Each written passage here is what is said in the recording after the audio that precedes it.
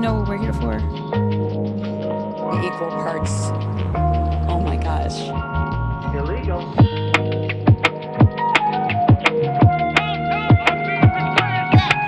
much, man! Come on!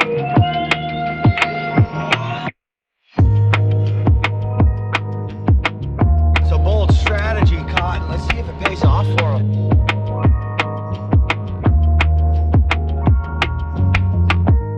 Climate and everything are the same word. Would you drum up? You should be ashamed of yourself for having that thought.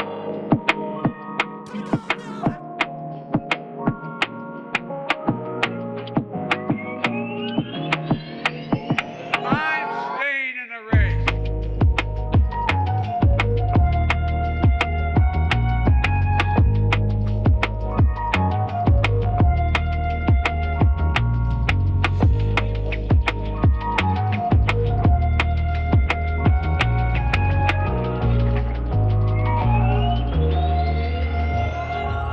China? China. Have to have my China.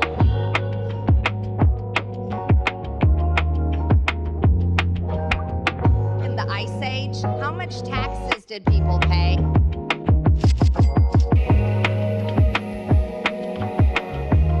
Follow the rich way. Consequences.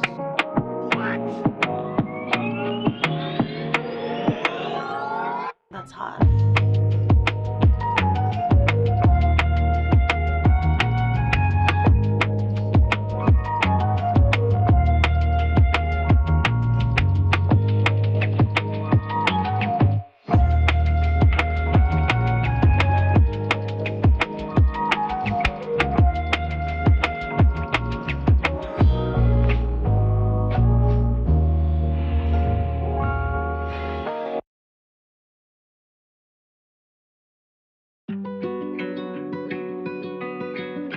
There's no point in you betraying your future self to gratify your present self. It's a stupid game.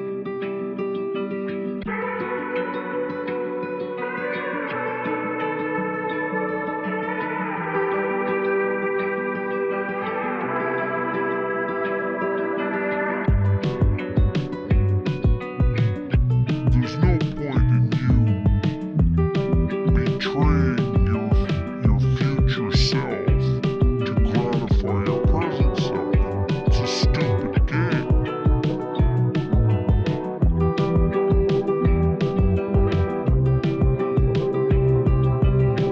When I go into the dry cleaner, that dry cleaning place becomes holy. Jesus, I say that.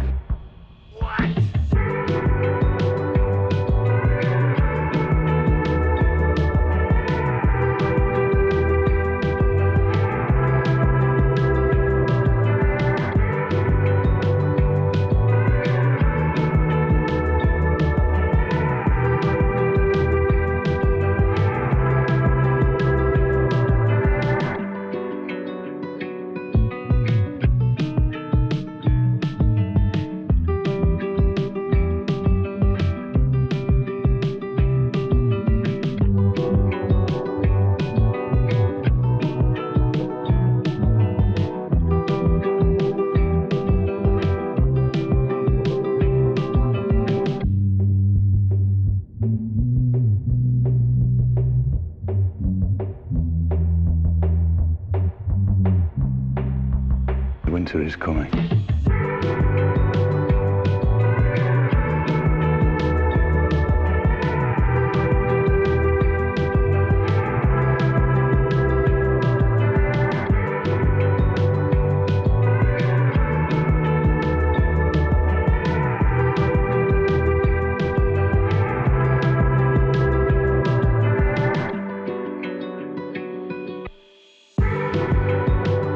I cannot believe how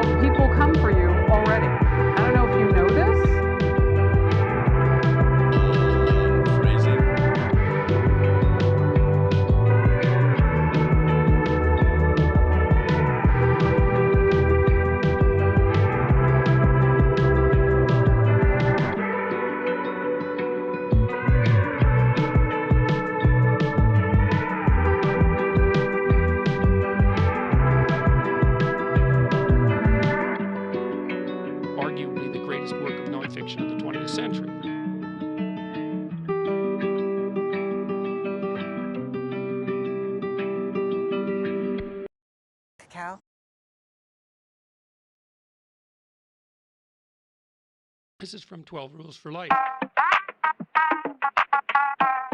I don't want reality. Come on! Break now.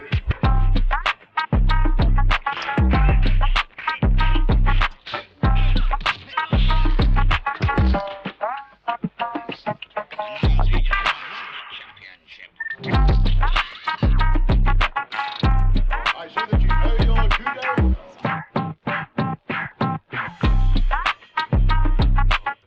I made a huge, tiny mistake.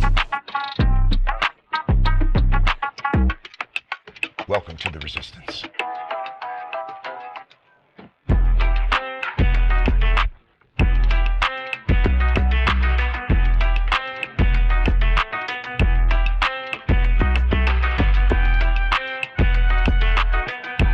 So I just want to address something. I was wrong.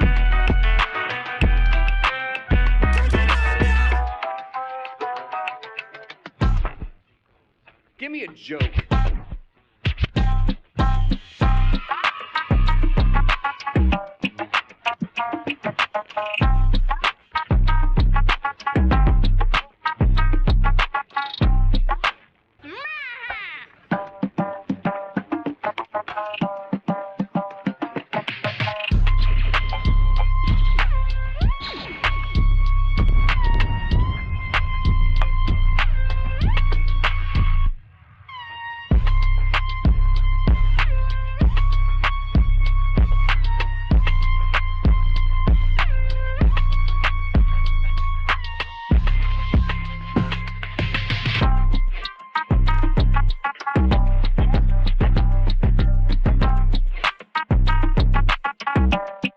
Oh, girl, baby girl. A what now?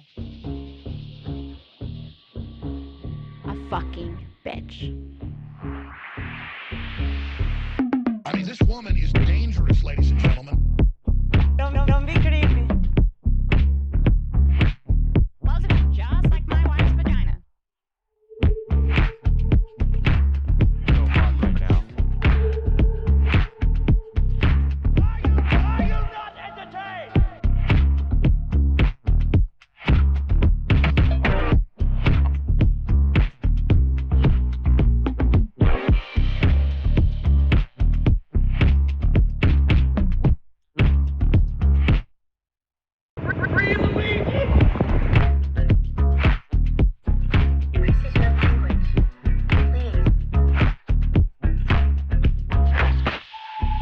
Well, first of all, some of the things that I say will be incorrect. Come on!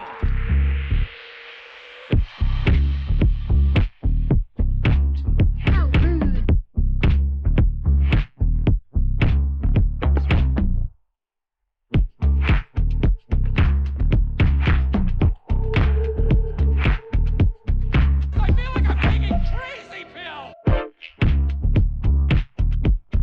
Aren't I a good guy? It's science.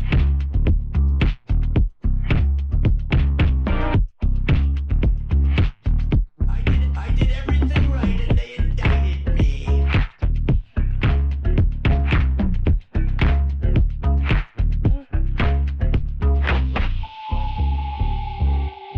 Donald Trump spent a lot of quality time with my wife. What you talking about?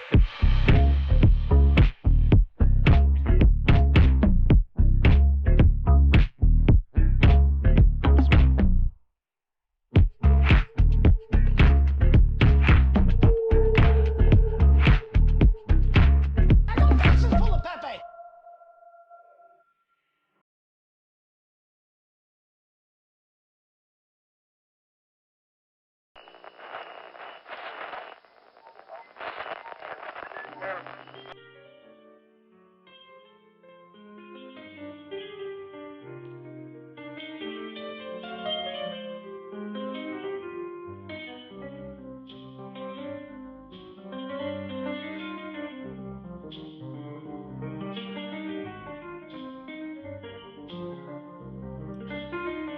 Well, here we are again. floating somewhere between Earth and space, wondering what it all means. But don't go staring off into that sweet, sweet abyss for too long, Chad. It's Sunday FUNDAY. While we may have a lot to talk about, I'm also going to try and bring the valuetainment. With all that said, I suppose we better get right to it, Space Fams. As always, buckle up those seatbelts. Safety first during these space journeys.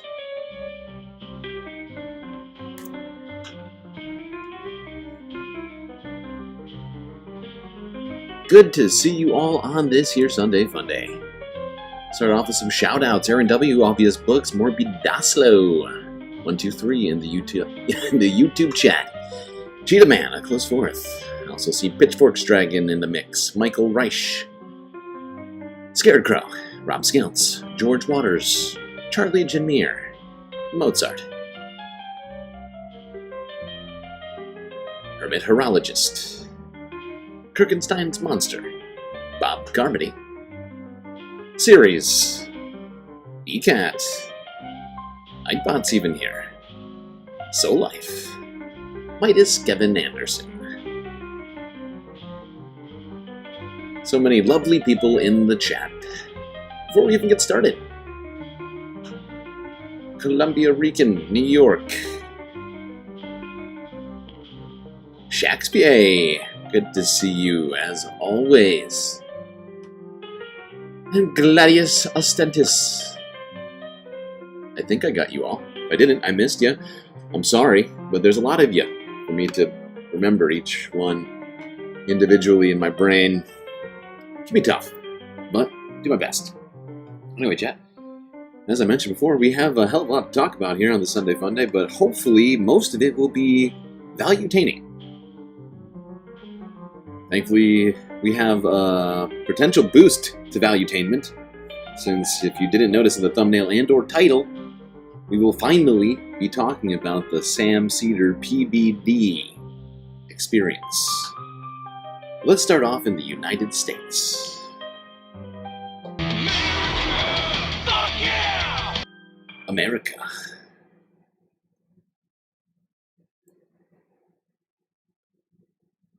Where, if you had a long week, maybe time for a little golf.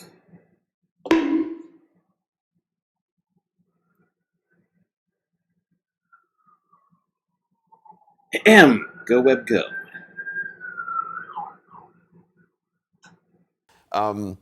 Interesting that the president chose to go play golf today. I mean, does he...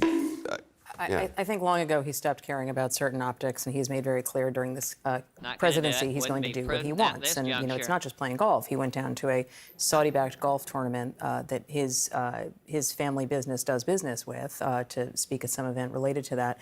So, yes, all of this and did not go to the return of service members. And did not go to the transfer of the dignified transfer of remains of those fallen service members.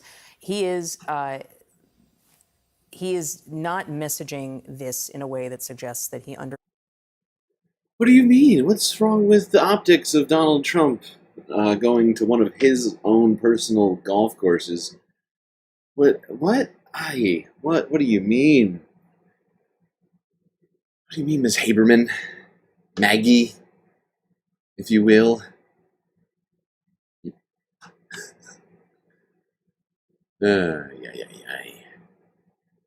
What could possibly be bad about those optics?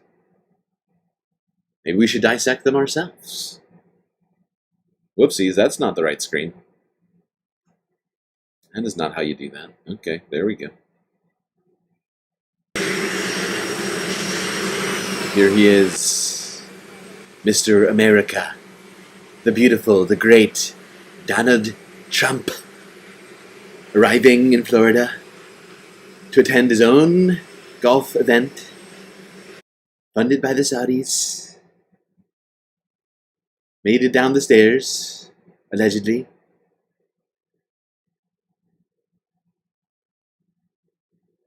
Sir. Why are we doing this? Do not play me. By the way, we do supposedly have a bunch of memberships that should have gone through. that haven't gone through yet. We're still trying to figure out what's going on with memberships right now. But if you haven't yet, go onto the channel. I'm sure you've already liked and subscribed. That's a given. But if you haven't yet, make sure that you allow gift memberships, because supposedly that might be the reason why our memberships aren't going through. It's not 100%, but it's nearly 100%. MIDI seemed to prove it yesterday, but now we have people. I see multiple gray names in chat. People who should have memberships. Bob Carberry, Herologist, Gladius Ostentus. We got the gifted membership, but they're not gifting. 7, is it 7? Yeah, 7 of them are still in limbo. It's very rude. How rude. Okay, well, hold on. Please hold.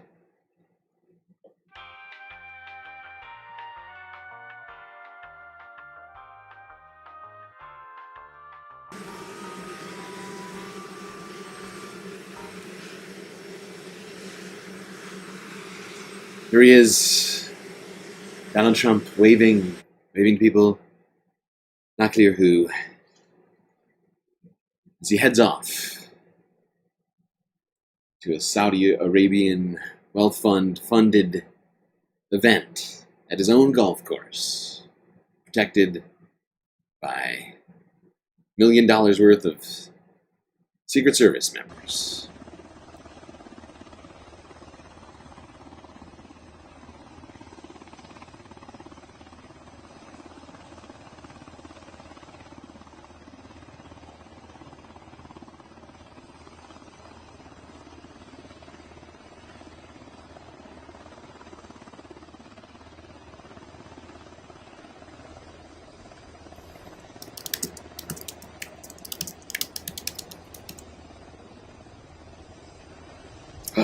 I didn't do it. Oh, I was going to do that. Oh, God, I hate myself.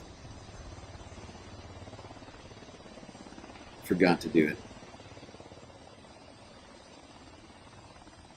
All I was creating the obligatory nightly goal over here, make sure we get all of the content tonight, and I don't quit early. I just realized I forgot to do the thing that I told people to tell me to do, which the mods did tell me to do in the mod chat on Discord. Recall correctly. Well, no, it reminded me to create a separate confetti for when we complete goals. Oh God, I feel very stupid right now. We could have had confetti today. We're probably not going to get it, because the only way to get the confetti is for everyone to do super chats. But we count multiple things around here for the goals, because super chats aren't the only fun way to donate. I refuse to be bound to such stringent rules on what I accept.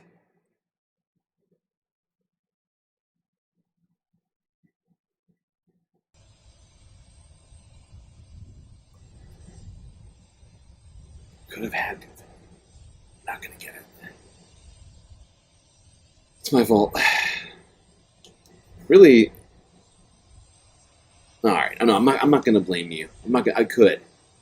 Like, I don't know. I've been streaming a lot, and you've all been completing so many goals that I stream, 8-10 hours a night. It makes it hard for me to remember to do the things I should be doing.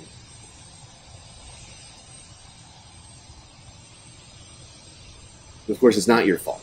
It's my fault. It's always my fault. Whenever anything goes wrong around here, I'm the only one that can be blamed. Pitchforks Dragon, don't beat yourself up, StreamLord. Hey, thanks. I appreciate that. That helps. That helps. That fixes it, actually. You're right. Shouldn't beat myself up. I mean, at least I'm not out golfing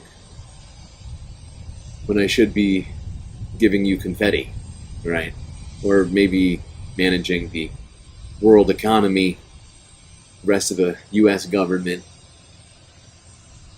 Maybe at least I'm not doing this, right? I mean, it looks fun.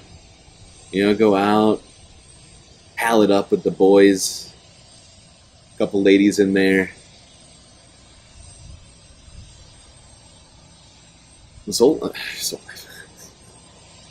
Life explaining to people how to get your free gift memberships. Go up in chat to find that out.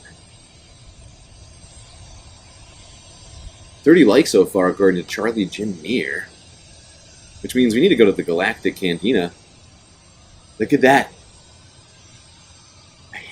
I decided to let Eric drive the golf cart. He's a big boy now. I think he can drive it. There was that time where he drove the golf cart off a cliff. Almost killed us all.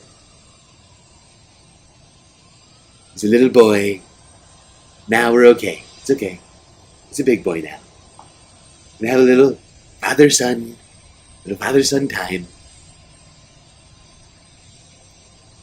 It's Friday. We had a long week, okay? Long week destroying the world and U.S. economies.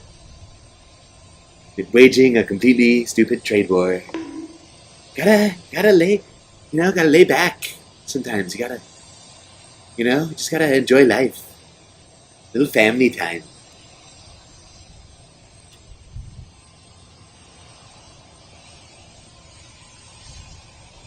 Look how great a job Eric is doing right now. Look at him.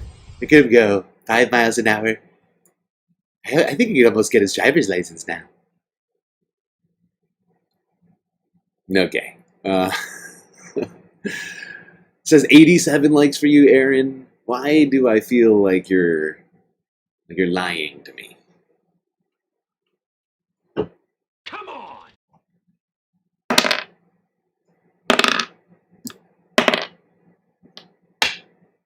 8, 19, 16. 8, 19, and 16. And whoa, I just realized. Great job, everyone. That's an impressive like scale. Only 20 minutes has this stream been going, and yet we have more likes than minutes. 150% likes per minute. Really impressive job, gotta say. Got to say. Not gonna do it. Wouldn't be prudent at this juncture. Okay. Let's check on Keep Fighting Guy. Make sure he's doing okay. Here's Donald Trump leaving not the Live Golf tournament, but a second round of golf, one which he played. He wasn't watching, palling it up with Eric. He was on the links himself, getting in a quick 18. I heard it costs $1 million per golf outing for Trump. I don't know if that's accurate or not. That's a lot of money. On his own golf course. I wonder if he makes any money from doing that himself, like privately, personally. Where's Keep Fighting Guy?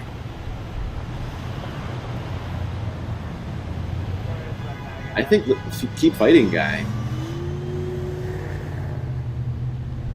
I think either Keep Fighting Guy's Social Security got taken away, or Donald Trump and his allies have run out of money to pay for Keep Fighting Guy. And if you don't know who Keep Fighting Guy is, he's the guy who hangs out outside of every golf course that Donald Trump owns. And I've suggested perhaps he's been getting paid this whole time to just, support Donald Trump, give him a little, what do you call it? Emotional support. Like your 3 emotional support characters that you've already got. Great job, by the way. Rod Serling. Worf. And Astrid. Really great. It's really great stuff. What are we doing now? He stops fighting. I know. I know. It's very sad. 42 likes? Is that true, Bob? Do we have 42 likes already? Is that possible? I'm going to trust you, Bob. I'm going to trust you. That feels plausible. I can't be constantly refreshing it to check 100%, but that feels right. It is impressive still. 42, 25 minutes. We got through one clip vid just now. One single tiny clip.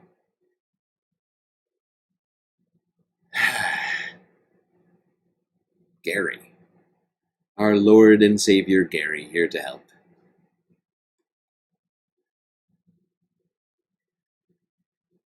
All right, let's get to the fun. All right, let's get to some fun. Some activities here this Sunday fun day.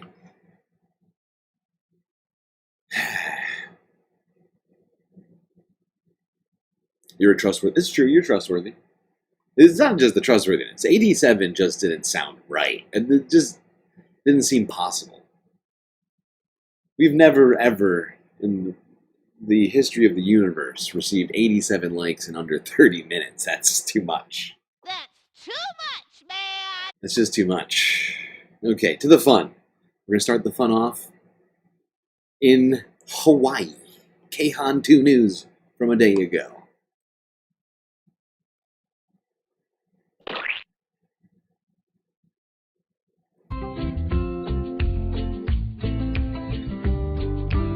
Ooh, waterfalls are fun. The helicopter egg drop is making a return, and this time it's bigger and better. Bigger and better than ever before. The helicopter is impacting the greatest families ever. And the community. Landon, Jordan, and Logan from Call Church join us now in this week's edition of Good News. Why do I feel? Maybe it's just me, but I sometimes feel lately like people are talking more and more like Donald Trump, like just because they have to hear him so much.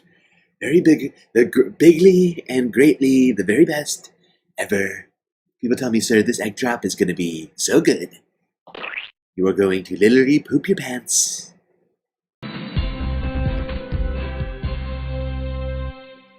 All right, everybody, and they're joining me now live in studio. Good to see you guys. Good Happy morning. Early Easter. I know. Happy Easter. Which, by the way, shout out to the eggs because I have been eating a lot of boiled eggs. So I apologize to everybody in the studio. Wow. I'm not dropping them. But Landon, let's talk about this helicopter egg drop. It's not the first time Call Church hosted this. For those who's never been, what can they expect from an egg drop hosted by Call Church? Yeah, so this is actually the... Who can afford an egg drop, okay? This is something I've been thinking about ever since I added this story to the list. Who the fuck can afford... In these days? How much does an egg drop cost? $1 million? You Jeff Bezos dropping eggs? You can't drop eggs. These days? Wait, what? You better... Oh, God. But then, third year that we're don't doing worry. this event. It's not actually what's like happening. What you mentioned, every year we just add on something new. So one of the things, obviously, that they can expect is eggs, plastic eggs filled with falling out of a helicopter. I see. I think, like, people, when I say that, they're like, you don't really mean a real helicopter. I'm like, yes, we do. So real helicopter, fake eggs. The kids go out and they try and find them. Just plastic eggs. Hopefully they find all of the eggs. Otherwise we have an environmental disaster on our hands. But Sunday Fun Day, I'm willing to give it a pass. Hopefully they have some sort of system in place to make sure that none of these eggs just sort of lay around after this helicopter drop. But my God. If those are real eggs, we'd be talking big money. Just dropping eggs. Alright, now let's go further east to Seattle. If you didn't know, the city of Seattle will be holding at least one World Cup event. That's right, the World Cup is coming in 2026. That sounds fun. Isn't like a little soccer, aka football, for our European viewers. But there's going to be World Cup events all around the United States. I wonder if they're going to be boycotted. Look at the official ball for the upcoming FIFA World Cup. Lumen Field will host 6 games in 10 days. The Sounders will play in 3 of those games next year, starting June 15th. In Seattle's Pioneer Square yesterday, the Seattle World Cup Organizing Committee unveiled the official Seattle host city poster. Stephen Fry and Lou Barnes doing the honors. The poster will be shared internationally. Look at that. You got all the Seattle stuff. You got a ferry. You got a whale. You got Mount Rainier. And you got the Seattle space deal. You got all the stuff. You got all the stuff. I think it's a decent banner. A little art for you. A little art and sports at the same time. Are you not value-tained yet? Are you not entertained? We're not done with the sports stuff. Let's go down to San Diego. Right, that's where the Giants play, right? Right? NBC Bay Area, 2 days ago. Fans flood Oracle Park to cheer the Giants. That's right. Opening day. Baseball season is afoot. Amazing. Opening day, it's all about optimism. It's all about family and about friends. Fans showed up early, decked out in their orange and black to welcome the Giants and baseball back to the city. NBC's Christy Smith is at China Basin. Let's go Giants! Woo! Woo! Is it San Francisco? Outside Oracle San Francisco? Park, a sea of orange, right? Padres are San Diego. Sorry. Damn it. Inside a lot of Damn it. Damn it. I'm sorry, San Francisco and San Diego, for misrepresenting you. I try my best to know and do things right, but sometimes I'm wrong. buzz and dreams for the season ahead. I made a huge tiny mistake. Is unlike any other. Jeffrey Dowd already has a good feeling about the season, noting the Giants have won 5 out of 6 of their first games. Okay. Baseball is all about being on a hot streak and Yeah. going. Yeah. I can feel it. So I'm looking forward to the Feeling entire it. ride. How many opening days have you been to? I probably have missed one, but 24, I would say 24, 25, because I am a season ticket holder. This is the best day of the year. Well, that makes sense. If you're a season ticket holder, of course you're going to show up to as many games as possible. I mean, come on. How much are those season tickets? Jesus Christ. 56 likes, Mono. Is that possible? That's almost 2 likes per minute. We've only been going for 32 minutes. That almost seems like too much. That's too But much, man! You're a galactic mod, and I can't question the galactic mods. That's illegal. Illegal. That's illegal. Okay. No.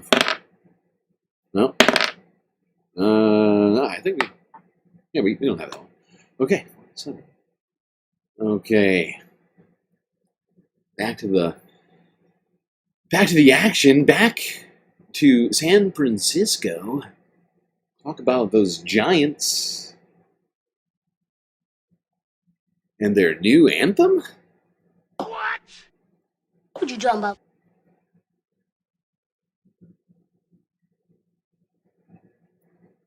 Caught up with LaRussell and his Good Company crew at Oracle Park. We wrote this song in like 5 minutes and sent it back, and they said approved, and now we here. You heard? Slide to Oracle Park and catch a ride. Bring your mint, might catch a pop fly. We get it done, strikes and home run. Introduce it into the community and into the culture. Felt good, the people feel good about it, they excited, it's a moment. Like it or not, nothing like it will be heard quite a lot at Oracle Park. I'm excited to see the reactions and the culture build, especially as the team keeps winning and thriving. The song is just going, the people who don't like it, oh, they're going to have a rough time. Come on! You're going to see a whole lot of collar popping. You're going to see a whole lot of get lows. You're going to see a whole lot of smiling. Okay. Okay, there we go. Are you feeling value-tamed yet? I mean, come on. Are you not entertained? Come on. I might be using that sound shot a lot today, because I was all week trying to hold on to this or that story. Would have made the other streams more value-tainting, but I was like, no. I have a galactic obligation to bring the valuetainment on Sunday Fundays. So we're doing it. We're doing it big today. And we're staying with sports. That's right. We're doing a whole sporting section for this stream. I know that's crazy. And people are asking themselves, what in the hell is going on? There's a lot of... It's spring. Springtime is here. Sports are here. And figured with the start of a number of things, or the end of a number of things, whether it be baseball season or March Madness, we are going to be talking about it here today real quick. Will in Detroit, everything is computer. Immediately, if not sooner. Immediately, it's if true. not sooner. It's very true. Everything is computer. Look, have you seen it? Very much so. Thank you, Will in Detroit, getting us 2 of 5 now. Wow. Will we get an actual YouTube celebration for completing a goal the normal way? That's never happened. I doubt it's going to happen today, but hey, Sunday Funday. Crazier things have happened on the Sunday Funday. All right, let's go to the NFL, which is apparently ditching a long historical tradition for technology. What is it? Let's find out. NBC News from 5 days ago.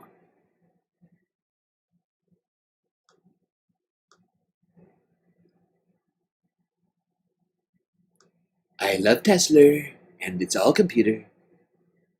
It's the future. So the NFL making a big change today and eliminating arguably one of the most recognizable parts of the game, the chain gang. You know, when the refs come out with that orange marker, stretching literal chains to see if the football placed ever so dramatically on the grass. It's very dramatic. It's been like a part of just about every football game ever. But now, no more. That's over. Instead, through this partnership with Sony, the league is going to put in 6 high-tech cameras in every stadium to do the measurements. They took our jobs. Oh, there it is. That's the end of it. A long, historical football tradition. Forever lost to technological advancements. I guess those marker guys didn't have a union. I guess the referees will still be there, right? It was just the referees who did it. I don't know. I actually don't know enough about football to say for sure. I really don't. All right, let's go back to baseball, but to Colorado, where the weather was not as nice as it was looking in San Francisco.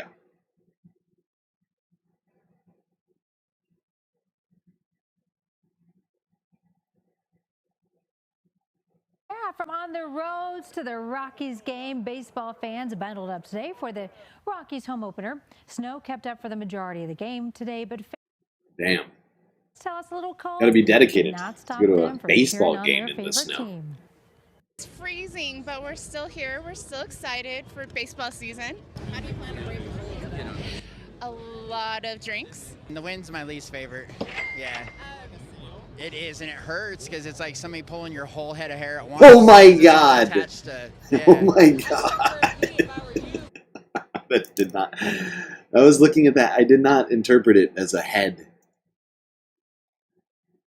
Columbia Rican, New York. With the super chat, did Doge go after the chain gang? It's possible. It's possible. Well, first of all, some of the things that I say will be incorrect. It is possible. I don't know.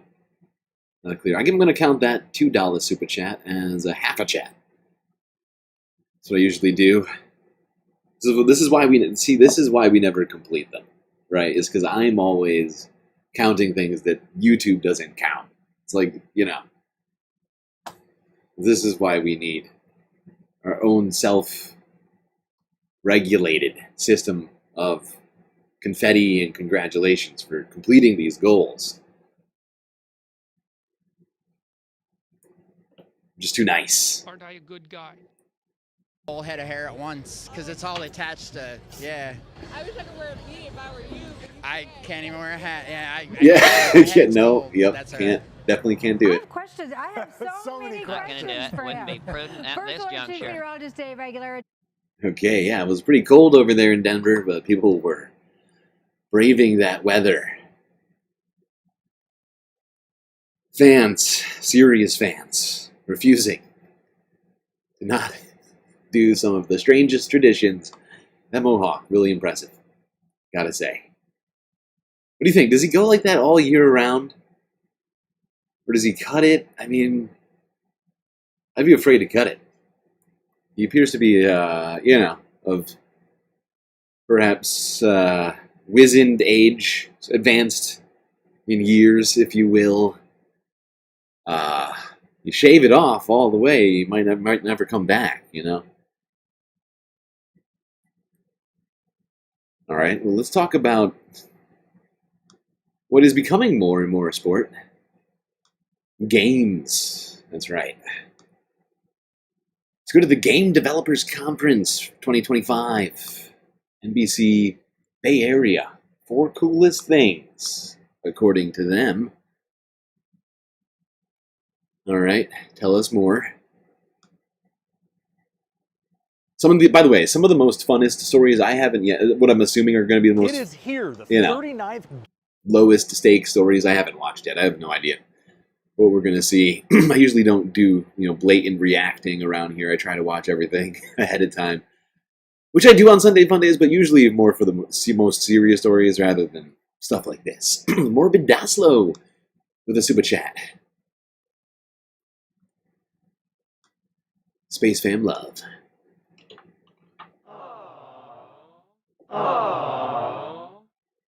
Space spam love indeed. I appreciate you. All right, we'll count that as the other half of the other super chat. Even though it doesn't technically add up to $5, it's close enough. It's fine. It's fine. Developers Conference here in San Francisco, and while it is rainy and gross outside, it is heating up inside the Moscone Center with excitement. I'm looking forward to keeping my finger on the pulse of the industry. I like to make games. I like to see how other people make games. My primary interest is to get a job. Catching up with friends from school, friends from old jobs, friends across the industry. One of the most valuable reasons people come to GDC is to play other people's games and get feedback on their own games. And a lot of that happens at after-hours events like this one. I played Super Farming Boy. Super Farming Boy? About your power is agriculture. Everything, Hell yeah. It's kind of like okay. Minecraft. It's really cute. It's connecting with players from Japan, Germany, the US, Canada, and get to see their feedback live. I'm getting... All right. Super Farming Boy. Sounds pretty good. I mean, I've played a number of farming games that I've enjoyed in the past. I like a little farm venture, if you will. A little Hidden Valley. Or is that the name of it? What's it called? Stardew Valley. Almost called it Hidden. No, the wrong. Stardew Valley. That's a good game. Ship in the sky. Video games may be about virtual worlds, but this year's Game Developers Conference has all sorts of new ways to connect out here in the real world. Slap is basically a big game of tag. Everyone has a target. Everyone is a target. We're helping to facilitate people playing with their friends, playing outside. Bring these fast-paced multiplayer games into the physical spaces where we socialize and play. I only have one more question for these guys. Oh, here comes. I'm a co-founder. Sweet. Feel like we already had that with laser tag, but okay.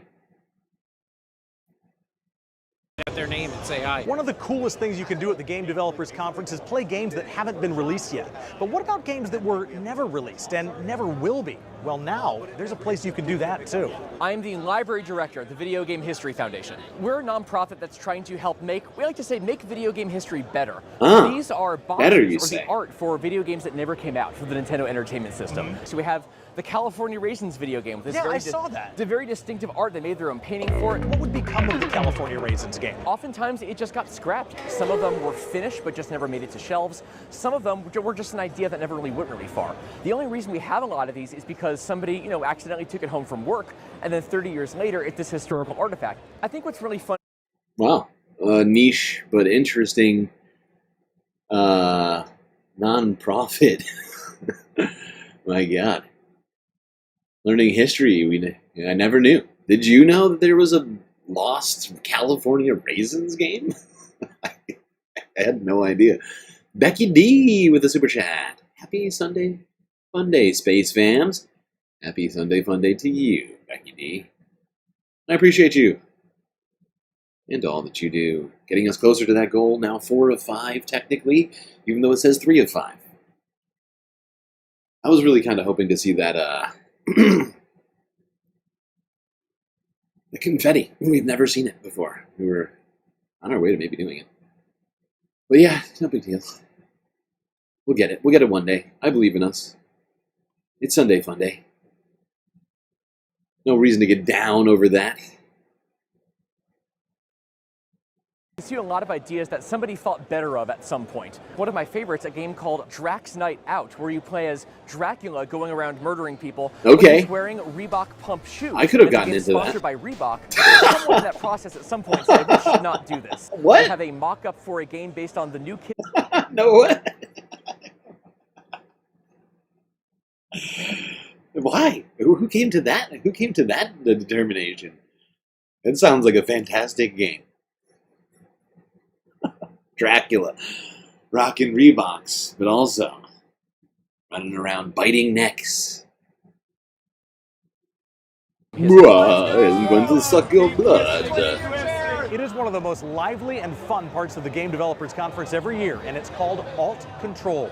It's all about video games that are controlled with just about anything but a traditional game controller. And as you can see, this year it is big. Have you heard of the new Samba shoe? It's very popular. Going back to Bavaria now. Transylvania. Yeah, I see why. I already see why that game would not have. It was going to be a bad game. It was going to be a bad game. now that I've actually said it, all the potential dialogue out loud, I think, yeah, no, it was probably a good business decision.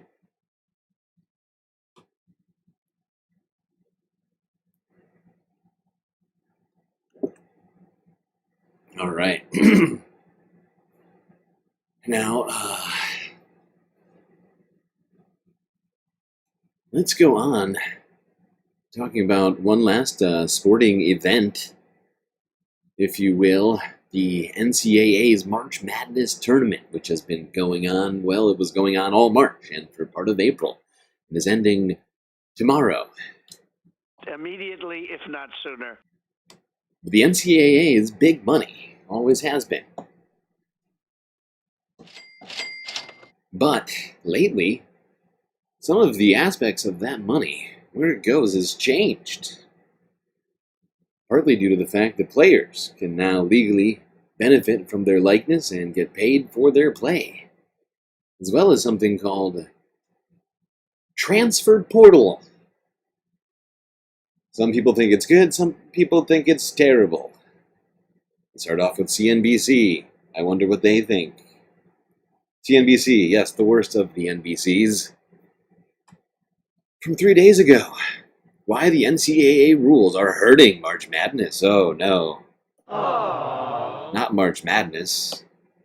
Whatever will we do? The freshman queen who's driving, floats it.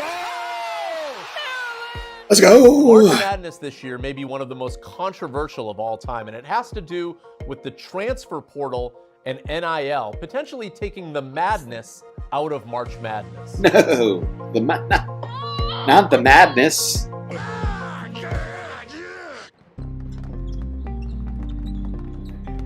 The NCAA transfer portal is a vehicle that was instituted in 2018 that allows players to transfer from one college to another without having to sit out a full academic year. So in essence, it's like free agency in professional sports. Immediately, where players if not can go sooner. from one team to another. Why does this guy sound so bummed about this? And potentially even play for a different school every year of their 4 years. Is it just me, or does this guy just sound utterly outraged by this idea?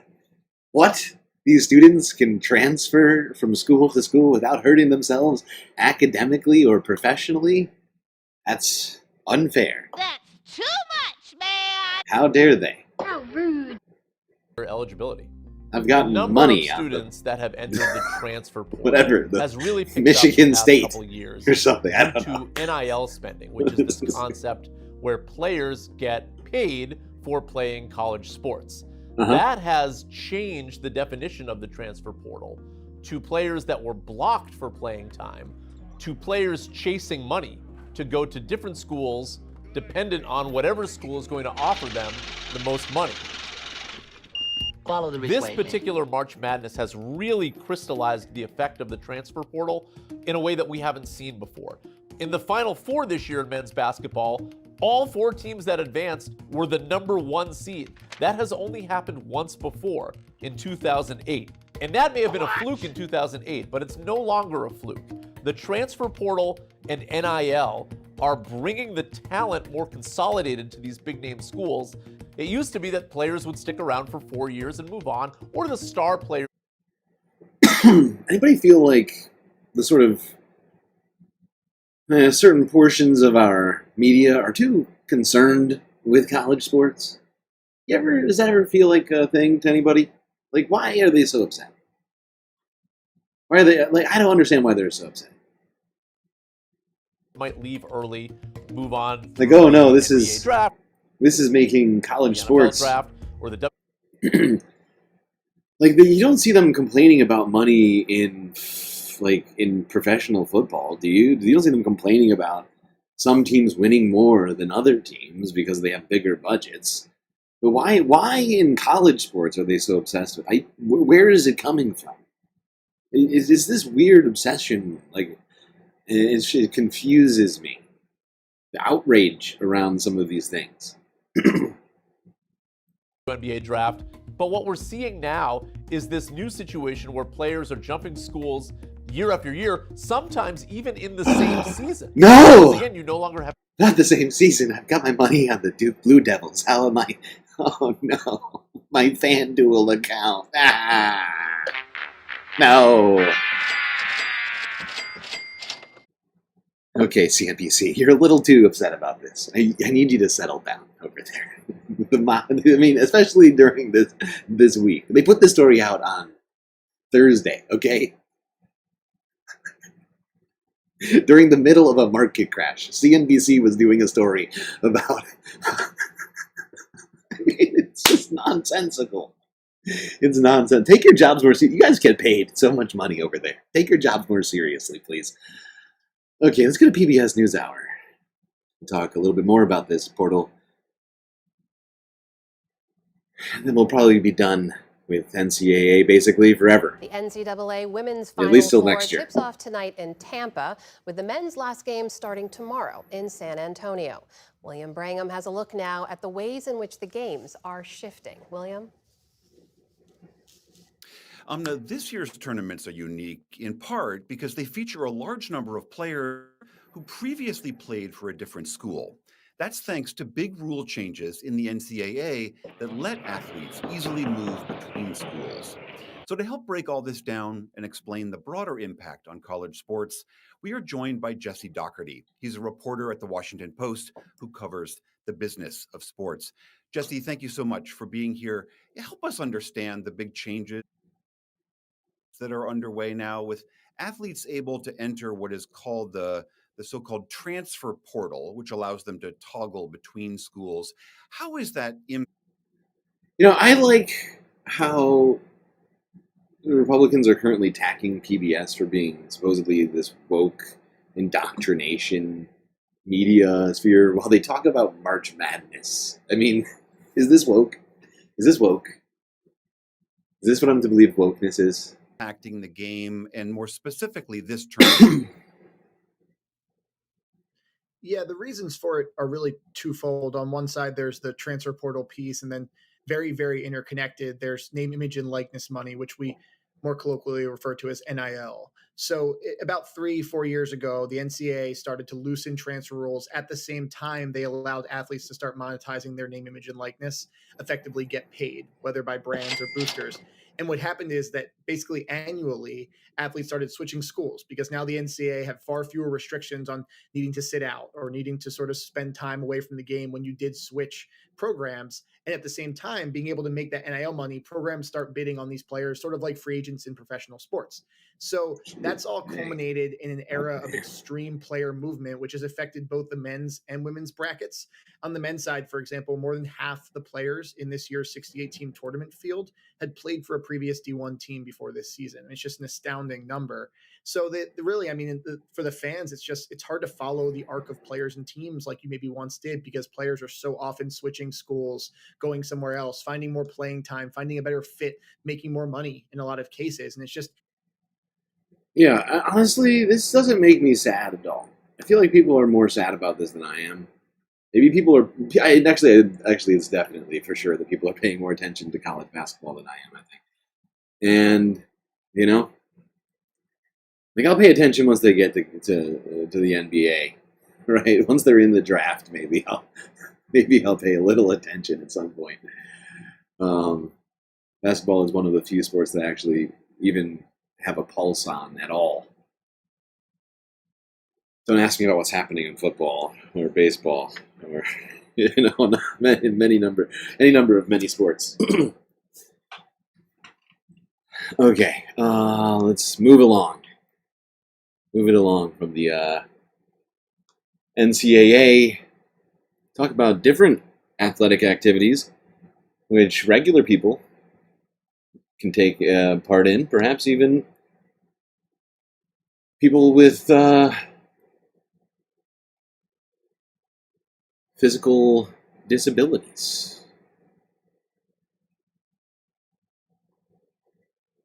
CBS New York from 2 days ago. A visually impaired man in the Bronx is riding out his comfort zone. He's training to ride a bike in the TD 5-borough bike tour next month to raise awareness and to raise funds for programs serving people with vision loss. Erica Lunsford covers the Bronx and was with him for his first bike ride in more than 30 years. While stepping out of his comfort zone. So this is on me, right? Yeah, get on, see how it feels. And after roughly 30 years, Terrell Dobbins is putting the saying, "It's like riding a bike," to the test. I wasn't sure how I would feel about it. Once I actually took my first seat on the bike and got accustomed to the handles and the pedals, I felt more comfortable. Dobbins shared he became visually impaired after being diagnosed with diabetes. But through the Lighthouse Guild, he's training to be part of the TD 5-borough bike tour next month. To feel the seat under you and just to realize, you know, it's kind of a commitment, a trust factor that has to go on between you and your pilot. All year long, the Lighthouse Guild supports the blind and low vision community here in New York City, exposing Dobbins to activities like archery, cycling, and blind baseball. Well, that's a Sunday Funday story for sure. Visually impaired people getting to, you know, partake in some spring biking around New York.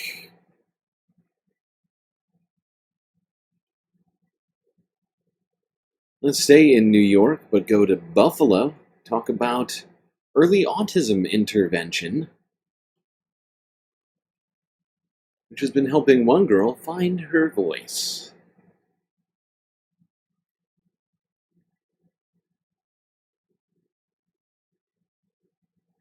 Well, April marks Autism Awareness Month, celebrating and honoring those with autism in our community. Throughout the month, you might see neighbors and businesses shining blue lights, honoring and supporting those with autism. The city of Buffalo lit up in blue overnight. 7 News reporter Taylor Anthony joining us live this morning with more on the importance of Autism Awareness Month. Taylor, good morning to you. Ed and Taylor, good morning. Autism Awareness Month, it's a time to highlight the experiences of those on the spectrum and the importance of early intervention. For one family, an early autism diagnosis has made a world of difference. Can you tell me your name? Charlotte. Charlotte. Meet Charlotte Wilbur. What is your favorite color? Pink and rainbow. She also tells me I love a rock star. La, la, la. she's a rock star. My daughter Charlotte. Oh my God. Oh my God. That answer was the best answer I've ever heard from anyone ever. What's your favorite color? Pink and rainbow. Hell yes. Okay. Okay, little lady. Pink and rainbow. That is such a kid answer right there. Pink. I gotta hear it one more time. I'm sorry. Favorite color? Pink and rainbow. Yes, that's exactly right. That's the right answer. You are a rock star.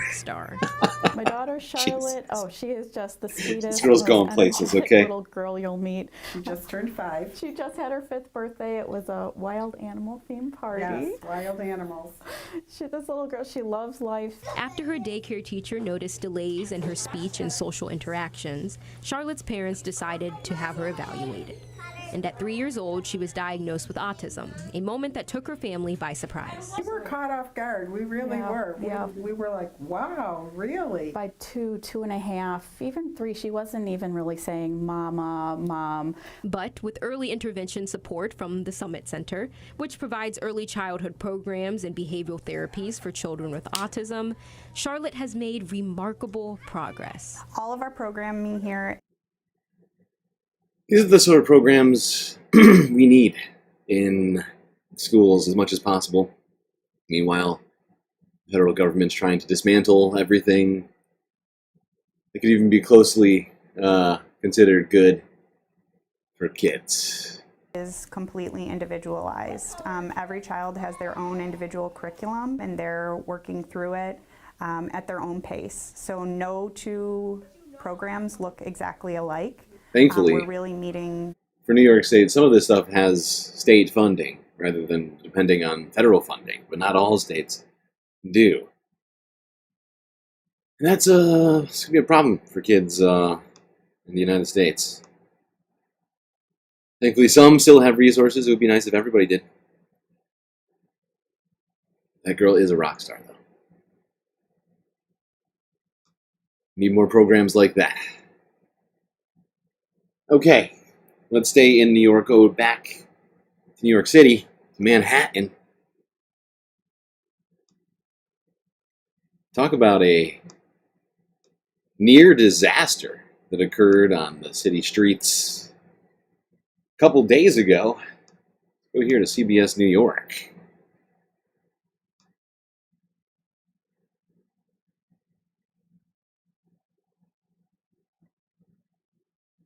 We are following breaking news, a scaffolding collapse at a construction site on the west side.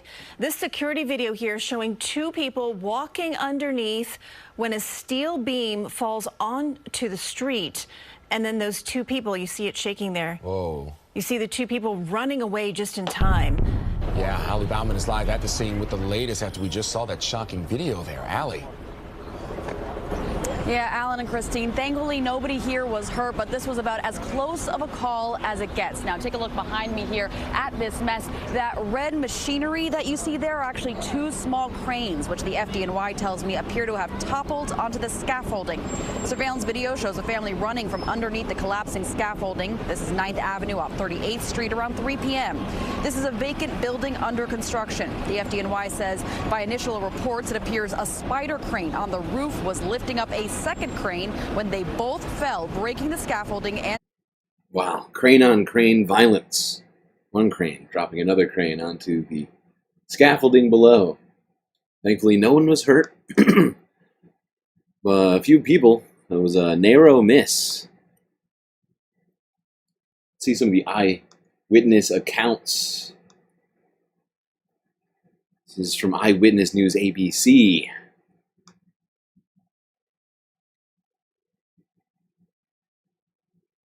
Now we want to turn to more breaking news tonight. A scaffolding collapse in Midtown Manhattan. It came crashing down onto a sidewalk. Eyewitness News reporter Anthony Carlo is at the scene. And Anthony, what can you tell us? Well, so far, there is no indication that anyone was injured or that anyone is trapped, but the damage is astounding. We're going to show you a live look right now of the part of the scaffolding that collapsed here onto the sidewalk. You can see bits and pieces of machinery. This happened at about 3:07 this afternoon at this 12-story building on 9th Avenue between 38th and 39th. The reason why you see bits of machinery there is because based on what the FDNY says preliminarily, two so-called spider cranes were being used. Hold on. We already heard this part of it. We want the on-the-ground witnesses. I could have sworn there was one. Yes, here we go. So I was in there and I heard a really, really loud crash. Yeah. There's always a lot of loud crashes, but this one was really big. So I stuck my head out the window and I could see there was a tree in the middle of the road and lots of people stopping, so I ran outside. It just kept you could hear it just kind of continue to crash and crash, and it just echoed between all the buildings for a long time. Well, you heard it right from the source. Pretty crazy. Thankfully, no one hurt. All right. Now, I've been I watched this a little while ago. These are honestly from super long ago. And I was randomly waiting for a Sunday Funday to do this. I just want to talk about, somebody who is sort of one of our galactic journalism heroes, if you will, in some ways. Democracy Now! News anchor, journalist, Juan Gonzalez. He's not just a guy who works at Democracy Now! He has some bona fide New York activist roots you may be unfamiliar with. Well, there's been a major break in the decade-long fight to unveil records related to the New York City Police Department's surveillance of political organizations in the 1960s and 1970s. In recent years, the NYPD has come under fire for spying on Muslim communities and the Occupy Wall Street movement. But decades ago, the NYPD also spied extensively on political organizations, including the Young Lords, a radical group founded by Puerto Ricans modeled on the Black Panther Party. The Young Lords staged our first action in July of 1969 in an effort to force the city of New York to increase garbage pickups in East Harlem. They would go on to inspire activists around the country as we occupied churches and hospitals in an attempt to open the spaces to community projects. Among the leaders of the Young Lords, as you heard one going from they to we, was Juan Gonzalez himself, a Democracy Now! Co-host. Well, a professor here at Burr College in New York City has fought for a decade. Oh yeah, that's right, Juan Gonzalez, a radical member of the Young Lords, New York activist group from back in the day. To obtain records related to the New York Police Department's surveillance of the Young Lords. Last month, a judge dismissed a lawsuit filed by Professor Johanna Fernandez after New York claimed it had lost the records. Questioned by a New York One reporter, Lawrence Burr, the NYPD's Deputy Commissioner for Legal Matters, said the records seemed to have disappeared. It's not at all unusual or nefarious that physical documents, old folders from the 1970s, have disappeared. But this goes back 45 years. It's unfortunate. We'll continue to search for it, but we haven't been able to locate it. Oh, we can't find it. I don't want reality. Can't find it. It's where is it? Oh, weird. Do they go right into it? I can't remember. Oh, they do. Okay, hold on. No, wait. All right. But this week, Johanna Fernandez received word from the city that the records had not been lost or destroyed. In fact, the city's municipal archive had found more than 520 boxes, about 1.1 million pages, apparently containing the complete remaining records documenting the NYPD's surveillance of political groups in New York City throughout the 1960s and the 1970s. To talk more about this revelation, we're joined by Johanna Fernandez herself. Okay, I just figured we'd watch a little tiny piece of this. Just to, since we go to Democracy Now!, I figured we'd get a little bit of historical information on old Juan there. Truly, I was surprised, honestly, to hear that Juan had once been a radical activist. And after having those documents released, after they were found and they started going through them, apparently Juan Gonzalez's name appeared multiple times in those documents. Pretty crazy. Yeah, one time, Juan was being surveilled by the NYPD for his activism. Stuck to his... what do you call it? Stuck to his guns, I guess? Is that the colloquialism? And continued fighting, even in his old age, even if he's changed perhaps his tactics, still fighting the good fight over at Democracy Now! Now let's go to a different New York story. Yeah, that's right. We're staying in New York a little bit, okay, here? Let's settle down. Okay? A lot of New York stuff.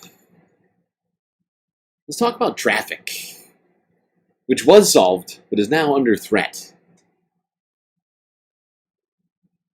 from the king. Immediately, if not sooner. Oh shit, before we go to the story, a New Yorker, Columbia Rican, New York, with a super chat. I wouldn't be surprised if the box went missing, probably in the hands of the IDF, since I can remember the NYPD was doing joint training with the IDF. No, it's true. But I'm fairly certain that it's been preserved. Hey, and I just realized that completes the goal, even though it says sort of 4 of 5. We had 2 smaller super chats, which we've added into 1, so I'm going to end this, even though we're not going to get the confetti. I'm going to end it. Thank you, Columbia Rican. You did it. and to everyone else who contributed to making sure we get all of the sweet, sweet galactic content tonight, of which we've got a lot. Got a lot of it. My God, we have a lot for the Sunday Funday. Some of these are long, too. 137 videos, everyone. 137. We're on, like, video 20 right now, if we're lucky. We've just been having too much fun. That's the problem. Too much fun. Not going through these videos fast enough. Ah, New York City, where the rent can overwhelm even the hardest working trust fund kids, the rats can chew through the mighty plastic bags of garbage we leave on the sidewalks, and the cars fly through the streets at a brisk stop. It's truly the greatest city on earth. But on January 5th, 2025, actually, you know what I'll do? New Yorkers turned their backs on their God-given right to sit in bumper-to-bumper traffic for hours by implementing a policy known as congestion pricing. Basically, if you want to drive your car into one of the most congested cities on the planet, now you pay a toll.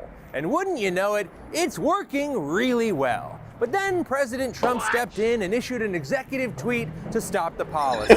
You remember the tweet? It was the one where he posted that AI-generated picture of himself as king and kind of... Okay, Raleigh is killing you already with the jokes over here. Executive tweet. Write that down.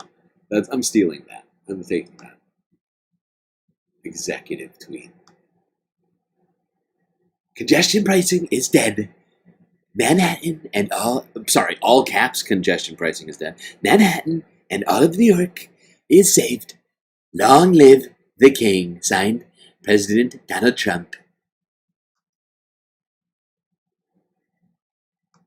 Remember the tweet? It was the one where he posted that AI-generated picture of himself as king and kind of freaked a lot of people out. Well, New York thinks that maybe you can't do that, so they kept the policy in place, and now I guess we're going to court to see if a states' rights small government president can big government a states' right away. Come on! Hi, I'm Raleigh Williams, a guy with a climate science and policy degree, and a promise to say I'm walking here at some point in the next 20 minutes, and this is a video... I do feel like I'm taking crazy pills. I feel like I'm taking crazy pills! The premise of that is hilarious. The states' rights president is trying to figure out if he can federal law away a state's right. What is happening? About New York's battle with traffic. Welcome to Climate Town.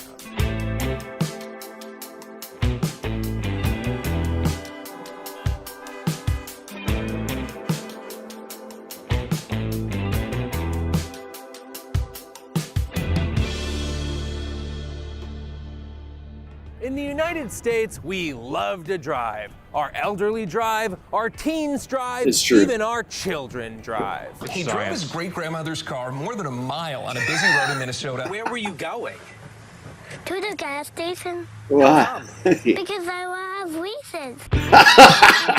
We love driving so much that we paved as much of America as we... Reese's should give that kid money for that video, I swear to God. Best marketing ever. Kid steals car. 4-year-old kid drives to store for Reese's. We love driving so much that we paved as much of America as we possibly could. We even spent hundreds of billions of dollars of federal taxpayer money on the interstate highway system. We worship cars. We give them the sides of the streets to park on. We give them extra lanes on highways for more cars, and now they can go faster. Oops, there's more traffic. Just add another lane, and there we go. Oops, there's traffic again. Well, we'll fix it, and we'll use taxpayer money because everybody loves cars. And after a century of being showered with gifts, cars and their infrastructure have completely taken over American life. You just got a massive chunk of land to build your new restaurant? No, actually, you're about to be the proud owner of a paved parking lot with a tiny food service problem. Or maybe you're someone who lives in the city of Houston. Not there, you're not. Or there, or there. That's where the cars live. That's true. And they love it here. That's a good point. Or maybe you're trying to write the Pixar movie The cars need homes. Dream up a world that's designed for cars rather than humans. You start by deleting the people, and you're done, because we already have that. And I'm not saying there's no upside to being able to drive practically anywhere you want for almost nothing. But after 100 years of giving away massive subsidies and publicly funded infrastructure to cars, maybe it's time to see if people actually love cars as much as our taxpayer dollars imply. And that brings us to congestion pricing. But don't worry, because this is truly a congestion pricing, you say? Concept. Almost every road in the United States is completely free to use. Our entire society is planned around the economic incentive of this socialized infrastructure. And because roads are such an insanely good Socialism, you say? illegal That sounds wrong. deal for people with cars, it is non-stop Black Friday smashing into the front door of a Walmart on a lot of roads in populated areas. One sales rep climbing on a table to escape the crowd. But while we use taxpayer money to build and maintain road infrastructure, only people with access to a vehicle can actually drive on it. And since it's expensive to buy, maintain, fuel, store, and insure a car, that makes roads less of a free gift for everyone and more of a matching grant that the government will give you if you can first afford to pay a bunch of money to have a car of your own. Estimates put the full cost of car ownership at about $12,000 per year on average. So free roads are a great deal if you're rich and kind of a shit deal if you don't have an extra $12K a year lying around. But for almost all the US, car infrastructure is so dominant and alternate transportation is so non-existent that you are functionally required to own a car if you want to participate in modern society.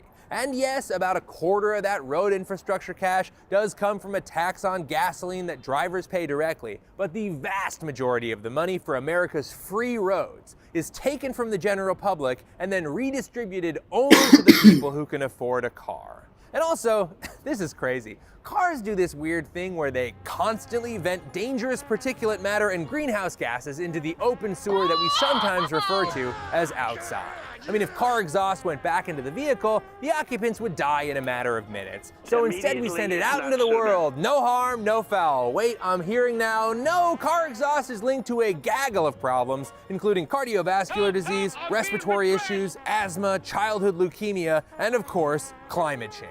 And just to say it, the people who live closer to traffic tend to make less money and experience these problems more. And also, cars just straight up kill more than 1 million people every year around the world in crashes and permanently disable millions more. But for the most part, we don't price the actual cost of any of these things into the cost of driving a car. Instead, we force society to absorb these costly externalities for the good of the motherland. So what if we made it a little less ridiculously cheap to use the most in-demand roads by charging drivers a little bit? You know, kind of like we do with everything else in society. Like, I don't know, just off the top of my head, food, shelter, and healthcare. No, in America, capitalism. roads got all the communism. No. And I'm here to say, I don't think so. You stole my sound chat. So let's price roads a little more fairly with congestion pricing. Basically, you mark out a zone that's constantly clogged with cars, and then you charge a fee for every car that enters that zone. And that's it. I mean, you can get way more intense with it, with dynamic prices at different times, and a bunch of other modifications for fairer pricing, or you can just start simple and easy. And the money you make from congestion pricing, you can spend on public transportation and further reduce the number of people who feel the need to drive their cars to Times Square to shop at the M&M store. And yes, because that is fiscally responsible, driving your car to Times Square for any reason. Yes, that's smart.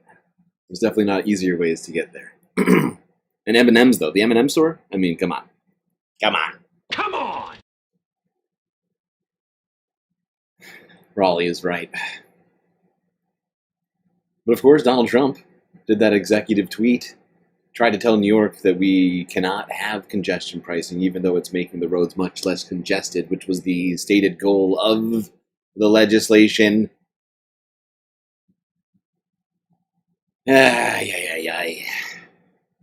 right now, I mean, it's going to court, as to whether or not Donald Trump can executive tweet his way into stopping congestion pricing in New York City. Place that he's always yelling about, but doesn't really live there anymore.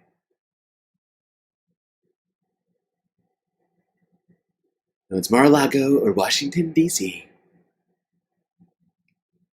New York 2 Oak, charging for the cars.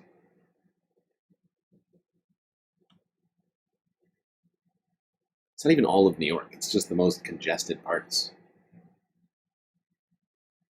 Once you pay it one time, you don't have to pay it anymore that day. And that seems fine. Otherwise, get on the subway, stupid. Speaking of public transportation, here's a fun and confusing video. I'm still not sure what was happening here. It's not clear, but this is from 6ABC Philadelphia. SEPTA bus driver doing some, well, I don't know what to call this exactly. Not sure what this Mazda driver did wrong, or if there's something going on on the bus. A little weird. Let's watch that one more time, just because of how crazy it was. That's right. That was a SEPTA bus in Philadelphia, pushing a Mazda like a plow truck or something. But usually you don't plow cars. Just right down the road. Besides from that, seemingly driving fine, you know, in between the lines. Although that definitely just struck that Lincoln, I believe. I believe that was struck. I'm still very confused. Yeah, what the fuck indeed? What the fuck indeed, man? Strange happenings on Philadelphia streets. Strange things happening. Let's go all the way on the other side of the country. Weird things happening on not streets. KTLA 5 news, SoCal, from yesterday. People taking it off-road, perhaps in places they shouldn't have.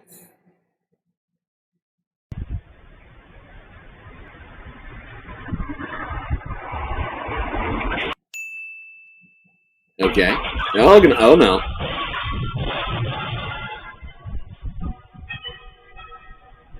That sounded bad.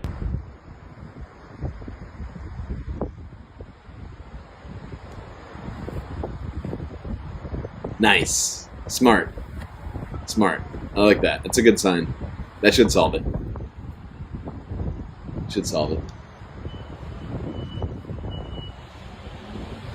Reminder, do not drink and drive. Drinking alcohol causes poor decision-making and slow... It's a good point. That is true. You shouldn't drink and drive. It's unsafe.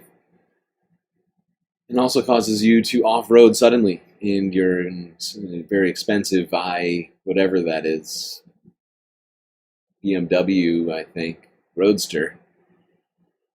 Onto the beach. It's not where it's supposed to go, buddy.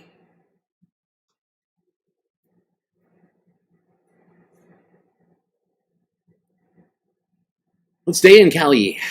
Go to one Francesca Fiorentini of the Bituation Room.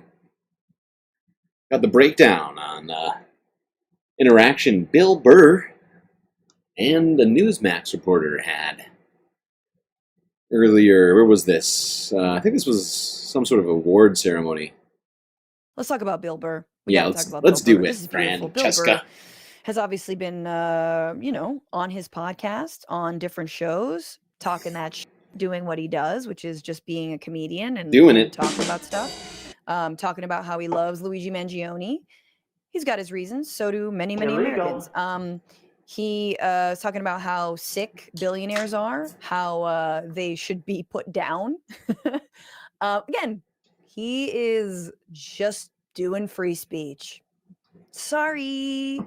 He's doing free speech. He's not planning anything. He's just doing free speech. But of course, he's at an event, seems like for Conan O'Brien. And Newsmax is there because they're thirsty like that. And Newsmax wants to get a little bite off that Burr apple. So they're there and they're trying to stir some shit up with Bill Burr. And it does not end the way they think it's going to end. What about your reaction to Luigi Mangione? Wait, what's that logo in the background? No. Dun dun dun dun.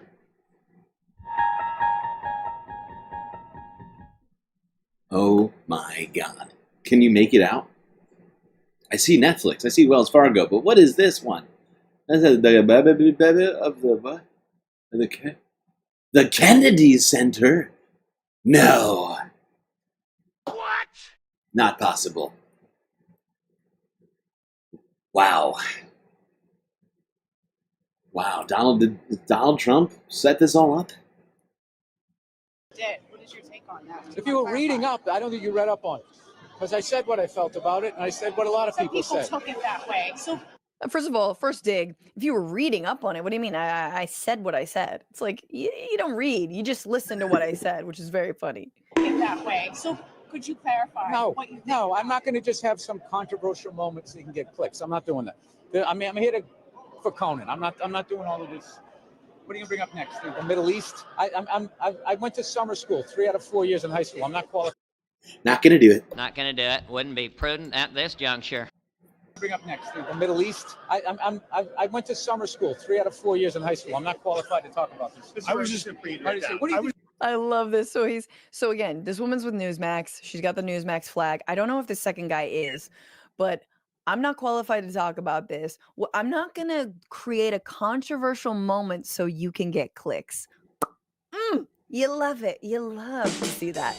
And then he's like, and then this is what he does when he's like tries to get out of it, which I don't love this. He's like, oh, I'm stupid, like, oh, I went to summer school 3 out of 4 years. Like, I'm not the person you want to talk about the Middle East next. I'm sure Bill Burr has some great thoughts on the Middle East that are pretty much anyone's thoughts who see, again, the kind of maiming and destruction and awful retribution on the people of Palestine.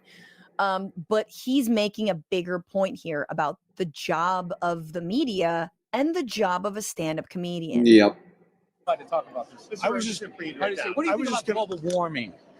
You said about Elon that he was ruining Earth, I saw on The View. You're critical of him. What do you think of all the boycotts, like even the violence? I don't watch the news. I don't watch the news. I have no idea what's going on. I watch Instagram. I watch people wipe out on motorcycles. I watch lions and hyenas fight each other. This is the things that I do. And I don't think you should be asking a comedian. You're a journalist. Comedians are on top of current events. No. That's weak. That's you guys passing the buck. You guys need to have balls again, which you don't. You guys always goes, should we be thinking this? Duh. You guys present stuff like that. You guys just have balls. You need to get your balls back. Amazing.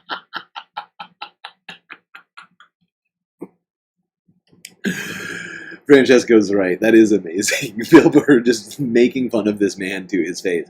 Like, do your job. Aren't you a journalist? Why are you asking me, Bill Burr, what I think about this right now?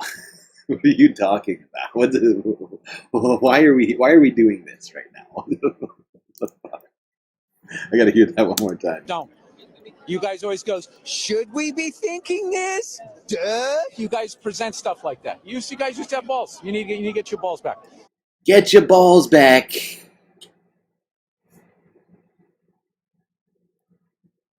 76 likes.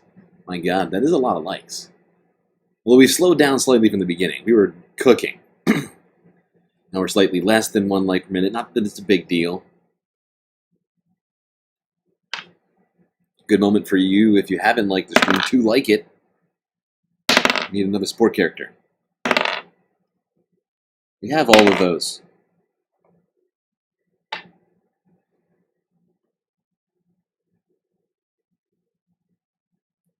Whoops, wrong one. Amazing. You need to get your balls back. This is what I watch. I watch hyenas fighting one another. I watch people crash out on their motorcycle. I don't watch the news. I love it. I love how much shade, the attitude, the shade. What do you think about the... Shut up, man. Why don't you do the reporting? Why don't you report on the news? Why don't you present facts and then where the overwhelming facts lie? I.e. massive consolidation of wealth, not good for the health of everyday Americans, i.e. the private healthcare industry, not good for the welfare of everyday Americans. Why don't you do your job? Yeah, but what is Newsmax's job exactly? Is it to bring us the facts? Do the hard-hitting journalism? It doesn't seem like it. Does not seem like it to me. All right. I thought we would do a little bit more of this. This is something we watched earlier. I think of the day that it happened, or like an evening after. Let's go to the Breakfast Club in the morning with DJ MB and Charlemagne. God. Also, Eli Mystal. Couldn't not watch this one.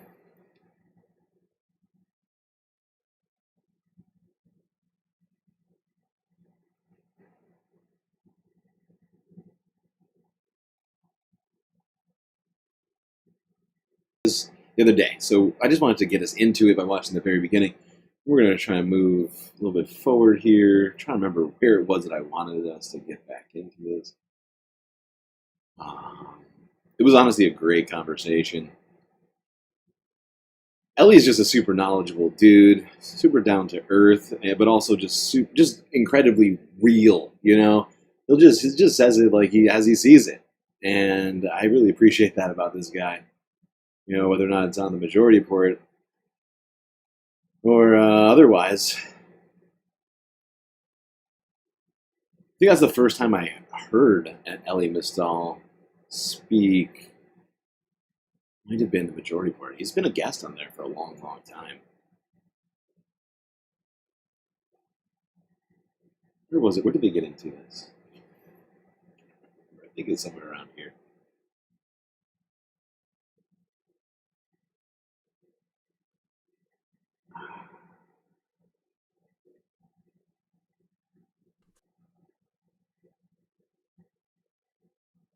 Good middle class. I'm going to bring this back slightly from there. Straight through.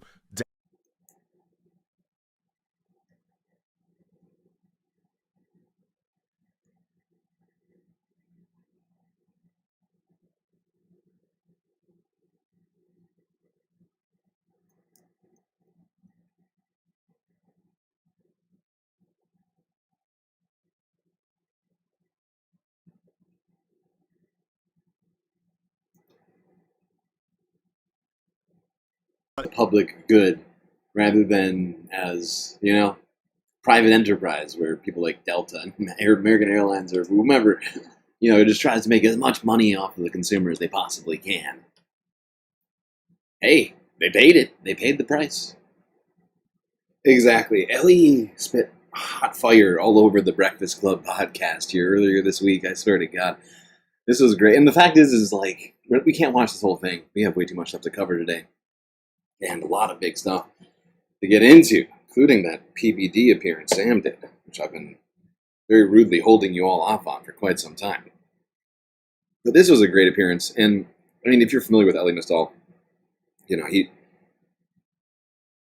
really does have a clear sight on things that I think a lot of people don't have. An ability to break these things down very just real terms, I feel like. Able to say, here, this is what happened. You know? You know, make it. And the fact is like, what was hilarious is that multiple times during this, like, Charlemagne was trying to switch topics away from politics, away from Eli, just, you know, going after every single thing that he could think of. But Eli, he just kept on going. He just kept on going for like 40 minutes straight. He just kept on going, talking about all this really good stuff. And I thought it was, I was actually really excited that he got on here. But actually, I have more Eli for you later. Not too much later either. But we're going to break it up a little bit. So we're not going to watch all of this, but it was a great interview. And he really, like I was saying, he broke it down here on the break the Breakfast. That was called the Breakfast Club. On the Breakfast Club. Oh, it was a good one.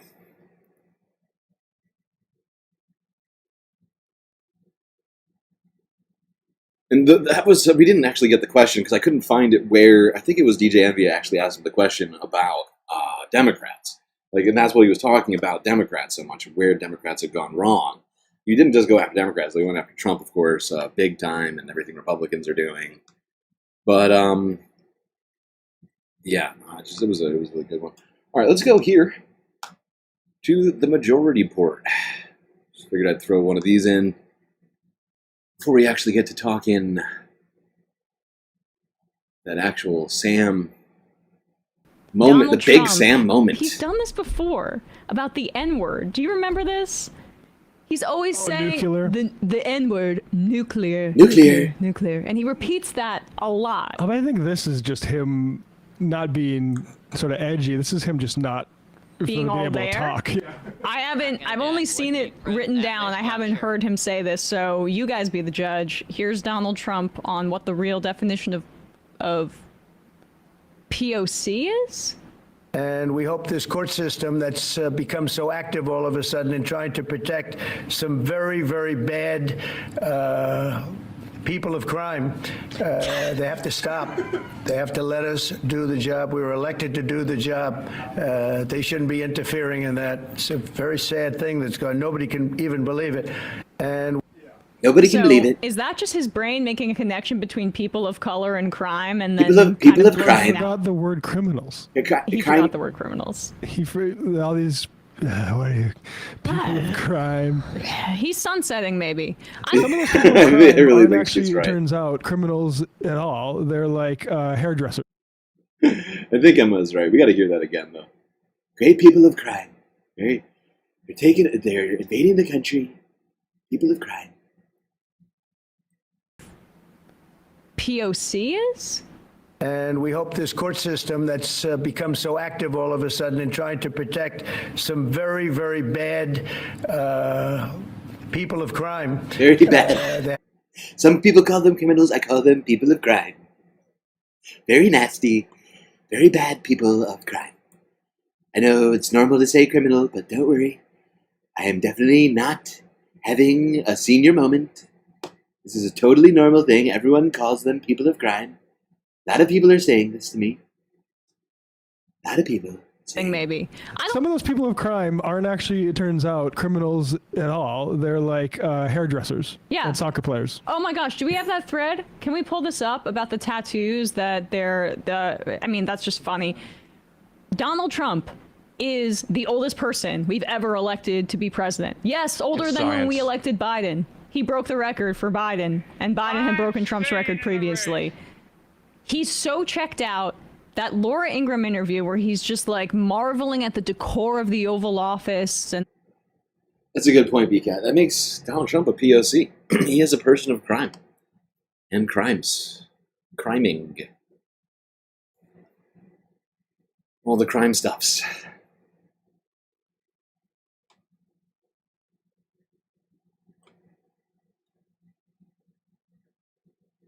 Let's go to Zeteo. Who's that? What? What? Eli Mystal. What? Mystical? On Zeteo? You don't say. The United States Constitution was written nearly 240 years ago, laying the foundation for an independent, democratic republic. But like most of this nation's laws, the Constitution was written by and for wealthy white men. And to put it simply, the US's legal system today feels in some ways both outdated and discriminatory, especially when it's under assault from President Donald J. Trump. It's this exact issue that Eli Mystal, justice correspondent at The Nation magazine, directly tackles in his new book, Bad Law, 10 Popular Laws That Are Ruining America. He highlights legislation from issues like immigration to LGBTQ rights that he believes should immediately be repealed. And I'm sure you would agree with me when I say there's a lot more than 10 laws that we could repeal to reverse this country's many injustices. That's fair, Mehdi, but let's start with the first 10. You make a good point, though. But Ali actually made this basically the same argument. He discussed this book and these laws on Breakfast Club.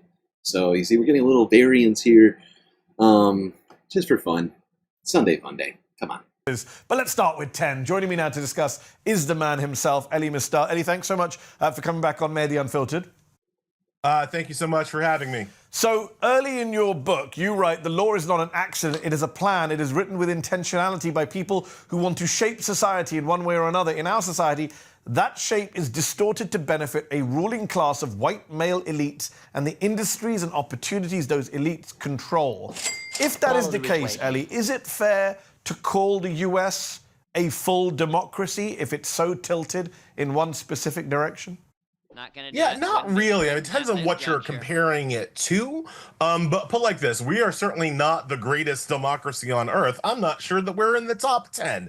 And that is because our laws, such as we have them, are functioning as intended, right? I think in my first book, I really talked about how the Constitution was being misinterpreted. In this book, I'm really trying to focus on laws that are functioning like they were supposed to. The problem is that they were supposed to function as racist, sexist, and anti-democratic laws.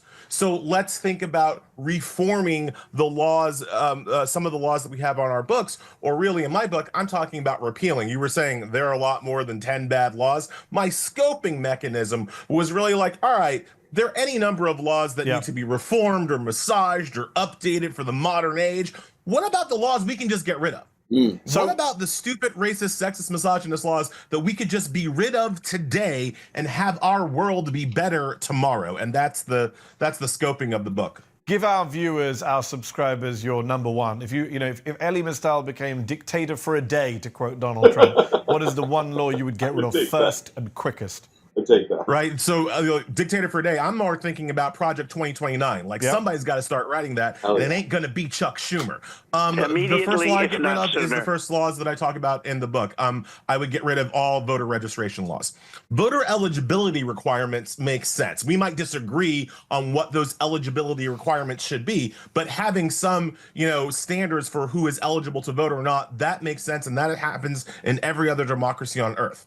Voter pre-registration, after you are eligible, having to pre-register, having to go through a second step in order to exercise your franchise in what is supposed to be a democratic republic based on self-government. That's just dumb, and that's not how it's done in most of the rest of the world. Most of the rest of the world either has mandatory registration, fines you for not being registered, doesn't have registration at all, or you can register on the exact same day at the exact same time that you vote. Our system of forcing people to pre-register, it's just there for voter suppression, and it wasn't even endemic to the country. Voter registration laws did not become a thing in this country until after the Civil War, when you had an influx in the North of newly freed enslaved Africans and an influx of European immigrants. All of a sudden, we better do some voter some voter suppression real quick. Help! I'm being repressed! But yeah, there's Eli Mystal's number one antiquated law that we should get rid of and replace with same-day voter registration and all the other sort of normal stuff that regular democracies have, that America doesn't have because of our racist history that we really haven't done enough to sort of undo. We just sort of let it all sort of fester.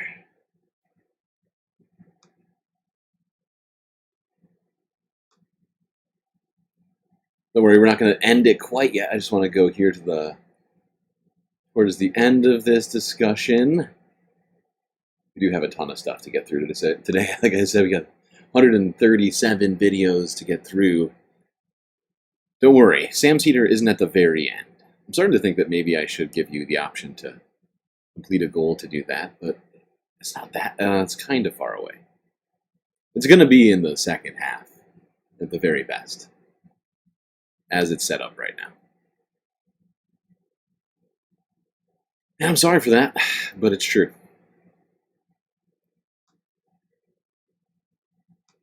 Way down so that they don't have exactly the kind of conflict you're talking about. The Trump is which is terrible, by the way. Which is, of course, which is not good. No, and we could have had we could have had a reformed Supreme Court if Democrats had actually realized the power of the Supreme Court when they were in office. Let me ask you this: it's not just the judges he's attacking or politicians; he's also going after law firms. It's nice to hear Mehdi say that because I've said that. I said that a bunch of times. I said it during the election. I said it after the election. I kind of stopped saying it recently because I've just had no reason to bring it up. But it's a great point, Mehdi. Ali. You're seeing Paul Could've Weiss taken it more having rolled serious. over one of the country's most elite law firms. He's taking Coy Perkins, he's targeting.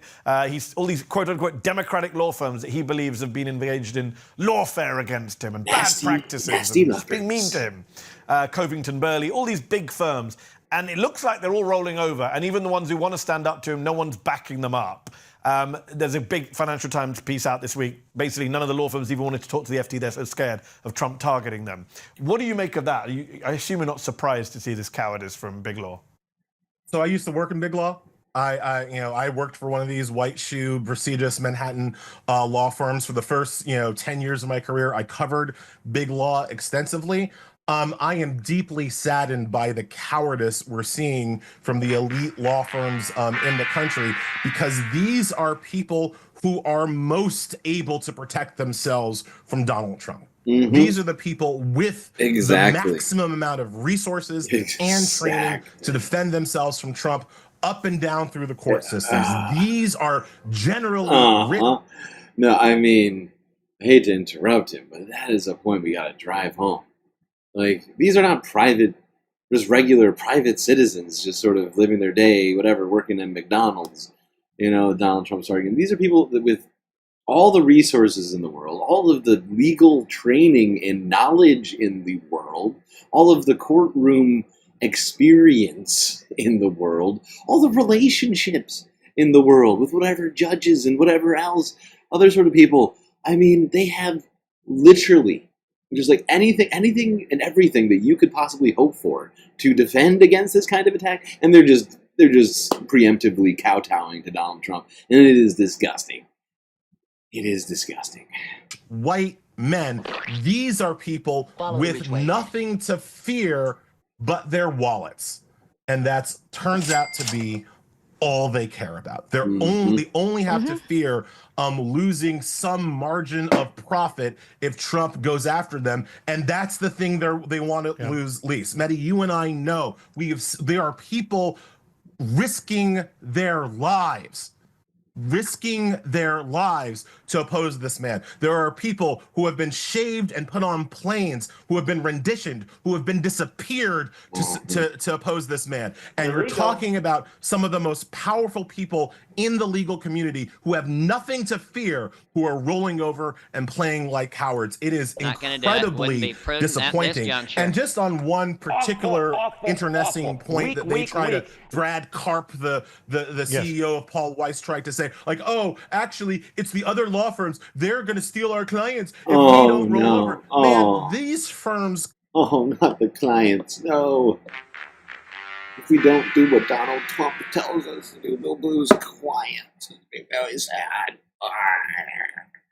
It's pathetic and awful and weak. That's where we're at right now on things. All the stuff we could do, but the stuff that is actually happening, not great. Not great at all. Okay. Oh boy. Okay. Gotta take a break. We are at 2 hours, in danger of crossing over the 2-hour line without having taken a galactic intermission. How rude. Better do that. A few space messages first, though.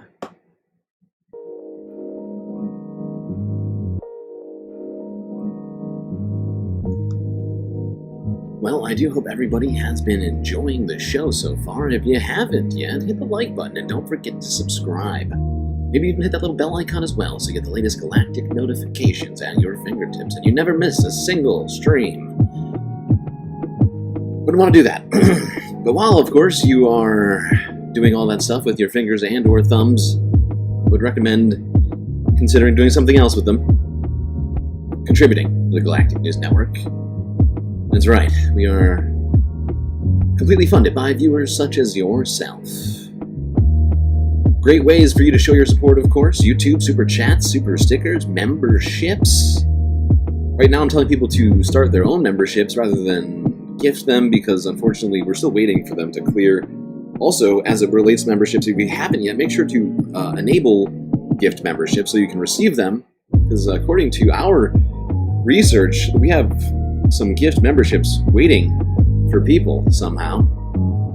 potentially.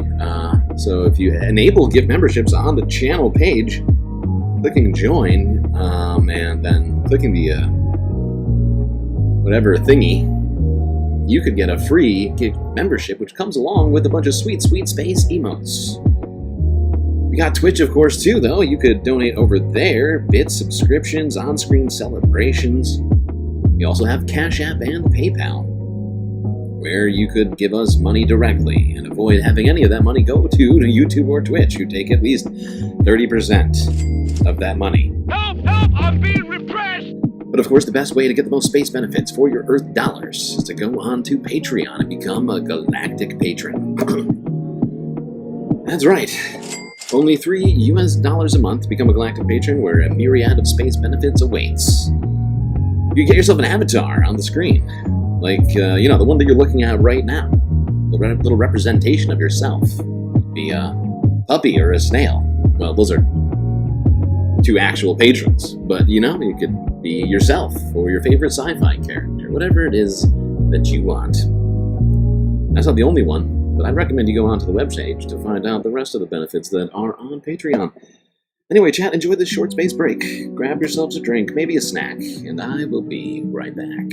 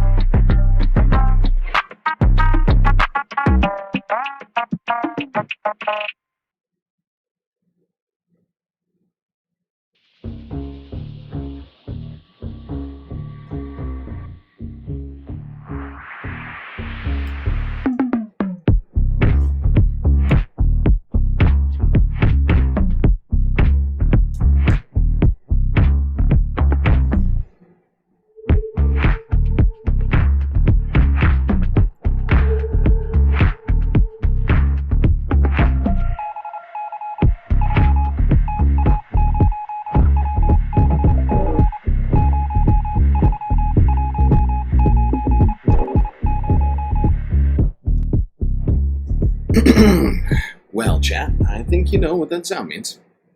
It means it's time for us to get back to the show. That's right, the galactic content's about to get started once again, so you better get back to your seats or you're gonna miss the latest. Space news! Just kidding. We're still on Earth news. Okay. Oh shit. What is over here? Damn.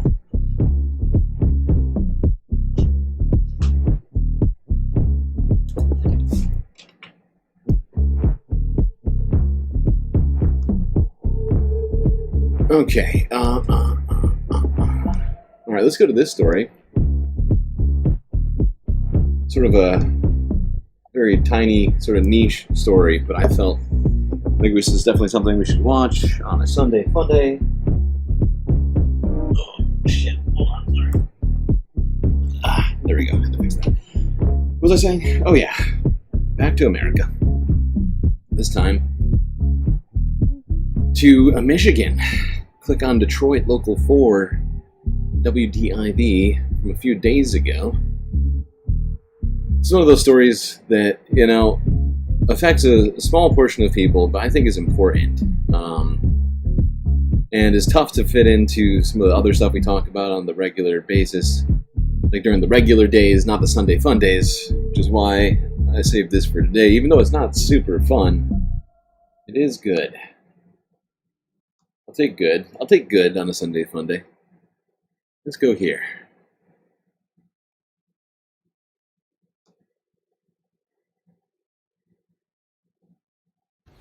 All right, take a look at this right here. It might look like an overgrown lot, but I gotta tell you, it's the home to a whole lot of history. Woodland Cemetery was founded to provide a resting place for African Americans. Now there's a plan taking shape to restore the cemetery off South Huron River Drive in Miscellaneous Township, and I spoke to the people leading the way to get it done. Along a dirt road off Hubbard Avenue in Miscellaneous Township, the burials are all the way back to there. You'll find a large field. So the valley is kind of covered with this long grass. A field lined with trees and mounds of straw-like grass indicating the area has been overgrown. There are burials all the way into the woods, so those woods have encroached over the years. It's been nearly 60 years of abandonment. But it's the history this hallowed ground holds that isn't so obvious at first glance. On this unsteady ground is the historic Woodland Cemetery. A few steps onto the property, you'll notice sunken headstones and covered old grave markers. The presence of the grave markers around here aren't obvious at all. In fact, you have to pull back some of the grass just to uncover them. In this line right here, I can already count 3. It's not even stamped, it's just carved into the ground. And archaeologists know there are many more people buried here. Kat Slocum is an historic preservation specialist for Washtenaw County. We know of approximately 12 or so that we can see. However, estimates are that there's about 150 people at the property, so there's a lot to figure out. Washtenaw County Office of Community and Economic Development and Ypsilanti Township are partnering to restore and preserve the cemetery. The once private burial site was founded by Pastor Garther Roberson of Ypsilanti's Second Baptist Church in the late 1940s. It's been abandoned since 1965. This cemetery historically is a segregated cemetery, so this is prior to African Americans having access to burials at other sites. So it's very clear that the burials that are here did not have the opportunity to go elsewhere, and there are many African Americans now that reside here. Slocum says burial sites here have been identified well into the tree line, and clearing the brush to begin the time-sensitive work will be key. So we're seeking to restore the cemetery, including removal of the overgrowth, locating the burials through non-invasive survey called ground penetrating radar, and also restoring the headstones that are there. Slocum says the ultimate goal will be understanding the history of those who are buried here and creating a community space. And Slocum told me the historic preservationists want this to be a community engaging process. They're already working with... Well, there we go. You know? In our society, unfortunately, some history gets preserved more than others. And like I said, I thought this was an important and good step in trying to solve this situation and restore the site. I think that's an important aspect of American history that we do that. You know, and it shouldn't have ever become this. But of course, in the United States, some history is given more respect, more importance than other history. And I think everybody knows what I'm talking about.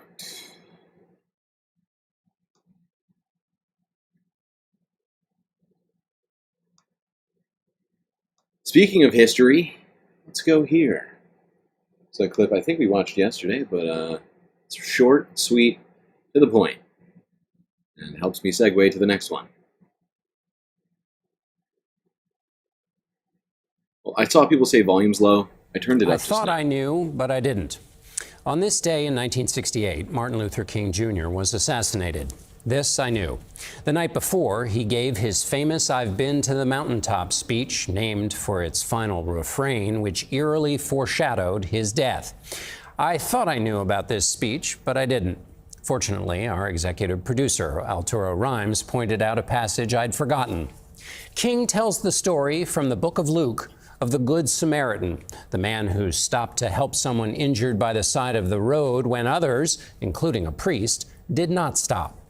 King started his story by imagining the real fear those who passed by the injured man might have been feeling. If I stop to help this man, what will happen to me? But then the Good Samaritan came by, and he reversed the question. If I do not stop to help this man, what will happen to him? The parable is often told to encourage good works. King was asking something more of the audience, to shift the center of their concern in life from the self to the other. If I do not stop to help, what will happen to them? That's the question. That is the question. Speaking of that, let's talk about immigration. What do you say? Stop a moment to help the people most in need, rather than ejecting them from society. Well, sorry, that's not what we're doing right now. We're doing the opposite of that.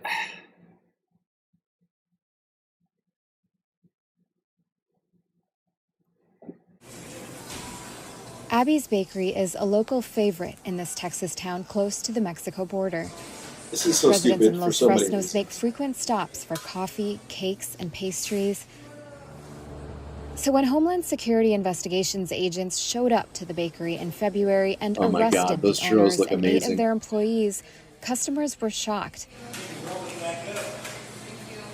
No one at the bakery seemed to fit the violent criminal profile President Donald Trump has said he is targeting. There was no crimes being committed here that would have endangered the community at all. They were working there to make the bread that was feeding us, that was being given to the community for events, for churches, for weddings. This is a unique, different case from what we usually see. The owners of the bakery, a couple from Mexico, had green cards. They have 5 children who are U.S. citizens. 6 of their employees were in the U.S. on visitor visas, but none had work permits. The couple could lose everything after being accused of concealing and harboring immigrants who were in the U.S. illegally. What's at stake is their status. A guilty plea or a conviction essentially means losing your status and being removed, expelled, deported from the country. In a county that voted for Immediately, Trump if not last sooner. November, some residents are now grappling with the implications. It's a rare case where business owners face criminal charges rather than just a fine. We're living in fear, even though we're not damaging our community in any way. Now, I'm not worried. It's absolutely right. What are those churros doing, aside from maybe adding a few LBs to people's, chart or whatever? Maybe, but Americans are going to eat how Americans are going to eat regardless. And I don't think serving baked goods to your community is endangering anyone. Those look. I was in danger. Those, if anything, those baked goods are in danger of being eaten. I'm considering moving to Texas just to eat some of those churros right now. They're making me so hungry. But rather than, as MLK suggested we do, through that biblical passage about the Good Samaritans, rather than caring about people who just want to, seemingly just live a normal life, work a job, getting you your donuts and churros and cookies, which all looked really good. You know, rather than doing that, we're ejecting them from the country, making people who hire them criminals. Have we checked Kristi Noem's farm yet? Because I'm fairly certain that she uses immigrant labor there. Have we done that? Have we gone to any white people's farms yet? Any Republican farms? Or are we using DOGE to scrape the data, analyze, grok it up, and figure out, it's just whatever. It does feel like they are targeting. It's very clear who they're targeting, right? If you're brown and you speak Spanish, or you're brown and you say pro-Palestinian or anti-genocidal things on, at a protest, or if you're brown, if you're just brown and you haven't done anything, and you're a dad in Maryland, just minding your fucking business, and are here on a documented status. You too.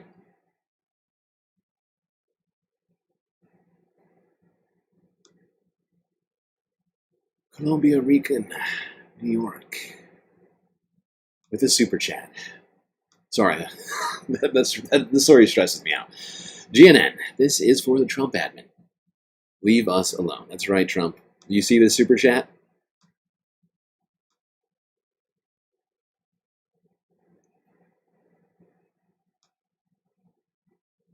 All right, let's go here now. Talk about how a tattoo may have put one migrant on a deportation flight to El Salvador. Illegal. God, not a tattoo. Oh, can't be. Why would that be a thing to deport somebody for? Doesn't Pete Hegseth have tattoos? Can we deport him for his tattoos? His racist Christian nationalist tattoos? Can we do that? 2029, people. Write it down. We're working on Project 2029. Are you planning to do more deportations? I can tell you this, these were bad people. On March 14th, President Donald Trump secretly signed the Alien Enemies Act. This is a 225-year-old law that gives the president immense power to arrest and deport foreign citizens that we are at war with. It was specifically used to target a Venezuelan gang, Tren de Aragua. Tren has become, in a lot of ways, the face of the administration's crackdown on immigrants that they see as criminals. The Trump administration says it's deporting gang members. The reality is a lot more complicated. There's a makeup artist, there's a soccer coach, there are metal workers and construction workers, many of whom appear to be identified basically because they have very commonplace tattoos. One of the men, we spoke to his lawyer and his family, was Jersey Reyes. Damn, dude. They got 50 Cent? Come on. Oh, I'm sorry. No, that's just a guy who looks exactly like 50 Cent. Okay, that's freaking me out. Commonplace tattoos. One of the men, we spoke to his lawyer and his family, was Jersey Reyes Barrios. Jersey was a professional soccer player in Venezuela. He was a soccer coach. He also had a tattoo in homage to his favorite team, Real Madrid, which has a crown in its logo. Jersey has no criminal record either in the US or in Venezuela. He vehemently denies, and his lawyer vehemently deny, that he's a gang member, but he's still in El Salvador in the Secot prison. Illegal. Mi hermano llorando decía, My crying brother said, yo no soy malo, I'm yo not no bad. soy I'm not a criminal. delincuente. Aquí en Here in Venezuela se llama Venezuela, malandro. it's called a gangster. Yo no soy ningún I'm not a malandro. gangster. Yo lo que me dedico es a jugar fútbol, que es mi What I do is play pasión. soccer, which is We my don't know passion. what's going to happen to men like Jersey, even if he is completely innocent. This It's a very odd situation. The U.S. is totally fucked. This is totally fucked. And the Trump administration is doing everything they can not to even fix their mistakes. That's the thing about this that I find the most disgusting. That they can have so little regard for a human being that they can send them to a supermax labor camp. First off, without giving them the right to due process, but then when they find out that they were wrong, right? And to just double down on this stuff. We heard Caroline Levitt come out, and rather than explaining, remember, I think it was yesterday or the day before we saw this clip, Caroline Levitt was asked a question about what a judicial authority, what sort of legal process did you go through to deport? I think it was referring to the guy from Maryland, which is generally speaking. She responded by saying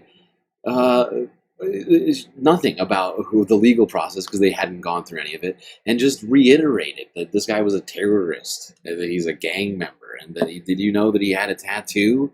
And it's just really? You're not at all concerned about this person, this innocent person sitting in a jail right now, in a different country, where you actually extrajudicially deported. You're not at all concerned about that, about what that person might be going through in jail, in a jail. And it's not just your local sheriff's jail,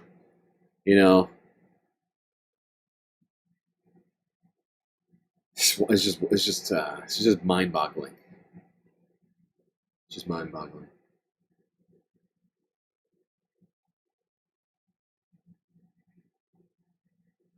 Okay. Let's go on to some of the other stuff the Trump administration was doing this week. Remember Liberation Day? Oh, I can't forget it. What a day that Liberation Day is. So liberated, all of us. From our 401ks and whatever else you might have, investments-wise in the stock market. Liberated from the ability to have goods at the same prices, the already incredibly inflated prices that we had. Now we're liberated from paying those prices to be able to pay higher prices. It's all just so incredibly exciting.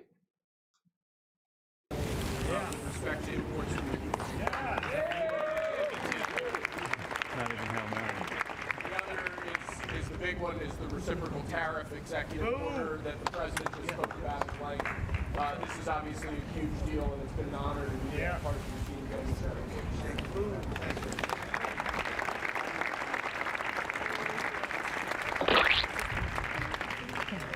This is big stuff.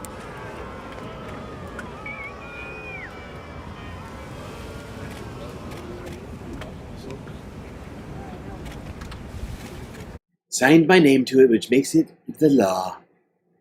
That's how the law works. I sign it, and it's law. Like a king. Give me the music. I want more. There we go. There's my old-timey brass band. Yes. Now I can feel like a real president of the 1800s. It's like if America was a riverboat casino and I'm the captain and I'm taking a rake on everybody. That's right, people. You want to do business? You want to buy stuff? Better pay Donald Trump a little rake, depending on where it's from. Somewhere between 10 and some fuck-off percentage, like 60%. Something crazy.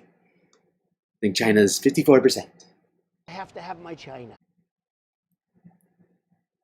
The booze, those are my booze. I booed. It wasn't, it wasn't real booze. With these booze.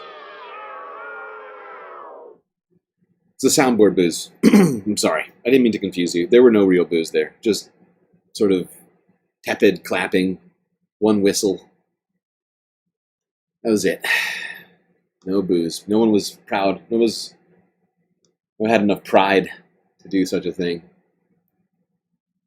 Awful. Weak. By the way, Americans are already feeling the impacts of these tariffs in their perhaps in their retirements, perhaps here. Advanced in age individuals might be planning to retire anytime soon. Well, your retirement just took a big dip if you're invested in anything normal. And it's about to take a big old drop this week. And I'm not playing Nostradamus here. I'm not giving investment advice here, but I'm just looking at the numbers right now. You know what? Maybe I should pull this up for you just to show you exactly what I mean. Let's take a look at the markets real quick. Here are the numbers. Now, I don't expect a lot of people to be invested in Asia, but this is, in fact, going to be representative somewhat of what it looks like right now in the U.S. futures market. But here is the Hang Seng Index, Hong Kong / China, generally speaking, down 11% on the day. You see that there? 11%. Look at that cliff that it just fell off of. And it was already going down, but today's losses make the rest of the down days look like little blips, little tiny, tiny blips.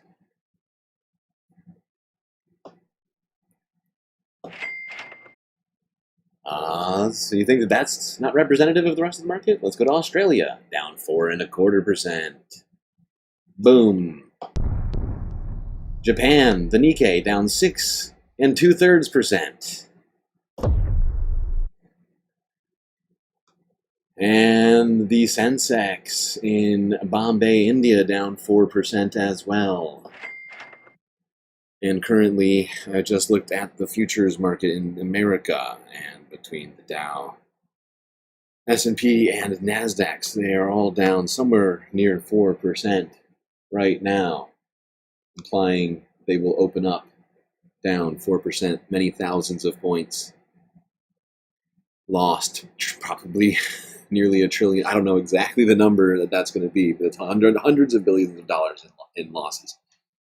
87 likes. Do we not have 8 support characters? Oh, we don't. Oh, we don't. Oh my god. I thought I rolled for one. Didn't I roll for another support character?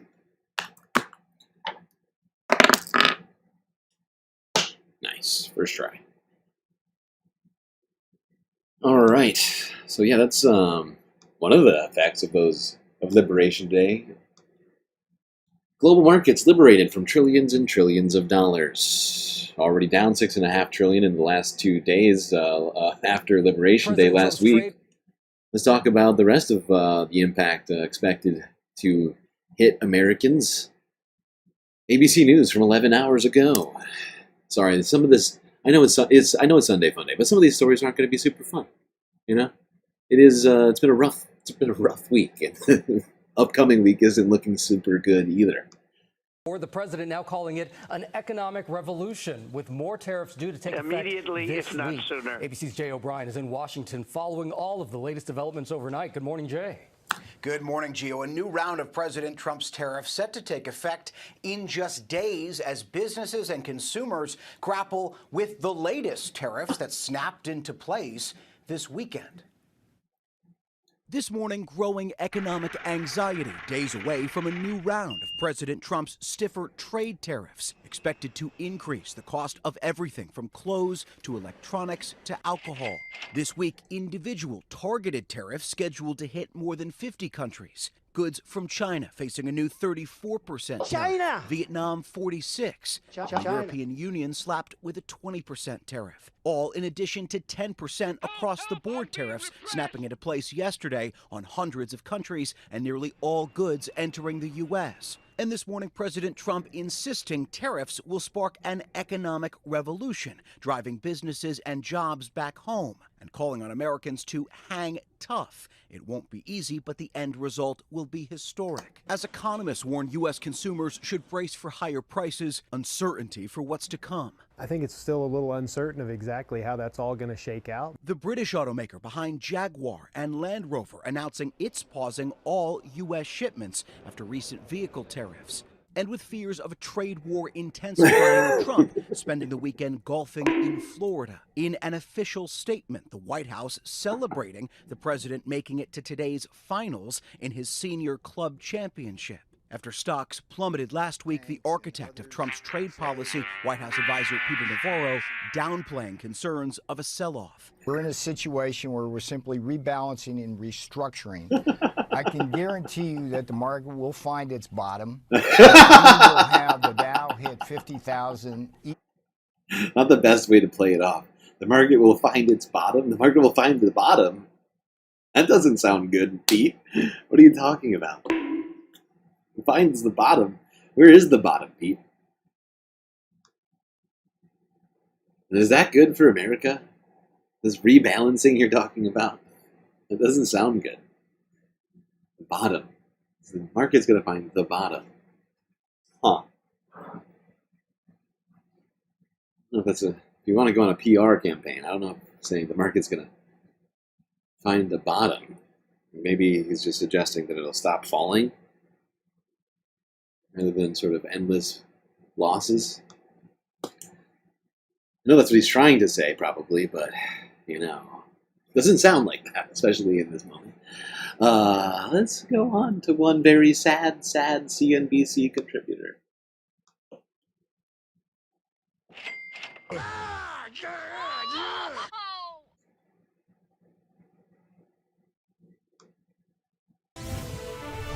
Breaking news, Vice President J.D. Vance just saying the Trump administration is, quote, feeling good about Trump's tariffs.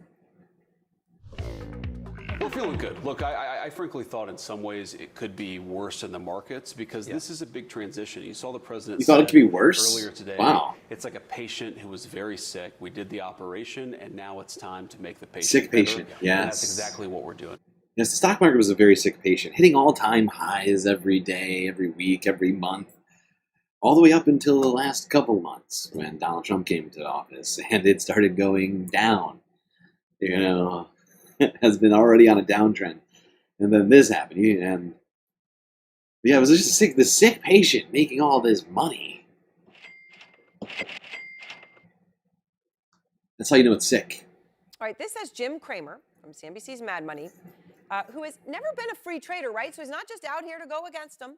He's saying the White House doesn't seem to understand what it's trying to do, and that the reciprocal tariffs are not reciprocal. Donald Trump It could do tremendous damage. So up front now, Jim Cramer of CNBC's Mad Money and Squawk on the Street, all on CNBC, that incredible network that I will. By the way, I've been, watching CNBC at different days when I'm up around the market opens, and I'll listen to these guys oftentimes because I'm awake. When I do streams. I go until like sometimes 7:30, 8:30, whatever time in the morning. And I'm like, oh, look, we can listen to the worst NBC, see what these idiots have to say about all the money stuff.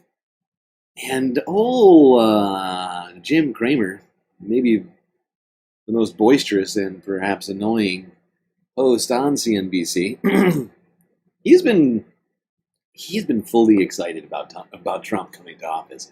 I mean, I have heard this guy say so many laudative, or whatever you want to call it, laudatory. He's been saying a lot of nice stuff and he's just been super excited. Talking all about, it's going to be great. It's going to be so good. Yes, it is. It's having a good time. Okay, so what the heck is going on? Well, I'm let down because, yes, I'm not a free trader. I'm a fair trader. Always have been from the days when you worked with me at CNBC. Yep. And what I was hoping was that a coordinated thing where if you are charging us 20%, we charge you 20. Instead of a car where we're only making you pay 2.5 and you're not letting us in, we try to get things better. But instead, so on a specific thing, you go, if they're 10 on a car, you go 10 on a car. But I went deep on the numbers today, and the numbers did not make any sense. And I was. Hello, anybody home in there? Jim, you're so funny. He was actually, this is one of the people who were excited about Liberation Day. He was really hoping to bring back American manufacturing. And now Trump has even let down Jim Cramer. Oh, it's so sad. It's so sad. Oh, boy. Feeling liberated, Jim? How's that going? Shocked to find out that the Trump administration did something that doesn't make sense. I'm sorry, I can barely get through that sentence. Those are his words, not mine. I mean, he's the one who said that he was surprised that something came out after going through the numbers that Donald Trump's administration would fuck up the numbers. It's science. Who could have guessed that? Not Jim. Not Jim. Some people are upset about what's been going on here. People, a lot of people, actually, as it turns out. We watched some hands-off protests yesterday. We got some new footage for you today from some other places that we didn't visit. Or maybe some new footage of places we already visited, stuff like that. Let's go here to the global news first. Wait, I just clicked the wrong video. No, don't do that. It's very rude. How rude. Go back. Global news. Oh, wait. Oh, no, wait. I just remembered. I didn't refresh this list. That's a later video. Let's go to Associated Press. Charlotte, South Carolina, I believe. Pretty high attendance here in Charlotte, a place that I'm pretty sure voted for Trump. Regardless of your party, North Carolina, regardless sorry. of Sorry, North Carolina. What's going on today, what's happening today is abhorrent. It's disgusting, and as broken as our current system might be, the way that the current administration is going about trying to fix things is not the way to do it. They're not listening to the people. All they're doing is making sure that they have a parachute for them and their rich friends, and everybody else here that lives here that makes the gears turn for this country are just screwed at the end of the day. Hands off! Hands off! Our research! It's not going in the right direction. You know, when I say 70 million people on disability, that's 1 out of every 3 to 4 people in America. So you just can't screw over those people and expect for the country to go in the right direction. Also, the amount of people being unemployed just suddenly like that is going to change the services and the resources we have here in America. It's a bad deal all around. I'm glad there's so many people that I think these people are pretty liberal anyways. But people are starting to wake up and realize it's not what they thought was going to happen. We shall overcome. Yeah, North Carolina, a state that voted for Donald Trump. Seeing big turnout at these rallies. And I'm Jonathan Gonzalez. Now, from New York City to LA, demonstrations across the country have drawn thousands of people. Protesters are speaking out against President Trump's policies and Elon Musk's forced layoffs across government agencies. We begin our team coverage with our Roland Spruill up in News Shopper 4, tracking the protesters who've already started marching. Roland. Jonathan, throngs of people out here in front of City Hall. I clearly underestimate the number earlier during the 5 o'clock newscast. I'd say at least a couple of thousand people out here in front of City Hall and over into Grand Park. As I pull out of the shot here, you can just see just scores of humankind here all over the place. They started just after 5 o'clock, making their way northbound on Hill Street up to First Street, being escorted. A lot of people, thousands, turning out in LA. Let's go to KTLA 5.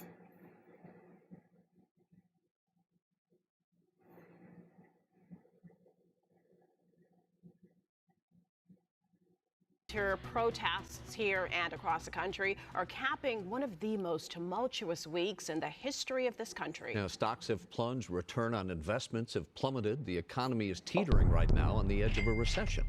Demonstrators from Lakewood to Boston, Atlanta, and Charlotte held what they call hands-off marches in support of education, Damn, look how many people are in Boston. healthcare, and Social Security.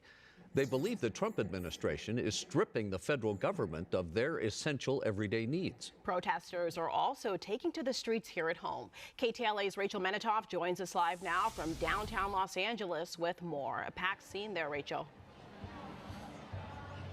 Absolutely, Karine and Rick. This is one of 1,200 rallies happening simultaneously around the country, all protesting President Trump, billionaire Elon Musk. And as you mentioned, they are protesting the slashing to federal funding and cuts to things like Medicaid and Social Security programs that are critical to working class Americans. As you can probably see here behind us, there are close to 10,000 people who gathered originally in Pershing Square and then marched over here to City going to be out here for the next couple of hours. They're also standing against the administration's mass deportation policies. It's cutting protections for transgender people and the president's economic plans and institution of tariffs.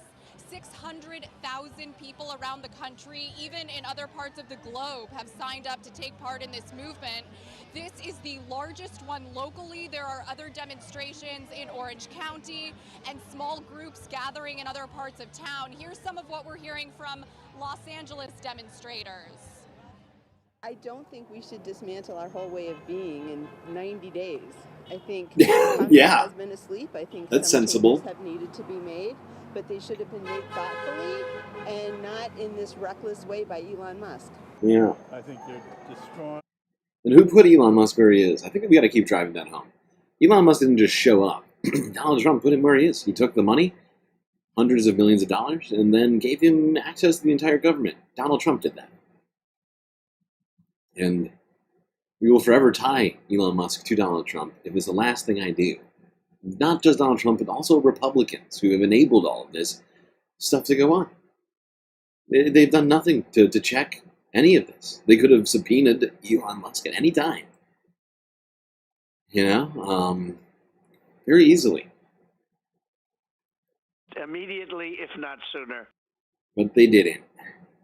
Volume. Are we low volume? We are kind of low volume. Why is that? Weird. Thank you. Let's go to Chicago. Look at all these people here in Chicago.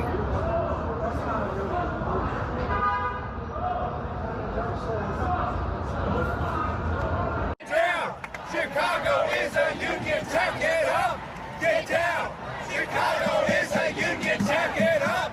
Get down! Chicago is a union town. Get up!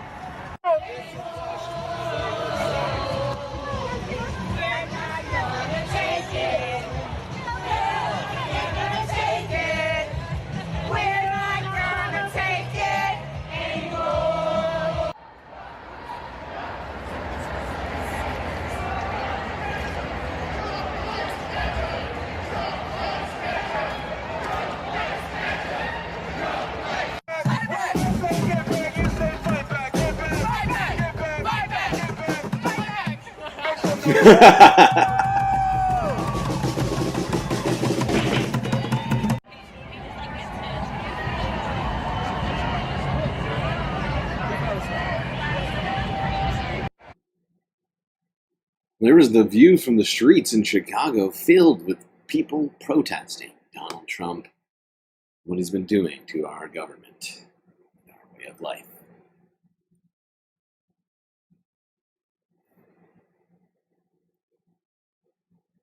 Are you still missing your emotional support character? You know, I'm fucking up today. I'm fucking up.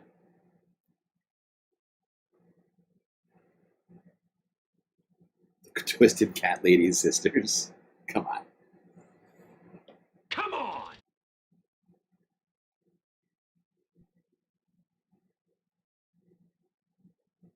Very funny, twisted jokes. Okay. Let's see, people.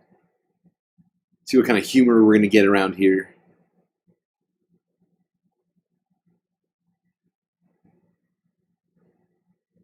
All right, what was I doing? Oh, right. Where are we going now? That was Chicago. Let's go to Buffalo, New York. In Niagara Square. WKBW-TV out of Buffalo. From yesterday. The hands-off rally there.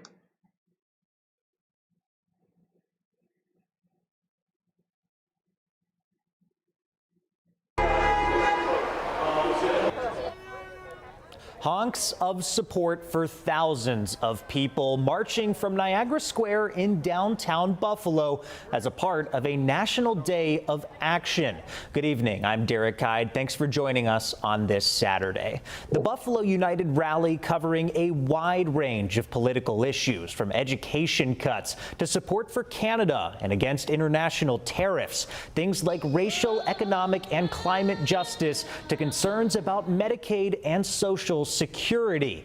The march beginning in Niagara Square, up Delaware Avenue, down Chippewa to South Elmwood, and back to Buffalo City Hall. Tonight, I'm giving you some of the voices of Western New Yorkers representing this wide range of issues.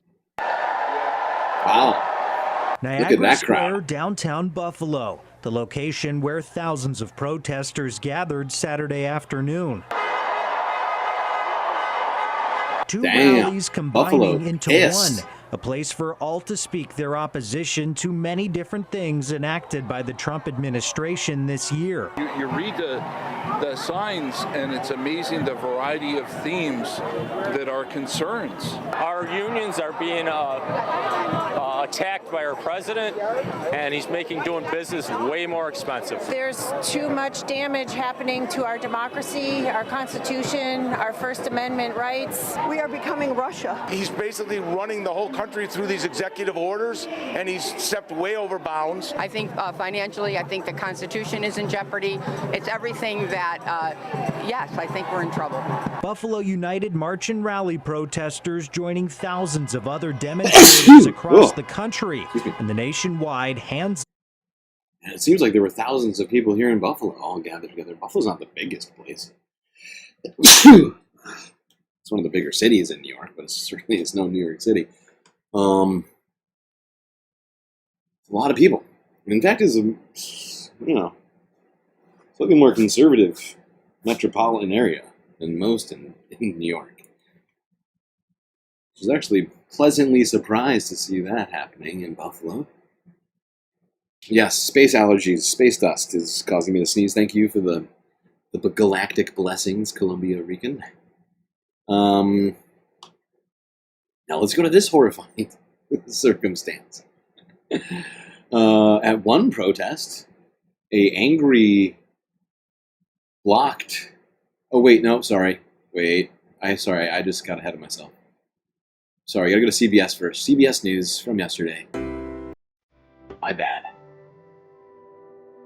Right? Is this CBS?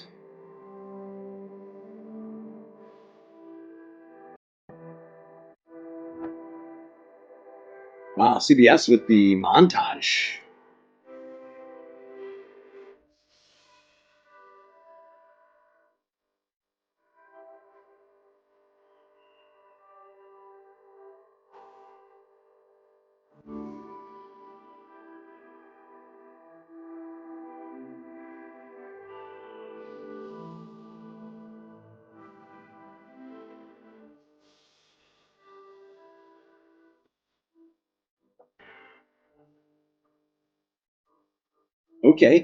Okay, I see you. So we got the mom dance. Hey, I know you. Good to see you. Sailor hats, DJ Dad. What is that? Is that a carriage? Is it a stroller? Babies coming to protest? Protesting babies?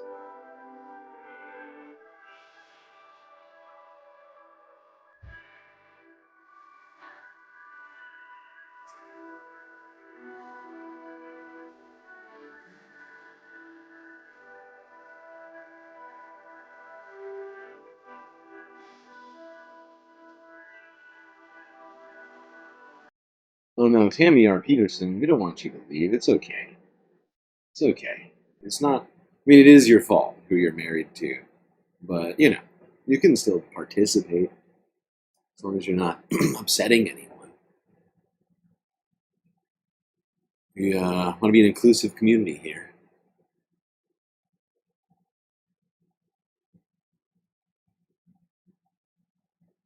The emotional support character Czar. Hey, I got you your support character. You Benjamin Sisko. Captain Benjamin Sisko of Deep Space Nine. He's helping us out. By the way, we are getting dangerously close to the Sam Cedar PBD podcast appearance. Something I feel like some people are definitely waiting for. Bated breath, perhaps. I don't know. Maybe I'm overestimating it. We have gone through a lot so far, though, but we still got a lot more to go through today. That's why I strategically timed this, okay? I strategically timed it. I didn't put it way at the end of the stream. I put it like 40 videos in. Still got a lot of stuff to talk, a lot of fun to be had around the world and even in space, so we can't, yeah. Can't take all night doing all these things. I just want to look at some more of the footage from this. I didn't want to watch all 7 minutes of this CBS montage with the sweet AI smooth jazz, which is, I assume, where they got this from.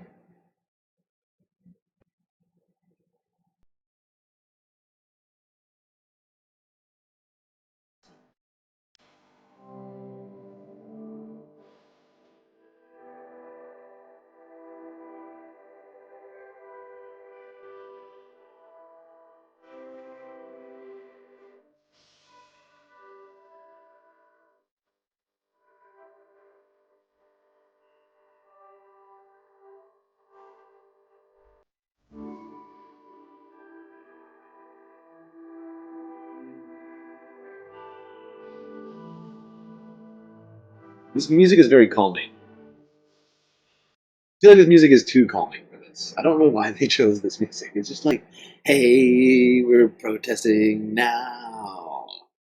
It's like, okay. Okay. Maybe get some funk in there or something. Give me some soul. Give me some fun. Don't give me boring spa jazz music. Probably made by AI. You get it. You're trying to get the clicks over there, CBS. The news landscape, environment, economy is a-changing. But goddamn, you do better than that. Are you lulling us to sleep with these protests? Let's go to France 24. See if they can captivate our attention more. It was good video footage. Bad music. A little dubstep, sure. That would have done From it. marching through Atlanta to rallying in downtown Chicago and protesting in front of Minnesota's state capitol. Millions of Americans took to the streets to denounce Donald Trump and Elon Musk in over 1,200 locations across all 50 states, the largest nationwide show of opposition since Trump took office. Here in New York, thousands walked down Fifth Avenue to say hands off their freedoms. The guy is completely out of control, and to see this country just melt down in such a quick and just nauseating way, it's just crazy. Groceries are going to go down. Yeah, sure they are. No, they're not. They're going to go up, and it's only the workers, as usual. Demonstrators nationwide voiced anger over the Trump administration's handling of immigration, mass cuts to social and educational programs, the state of the economy, foreign policy, and scaling back protections for the people. One particular grievance was Elon Musk's role in government with DOGE, despite being unelected. A lot of what's happening seems to be corrupt division of power that's not being followed with the founding fathers and what they intended for this country. DOGE running without... Okay, what is this sign? Is this guy an architect or something? What is this of? What is this of? It looks like quite a place. What is this of? What is this? You see this? What is this building? I wonder. Kind of oversight. I wonder if I assume he drew this. It's really good. Really, really, really good architectural drawing. You know? In Washington, organizers say around 10,000 people turned out to voice their discontent, and they were joined by Democratic lawmakers. In America, we do not accept dictators and we do not accept kings.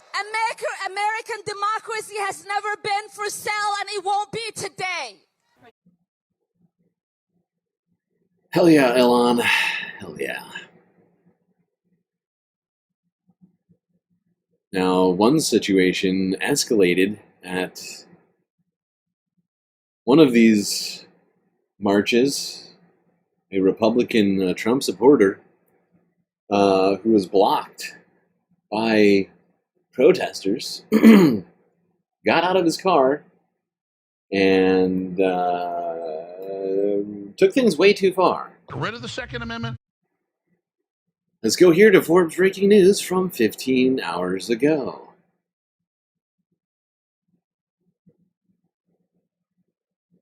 Indiana is where this happened. As you can see the man in the gray hoodie yelling, being pushed back.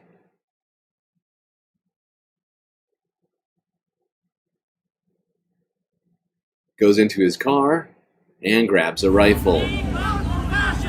Illegal.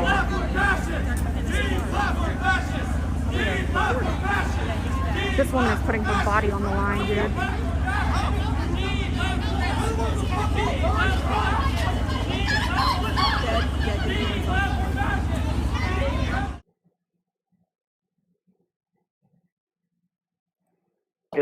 Illegal. Rid of the Second Amendment? Yeah, thankfully no one was injured in this. Cooler heads prevailed. We could have had ourselves a real tragedy on our hands because one man who shouldn't have had guns had guns. Maybe we just all shouldn't have guns. Maybe no more guns. Rid of the Second Amendment? Let's go to Bernie Sanders in Vermont, who made an appearance on CBS Sunday Morning yesterday. I guess today. No, today. Well, yesterday for some, today for others. Let's go here. I find it fascinating that now that all of this stuff is happening, Bernie is getting way more, like, corporate news airtime than he ever did when he was running for president. Like, they basically, the first term in 2016, guy couldn't buy time on CBS or CNN or whatever else. And now they're having him on CBS Sunday Morning for a sit-down interview? He is perhaps the best-known voice for dissent in Washington these days. And in recent weeks, no one's been drawing crowds everywhere he goes, like Senator Bernie Sanders. On this weekend of protests across the country. From Maine to California to Washington, D.C., the Vermont Independent is talking with our Robert Costa. Bob, this country today faces an unprecedented level of danger, something that I've never seen in my lifetime. We are a nation that is moving rapidly toward oligarchy, which means that we have a government run by the billionaire class, for the billionaire class. You've had this consistent message for a long time. Is there more urgency now in this moment? I think there is, and in many ways, I suppose you can thank Elon Musk and Trump for that. Ever since President Trump took office, surrounded by some of the richest men in the world, Senator Bernie Sanders has been sounding the alarm. These guys already have billions, tens of billions, hundreds of billions. How much money do you need? Come on! And the 83-year-old's rallying cry is breaking through as thousands pack his events. These gatherings, along with other protests, are the latest flashpoints for an emerging Trump opposition. What do you see when you're up on stage at these rallies? I think I'm seeing fear and I'm seeing anger. 60% of our people are living paycheck to paycheck. Media doesn't talk about it. We don't talk about it enough here in Congress. It's incredible to me. What makes the no-nonsense lawmaker from Vermont different from Democrats is that he is not one of them. You need a mixed economy. I think you could start off with the Scandinavian model. Sanders ran high-profile races for the Democratic nomination in 2016 and 2020, but he is a registered independent. Right now, he sees not merely a political battle, but a moral and constitutional crisis. Some Republicans chuckle when they see President Trump talk about pursuing a third term. Are you laughing when you hear it? No, I don't. The idea of a third term, why not? They don't believe in the rule of law. They don't believe in the Constitution. Illegal. So, yeah, I would take that seriously.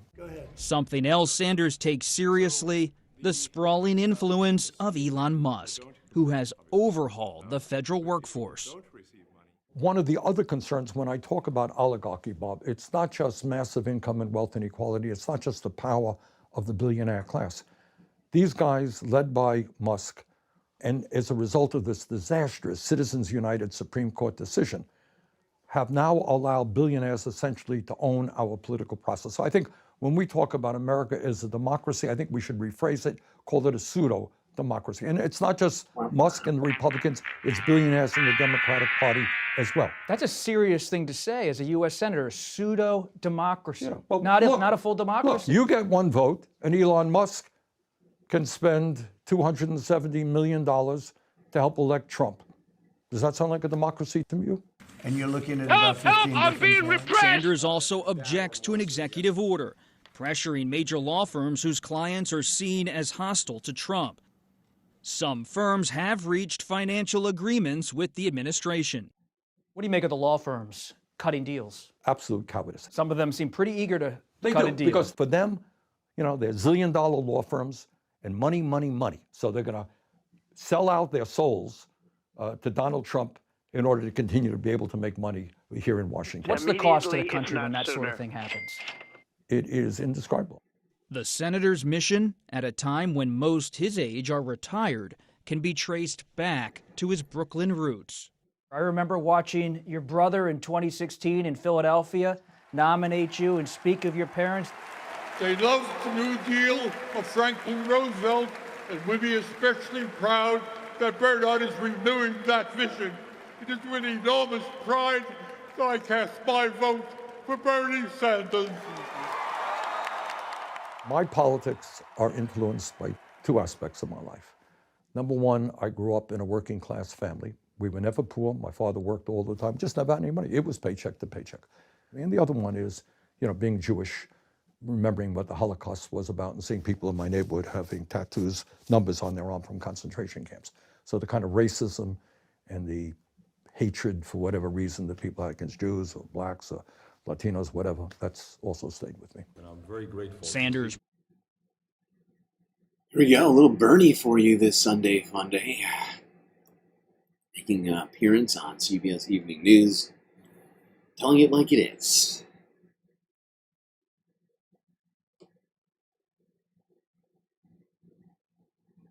And he did mention that some Democrats are causing problems, taking billionaire money, corporate money, rather than fighting for the people or whatever else. But, you know, there's also apparently some imaginary people involved in all that. You might not know about the Baileys.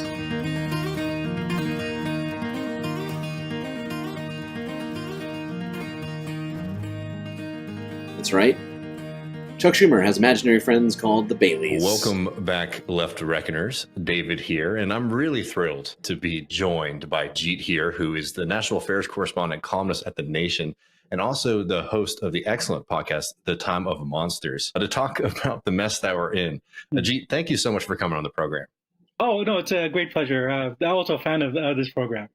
Oh, I really appreciate that. I've been reading you for a long time, so it's really great to speak with you. Look, I mean, we got a lot of things to kind of get into. And before we really get into the nitty gritty, I wanted to sort of take a little trip into the land of imagination and learn a little bit about our friend Chuck Schumer's imaginary friends. Can you tell the audience who might not be familiar with that? Sure. Going back at least to 2007, and perhaps a bit longer than that, Chuck Schumer's way of deciding political decisions is to start having conversations with an imaginary friends that he has.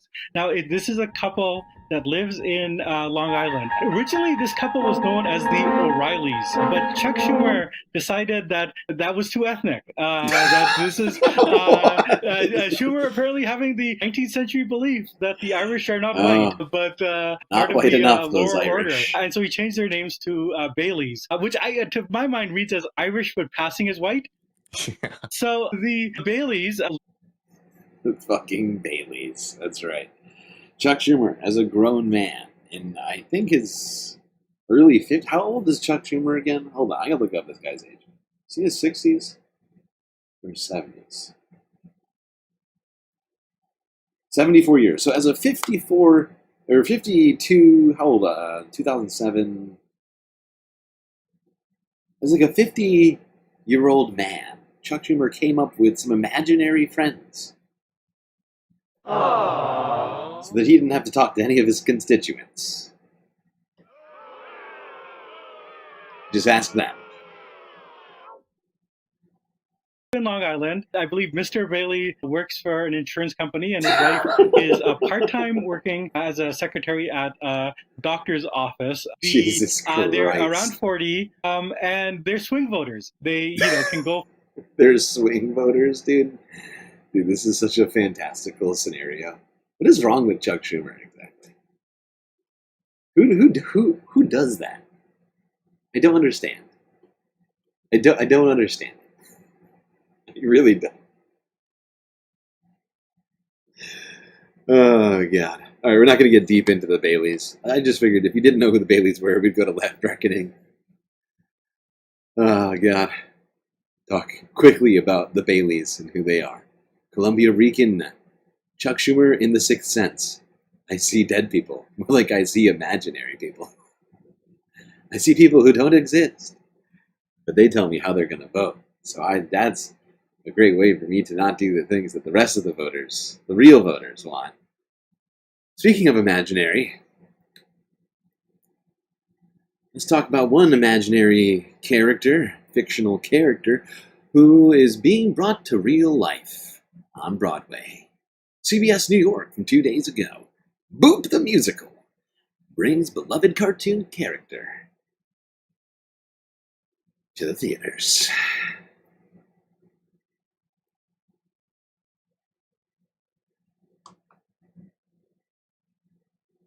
A new musical opening Saturday night brings a beloved cartoon character to life. In Boop the Musical, a Broadway newcomer is finding new joy on stage. Dave Carlin covers arts and entertainment. Jasmine Amy Rogers stars as Betty Boop. The musical is based on the 1930s animated character, who now longs to escape her black and white world in search of new adventures.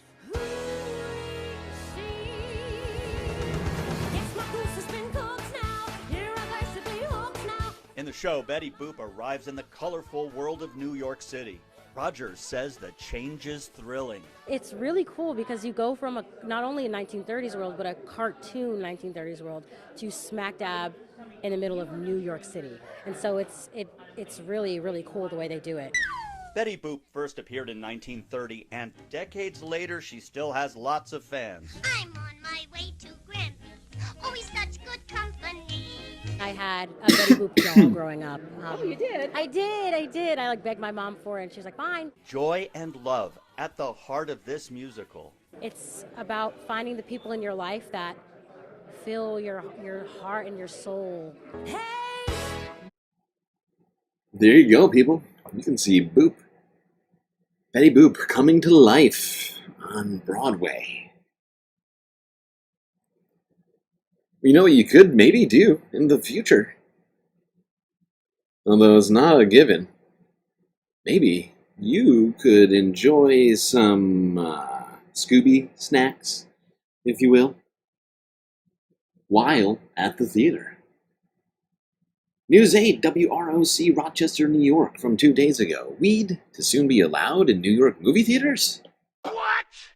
Cannabis officials say not so Bill fast. At 11, a special events bill recently signed into law in New York State will eventually allow more cannabis events separate from the retail dispensaries. But could we one day see cannabis sales in movie theaters across New York? Gio Battaglia spoke to regulators who say not so fast. Gio. Teresa, I'm told this bill builds on a program which allowed retailers to partner with cannabis growers and manufacturers to showcase and sell products across the state. Now it is codified into law. Those types of events will be able to be hosted by the Office of Cannabis Management across the state. This could one day give allowance to movie theaters, but it will be a while before we have that definite answer. Crazy. Can you imagine? Can you imagine? Smoking inside of a movie theater with that big screen, that Dolby surround sound. Oh my God. Oh, fragrant popcorn. That's not a Sunday FUNDAY story. I don't know what is. But, got some more stuff to tell. One last story. Oh my God, we're almost there, people. Jeez, so soon, too. All right. But let's talk about something that we talk about a lot here. Emotional support. But this particular trend is of an avian variety. CBS New York from 15 hours ago. Emotional support chickens are all the rage. What? What?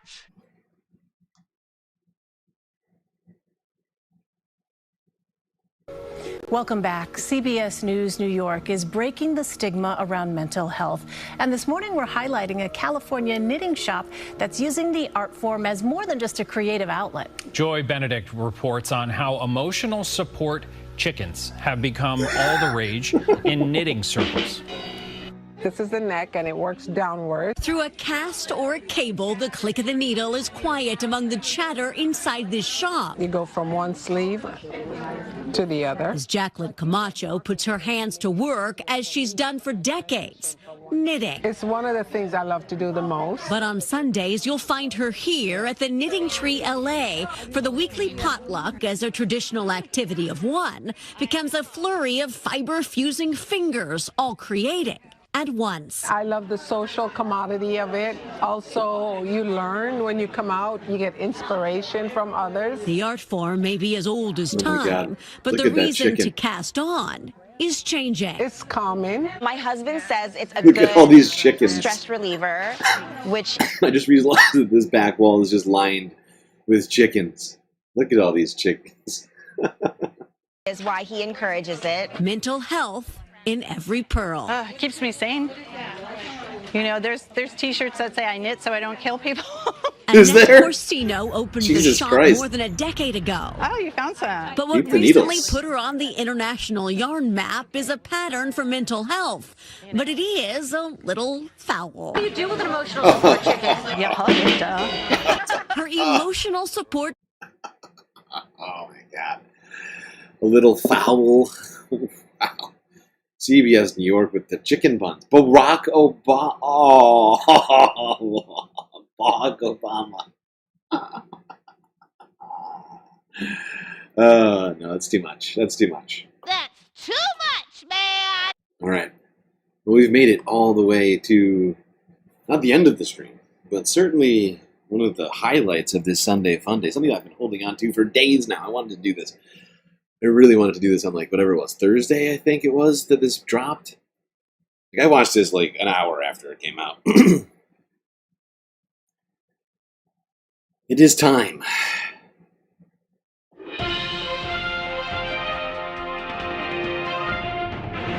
for us to get value-tained. Are you not entertained? At the PBD podcast. Live stream from 3 days ago with Sam Cedar.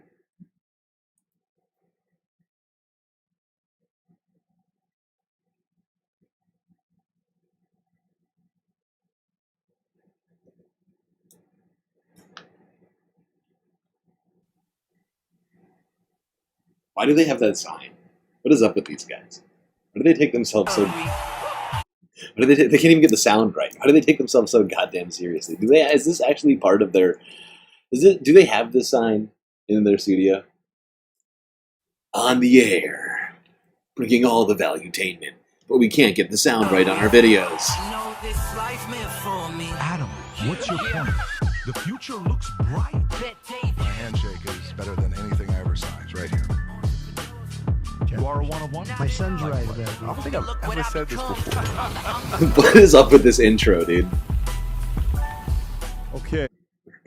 The fuck is up with this intro? Fire. You gotta have fire. You gotta get Candace Owens in there. And all these big names on here. Wow. Such a serious place, PBD podcast. Okay, so episode 570. We have a very rich man here today, Sam Cedar. He's a guy that loves rich people. He just, anybody that's a billionaire, his favorite people. Absolute big fan. And he's going to tell us why today. We've had him on before. So funny. I always respect anybody So funny, TBD. that is willing to come on, that may have opposing ideas, to sit down and have a conversation. Sam, it's great to have you back on here again. It's a pleasure to be here. I just want to say that some of my best friends are rich people. I believe you. Yeah. I believe that you have a lot of rich friends. Trust me, I believe you. Now, the question is, you want them to get taxed 90%, but we'll have that conversation as well. Gang, well, a lot of stories. Top marginal rate of 90%. Right. But you're rich too, Sam. Let's not, I am rich as well. You're rich too. Okay. We got a lot of stories to talk about. Sam is obviously a diehard fan of Elon Musk. He wants to give some more praise to him today. We'll talk a little bit about him. We'll talk about tariffs with Liberation Day. One of the stories, CNBC host hits Trump with insult. He'll hate amid tanking stock market. We'll talk about that story. Frustration grows with Commerce Secretary Howard Lutnick ahead of Trump's tariff announcement. Loose cannon with half-baked ideas. Another story about private companies added 155,000 jobs in March, more than expected, ADP says. Hooters, bankruptcy, devastating for a lot of people. $376 million debt and restructuring. Charlie Javis must wear an ankle monitor despite her budding Pilates career, judge rules. Gen Z is facing a career apocalypse. Stephen A. Smith drops mountain of receipts. What does that mean? Despite her budding Pilates career? What is that? So how? I love the outrage from PBD over this woman having to wear an ankle bracelet. Would it have been better if she went to jail? Would that have been better, PBD? On MSNBC writer who called his MAGA mouthpiece. We'll play that clip. ESPN's. Okay, hold on. We're going to get past the early valuetainment, the breakdown. This is what do you call it? It's a briefing. It's the pre-discussion briefing that he's doing. Oh, you got to do, you got to sell what is that, a branded wallet? Valuetainment branded wallet, look at that. Card holders with RFID protection, so sick. Only $100, and you can tell everybody around you that you listen to this podcast. Signs on it, Rob. If you can go through, we got the red one, we got the black one. If you can go to the all the colors so they can see it. All beige, the colors. Blue, gray, brown, you name it. We got all of them. You name them. We got all 4 or 5 colors that exist on the, there's like 4 or 5 main colors, right? Your grays, your blacks, your whites, your red, your multiple shades of red, and blue. All the colors. All the colors up in here in the PBD podcast. RFID wallet protector. Future looks bright. Okay. All right, so let's get right into it. Sam, question for you. From the last time you were here, I think it was 2 years ago that it was, give or take 2 years ago. At the time, it was probably a terrible season for Trump, I think we can say. Trump wasn't having a lot of victories. Trump was at a very low. Republicans were not convinced that he could go. Republicans were thinking it's probably going to be DeSantis or it's going to be somebody else. There was a bit of a split in the Republican Party and the MAGA. Like, I don't know. Even when he opened up his announcement that he's running at Mar-a-Lago, there was not a lot of people there. People saying, I don't even know. This person wasn't there. That person wasn't there. This person wasn't there. And then you get these CNN polls. Rob, if you can pull up the CNN video showing where the Democratic Party is at today, play this clip, and I want to ask you, Sam, what happened to the Democratic Party? Go for it. Toledo, voters' views of the Democrats in Congress among all voters disapprove 68%. And look at the approved number, just 21%, even lower than the Democratic Party at large. This is the lowest on record for Democrats, according to Quinnipiac University polling. You think these numbers are bad? Let's go to this side of the screen. We'll look how Democratic voters feel. Get this. The plurality of Democratic voters disapprove of Democrats in Congress at 49%, and just 40% approve. Horrible, horrible, horrible. Oh, my goodness gracious, you just can't get worse than these numbers. And this is the number right here really driving all of this. If Democrats have turned, if Democratic voters have turned on Democrats in Congress and the Democratic Party, that's what puts the numbers at historic lows. What is it they want to be seeing, these voters? What is going on? I'll tell you what's going on. They don't like what's coming out of some of those Senate Democrats like Chuck Schumer, because take a look at the direction of the party. Democratic voters on Democrats in Congress doing too little to oppose Donald Trump. Look at this, 77%. Should stay principled, even if it means nothing gets done in Washington, D.C., 65%. And this 65% is such a difference from where we were in 2017 at this point, when just 33% of Democrats say this should stay principled, compared to 59% who said they want to compromise. Democrats do not want compromise at this point. They want a fighter. They want to go into the ring like Muhammad Ali did against Sonny Liston. Wow. They want to take down the Republicans. They do not want this compromise anymore. They want to be more like Republicans, get up to that stage and fight. And right now they feel like their leaders in Congress are simply not doing so. And that is why their approval rating for congressional Democrats is at an all-time low, even among Democrats. Rob, if you want to pause that. Sam, what happened? What happened to the Democratic Party? Well, I should start by saying I'm fairly certain I always Harry Anton just thought explained that Trump would be the nominee. And 2 years ago, I was wondering why Ron DeSantis was lighting his career on fire by trying to run against Donald Trump, to be honest with you. I think, Trump and the Republican Party, I think they're one and the same. And so that doesn't surprise me. Those numbers are some of the most encouraging numbers I've seen in the 20 some odd years I've been doing this, because I want to see it communicated to Democratic leadership that we want you to fight. And I've been riding Chuck Schumer for, 10 years, trying to get him. I mean, Harry Reid was a great, I think, as far as they go, leader of the Senate for Democrats. But I think it's time for new leadership in the Democratic Party. We need and this is not even ideological from my perspective. I think there are Democrats that I agree with and Democrats that I disagree with on an ideological standpoint. But I think a different generation of Democrats understand that the Republican Party is intransigent. There is no negotiating with them. I think the biggest mistake that Joe Biden made was following the American Rescue Act, which was a massive boon to the American public. We cut. Sam's absolutely right on this one. I was wondering to myself, completely unrelated to what he's talking about. Do you think he's going to be allowed to, I can't remember. Do you think he's going to get to sign one of the vaults? The little safety, little lock boxes? I heard the last time he was on here, he didn't get to sign one. How rude. Second time, maybe? I don't know. Child poverty by 45% in a year. I just want to repeat that. We cut child poverty by 45% in a year. Immediately, if not sooner. That act when Biden first got in. And you know what Republicans were talking about after we passed bills that cut child poverty in a year, that extended unemployment benefits, that provided food stamps, that provided health insurance.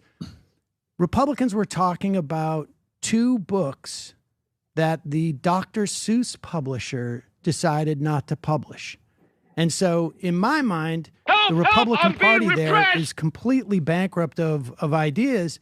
And Joe Biden, instead of pushing through Build Back Better over that summer, he opened the door for the Republicans to give a proposal. That went nowhere for 3 months. Then he opened the door for Kristen Sinema and Rob Portman to come in and give a proposal. And that ultimately, I think, is when Democratic voters started getting impatient with Biden, because we were thinking $5 trillion, $4 trillion. Joe Manchin was saying $6 trillion Build Back Better bill. And we never got anything like that. It ended up getting split into the IRA, which was a good bill, but I think insufficient. And then infrastructure stuff, also important, but insufficient. And so I think what you're seeing is frustration from Democratic voters who are saying, A, you're not fighting. B, you're allowing the Yeah. You can absolutely see the frustration all over the place. I mean, these protests, you know, if people weren't frustrated with their own representation, they wouldn't be out there protesting right now. They didn't feel like they needed to get a message out somewhere. Many of these things wouldn't be happening that we're watching right now in the streets or with Bernie Sanders at his rallies, right? If people weren't frustrated at the lack of effort being put in, I think we'd have that. Okay, 90 likes. I see you all. You need your 9th emotional support character. Just rolled a 10. I believe that is Ripley. Yes, Ellen Ripley from Alien. Here to save us. Republicans too much opportunity. And C, we need more government intervention. Do you think it's more that they're not fighting, or do you think that their policies are simply bad policies and they're not landing? No, I think it's that they're not fighting. What are the policies? So tell me what policies are, like right now, the Democratic Party. Who is the face of the Democratic Party, and what are the top 3 things you guys stand for? Well, I don't think there is a face of the Democratic Party at the moment. I mean, Chuck Schumer is nominally the highest elected Democratic official that's out there. That's not a good sign for you guys. 100%. I agree. I call for him to resign every day. I don't know that there is a single. I don't think the Democratic Party has coalesced around an agenda. We're having a. There's a fight within the Democratic Party. But what do you like? Do you have someone you like that you would want to see, or do you want to see the capitalistic competitive philosophy of somebody just comes out and lets you who it is? Capitalist competition. Even you right now, Sam. Capitalistic. I don't understand what I mean by capitalistic, like competitive. Let's just see who comes out. Competition. Competition predates capitalism. So that's good. The competition is a good thing, I mean, I think obviously there's going to be a competition. Is there anyone you like? I'm so glad Sam called him on that one. I just love how PBD wants to attribute a competition to capitalism. Like, you know how capitalism created competition? Nobody had ever competed for anything before. We created currencies and federal reserves and things like that. Is that what we're saying? Well, I think there are policies that I like that are expressed by like Sanders and AOC on their tour, their anti-oligarchy tour. I mean, obviously, I think there are other, policies that are floating around that I don't know that they're necessarily embodied in politicians yet. People are looking. There's a lot of stuff that Tim Walz did in Minnesota that I think is great. Putting the tampons in the bathroom, which was my favorite. Is it? In the men's bathroom, that was probably one of the best ones. Putting that, because that's type of policy that I think that we need in the country. No, hang on. Tell me what Walz did that you liked. Substantially, statistically, that Walz did.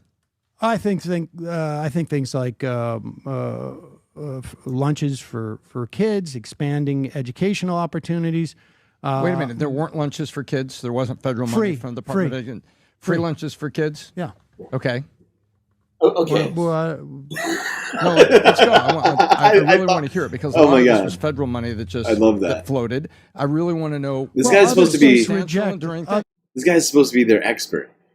Sam gets done saying like multiple examples, and then he's like, "Okay, let's go. Give me more," because I don't know how to criticize those things without sounding like a ghoul. What else? No, let's go. I really want to hear it because he just named 3 things. Money that floated. I really want to know. Other states reject expansion of Medicare and Medicaid. I should say Medicaid in Minnesota.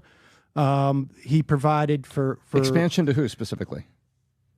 To through the ACA to people making 400% of poverty. He's got. Wait a minute. Medicaid is designed, if I walk in with a broken leg to a public hospital, right, that Medicaid is there to take care of me if I'm destitute and unable to it. That's a good thing. And that's exactly the things that California did, and it was already there. Isn't it a public hospital? What was expanded about that in Minnesota? You're expanding the pool of people who can access Medicaid on a state-by-state basis. There's still, I don't know, half a dozen states, Republican states, that don't allow that expansion of Medicaid. Okay, so you're not aware of that? So yeah, I'm absolutely aware of it. But what I want to ask you is, when you expand the Medicaid, it is a fact that basically you close the public hospitals. And so what you're talking about, the things he did That's not true. What are you talking about? Oh yeah. Ask Gavin Newsom. Ask him what happened to Ask King Drew Gavin in Los Angeles. Newsom. This is well documented. I'm stunned. No, you don't know that. you can do a choice if you want to close a public. I mean, Andrew Cuomo closed a lot of public hospitals in New York State. That's not a function of Medicaid payments. You want to go take a look at California and King Drew and what happened? Gavin Newsom himself talked about it. I'm not a fan of Gavin Newsom, but you're asking me about Waltz, and no, we didn't ask about Waltz. You were talking about. You said you like some of the things. He Waltz asked was me doing. what was in. He what literally- I like about Tim Waltz. No, Were you paying attention? I wanted one of the specifics of the things. Were you paying attention, PBD? He definitely asked him about what he likes about Waltz. That's literally what happened. What I like about Tim Waltz. No, you said you and like. I wanted one of the specifics of the things that he did. Yeah. Right. Exactly. Okay, right. So continue with the following. Oh, but this is what PBD was like in school, you know? Teacher would ask him, hey, you want to come to the board and explain something? He'd say, what are we talking about? Sorry, what? Did you mention? What? I don't know. I wasn't paying attention. I was playing with my coffee mug, my branded coffee mug. Sam, if you don't mind, because this is what I'm trying to find out. Yeah. So one, the Republican Party, like you said, I knew 2 years ago that Trump would be a DeSantis, all this other stuff. Right. We were on the same page. I thought it was going to be him. But a lot of Republicans were a little bit still staying safe and hesitant of whether they were going to go all in or not the first time you and I spoke. Uh-huh. But today, when I said, who do you like, what policies, you said, I like what AOC is doing. You said Sanders, anti-oligarchy, all that stuff, right? I have a different, I think, way of looking at politics maybe than you do. It's not for me like if a candidate emerges who embraces a wider set of my preferred policies, that's the one I'll support. I don't really get too involved in the individual, frankly. I mean, Joe Biden was not my favorite candidate by a long shot in 2020. I'm staying in the race. There were coalitions Holy shit, that was loud. built out of broke Warren my ears. and Sanders supporters that ended up bringing us a much better set of labor policies than we've seen in my lifetime from my perspective. With the National Labor Relations Board, with just the appointments of people like Abruzzo as the general counsel there, the extension of unions' ability to unionize and helping working people in that way, and then the antitrust regime that was largely a function of like the Warrenites putting in their people to undermine big concentration of money and power. Those are big positives. So, do I like Joe Biden? No. But I also know that if there are the right coalitions formed that have influence. I'm sorry, BCat. Did I break your ears too? I'm sorry, everyone. I know it was loud. Throughout the evenings, throughout the streams, I adjust the volume of my soundboard from time to time, depending on if I'm playing music or if I'm doing sound shots. Sometimes I forget to switch it back or whatever, or I put it up too high when I switch it back. And then I obliterate our ears, and I'm so very sorry. I'm just incredibly sorry. I made a huge, tiny mistake. Within the context of an administration, that's good from my perspective. Got it. But to me, like running a business or politics, right? Or running a business or politics. It shifts when it's the same people thing, all man. of a sudden look at you and they say, PBD sees business and politics as the same thing. Business or politics, same idea, same thing. I don't like these ideas anymore. So in the Democratic Party, you have a lot of different people that would have different policies. Hey, I think we should do this, and I think we should do that. Great.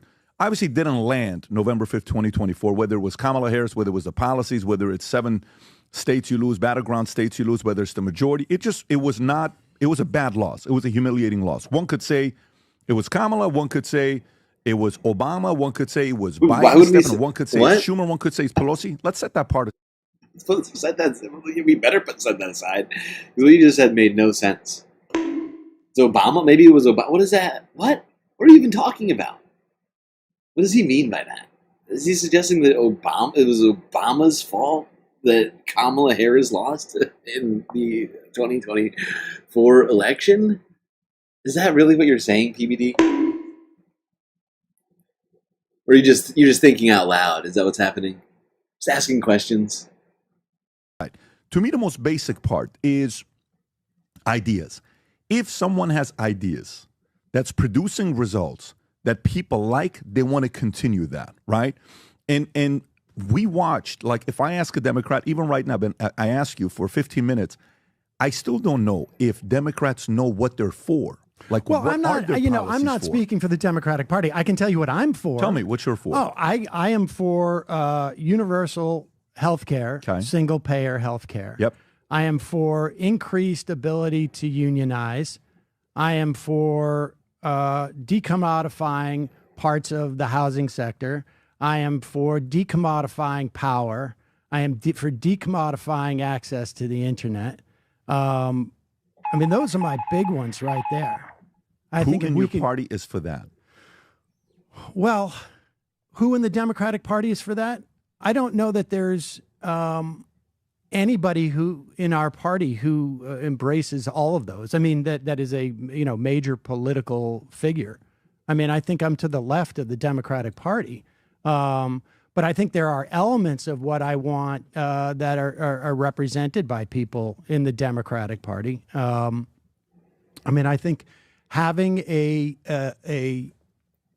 very jaundiced eye to the overwhelming concentration of wealth and wealth disparity, I think is a fundamental problem that we have in this country. I think too much of what happens in this country is a function of the concentration of wealth. I mean, that gets back to why I want to return back to the tax regime we had in the 50s and the 60s, where the top marginal rate was 90%. For every dollar above what today's money would be about $4 million. So, and just to explain this, because I've seen so many people on the right not understand marginal tax rates that it's almost disturbing. The first $1 million that you earn is taxed at 32%, or whatever the prevailing rate is. The second $1 million you earn, 32%. The third, 32%, because I think that's the highest. Maybe it's 37% is the highest. Once you get over $4 million, every extra dollar after that is taxed at a 90%. I love how wherever Sam goes, he just winds up explaining like a handful of things to people who really genuinely seem to be as educated as children on things, and he just turns into like this school teacher character. He like puts on his like Social Security or his marginal tax rates hat, and he's like, "All right, children, here you go. This is how marginal tax rates work." And it's fucking amazing. It's one of my favorite things. Not gonna lie. Rate. That's what you want. That is what we had in this country for several decades in the post-World War. Why do you think that's good, though? Because we talked about this. Why do you think that's good? I'll tell you. Because it flattens wealth disparity. Okay. And that is when you have the greatest expansion of the economy. Right. When the wealth of the country is shared by as many people as possible. Right. Obviously, it's not everybody gets the same amount, but do you think that's a popular idea?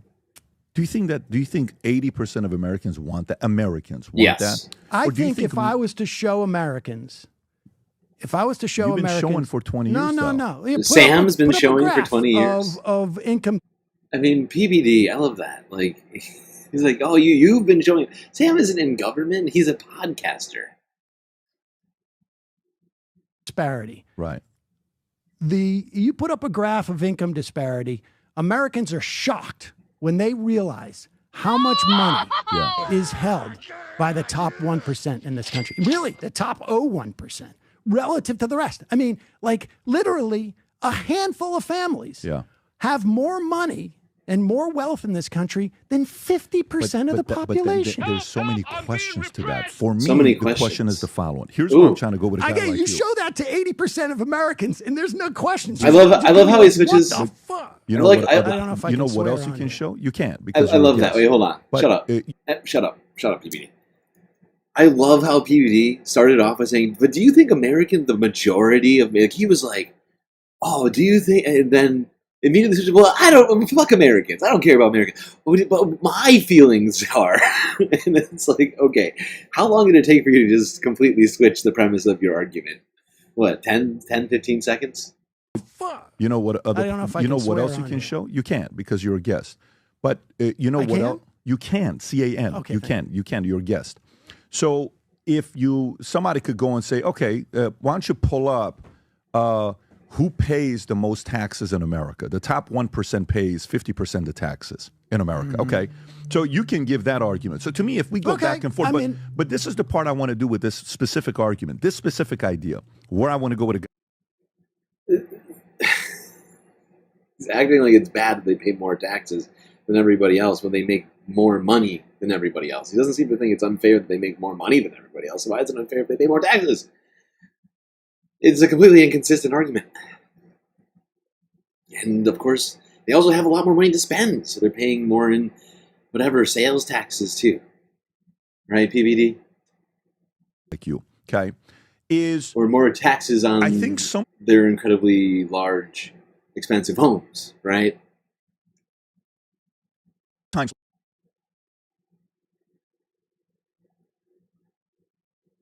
the Democratic Party, you go to a message. We go to a message. You know and how then Trump what tests things happens? out. Yeah, Greenland. It's Greenland. Tests it out? Greenland. Greenland. Yeah. What does that mean, testing it out? Saying something in public? That stuff doesn't seem like a test. Is it? This guy has such a baby-brained view of politics. It's fascinating. Greenland. It's going to be so one way or another. We're not going to go to war, but one. Yeah, you know, a third term. I'm not talking about third term, but a lot of people are talking about third term. Yeah, Canada should just be a 51st state. Governor Trudeau. What? Trump will throw these things out there. Yeah. Okay? And then the market And then- reacts to it. and then the market? will say, The market? What is he talking The market? What are you talking about? Are you talking about the stock market right now? Is that the only thing this guy, it's the only lens he's able to view it through is through capitalism? The market reacts. We were talking about people a second ago. What happened? about? And then I believe this is how I do it as a business owner. You kind of, I'll be in front of, I'll never forget one time I brought 9 of my guys and I dropped an idea on them. You should have seen the reaction on everybody. You know what the reaction was? What was it? They looked at me like I was high. They looked at me like I am on shrooms. They're like, Pat, respectfully, these are terrible ideas. So you know what happens to a business owner? They're so used to coming up with bad ideas. What do? They move on with bad ideas. So to me, Trump gets up there and says, what do you think about this? And then he looks, he says, okay, what's the guy that So it's a bad idea if other people don't like it. Is that what that is the basis upon which he has no ideology aside from if people like it, it's good. If it makes money, it's good. Otherwise, if it doesn't make money, if people don't like it, it's bad. That is PBD's entire ideology, if you can call it that. This is fascinating. And I love how he talks about Donald, basically suggesting Donald Trump doesn't think through anything that he does. He just says it out loud and sees whether or not the markets or people like what he said. And then it's a good idea because the markets and people liked it. Or some people. Whatever. Respect. Okay, this guy's pretty reasonable. What did he say? What did she say? Okay, let's move on. To the Democratic side, somebody like you. Okay. But I would. But let me just finish the point. I'll come to you. Trust me, I want to hear from you. To me, I think Sam is as bewildered as I am by, perhaps more bewildered. It's hard to tell for sure. But by PBD's take on how politics works. The Democrats, like you, okay, you have a voice. People watch you. You're an influencer in your community. And you actually have the ability to kind of go and help your community out, help your party out. There are certain policies that you keep pitching that is no longer popular, that's been exposed so many times, because what we learned, like the biggest part why some of the conservatives like the DOGE concept and some of the Democrats that like the DOGE concept. What Democrats like the DOGE concept? It's government wasted expenditure. Name Obama one talked Democrat. about it. Clinton's talked about it. People on the left. Name one Democrat who likes DOGE. Who? They've talked about it for many, many years. And the average person watches this and says, okay, so after 4 million, you want to put the tax rate at 90%? Yes, I do. Okay, so all you're saying is that the government knows how to use my money better than free enterprise? I don't believe that. Well, so that's where the argument stops. That's not the premise of why I want to do that taxation. I mean, the government will redistribute the money, and that's no longer a popular idea. In the Ice Age, how much taxes did people pay? America. I That's the part where you see the Young Turks kind of growing and evolving and seeing the Young some Turks of the are ideas growing. That kind of is not popular. So that's who he's talking about, the Young Turks. Those are the Democrats he's talking about. Great, good. I listen. The fact of the matter is, government always redistributes money. It always redistributes money. Every government at every moment is redistributing money. The question is, which direction is that money flowing? That's it. There is no doubt. Governments redistribute money at every moment. The question is, which direction are they is at it? What? How successful have they been at it? How good are they at it? How much waste have they done with redistributing money? Oh, there's no doubt in my mind. Like, look, we have a massive, massive military budget. And if you want to look for waste and fraud in government, that is where you go. That's where all the money is. Everybody knows it. There's an enormous amount of waste and fraud. They can't even get through an audit. How many audits has it been? Half a dozen? Social 7. Security, Pentagon. and they can't pass a single audit. I agree. Social Security is audited all the time. Do you know how much money? Let's talk about this for a second.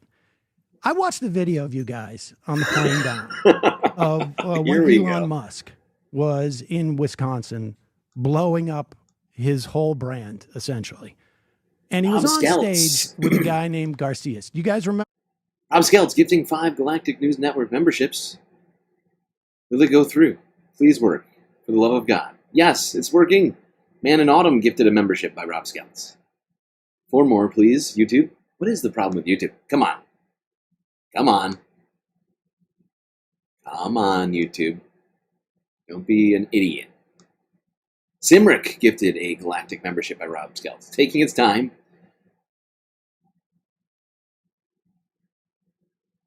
Oh, it's keeping me waiting. This is incredibly rude, YouTube. Why are you playing these games with our feelings?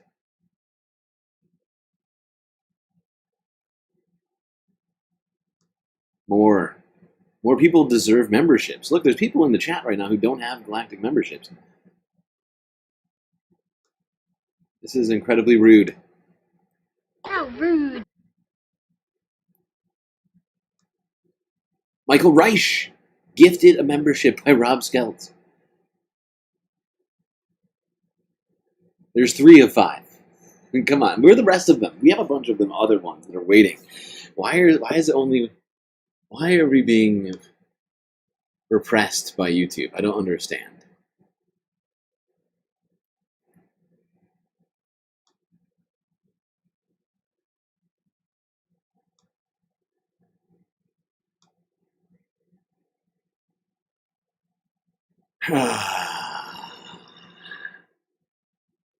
Something's wrong. Something very wrong is happening.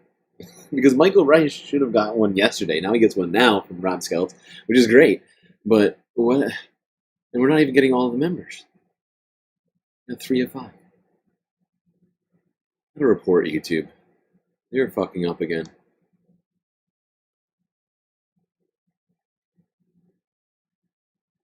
YouTube, do your job. A transaction just happened. Complete your end of the transaction. Immediately, if not sooner. How do you turn on GIFs? You click join. If you go onto the channel page and you click join, there's a little option to accept GIFs. You gotta do it in order to get them.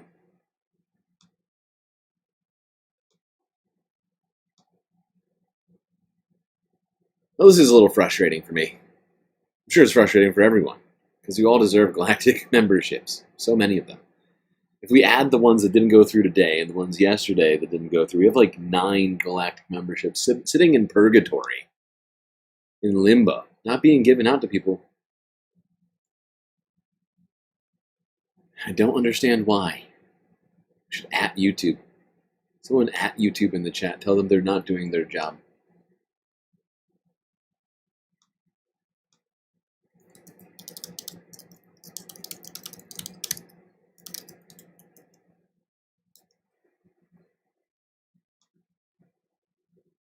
I think we'd probably have to add them in the comment section, not the live chat.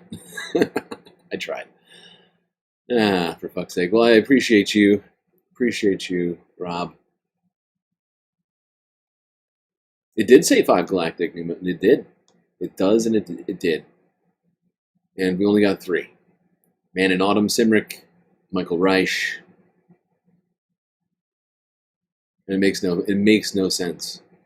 The fact is, if we actually lost members in the last 24 hours, like I was saying yesterday, would happen. So there should be even more people for them to give out those memberships to. Oh, look, there's one. Singing Way. Gifted a membership by Rob Skeltz. There it is.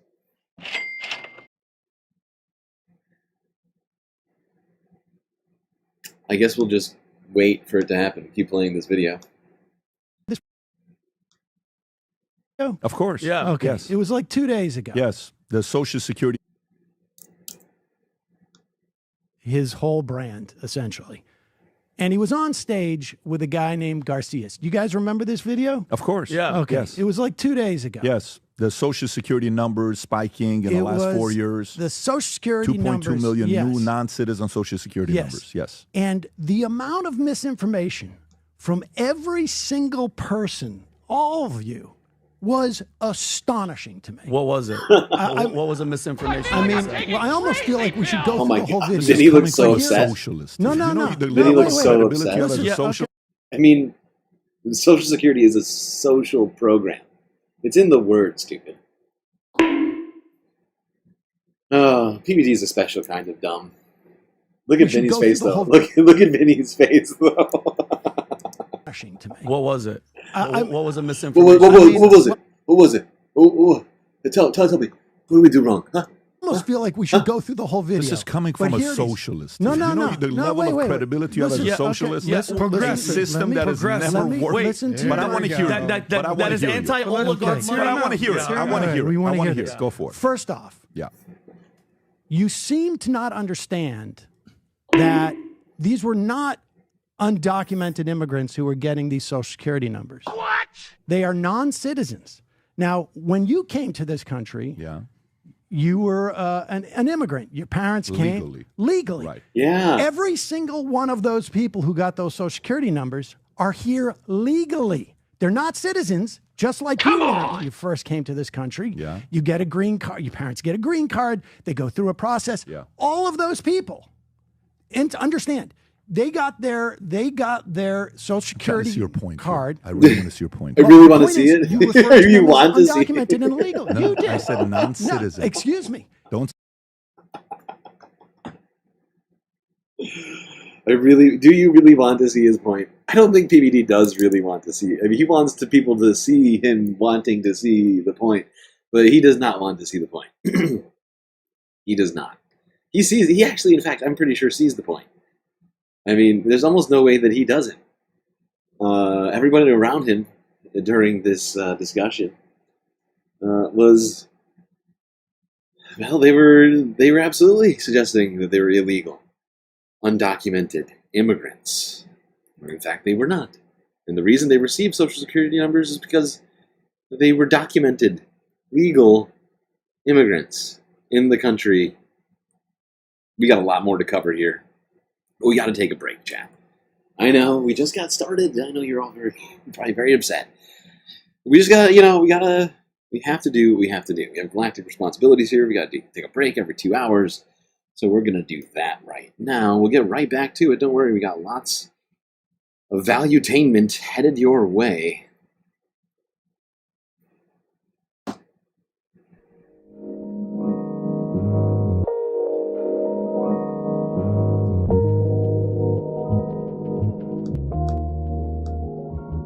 Well, I do hope everybody's enjoying the stream so far. If you haven't already, hit the like button and don't forget to subscribe. Maybe even hit that little bell icon as well so you get the latest galactic notifications and you don't miss a single episode of this spacecast. While you're doing all that, do also consider contributing to the Galactic News Network, as we are completely funded by viewers like you. So many great ways for you to show your support, of course: YouTube, super chats, super stickers, memberships, which are kind of working. I'd recommend people start their own rather than gift them out right now, since it's been kind of not fully functioning. We got the Twitch, bits and subscriptions, Cash App and PayPal, if you want all of your money to go directly to funding this here stream, rather than having a third of it taken by YouTube or Twitch. But of course, the best way to get the most space benefits for your Earth dollars is to go on to Patreon and become a galactic patron, where space benefits await. You could even have an avatar on this stream. Just go on to the website and find out all of the sweet, sweet bennies that await you. Only $3 US a month. And if everybody became either a member on YouTube or a patron on Patreon, all of our galactic money problems would be solved. Anyway, chat, enjoy this short space break. Grab yourselves a drink, maybe a snack, and I will be right back.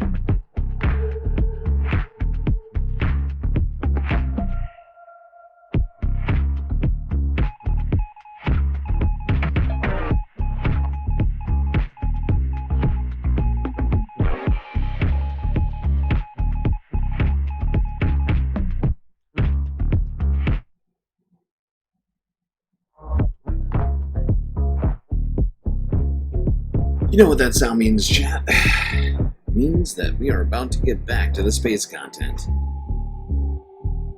I also want to say thank you to Dragon's Marine for deciding to become a galactic individual, not waiting around for a gift membership, which who knows when those are going to go through, and just saying, I need those galactic emotes now. Immediately, if not sooner. Much appreciate you and your support. Okay. Back to the spacecast, where we were last talking about, or sort of reacting to some degree, although I have watched this before, is PBD podcast episode number 570. My God, it's a lot of episodes. With Samuel Cedar. Let's go back to that now.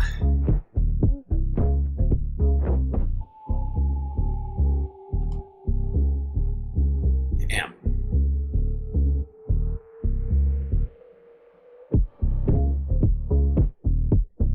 You referred to them as undocumented and illegal. No, you did. I said non-citizen. No, excuse me. Don't say everyone here. I okay. said non-citizen. He takes offense to that. Which one of you got it wrong? I Yeah. think you did. Just be right? specific. Just be specific. Everybody else got it We wrong. can play the video. I love that. PBD. Look, don't blame me for what everybody's saying on the show named after me is saying. That, come on. That's too much, man. Come on. That's not fair. How rude. And go through it. But I'm still trying to get to the point. I just What's want to the make. point? Well, the point is, they're not illegal. Yeah. They're not undocumented. They're all legal. Right. The expansion from that program, the EBE program, which is enumeration beyond entry, was. I hate to keep interrupting. I'm actually going to go back a second. Keep interrupting. Volume's a little low. You're right. You're right about that. I'm also saddened by this message from Moa Noah because since we didn't get those, it's pissing me off, honestly. It's making me upset.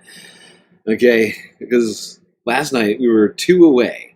After Mitty got his situation figured out, got his gift emote through no other emotes, gifted membership through, no other memberships went through. We were only 2 away from 18. And now we're 20 away. Now we're 20 away. And everyone's right, the volume was low. I turned it down for the music. It's my bad. Also turned it down here, so I should turn it back up slightly there for the soundboard. Okay, that's a decent volume. But now, now we're like almost 20 away. A few got gifted out, so I think we might be under 20, like 19 or something. But it is really something that's bugging me right now. And I wish it was just up to me. I wish I had a way to just give them out. There should be a way. YouTube should make a way to give them out because they're not being properly distributed. People are paying for them, and yet the benefits of those, it's like YouTube is stealing, basically stealing from us. Not just the benefits of people having the membership, but also another emote, which we deserve. And I'm honestly considering writing them a very strongly worded email.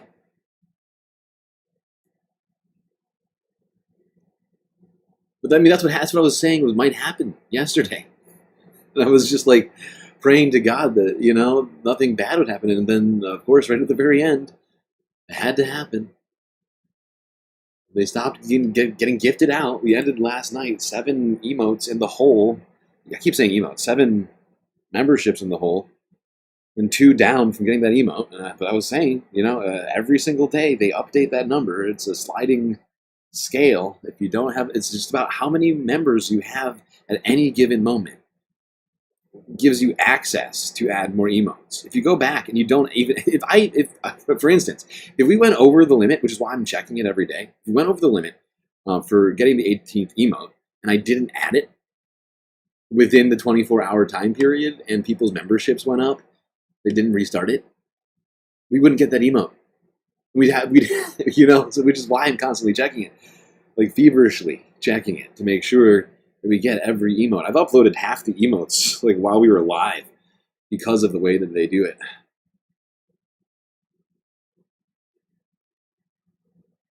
which one of you got it wrong. I Yeah. think you did. Just be right? specific. You're thinking. We can play the video and go through it, but I'm still trying to get to the point. I just What's want to the make. point? Well, the point is they're not. They're God. not illegal. They're not undocumented. They're all legal. I don't want reality. The expansion from that program, the EBE program, which is enumeration beyond entry, was started under the Trump administration. The numbers have gone up because, yes, under Biden, as opposed to Trump, there was an expansion of people who were here, probably, I'm not sure. A lot of illegals. Excuse me. 10 plus million. Not a single one of them. Breaking not number a of single. people Hold on, you're came changing in. the subject now. No, I'm not I'm changing the talking about subject. that video. Yeah. And every one of those Social Security numbers Let me that ask was you a handed question. out. So Let how do me you feel finish about the now. illegal immigrants Hold that on, came to us 4 years? I will get to illegal. You don't I care will about get- those people. I will get to the Because you cared undocumented. about children. But you don't want Yeah. to talk about Okay. this, and I don't blame you because it's Wait, embarrassing. no. But let me do a quick time out Every here. one Let me of do a those quick time Social out here. Security numbers. Do a quick time out here. Sam, let me just do a quick time out. You said you don't want to talk about this. You just spun away from a question I asked you, and you brought this let up. me You finish haven't the even video. addressed the question I asked Let you. me Wait a finish, minute. we'll get to the the, point that I illegal had. Let's go back. Oh my to what God, I he's asked so you. upset. I asked you a question. He's so upset. That the money that's He's so going upset in, that Sam is answering, American- is talking about this in a way that makes them look really bad. He's like, look, you're answering this question that we definitely asked you, but what about the other question that I asked you before that question? Why aren't you answering that question? Answer that question before you finish answering this one. Help! Help! I'm being repressed! question that the money that's going in, Americans prove that they don't trust the government getting the money than free market, free enterprise. I don't think you that's never the case. addressed that. I don't think that's the case. People American love with the Social Security. the People love wasted Medicare. expenditure. What Okay. we learned with DOGE, Hold the on, American no. people said, "Sam, enough of you taking our tax Excuse money me. and see what you're doing with it." Elon Musk made that Wisconsin election of a referendum on DOGE. To the extent that we've seen anybody vote on DOGE, nobody heard the word DOGE before November of last year.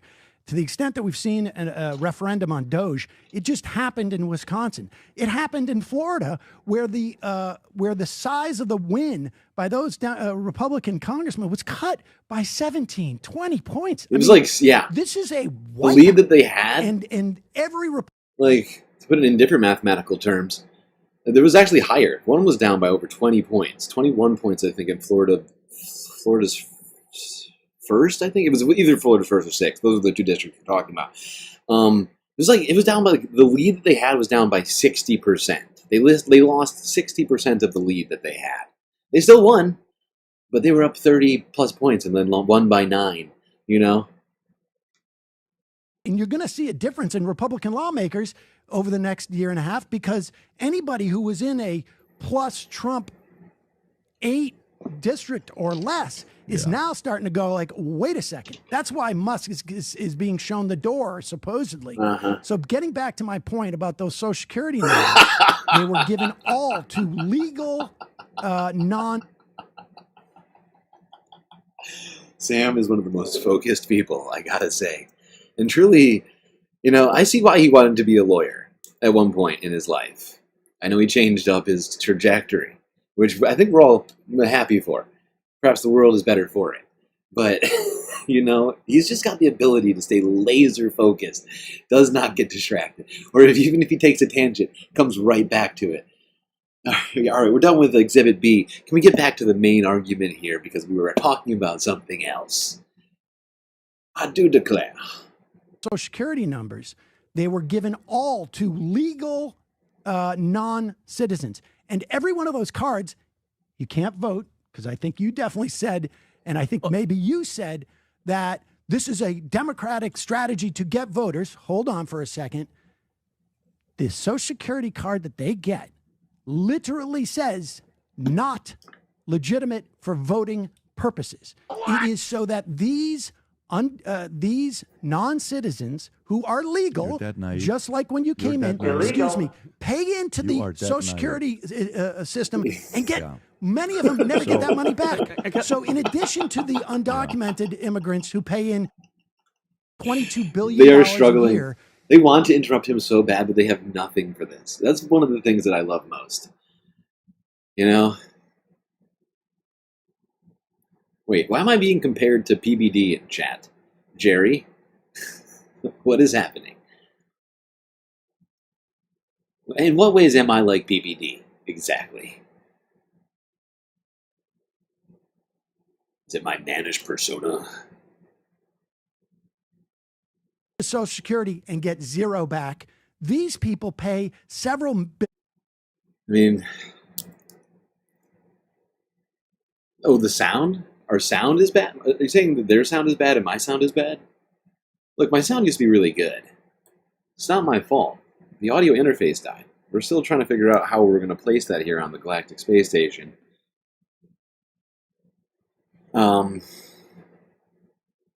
Yeah, we're going to have better sound. I don't know if that's what you mean, but I'm a little hurt.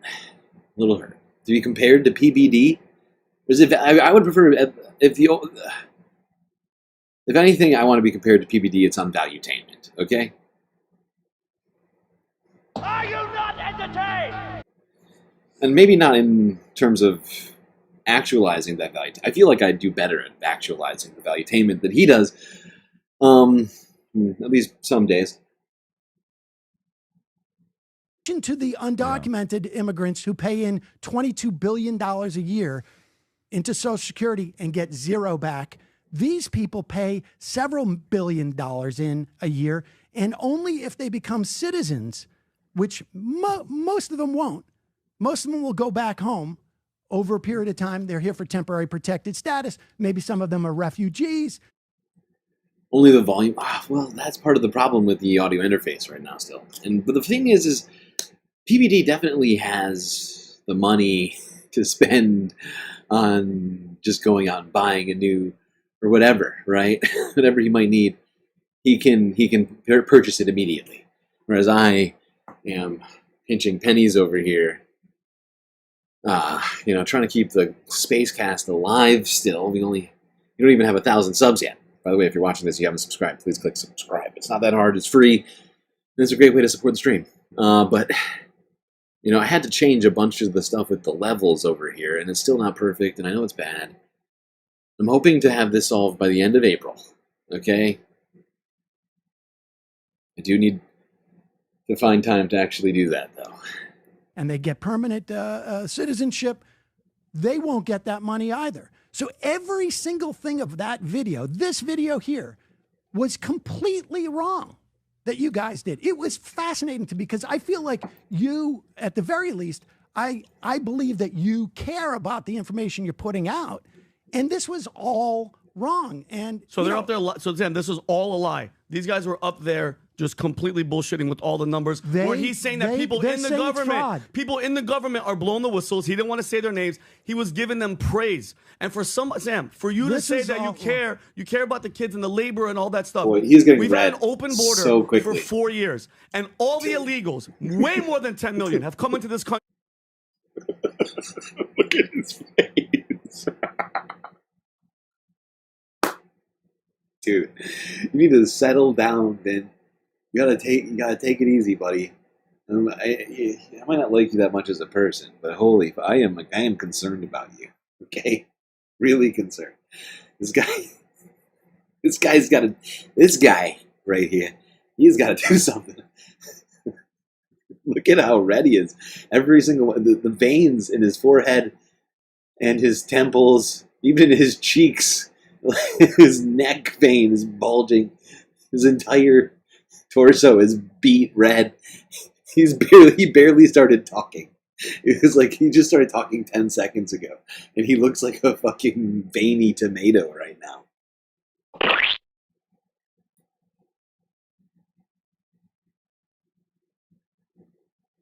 California, is that where you live? No. Where do you live? I live in New York. Okay, great. Even better. So the amount of money that we spent on illegal...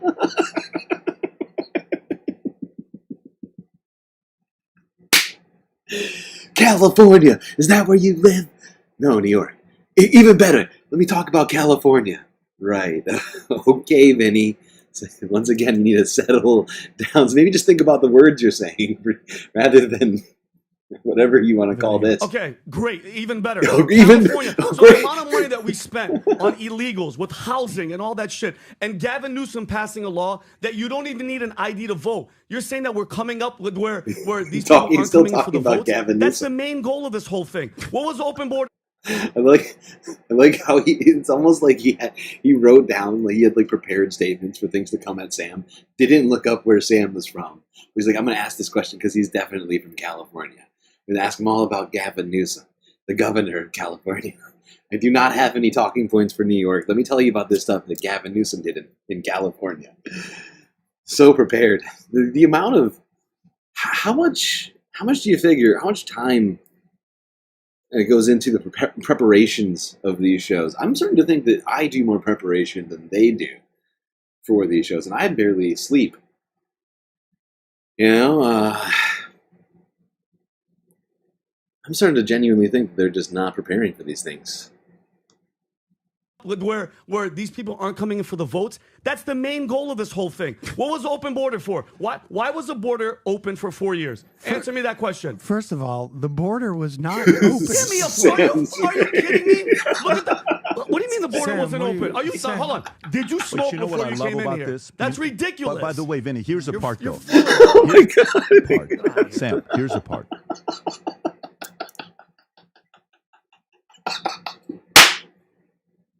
Oh my God. Look how red his face is.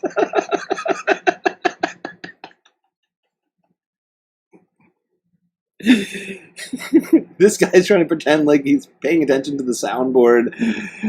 I forget this dude's name. He's like, I'm not here for this. I'm on my phone. Meanwhile, Vinny's face is the same color as this red Ferrari back here behind PBD and this valuetainment mug. It's somewhere between those two shades of red. This dude. And Sam's response is amazing. It takes... What do you mean the border wasn't open? Are you hold on? Did you smoke before you came in here? That's ridiculous. But by the way, Vinny, here's the part though. Here's the part. Get out of here. Sam, here's the part. When I hear this. Okay.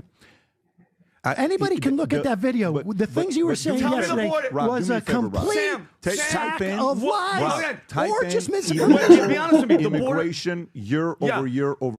You know what Vinny's problem is? I don't want reality. Dude doesn't want reality, so he's got to block it out by making... This guy was hooked up to I really wish that we could hook Vin up to a heart monitor for these. Oh my God.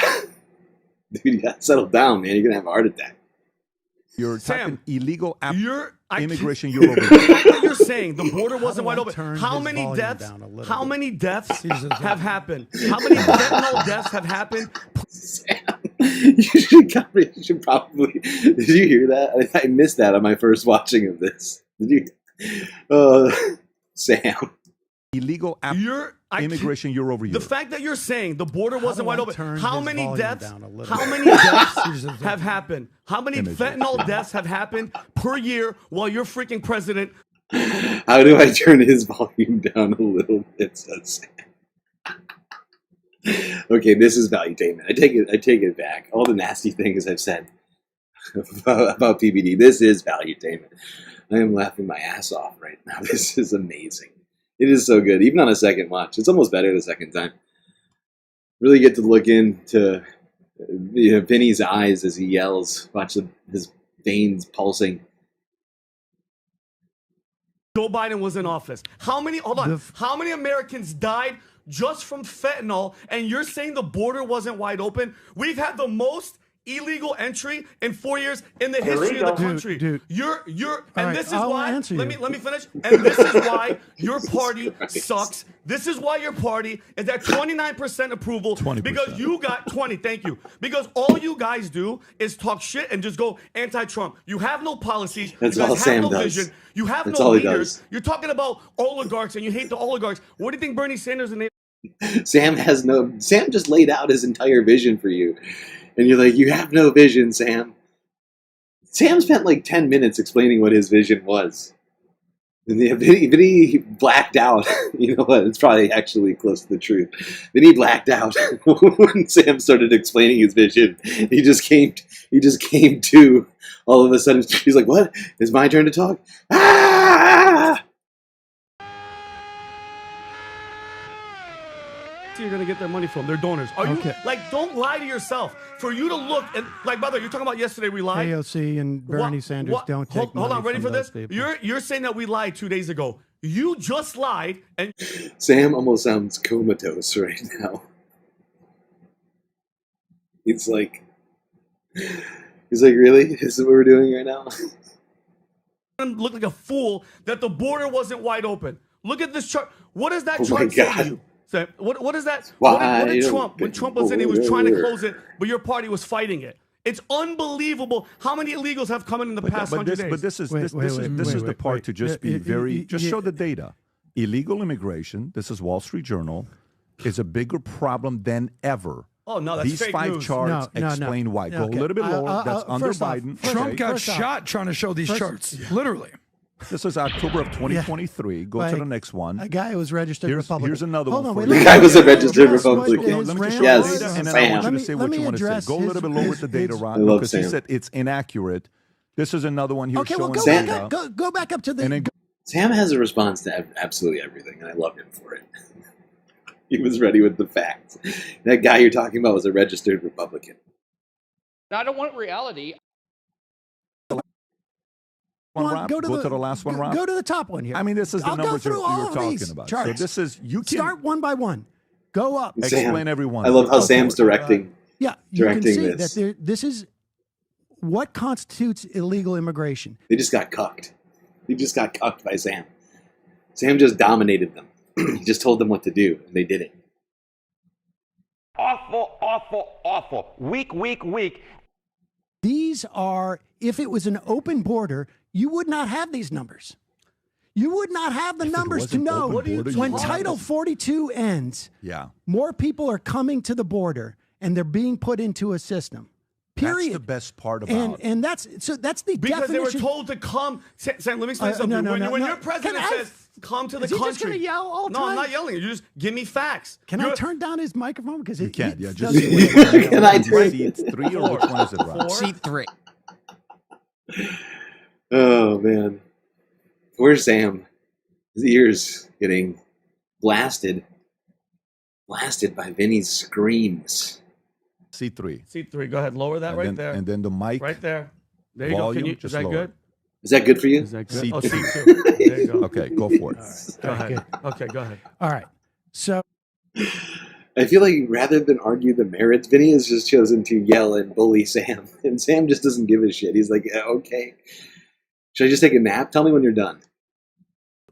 You're still going to hear the truth, though. So go ahead. no, I'm happy to. Yeah. Can't turn down the truth. Is No, what you you're saying. can't. Open border would mean that we have no records of people coming across the border. The law in this country has been that if you put your foot in this country, it's an international law, it's a U.S. law. If you put your foot in this country and you apply for asylum, you are due a process to do that. 98% of those people who are then what you guys would call catch and release come back for their hearings. We are woefully understaffed in terms of like immigration judges. Yep. And that process is definitely. Yeah, and not only are we woefully short of we were already short immigration judges going into the Trump administration. There was already a backlog of immigrants coming to this country. But what Donald Trump did when he came into office was, what was it? Oh, he didn't try and fix it. He fired 18 immigration judges. Immediately, if not sooner. Broken. I would love to see more money spent in the processing of these people so that we can establish which ones, like your family, like my family as well, illegal immigrants. No, but came in Illegal. through a refugee status. They weren't citizens on day one. They came in, they went through a process, and it's possible at that time. I mean, I remember, I was old enough to remember the Iran hostage situation. I remember the fallout afterwards. There may have been some form of temporary protected status, whatever it was at the time, that allows people to come in. Then they're assessed and processed. It's determined that, yes, their claim for asylum is appropriate or not, et cetera, et cetera. That's what we're looking at there. As you scroll up on those other charts, you can you see hear PBD breathing over there. I think that was PBD sighing. I don't think he was expecting Sam to start talking about Iran, which is where he's from. 42 ends, which was only supposed to be an emergency situation. Has very strong feelings about that. That has to do with health, and you can't have it both ways. Either COVID ends or it doesn't end, the pandemic. And so people come in. There's no doubt, and that number on that chart that Musk had, under Biden, more people received temporary protected status. We had a problem in Haiti as the country is falling apart. You had people from Ukraine coming in because of, obviously, the invasion. These are all under temporary protected status. They all got Social Security numbers so they could pay taxes into our government and not necessarily get the services back. Yes, and vote for Democrats. No, they can't vote. Right. Those Social Security cards literally say, on the card, say. And vote Democrat. Wow.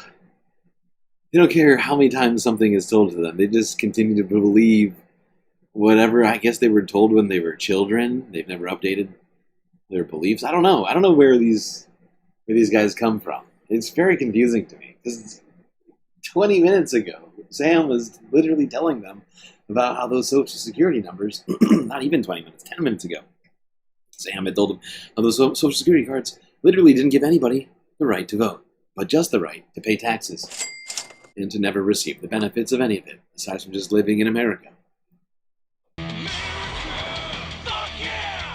You can't use this for voting. AOC said we don't have an illegal immigration problem. We have a just moves right past problem. it. That's what AOC said. So this is not something new. You know how when you talk about who's better at gerrymandering, the left or the right? The Republicans. It's a hands down fact. Not that the Democrats haven't done any. Republicans seem to be better at that. The Republicans are much better. I agree. Guess what? So it's not like they Is can that fight good? it and say, no, we're not. That's their reputation. They have it. They're better. He seems to think that's good. Gerrymandering. Strategically, they're better at doing that. But for you to sit here... I don't have a problem. May I make my with let me make my point. Yeah. When you sit here and you watch yourself when you're saying these policies and you spew out these policies, spewing them out. What the average person does, spewing, watch you say, it, and if they've already spewing, Sam spewing out policies. What is the definition of spew? To spew out. What is that? What is the definition of spewing? I must know. I don't already know the answer to this question.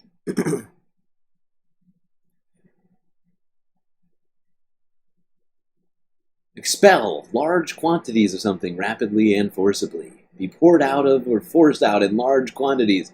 To vomit. That's almost an exact definition of what Vinny was just doing. Sam was just sort of eloquently and calmly stating a bunch of facts. If anybody was spewing here, gotta be Vinny. PBD podcast was behind 100% of the spewing today, it would seem. Outgrown it, because today the problem with folks, content creators have today is the following. Say we say something on a video and we're wrong. You know what others will do? They'll react to it and they'll say stuff to it. And if we're right, they'll keep coming to us to want to hear more of it, because they'll say, at least you sound reasonable. And they'll say, I want to hear what John has to say. I want to hear what Joe has to say. I want to hear what Megan has to say. I want to hear what whoever these people are that are giving ideas out there want to say, right? But when you keep saying stuff that others are able to tear apart so many times, that a former liberal watches that maybe was a viewer of you. Does Patrick think that they've torn apart Sam's arguments here today? Look at him looking directly into the camera, like hoping the audience hasn't been paying any attention for the last 40 minutes. Hey, you watching the show right now. We tore it apart, right? Vinny, all that yelling that Vinny did, remember that? That was pretty. Clearly, Sam didn't say anything intelligent, or and says How cogent. can Sam not see this and outgrow it? He is still stuck on this policy that's been proven. On facts. Americans don't want to pay more taxes to a government that wastes their taxes. How does he not see that? How does he keep pushing this agenda back and forth? Then you lose an audience, and the people you keep is the following. Here's who you end up keeping. You end up keeping an audience that makes you think you're right, but that's not always the case. You keep an audience that, of course, hates rich people.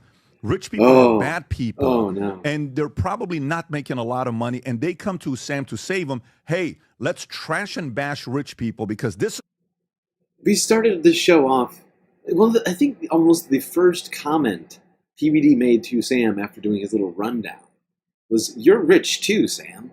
He's like, "Yeah, we hate the rich, but Sam's rich." And nobody, people don't hate Sam. Not his viewers, the people he's accusing of, you know? It's not about hating rich people, it's about hating inequality. We got to do. Yes, Sam, let's go after the rich people. But in reality. Are you talking about me? Because we just had our biggest month. No, and when people you had the biggest one because of Jubilee. You were on Jubilee and you were on that we've show. Been going back up. No, you were on Jubilee and Jubilee gave you a lot of eyeballs. So Jubilee brought a lot of traffic to you. A lot of people agreed. A lot of, I mean, a lot of people. Who just said it's true? It's true. Have you seen the comment sections of those Jubilee? I think we talked about them on the stream. But yeah, it's true. There has been some upticks. It could be related to Jubilee. It could be related to any number of things. But there's definitely a bunch of people who were like, who agreed with Sam, who may not have agreed, thought they agreed with Sam before watching that video.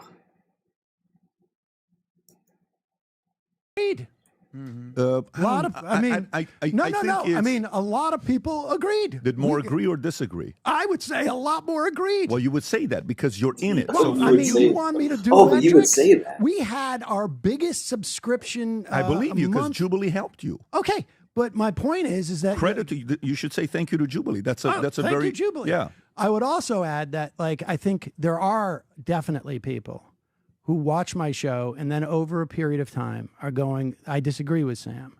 And proudly, those people move to the left of where I'm at.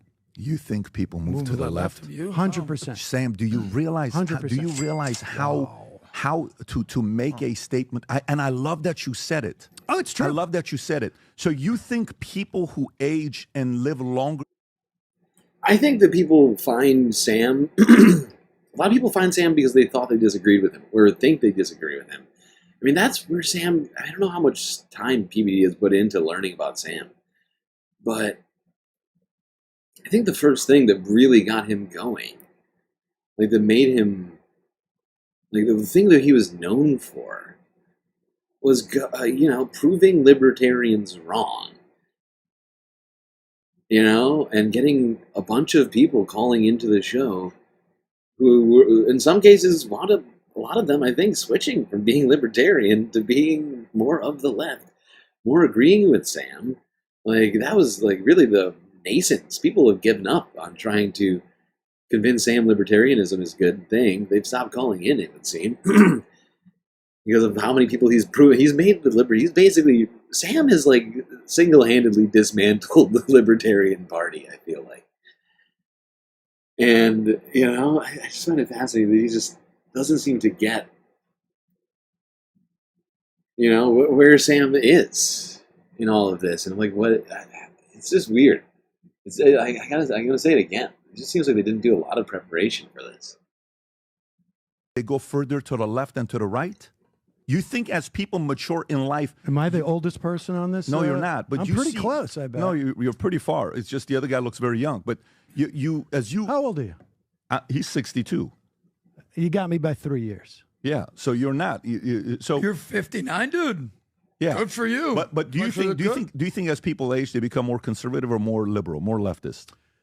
I think it changes with generations. But no, that's not the case. There is a evident more of one or the other. Do you think, like it's asking a question, do you think as we age, do our bones get stronger or weaker? They get weaker. As we age, do we become more leaning? Okay, this is a chart. It's God-given. It's God-given according to PBD. Jesus, I say that. As go the bones, so doth go the conservative bias of elderly people. The older you get, the more conservative you are. It's a fact. It was the 11th commandment.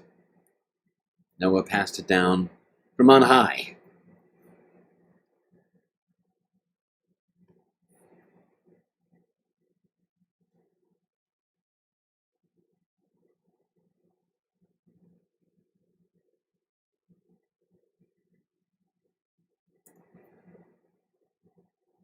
What was I about to do? There was something I was about to do just now.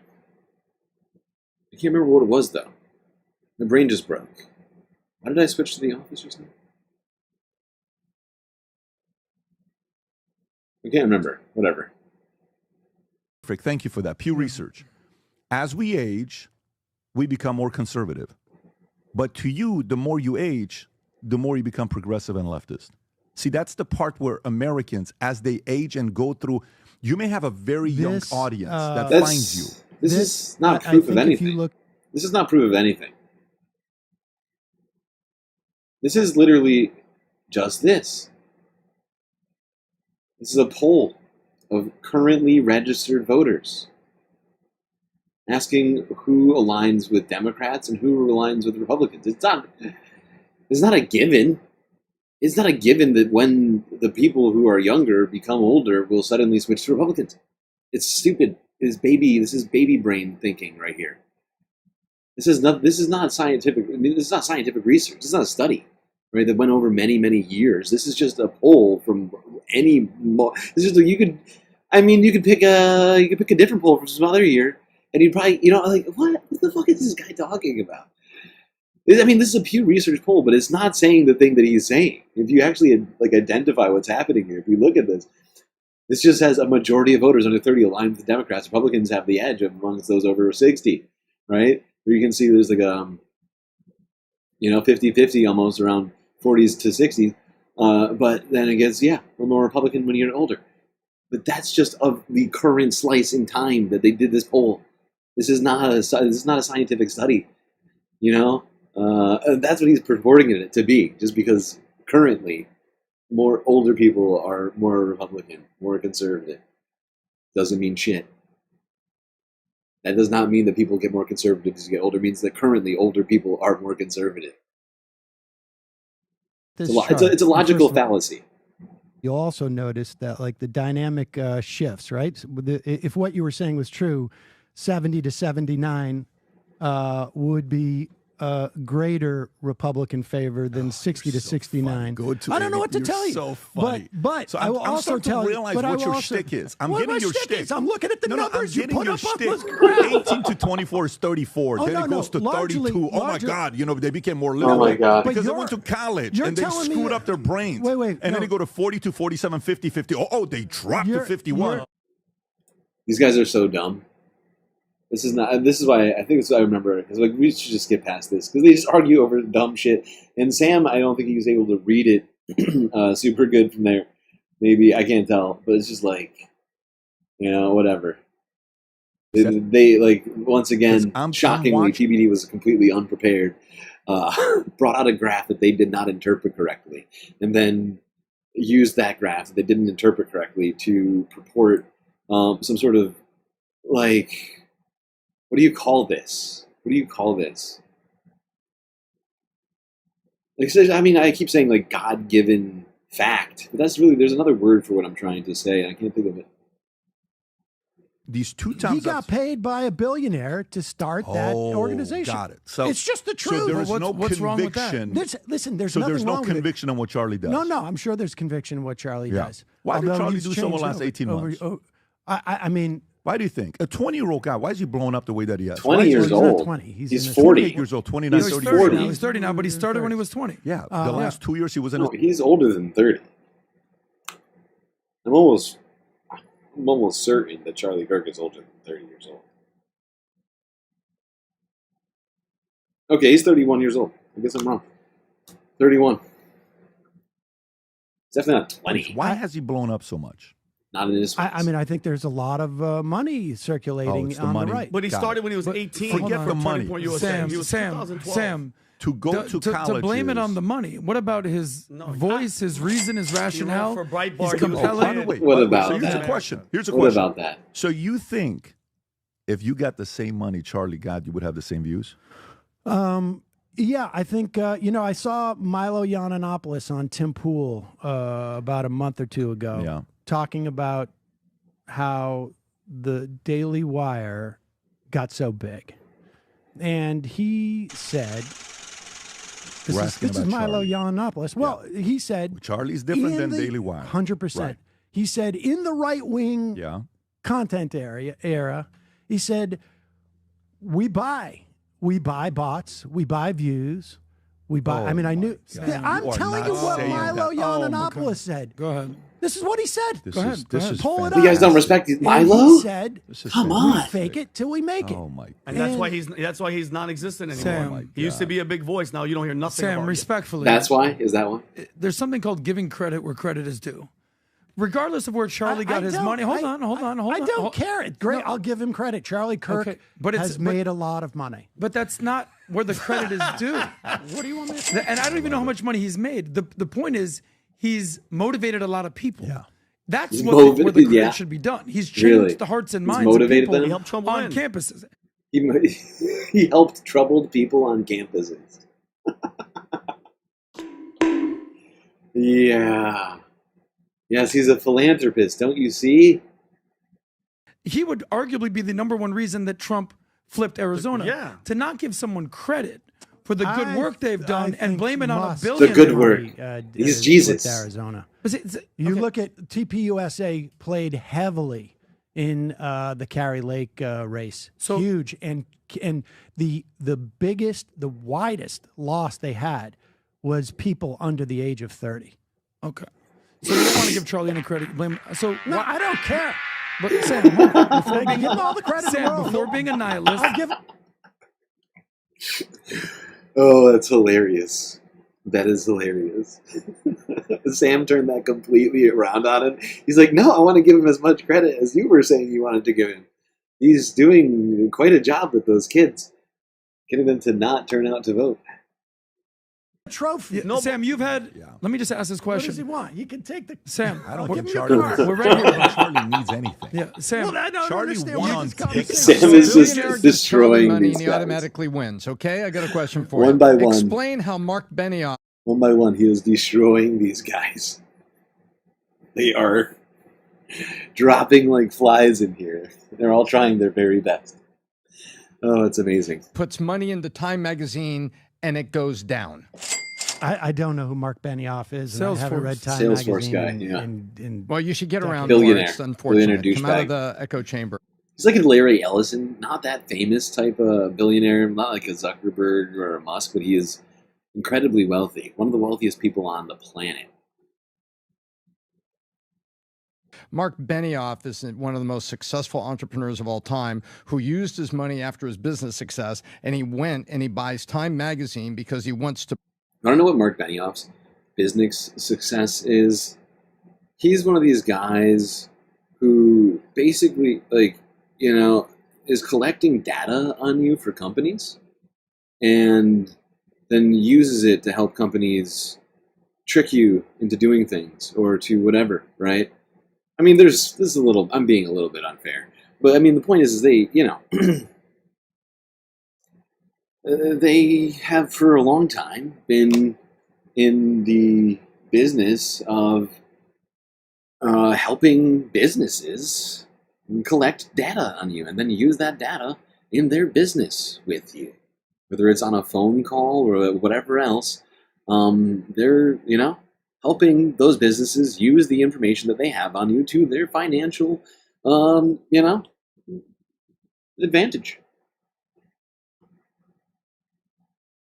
Push liberal views and values, and the thing craters. He would love Well, then That- me but wait, not he's a reading billionaire. Time It should magazine work. Hit him up would for be money. getting out of my Hit him up for money. my bubble, right? Yeah, but you know what it is? That's true. Sam, I gotta give you I credit for like that. to give everybody the benefit of the doubt. I truly Really? do. And Do you? I try to look at the only one you can succeed in business and in life and in sales, like you're developing other people, is you have to. Those are the only things in life: business, life, and sales. That's PBD's 3-tier system of life fulfillment: business, life, and sales. Now, I don't know what life is. I assume life is just more business and sales. I don't know. I mean, he did run basically a pyramid scheme. Very successful. Look at the best of everybody. He made you a don't lot have of money. a choice. As a parent, you have to always look at the best of your kids. You don't have a choice for them to do their best, right? And I try truly and do want to that look with at my you kids. and look at it from the part of the best to say capable, great communicator, temperament is solid. You go through it. I want to see all the good with you. Really? But the part where you sit there and you realize some policies don't work. The What young policies Turks. don't work? Go. Seriously, that's what I love. Is they haven't actually pointed out anything that Sam hasn't been able to refute. And whenever he does refute them, they either explode like Vinny, or they have nothing to say, and it's just crickets. And I love how PBD's trying to pretend like they're just being really super generous with Sam. You know, like, oh, look at me. I'm like, I want to see the good. I want to see, I want to see whatever. And it's like, dude, you're giving Sam the benefit of it. That's what this looks like, huh? I would hate to see what it looks like when you're being ungenerous. Go to name a policy. I suppose if that would just be you just stab Sam, right?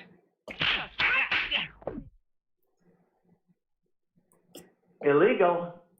I support that doesn't work. What do you think about 90% tax rates? I would start there. Yeah. Like I say, when we had those in this country, everybody can look this up. We had what was known as the Great Compression.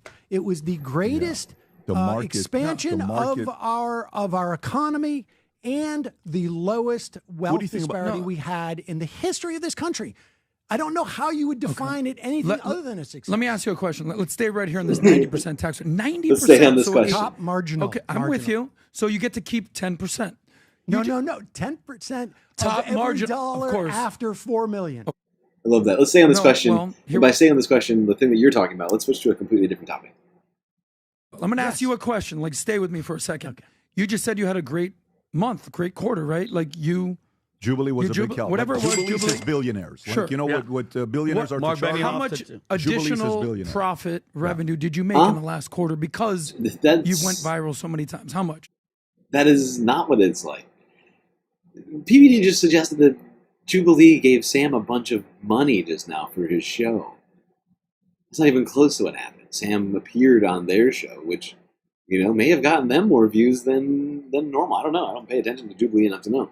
But they certainly aren't funding the majority for it, the same way that billionaires are funding right-wing media.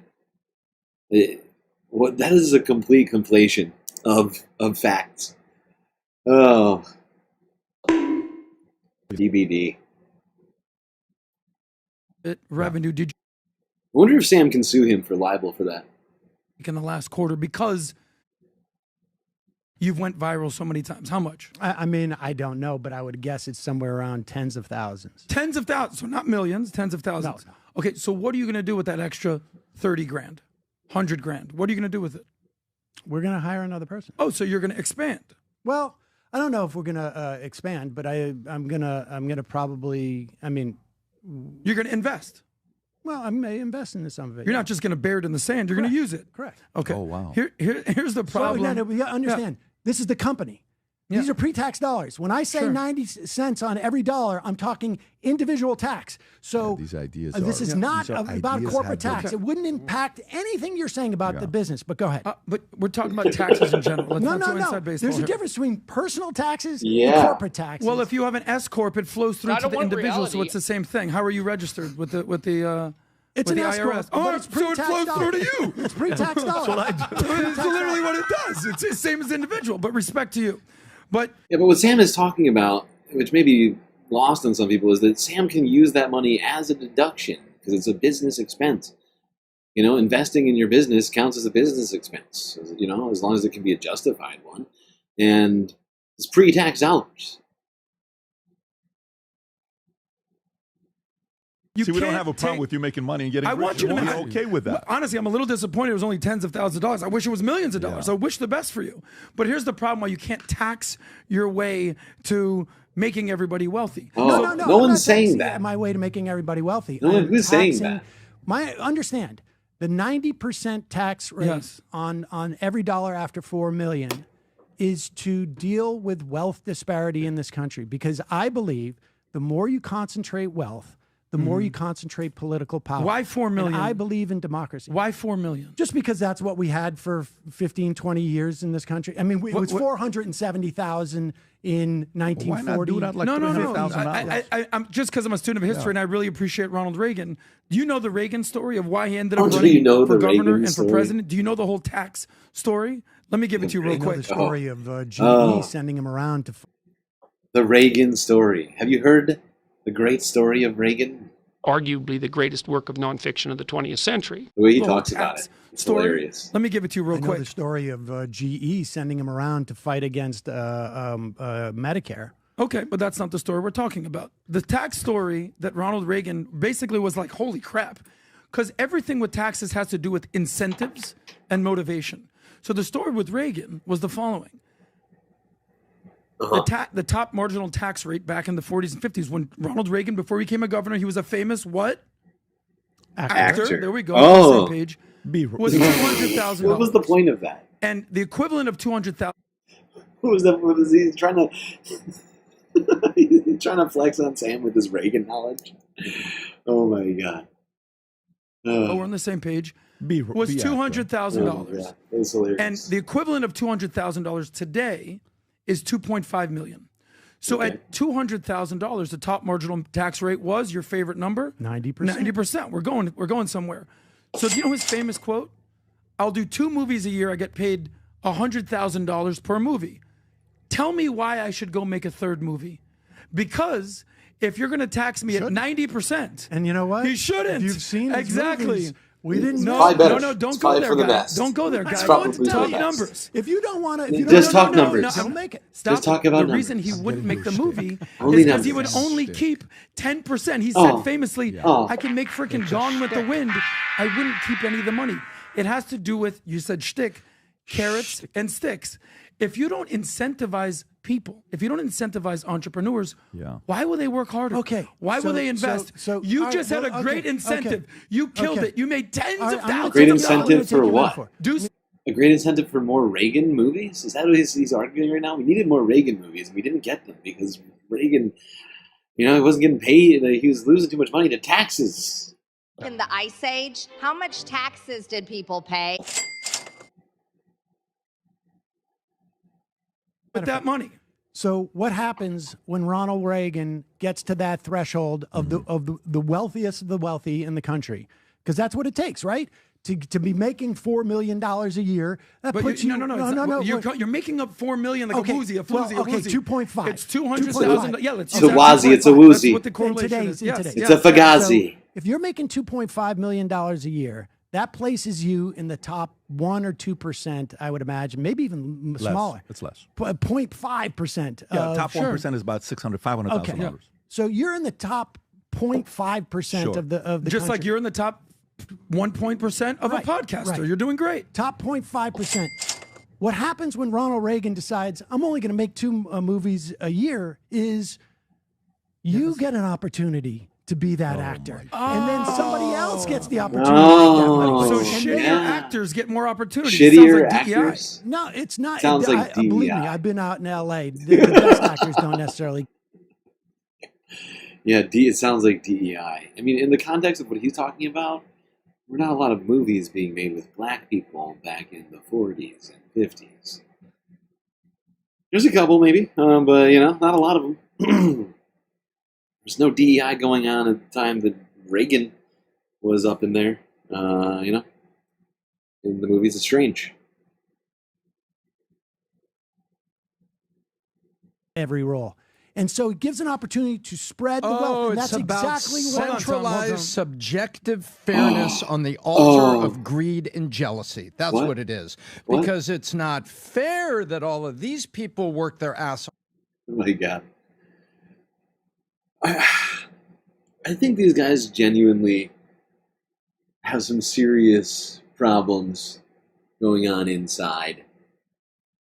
The way that they talk all the time is just wild. Each one they've all got their own special sauce, undoubtedly.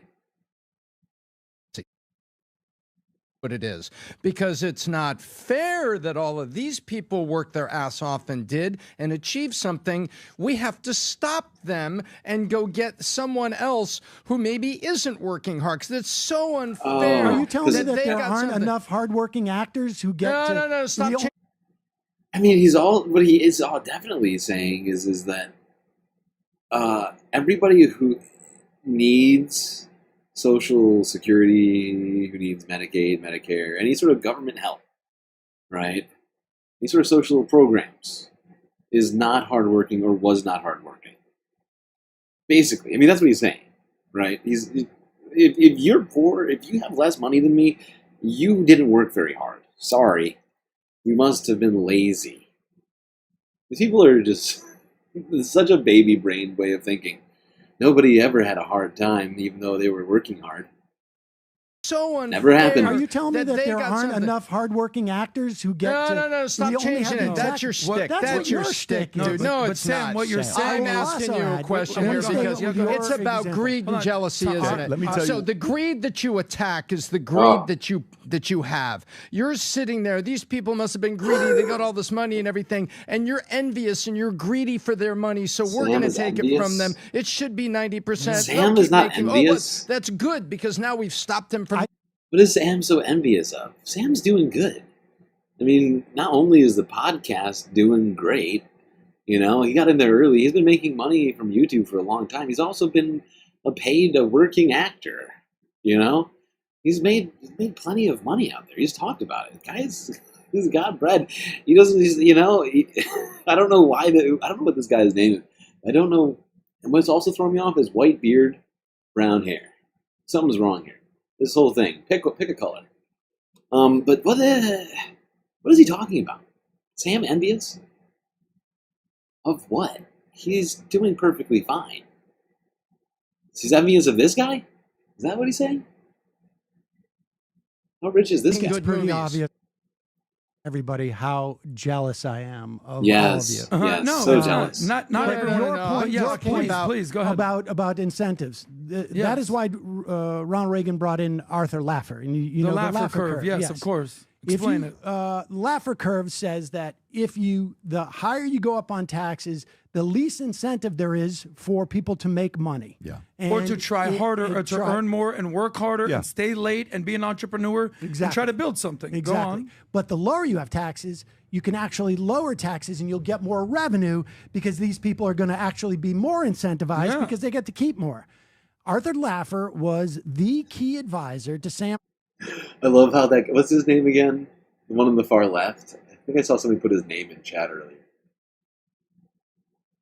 What's that guy's Aaron? Not Aaron. What is his name? Adam? I think his name is Adam. I love how Adam, when he heard the words Laffer curve, oh my God. Did you hear the change in his voice? He's like, yes, tell us about the great Laffer curve. Yeah. He doesn't realize where Sam's going with this, and that there was already a real-world experiment that proves that the Laffer curve is bullshit. But all these weird Ayn Randians, you hear Laffer curve, and they just, oh my God, get excited. Because they get to keep more.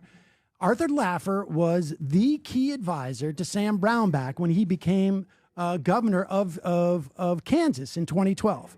You can look this up. People just have to Google Sam Brownback, Kansas, 2012. Just Google it. With the Great Kansas Experiment. That's how you research. He did exactly what Arthur Laffer said. He slashed taxes for S corps, etc. Within, I think it was 2 or 3 years, the Republican legislature rose taxes because revenues had cratered so badly and they had so destroyed what was once the jewel of Kansas, their education system, their higher education system. They rose taxes. Okay. Well, there you go. I mean, there it is. Kansas provides compelling evidence of the failure of supply-side tax cuts, which is exactly what you that doesn't work everywhere. Do you know how many case examples I can show of cutting taxes? Well, it doesn't always work. I love that. They have conceded so many times now, and are just sat there silent, like in response to this, or just yelled about other things. But every time Sam brings up something, they're like, "But well, I mean, we talk about something else."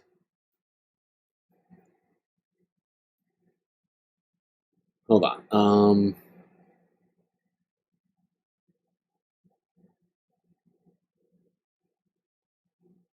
I just got to skip at least some portion of this at this point, because I'm just looking at the time. We're 5 hours in, 4 a.m. Eastern Standard Time. I'm not going to skip. Of course, I'm not going to skip all of it. I'm going to skip like one section, because we still got more. After we're done with this, we still have more news to cover. I don't know if you know that. Oh yes, we still have to talk about Canada and some other things. Sunday FUNDAY. We still have other fun things unrelated to this podcast that we have to do. Environmental news. I don't know if you heard, but the South flooded. Not fun, but important news. And a bunch of other things to get through. I mean, my God, this is actually really slow. I just realized how much this one video is taking up of, because we started this before the break. So this has been going already for like an hour and a half. Jesus Christ. I think it was what Biden did in staying in was atrocious. He should have gotten out way earlier. Yeah. There's a story coming out now of like Ron Klain seeing him before the debate and realizing the guy was a mess. And I think Harris's campaign was also poorly run. I think that, nobody could tell what her policies were. Mark Cuban's going out there saying, we're going to get rid of. Right, I agree. Mark Cuban's coming out there saying like, oh, don't worry, she's not going to do any more of this antitrust stuff. On one hand, I don't want a billionaire coming out and speaking for my candidate. Did you vote for her? Or did you sit that one out? No, I voted for her. You voted for Kamala. Oh, why? Just because? Oh my God! Very rational. No, hold on. What did you? Why is Vinny's only? It's hard to call it that, but rhetorical device is yelling.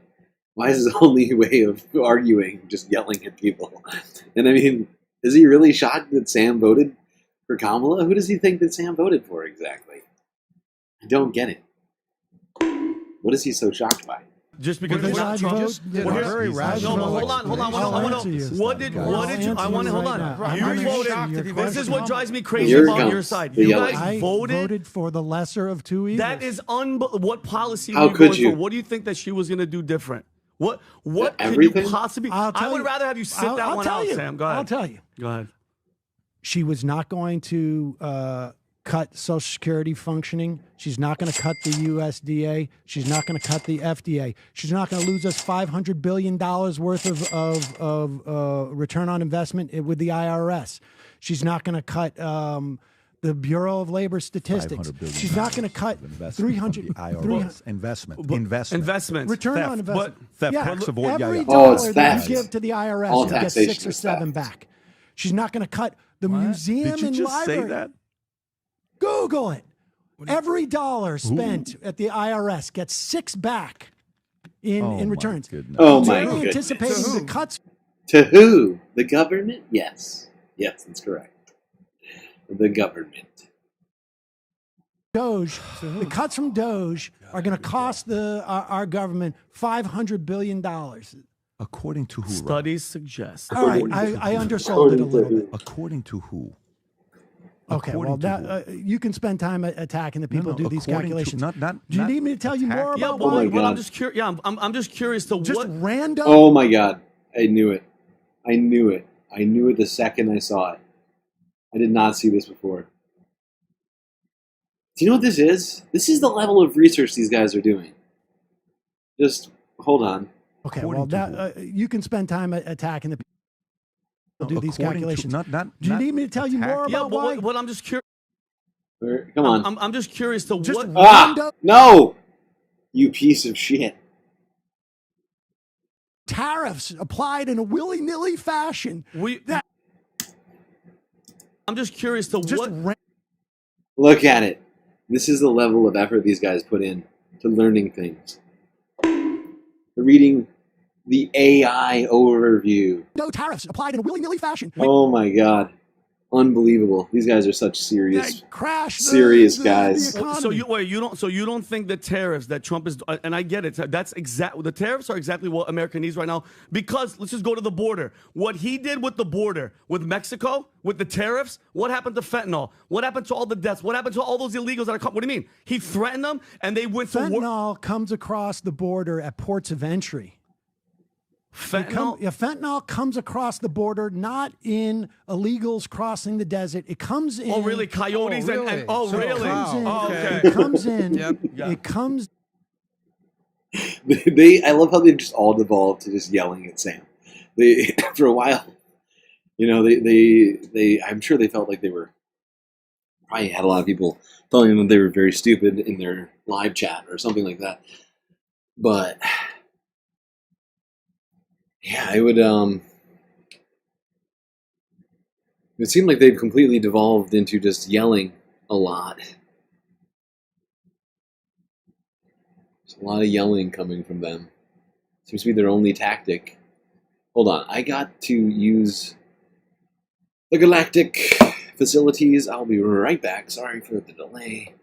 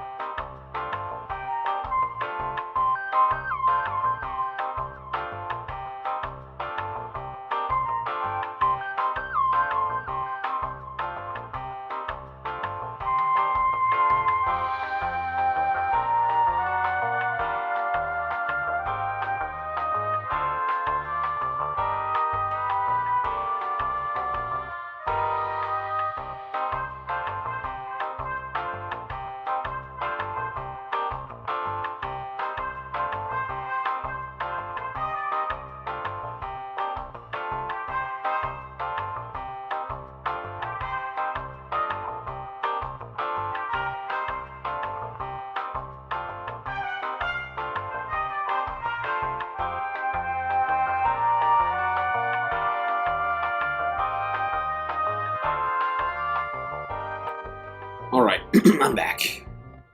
So then if that's the case, you know what that validates? Joe Biden and the Democratic policies are better for the billionaires than Trump's are, because they brought in cheap labor, and that cheap labor helps who? Helps the rich. When I am in favor of a path to citizenship that is much easier. And by the way, those 10 million people that came here illegally, give or take. And that was in that bill that they suggested in the fall of 2023 that Trump said he didn't want because he wanted to keep it as an issue. Who do those 10 million people take jobs away from? Who do they take jobs away from? I don't know that they take jobs away from that many. Really? No. Really? We are at when. What does PBD think? That Americans are just lining up at farms and dairies and wherever else, construction sites? I mean, maybe more so for the last one, but a lot of those jobs, people don't necessarily want to do them. We've been a service economy for a long time. That's hard labor, hard work, and in some cases, doesn't pay very much, especially farm work. In 20 years ago, we were told that the lowest unemployment that it was possible to have with a functioning economy was what? Do you remember? Why does PBD sound Israeli? He's not Israeli. He is Middle Eastern. He's from Iran. don't know, he's got a, I don't know. I guess he's kind of got a accent of some sort. It was something like 6 to 8%. And now unemployment is at 4%. And so and it was lower than that before. I continue. You're not answering the question, though. Who do those people take jobs away from? I have answered it. I think largely they don't take jobs away from people. Oh, they don't? Of course they do. Hang on. Perfect. I love what you just said. You think they don't take jobs away from anybody. Perfect. So if we go and we look at when China started trading, let me make the point. When China came through and was able to bring labor to us, 1971, it was called the ping pong agreement that they had where, you know, we can send labor there, and labor at the time was 8 cents to 20 cents an hour, where for us minimum wage was $1.60. Then in 2001, when the Clinton policies helped China join the World Trade Organization, and at the time, minimum wage in China was 20 cents to 50 cents, depending on different regions, and for us was $5.15. We lost 6 million manufacturing jobs. Did they get all their money, all of their information from AI overviews? This is not a good way of researching. I'm just going to point that out. Sometimes they're right. Sometimes they're wildly wrong. Give or take the next 7 years. Michigan, you got Indiana, you got all these other places. Where did those jobs go to? Who did they replace?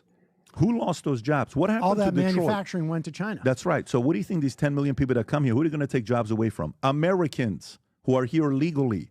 Those jobs are going to go to somebody that's cheap labor. That was the So movement that happened of capital. 50 years ago. Capital decided that it was cheaper for them to move to I'm specifically talking about last 4 years. So when you're Capitalists. saying labor's not going to be taken. Capitalists decided to do that. Yeah, it's a great point, Sam.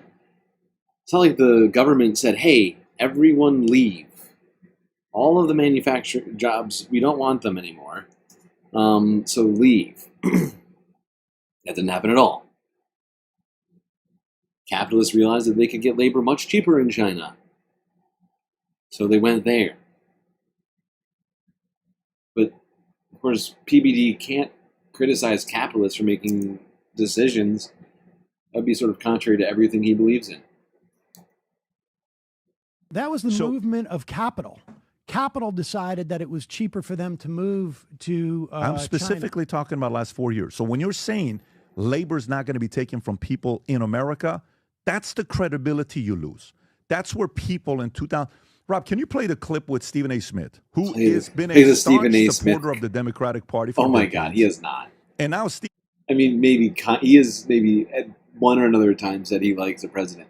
Dude's, first off, he's not really political. I mean, he's moved slightly to talking politics more recently. But he's always he's a sportcaster. You know? Like, what are we talking about here? Let's hear what Stephen A. Smith had to say. Guy who was all off of dude, Stephen A. Smith? That's where you get your politics from? The dude goes from one spectrum to the other just randomly. All the time. The guy has no ideology, from what I can tell. Smith is being called as a member of MAGA. You know, Rob, we can't play the whole thing. Can you go to the main part? Do you know the main part or no? I do. Right after he reads this is when he responds. Okay, let's see what he says, Rob. Go for it. This Owens, Sean Hannity, and other prominent voices from the right on this podcast as reasons for his premise.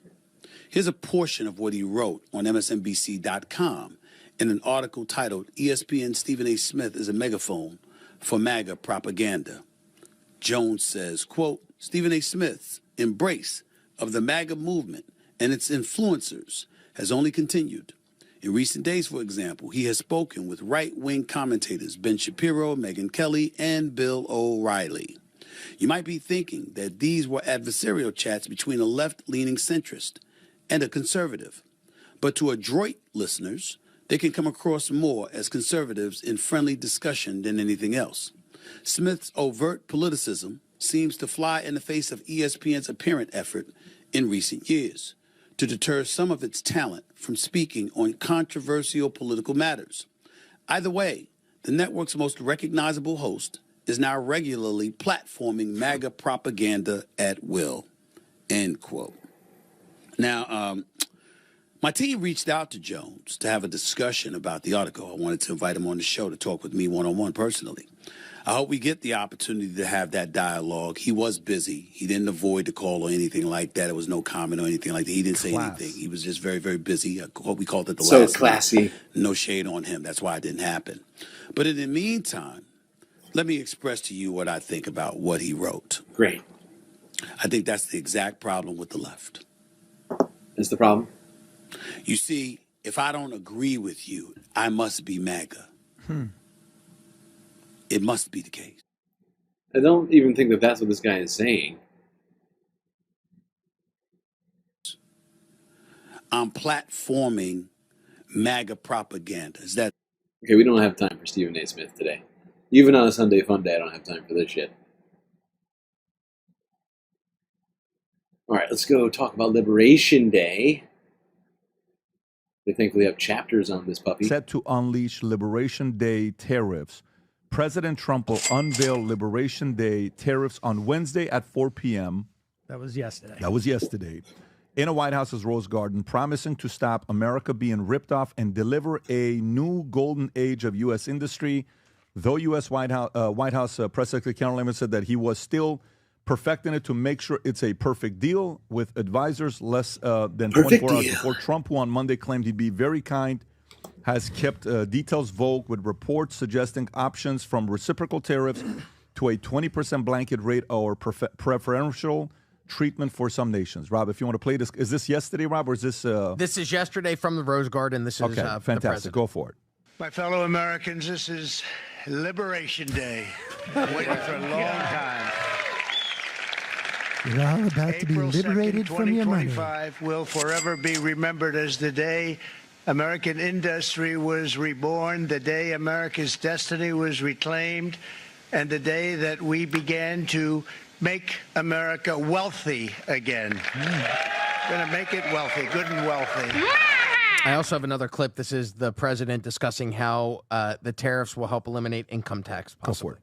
From 1789 to 1913, we were a tariff-backed nation, and the United States was proportionately the wealthiest it has ever been. So wealthy, in fact, that in the 1880s, they established a commission to decide and a few really, what really they rich were people going made to up do for all with those the poor vast people. sums of money they were collecting. We were collecting so much money so fast, we didn't know what to do with it. Isn't that a nice problem to have? What do you think, Marco? Good problem? Marco would love that problem. But we don't have that problem anymore, but we're not going to have it very much longer, I will tell you. But they collected so much money. Favorite word. They actually formed a commission to determine what they were going to do with the money, who they were going to give it to, and how much. Then in 1913, for reasons unknown to mankind, they established the income tax so that citizens, rather than foreign countries, would start paying the money necessary to run our government. Then in 1929, it all came to a very abrupt end with the Great Depression, and it would have never happened if they had stayed with the tariff policy. It would have been a much different story. They tried to bring back tariffs to save our country, but it was gone. It was gone. It was too late. Nothing could have been done. Country's It took gone. years and years to get out of that depression, far longer than even FDR had that office right over there for a long period of time. The ramp system, it's rather... Yeah, and now we're going to... I wonder how long it's going to take for us to get out of this depression that's heading our way right now. intricate was built because of him, and every time you walk up, you think of him, and he did a great job in many ways, but it lasted long beyond his terms, as you know. But it's not too late any longer, and we're going to start being smart, and we're going to start being very wealthy again. We're going to be wealthy as a country because they've taken so much of our wealth away from us. We're not going to let that happen. We truly can be very wealthy. We can be so much wealthier than any country. It's not even believable, Right. but we're Go for getting it. smart. Okay, Tom, your thoughts on this? Stock market down 30%. Be much So- better. Markets love continuity, even if continuity is rooted in, trade inequality and things have been going on for decades. Trade inequality. And to get through the shift, Unfair to get through the treatment food of poisoning, trade. it's going to... I love the way he talks about a trade as if it's like a person. Oh, trade inequality. We must do something about trade representation. We must have DEI in trade. We can see markets react to sentiment, and markets don't know what to make of this. How many tariffs are going to stay for a day versus a week versus a month? You don't know. How many tariffs are going to shift? Israel actually backed down and said, how long it's okay, going to we're be. done. Yesterday, correct? Trump says that the tariffs will be here forever. His policies are forever. Israel went, hang on, we're good, we're backing off, we're done here.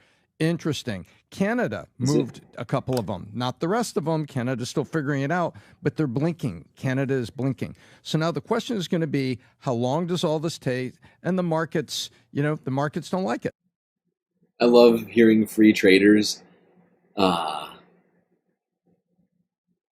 to defend these tariff policies. It really is fascinating to me. It's a pretty Twilight Zone sort of moment. I know that I'm always defending the free market, but actually tariffs might be okay too if, Sasha's gifted memberships, yeah, I remember that yesterday. And we still have some, we only had 4 of 5 of, who was it today? Rob Skeltz gifted more subs today. Only 4 or 5 of those showed up. And we still haven't seen any of the ones from yesterday show up like they should have. I don't know what's going to happen. I keep hoping that they will just start. Like, at one point, I saw them come through randomly at a different time. So I'm just hoping that they start coming through out of the blue and that YouTube will do something about it.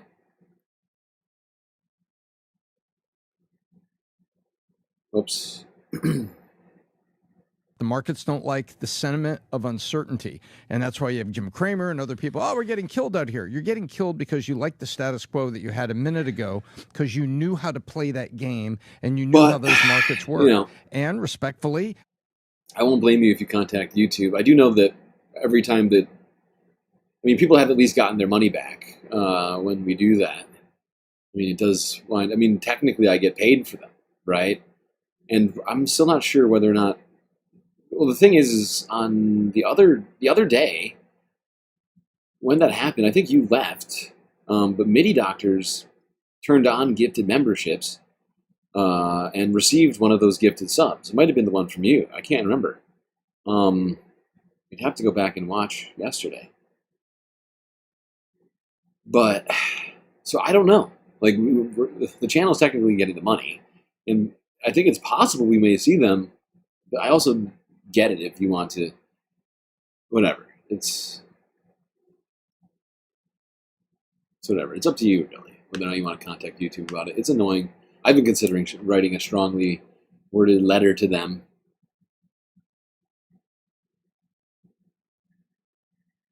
they're there to trade and make money in an increasing market. What is easier? It's easier to stay yesterday with what we've got, or there's a greater goal. And the greater goal is American jobs, and the jobs report was better than people thought. Interesting. That's not a headline. Why is that buried? And you've got the uncertainty of the markets. Now, the uncertainty of markets makes everybody look at their 401k and look at the things and be concerned. And yes, there's concern there. But you got to look down the street and see where we're going. Right. And it is not easy to get through the food poisoning. You gotta look down the street. I wonder if, what if you're planning to retire? What if you had set your whole life up to retire this year? I'm sure there's probably at least, thousands and thousands and thousands of people, maybe more, maybe millions. I don't know the statistics on how many people were planning to retire this year. What if you're one of those people who were planning to retire this year and now suddenly your 401k is down 20, 25%, 30, who knows? Could be, maybe you had all your stock in Tesla. Maybe you're down 60%. I don't know.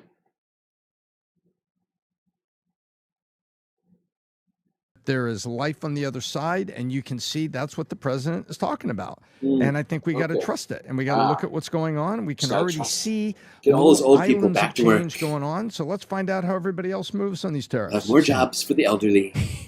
You said tariff was the last word. That was the only time you used the word tariffs. Look, I am in favor of tariffs when it is part of a specific agenda to build a certain industry or a certain industry within a certain region. This is absolute insanity. First off, they're going to use this as potential revenue. Like he says, it's not going to replace the income tax, but what they're going to do is they're going to use it as an excuse to cut taxes on wealthy people. You guys will be very excited about that. But who's going to pay that tax? If it's $600 billion a year, as they're saying, over a 10-year period, it's going to be $6 trillion. That is going to be an average of $5,000 tax on Americans. It is a regressive tax. I like taxation, but I like progressive taxation because $5,000 for somebody making $40,000 is a much bigger problem than $5,000 for me or for you. And so this is a regressive tax on Americans. Now, if it's to work to build up industry, and I don't know how we're going to have a banana industry in this country or how we're going to have a lumber industry to rival Canada's because we just don't have the wood and so on. I mean, people get the idea. You know, there's certain industries you can actually say, this is one we're going to build up. Maybe there'll be a low-cost clothing business that revives in this country, but I doubt it. But if tariffs are meant to work to build up industry, that means people aren't paying those taxes. So the tariffs may not raise the money, but what will happen is, and I think you understand this too about pricing, if the price of goods goes up on average, and it looks like in some of these places, it's going to go way above 10%. I mean, some of Vietnam, like 39%, China, 75%. Like those Nikes you're wearing? Tariffs on it. Guess what? They're about to be about twice as expensive. But yeah, and oh shit!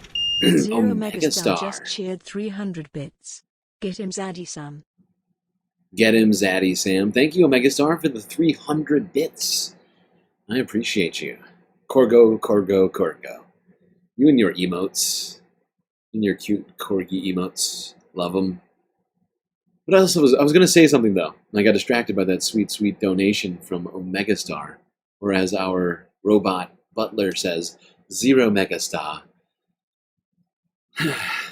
But what was I going to say? I can't remember now. It was a good point, too. What was it? What was I going to say? God damn it. I have to go back.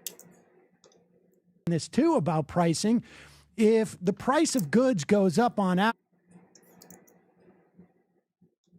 tariffs are meant to work to build up industry. That means people aren't... Right, exactly. So that's what I was going to say. I just need my brain sparked. But if you are taking in revenue from tariffs, it's not working. Right? Because they're supposed to disincentivize buying from other countries. But if they raise as much revenue as they're purporting to or planning or suggesting they're going to, $6 trillion over 10 years... that's $600 billion a year. Well, then they're not working because people are still buying a massive amount of goods from outside of the United States, and you've done nothing but tax people a bunch of money in the country and then given it to the federal government, which is a very strange thing that you would think they wouldn't want to do because they seemingly hate taxes. But they got to pay for the tax cuts. You got to tax somebody. If you're going to tax anybody, you got to tax the poor people. Help! I'm being repressed! Way above 10%. I mean, some of Vietnam, like 39%, China, 75%. They're adding all these tariffs on it. It's insane. Then U.S. companies, to the extent that there are ones that are making these same goods, they have... Colombia Rican 9505. Welcome to the Galactic Stream Nation. Following on Twitch. Between 0 so we have a few viewers over there right now. 75% to raise their prices. And they will because, the price of this, there's a certain elasticity and they can justify raising their prices 5% if their nearest competitor is, 25% raise in price. I mean, they'll do it because, there's some products that people just can't do without. So this is such a disaster. And of course, what it also does is... Last time we had a major financial crisis in this country in 2008, it took 6 years for the stock market to get back at parity. you're talking about 401ks have been a disaster insofar as like people just don't put as much money in them as they should because they don't have the money on a regular basis. But God help those people if there wasn't Social Security, a robust Social Security, because if you've got to retire and you're 65 and you were planning on retiring, you have a small 401k, it is screwed. And it may not come back for years. Maybe it'll come back. Yeah. Sam is absolutely right. Absolutely right about this one. Oh, it was Columbia Rican New York from YouTube who went on to Twitch to follow us on Twitch. I see. Yes, I do have a Twitch. We don't focus as much on the Twitch, and it's my fault that we don't do as well on Twitch as we should. I don't do any effort in promoting myself over there. I'm like almost not 100% focused on YouTube, but I'm like very focused on YouTube. Very focused. I should focus more on Twitch. I feel like I'm sort of, what's the word? Shirking my responsibility over there. Should be doing better. Omega Star, is your 401k losing money? That's no good. It seems like everybody's retirement is looking a little bit bleaker right now. But Sam crushes them on the tariffs. They genuinely, these guys are idiots. And they honestly, I don't think any of these guys have any good arguments for why these tariffs are good. That was my sense of it.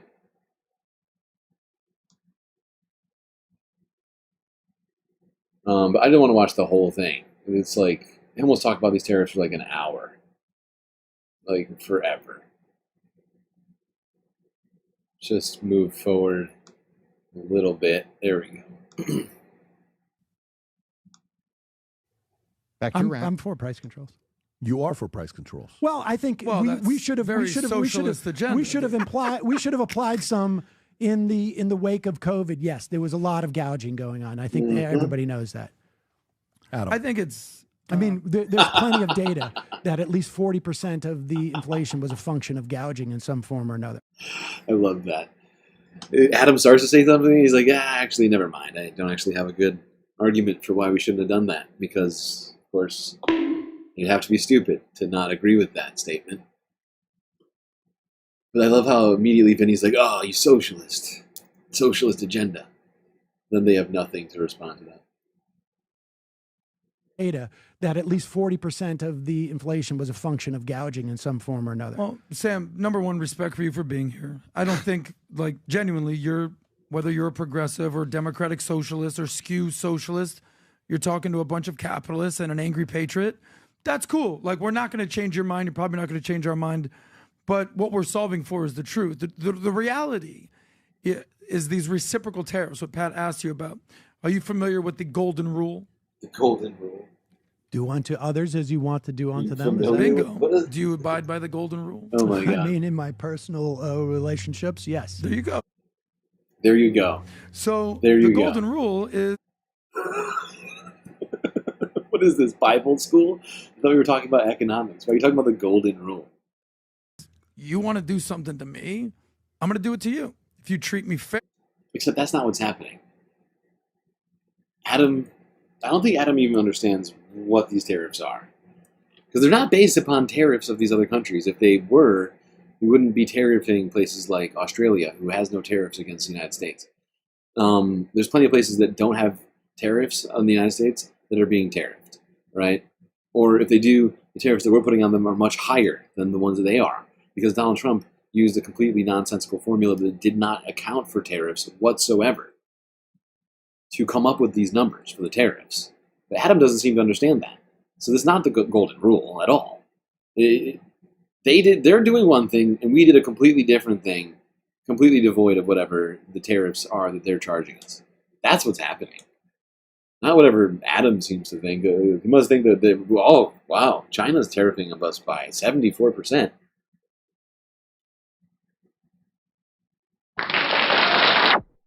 Oops, that was the wrong one. It was the wrong sound shot. God damn it. Whatever. I'll treat you fairly. If you're good with me, I'll be good with you. But what if you want to, constitutes fair? Hold on, guy. If you want to take advantage of me, then all of a sudden we might have to have Megastar just cheered 200 bits. Do unto others what has been done to you. Yes, good point. Good point. Cheerwall 100. Do unto others what has been done to you. Zero Megastar cheering another 200 bits.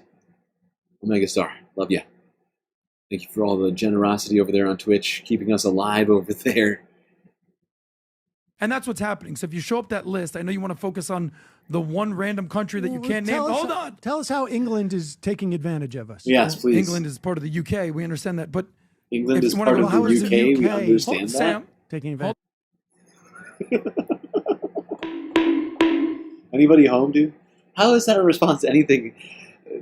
Sam says, how is the UK treating us badly? Or England treating us badly? Whatever he said. And his response is, well, as we all know, England is part of the UK. Huh? A what now? You know, when people talk, you listen, and then when you talk, I listen. That's how conversations. Is that what's been happening? I'm just asking you to clarify your statement. I'm going to get there. So the way that these tariffs work is if they're doing something to us, we'll do something to them. Rob, show the picture. So I would love to hear what you think. So all these countries have people living in them. All these countries, these, China, the EU, that's part of, all those countries over there. You get the UK over there, Vietnam, Taiwan, Japan, India. I'm pretty sure there's a bunch of people living in India, South Korea, there's a bunch Thailand. Of people all that these live countries are charging us. So the reality is, if you go through the That's numbers, not feeling, Sam, there's the whole list. Sam, I need you to pay attention. All I'm right, on the you phone are doing some charging us. data. I got it. Here we go Sam, there's now. the whole list. They're charging us way more 90% of to Vietnam. access their markets than we are charging them. No, they are not. That's the whole Sam, point. stop Those it. are not tariffs. Stop it. You're gonna have to bring. Rob, do me a favor. Pull So this we're chart charging up. on You're gonna have average to bring. 2.5. You're gonna have to bring. He can't even get the sentence out because he hasn't broken it down. He has no idea how they arrived at these numbers. These guys do zero research. I swear to God. How do they stay? How are they making as much money as they are? They know the nothing. EU is charging on average 20%. Japan is 24%. China 34%. You're just reading Taiwan, Trump's 32%. list. Vietnam 46%. Oh my God. These is what the numbers Oh my are. Now, if God. you have different numbers, I'd These love to guys see are them. so dumb. But the reality is, some of these countries are our friends, and some of these countries are our foes. Yeah. And as Trump says, if you want to listen to Treating what Trump everybody says, the in many same. cases, many of our friends are a lot worse. He cited That's your Australia Trump won't even impression? let us sell U.S. Sad. beef. Weak. So all these situations are actual numbers. Mm-mm. He talks about the golden rule. No, they're not. There's a similarity there. The golden age of America is what he's talking about, because Jesus this Christ. is a way to bring Oh my down God. our deficits, to reduce taxes. I would love to hear if you had a better idea. Bring down our deficits. When you these are trade deficits. Okay. So we have a trade deficit with Canada. Wait, so he knows they're trade deficits? Does he also think trade deficits and tariffs are the same thing?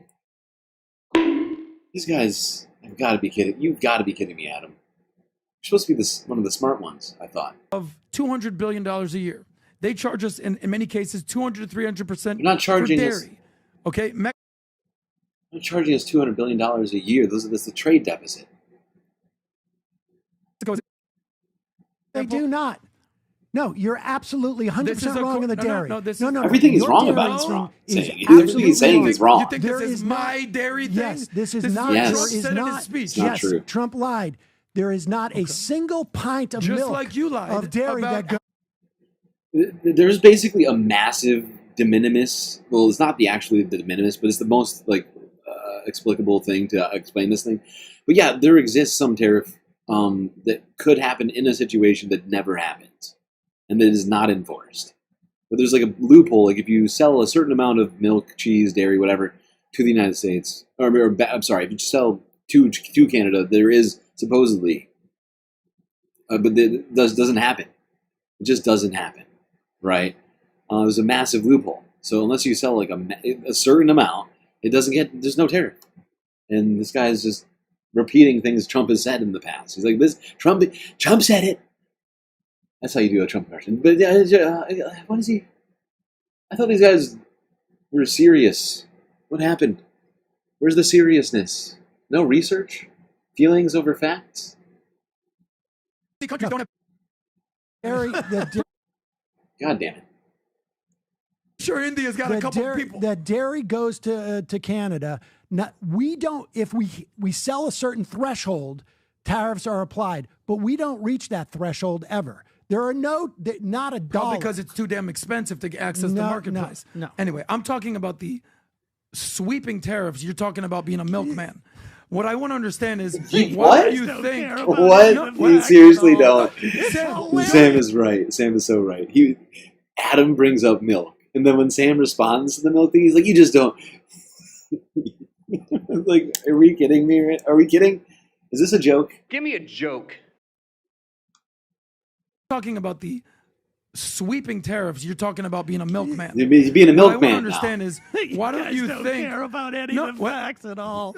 It's Sam, hilarious. don't BS me. No, it's hilarious. I used to think Google like you. Google dairy Sam, tariffs to Canada. Fuck your dairy. Oh, you do. Oh, fuck your dairy, You want to Sam. go? I'm giving. Oh, you want to go and talk about the thing? Example you gave. Auto industries. They try.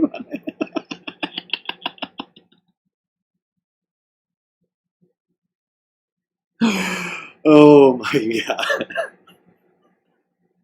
You want to go talk about the examples that I gave? You want to what? It's 25%. We're now doing a minimum tax 10% across the board.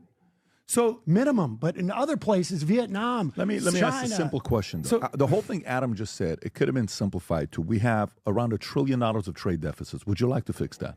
Part of the reason why we have those trade deficits You know what I really is want to do? because I don't know why, but I mean, it'd probably be better if we just get Letterhack to do it. But somebody should tell Letterhack to make a Milkman Sam from this. Maybe I'll do it. He's just a good artist. I like his Sam drawings. I can just imagine Sam right now as a cartoon character carrying, he's got this little milk uniform on with the white hat and and the suit. He's got like a little carrier of milk walking to the door as if he ever run. Milkman Sam. keep our dollar strong. B, because there are bigger customer bases in this country than in other countries.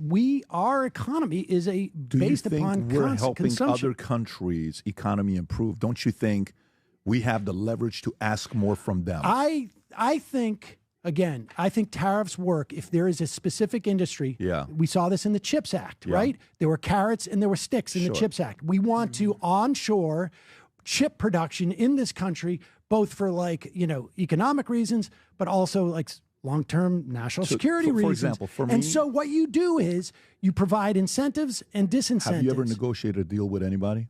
Negotiated a deal? Yeah, I guess so. You do. And are you a decent negotiator or are you a bad negotiator? By the way, how do negotiations work, PBD? Do you show up having already done something and say, hey, do you want to negotiate? Or, option 2, door 2, do you go to somebody and say, hey, I might do something. Let's negotiate. Which one's better tactic? Or are you a horrible negotiator? What would you put yourself as a negotiator? But this is where things kind of devolve. I mean, they just run out of things to talk about. So they're like, Sam, are you a good negotiator? They just start basically doing this weird ad hominem discussion around Sam's ability to negotiate or whatever else, as if that's somehow relevant to this discussion. It gets real weird. It gets real weird. All right. We are almost 6 hours in, so I think I'm going to take a break now.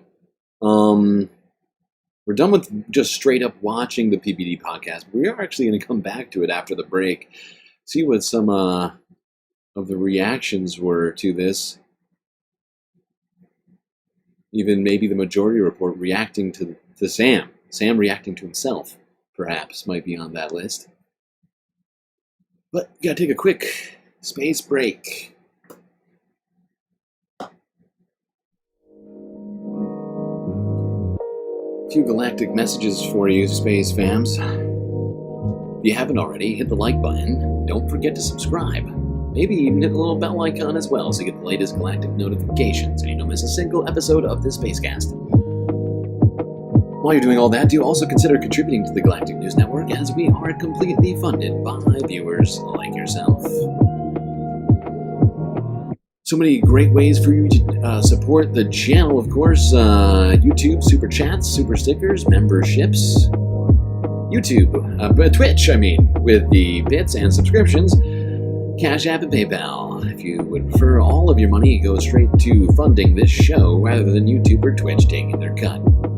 But the very best way to get the best of all worlds and space is to use your Earth dollars to become a galactic patron, where you can get access to glorious space benefits unseen by the rest of the Milky Way galaxy. Get yourself an avatar on screen, like you see all around me. That's right, all these people, puppies, snails, and other things dancing around me are mostly patron avatars. And you could have one too. Just $3 a month, get you access to not just that avatar, but a bunch of other sweet space benefits. Go on to Patreon, find out.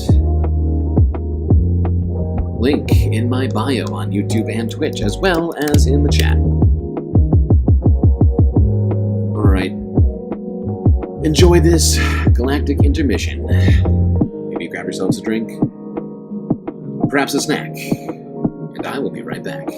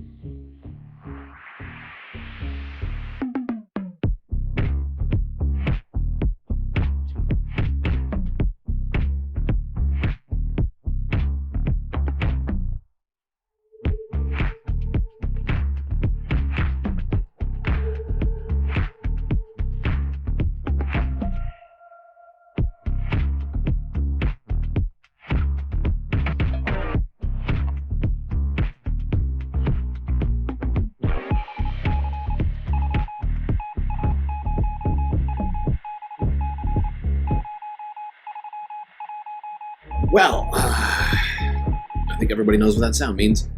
Time for us to get back to the stream. Still got a hell of a lot to talk about here tonight. I don't know how many halves it's going to be. I think it's going to be close to 5 halves, if not more. Long one. Sunday Funday. Maximum fun. Maximum valuetainment.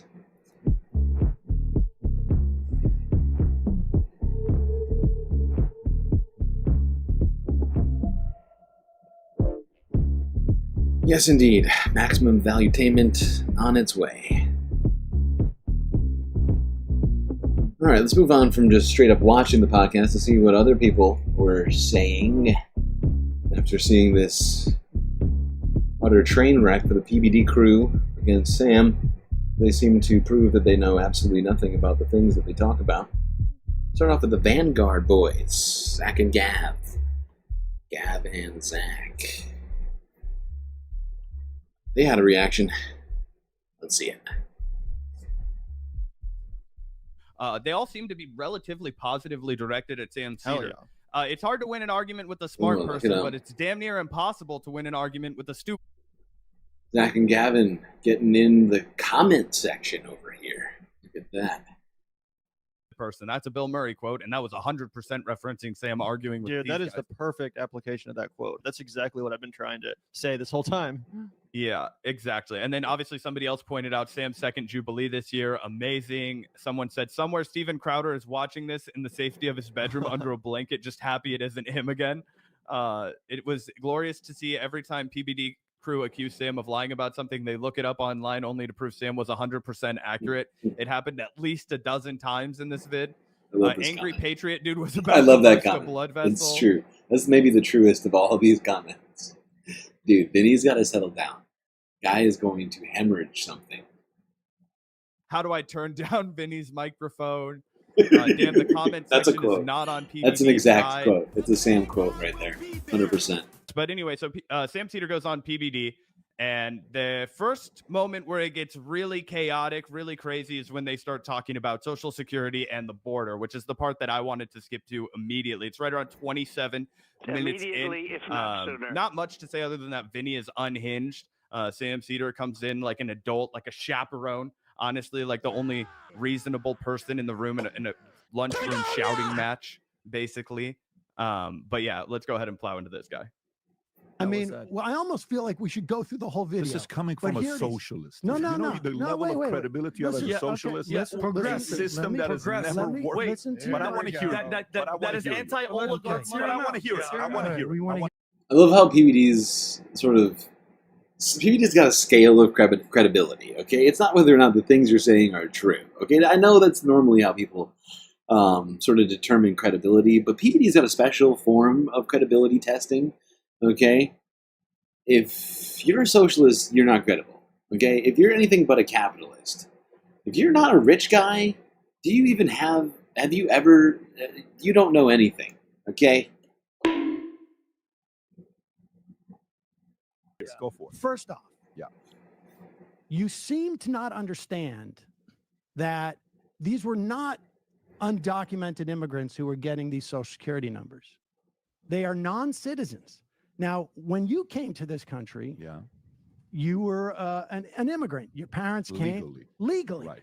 Every single one of those people who got those Social Security numbers By the way, here I didn't legally. They're not citizens. Just I didn't. Where was it? Where is it? Oh God, I lost it. They cut to it so quickly. Where is it? Citizens. Now, when you came to this country, you were an immigrant. Your parents came legally. Right. Why does PBD or whatever? Why does he have a frosted mug in his hand? He's already got the branded coffee mug over here, and then he's got this like frosted mug of something else. I don't even know what's in here. Why? Does he need one hot, one cold beverage? Keep himself even? Is that what he? I mean, what is happening with this mug? And why is it frosted? You can't just drink out of a regular glass? Why does everything have to be so? I mean, what is up with this? Every single one of those people who got those Social Security numbers are here legally. They're not citizens, just like you weren't when you first came to this country. Yeah. You get a green card. Your parents get a green card. They go through a process. Yeah. All of those people, and to understand, they got their Social Security card. I really want to see your point. Well, the point is, you referred to them as undocumented and illegal. No, you did. I said non-citizen. No, excuse me. Don't say everyone here. I said non-citizen. Correct I yourself. can't remember which one of you got it wrong. I think you did. Just be right? specific. You're thinking, but I We can play the video and go through it, but I'm still trying to get to the I point. just What's want to the make. point? Well, the point is, they're not illegal. They're not undocumented. They're all legal. Right. Do you think PBD's got like a little freezer like underneath the desk where he keeps frosted mugs, so you can pull it out and you can see it like the mist coming off of it and stuff? You know, man, it's such a vibe, such a vibe. Why is it that every single right wing podcast seems to have like a bar, you know, like a bar inside of it?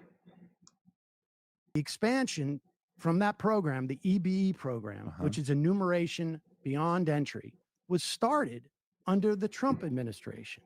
The numbers have gone up because, yes, under Biden, as opposed to Trump, there was an expansion of people who were here, probably, I'm not sure. A lot of illegals. Excuse me. So many illegals. A single one of them. Breaking number of people. Hold on, you're changing. And this is about to get really spicy, but I just want to point out to everyone that Sam did a really good job of debunking their talking points, and instead they just immediately plowed over him and were like, the illegals are coming in droves. They don't want to have any kind of serious conversation about Social Security, which is something that every single person in their audience is going to benefit from at some point down. He's absolutely right. You know, and Sam beyond dismantled them, and their only options were to go back to talking about the things that Sam just debunked or yell. There was a lot of yelling too. Line. They want to be exclusionary, they want to be reactionary, and they want to split hairs, as Sam is actually debunking a talking point that they're going to go back to multiple times in this episode. I'm talking about that video. Yeah. And every one of those Social Security I just numbers noticed that was handed out. So how do you feel about that? I just checked the likes, just refreshed here. You all hit 100 likes. We're only on hour 6. Well, it's not a record, but it's still pretty incredible. Whenever we get over 100 likes, I'm like, damn, what am I doing right today? We got to go back to the GCU, get somebody out of the Galactic Cantina, pull out another support character, because we still got hours left of stream to go through. Okay. Whoopsies.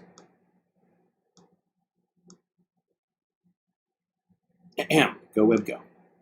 Legal immigrants Hold that on, came to us 4 years. I will get to illegal. You don't care about those people. I will get to the you cared about children. But you don't want to talk about this, and I don't blame you because it's embarrassing. No. But let me do. Okay, yeah, we don't want to talk about it. Yeah, no, we don't. We don't want to do that. Do a quick time out. You said you don't want to talk about this. You just spun away from a question I asked you, and you brought this up. You haven't even addressed the question I asked you. Let me Wait a finish. minute. We'll get to the point that illegal I asked. Let's go back to what I asked you. I asked you a question that the money that's going in, Americans prove that they don't trust the government getting the money than free market, free enterprise. I don't think that's the case. You never addressed that. I don't think that's the case. People love Social Security. People love Medicare. Expenditure. What we learned with DOGE. The American people said, people don't love DOGE. Enough of you taking our tax money. People hate DOGE. Elon Musk made that Wisconsin election of a referendum on DOGE. To the extent that we've seen anybody vote on DOGE, nobody heard the word DOGE before November of last year. To the extent that we've seen a referendum on DOGE, it just happened in Wisconsin. It happened in Florida, where the size of the win by those Republican congressmen was cut by 17, 20 points. I mean, this is a wipeout, and every. Sam's absolutely right about this point. I love Silly and Billy. I really want to go to this next one that I have, so I'm going to move on from this one. I'm sorry. We've already watched most of this already together. DJ, Donald James, hours. That's right, hours left. I mean, Space Fam's paid for it. I bring the valuetainment. And tonight is a special night. We're going over this slaughtering of PBD and his crew by Sam. I've been holding off on this all week, so I'm getting as much out of this as I possibly can in terms of personal enjoyment. You know, Sundays, fun days are fun for me too. I'm just going to point that out. And yeah, we got a lot of content left. We're still in American news. We haven't even gotten to Canada. I just didn't feel like I could hold you off. I felt it would be responsible or ethical to hold people off from this until, you know, the very end. I had thought about it, or like whatever, like creating a special goal to do it. But I was like, you know what? No, everyone deserves this. So we started it in the second half. And it's been taking up a lot of time, but it's worth it. Let's go here. Toilet.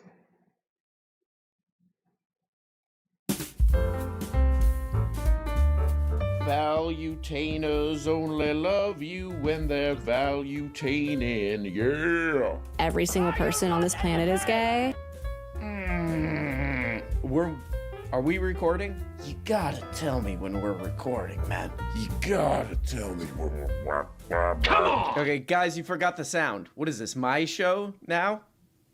Oh, there we go. This life's meant for me. Yeah, valuetain. You know what? Okay, anyway. Okay, so episode 570. We have a very rich What's the man number? here today, Sam Cedar. He's a guy that loves rich people. Who just anybody that's Okay, great, man. This is friend of the show, best friend of the show, Sam Cedar. Best Hold friend on. of the You know, it ain't news if it ain't got views, so let me check the views. 338,000, man. 338,000, man. Sam Cedar went to the PBD office, and the first thing he asked was, where's the... toilet. Okay, let's check it out. People are looking. There's a lot of stuff that Tim Walz did in Minnesota that I think is great. Putting the tampons in the bathroom, which was my favorite. Putting them in the men's bathroom. That was probably one of the best ones. Their obsession. Because that's type of policy that I think that we need in the country. No, hang on. Nailed it, Vinny. Tell me what Walz did that you like. That was my Substantially, statistically, that Walz did. Let Vinny cook. I think things like lunches for kids, expanding educational opportunities. You're asking me about Walz. Illegal. And No, we didn't ask about Walz. You were talking. You said you like some of the things he Walz asked was me doing. what I like about Tim Walz. No, you said you and I like. wanted one of the specifics of the things that he did. Okay. A what Right. now?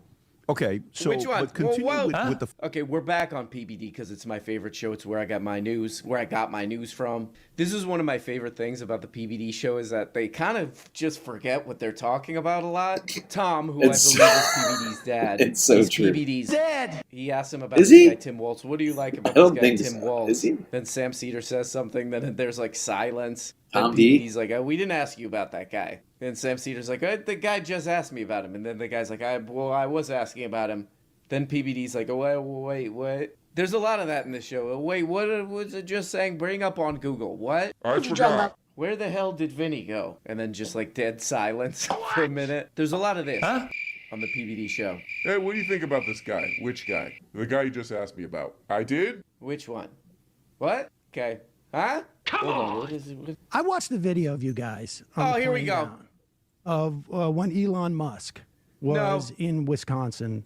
Give him a break, Sam. Hey, they were nice enough to invite you into the... What, like a roller rink or something where you can rent the lockers? I don't know, but shut up, Sam. It does kind of like Blowing up his whole brand, essentially. That's not nice, And he man. was on stage with a guy named Garcias. You guys remember this video? Of course. Yeah. Okay. Yes. It was like 2 days ago. Yes. The Social Security numbers spiking in the last 4 years. All that shit, Social man. Security numbers. 2.2 million yes. new non-citizen Social Security Yes. numbers. All Yes. that shit. And the amount of misinformation from every single person, all of you, Don't point was at him. astonishing. What was it? What was the misinformation? I that was mean, said? well, I almost feel like we should go through the whole video. This is coming But from a here- socialist. No, You no, know, no. Wouldn't be process this youngster. Listen to But I want to hear it. But I want to hear it. I want to hear it. We I wanna want to hear hear this. it. Go for it. First off, Yeah. you seem to not understand Okay. that these were not undocumented immigrants who are getting these Social Security numbers. Oh, give them a break. They are non-citizens. Now, when you came to this country, you were an immigrant. Your parents came legally. Right. Every single one of those people who got those Social Security numbers are here legally. They got their Social Security card. I really want to see your point. I really want to see it. I want to see it so bad. I just can't see it. I'm blind. I said nonsense. The point is that you were doing a little bit of this. Detained. Okay, you know what? We got to do a comment. I do love that though. PBD while squinting like real hard. I really want to see. I just can't see with my eyes squinted so hard that they're actually closed. It's really hard to see your point when I'm not looking for it. I'm looking somewhere else. Jack, this comment section better be supporting my man PBD or I'm out of here. You're about to be value-tained by these comments. It's hard to win an argument with a smart person, but it's damn near impossible to win an argument with a stupid person. That's a quote from Bill Murray. They better be talking about Sam as the stupid person on this one. Toilet. Exactly, Sam. This was like watching a high school teacher trying to give his lesson to a screaming classroom. Hey, shut up, man. You won't even let the guest answer the question. And the rest of you got the tariffs completely wrong. Honestly, it doesn't even seem like you fully understand what tariffs actually do. Give them a break. Damn, the comment section is not on PBD's side. Stop. Wow, I don't agree with Sam on everything, like his use of the toilet. But the PBD squad were unarmed for this debate. They were obviously too terrified to let him speak. Say it ain't so. Tough watch. That's funny. Tough watch is funny. Man. I like picturing that guy doing the comment. Man, that was a tough watch. I was watching. That was a tough watch. I was like, oh. I mean, why do you guys seem so stupid? I usually send all of my hard-earned money to the PBD podcast, but how am I supposed to do that when I'm watching you guys get pooped on? Is right. We did look at this the other day, this video where they're just like repeating stuff that Elon Musk says. My thing with Elon Musk is that, if you're going to do this kind of thing, just don't go into specifics, oh man. Elon Musk could just be like, oh, we found all this fraud. Oh, you found all the fraud? Do you have the details about that? Oh, not on me. Yeah. Not on me. Not gonna do just it. do that, if you're going to lie, I guess. Don't say everyone here. I said non-citizen. Correct yourself. I can't remember which one of you got it wrong. I do love RM. He's a very funny man. He said a close friend of the show, or the friend of the Sam, friend of the Cedar, a Cedar friend, and a funny man, and a great soundboard. Truly phenomenal work with the soundboard from RM Brown, as always. We're basically the same guy, but I'm in space. All right, let's go back to the Majority Report with Sam Cedar.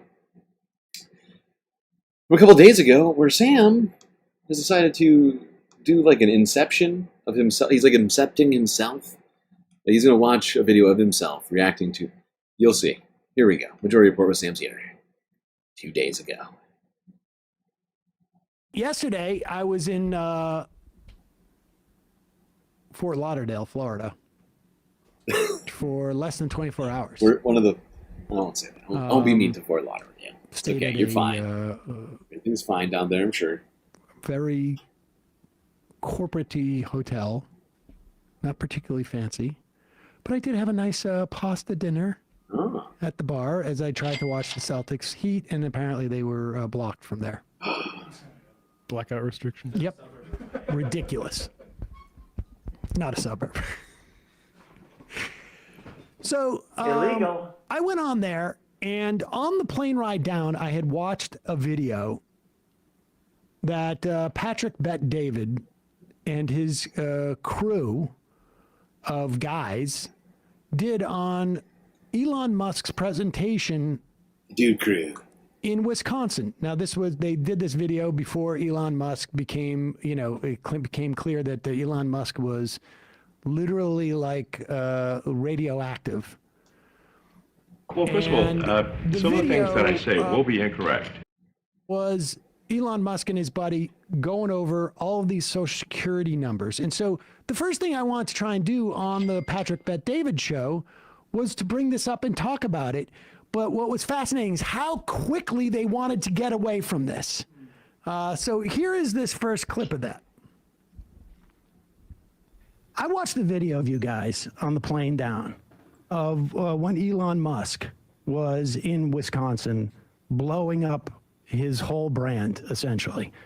And he was on stage with a guy named Garcias. Do you guys remember this video? Of course. Yeah. Okay. Yes. It was like 2 days ago. Yes. The Social Security numbers spiking in the last 4 years. The Social Security numbers. 2.2 million yes. new non-citizen Social Security numbers. Yes. And the amount of misinformation from every single person, all of you, was astonishing to me. What was it? What was the misinformation? I mean, well, I almost feel like we should go through the whole video. This is coming from a socialist. No, You know the level of credibility of a socialist. Yes, A system that has never worked.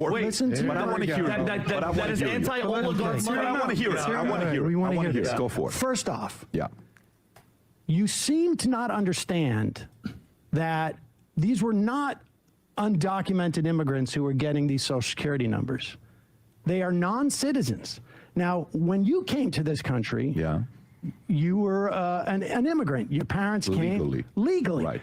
Every single one of those people who got those Social Security numbers are here legally. They're not citizens, just like you weren't when you first came to this country. Yeah. You get a green card. Your parents get a green card. They go through a process. Yeah. All of those people, and to understand, they got their Social Security card. I really want to see your point. Well, the point is, you referred to them as undocumented and illegal. No, you did. I said non-citizen. No, excuse me. Don't say everyone here. I said non-citizen. Correct yourself. I can't remember which one of you got it wrong. I think you did. You're thinking, but we can play the video and go through it, but I'm still trying to get to the point. I just want to make. Point? Well, the point is, they're not they're not illegal. They're not undocumented. They're all legal. Right. These guys are wild. Okay. They went on like this. They kept bad. What's the point? So because they wouldn't let me go through it, we're going to go through this video so they can see. And immediately, if not sooner. It's true that Patrick Bet-David never said that they were illegal, but at least two other guys on the panel did, and Patrick Bet-David never corrected them. It's all like this mysterious thing. And in fact, the guy on stage with Elon Musk, who himself was also an immigrant, said this. Go ahead. Started from like 55 seconds in. Right there. 40, yeah. Just before this guy says this. And we found this by accident. And this isn't political, by the way. My parents are immigrants. Yeah, this country's been great to us. My brother and sister all born in Spain. I'm pro-legal immigration. This is not political. This is not political. This is about America and the future of America. Pause it. He's going to show a chart of 2 million plus Social Security numbers given out under a program called the EBE. That is enumeration, providing a Social Security number, beyond entry. After they have entered. Wow. They are all legal. This is a program that was started under President Donald Trump in 2017. It is a coordination between the Social Security Administration and Homeland Security to give Social Security cards to people who are in this country legally. Maybe they have a green card. Maybe they have temporary protected status, etc. Those numbers are definitely higher in 2024 because you had a lot of people on temporary protected status from Haiti because of all the unrest there, from Ukraine, from Afghanistan. We had a big surge. And all of these people are legal. Some percentage of them may ultimately become citizens, but the Social Security card they get literally says on the card, you cannot use this to vote. And what happens is these people pay in to Social Security, and most of them will never get payouts because you need to be an American citizen to get payouts. Now, the ones that ultimately become citizens, as opposed to going back home, will get Social Security, but most of them don't. So we have undocumented immigrants in this country pay about $22 billion into the Social Security fund. These folks, several $1 billion that they will never get payouts from. So just listen to this from this, and with that knowledge. And there are a lot of good people in the system that pointed this in this direction. I want to honor them right now. That work in the government today, who took risks to show us these numbers and tell us what's going on. Wow. They took a risk. Pause it right there. Okay, so can you zoom in? So do you know what this is? What does that mean? They took a risk to show us these numbers? What's the risk? What exactly is the risk of showing people the number of new Social Security numbers issued? Fairly certain it's public information. You get it easily, like a FOIA request or something like that. Pause it right there. Okay, so can you zoom in? So do you know what this is? If you're watching this, so this is new non-citizen Social Security numbers issued. The furthest one to the left is 2021. That's Biden's first year. Okay, is there a way to see what that number is? I can read it. I can't zoom in because it's a video, but it's 270,425. That's first year. Now pause it for a second. To be clear, they're not showing you 2017, 2018, 2019, because they don't want you to know that this program started under Trump. Also, to be clear, you'll notice that in 2025, they're at a little bit less than half of what's in 2024.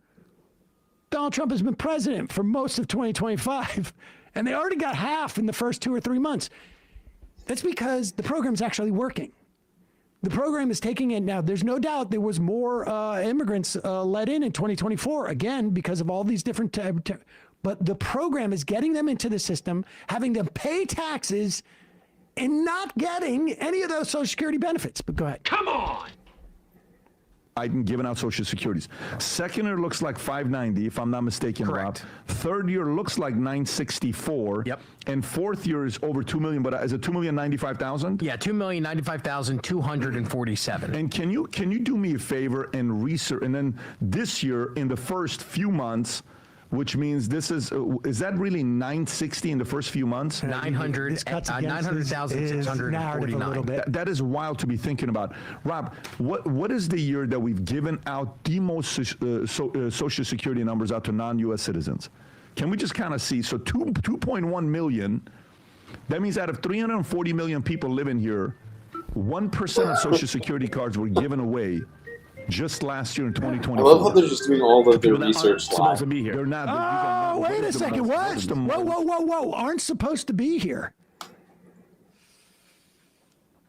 I find it very interesting. I didn't pick it up. That's the first lie. So now, watch if Patrick Bet David corrects him.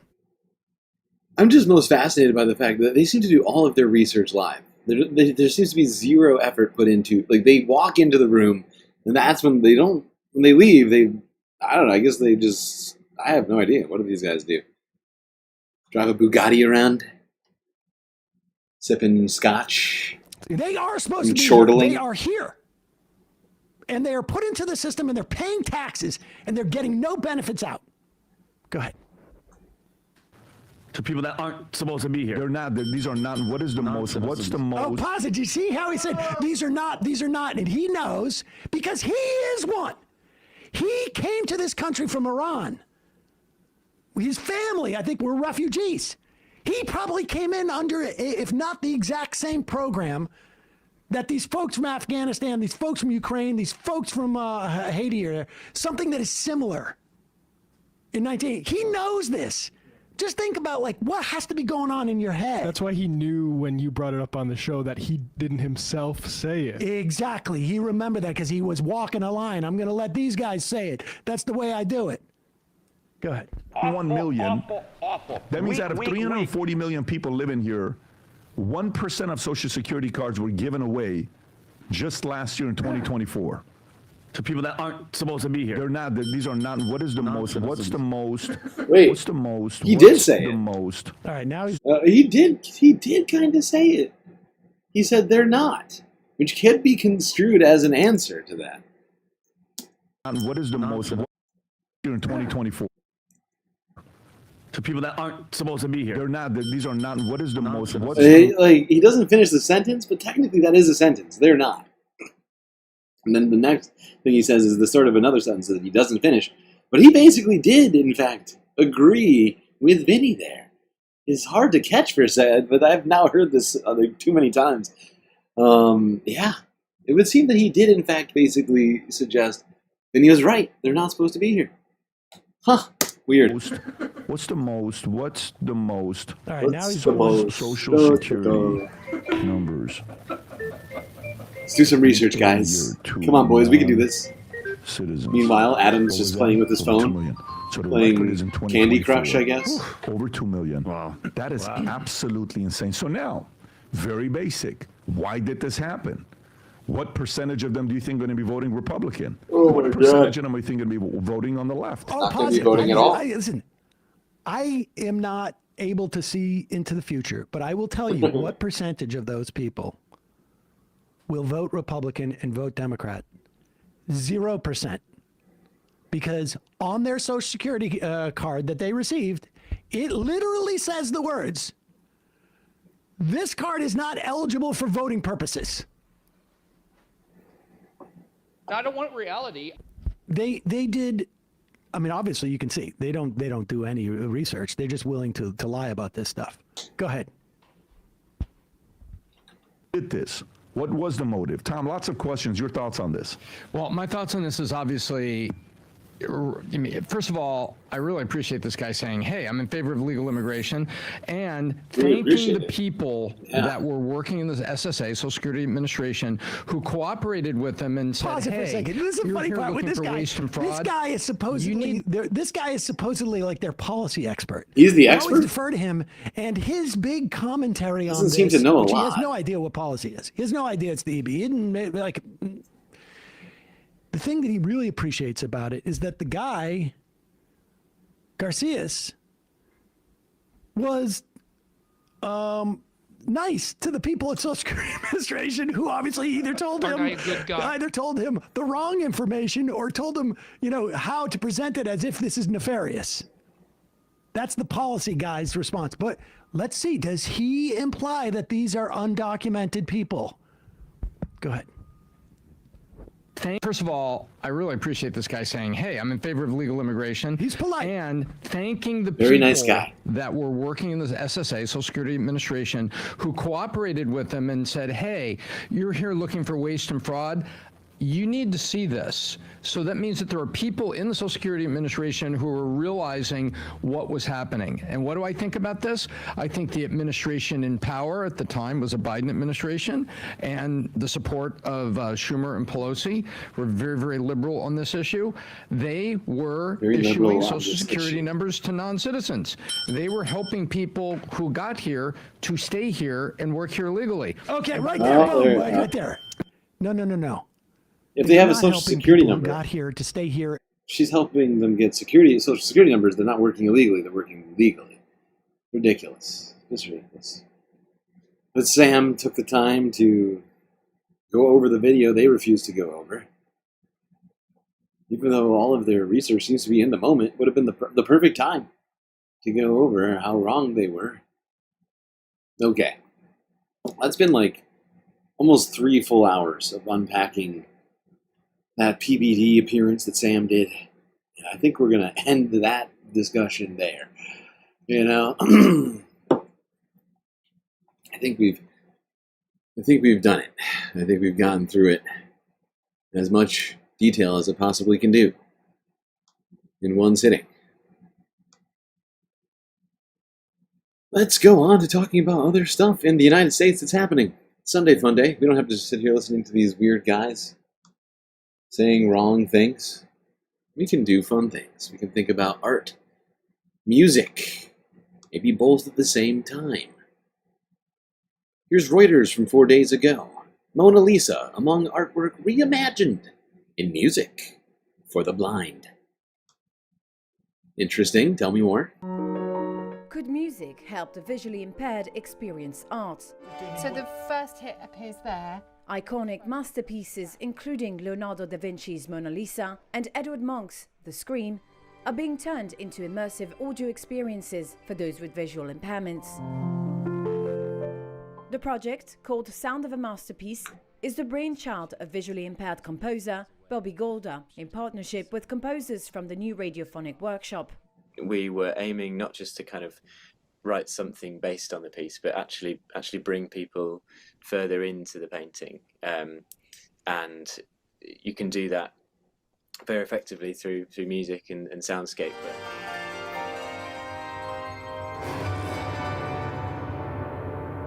At the heart of the project is audio technology that allows for sounds to be precisely placed and moved in three-dimensional space, including overhead, to create an immersive soundscape. With Dolby Atmos and the surround sound speaker system, you can really kind of immerse yourself in the sonic experience, and with kind of several dimensions of sound, kind of with a spectrum of sound across, from left to right, up and down, forwards and backwards. Golda, who lives with Stargardt's macular dystrophy, is a professional pianist, composer, and musical director. His collaboration is seeking to bridge the gap between art and the visually impaired at a time when, according to recent research, almost half of the UK population do not feel that they can truly appreciate art. Interesting. It's an interesting plan. Creating a way to hear paintings. So it's kind of a hard concept to grasp, honestly. But seemingly interesting sort of innovation, if you will. Let's go to PBS NewsHour to discuss more things happening in art. This time in West Philadelphia.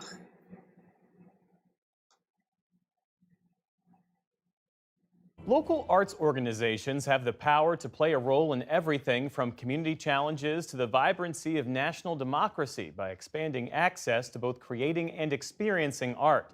That mission drives one of the country's most vigorous and diverse artistic hubs in West Philadelphia. Senior arts correspondent Jeffrey Brown visited for our series Art in Action, exploring the intersection of art and democracy, and our Canvas coverage. Connection. Oh. It was a gathering of gentle movement, some laughs, and plenty of concern. Never in my lifetime has democracy been more under threat. Over how small arts organizations here in West Philadelphia and beyond can meet the moment. Andrew Zitzer, professor of urban strategy at Drexel University, was one of the organizers of the event, titled Democracy in the Making, with an emphasis on the creative act itself. For us, it means that democracy is not something that is either an abstraction or an assumption. It's not something that's just out there that's always been and will forever be, and it's not something that we receive. It's something that we make together. Public Trust, where this group met, is one of a number of small West Philly nonprofit spaces based around a simple but, to Zitzer and others, profound idea about the role artists and arts organizations can play in their local communities. The artist as embedded facilitator and storyteller and reflector of community experience is as old as it comes. Mm-hmm. And so this culture of democracy is reclaiming a very old paradigm for today's reality. And the floral scents from Mrs. Eva's mango trees, I wish you were here. One such organization, Writers' Room, established by Drexel in 2014 with an unusual goal for a university: to serve as a place for students and community members to write, share, and publish their stories together. Think of it.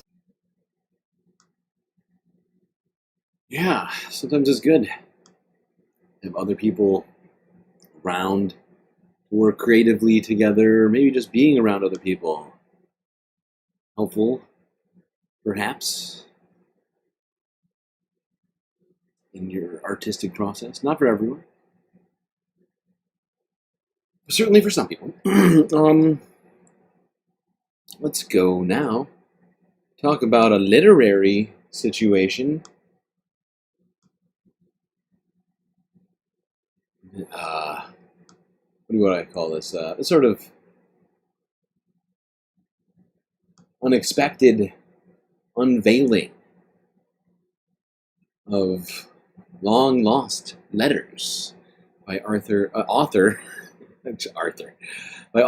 Jack Kerouac at New York's recent book fair. There's Reuters from 2 days ago. Try and find the good ones.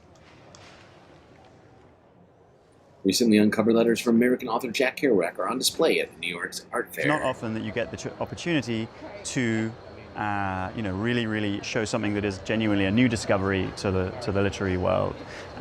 What this is a recently uncovered archive of letters from Jack Kerouac, the author of On the Road, to his publisher and lifelong mentor friend, Robert Giroux, who was himself a kind of major figure in the American publishing world.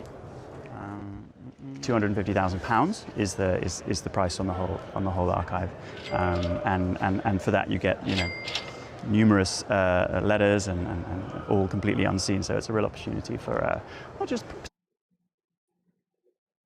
So they're selling them. They're not just showing them. You could own for the nominal price of $250,000 letters of Jack Kerouac. Inside the mind of the author of the famous book, On the Road.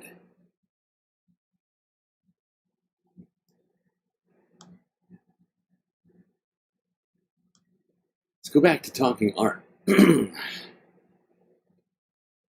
This is also historical art we're about to talk about. Historical art, which was missing. Presidential art.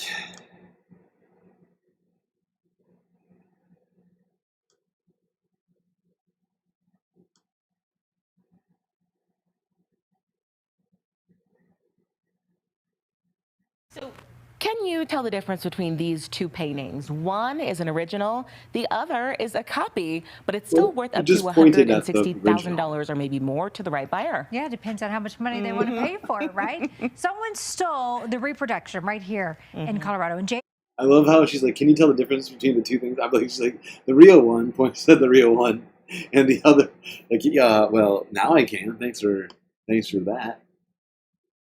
Of last year. And as your reporter Alan today finds, after a year off the grid, it is now back in the right hands. In paintings, George Washington was often portrayed as a man with pursed lips. He wasn't like that in person so much, note historians, but it seems to make sense that he doesn't look happy in a painting that was stolen. But now we can smile. Illegal. This story interests you, doesn't it? It does. It's very interesting. Monica Brown is the managing director of fine art for an auction and appraisal company. All of those founding fathers are very marketable. They're market darlings. George is in. Detective Christian Contos, not fond of sharing his own image on camera, picked up the case in January of last year. I'll preface that by saying that this was the first art theft that I had ever worked. The painting had been stolen during a burglary from this Englewood storage facility, and Contos didn't have much until a recent tip call about the painting. He found a man who knew the person who had the painting, and the story went like this. He said he had it for almost a year, that he was, at the time, he was staying in a hotel, and a hotel employee gave him the painting, said they found it abandoned in a room that they were cleaning. Brown says research shows this painting is a copy of this Gilbert Stuart classic. The original was purchased by a captain who took it to China in 1798, where Chinese artists made about 100 copies, painting on the back of glass. Only about a half dozen still exist. Worth at retail? That very large range will be 60 to 150. Ooh, big money.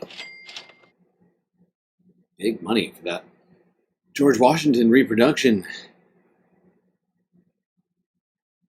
But they did find the presidential heisters. Well, not the heisters, I don't think, but they found the art. And it was recovered. George Washington's reproduction back in the right hands. All right, I figured since it's Sunday Funday, just to sort of shake things off, because there's been at least a couple of stressful ones. I mean, Vinny was about to pop a blood vessel in there. Got a little bit worked up, and I figured this would be a great way to just sort of decompress momentarily in the fourth half. Puppies. This is the greatest day of my life. Gotta love puppies. Aw. Uh-oh. Oh.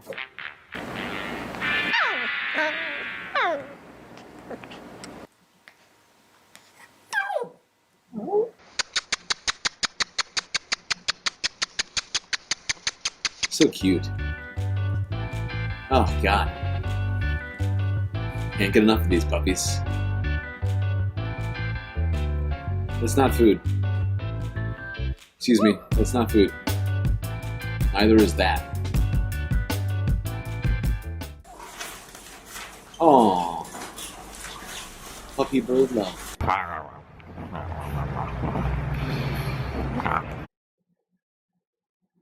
Puppies. So cute.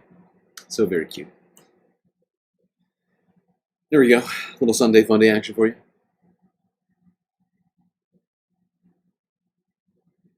Speaking of Sunday Funday, let's go to these next two stories.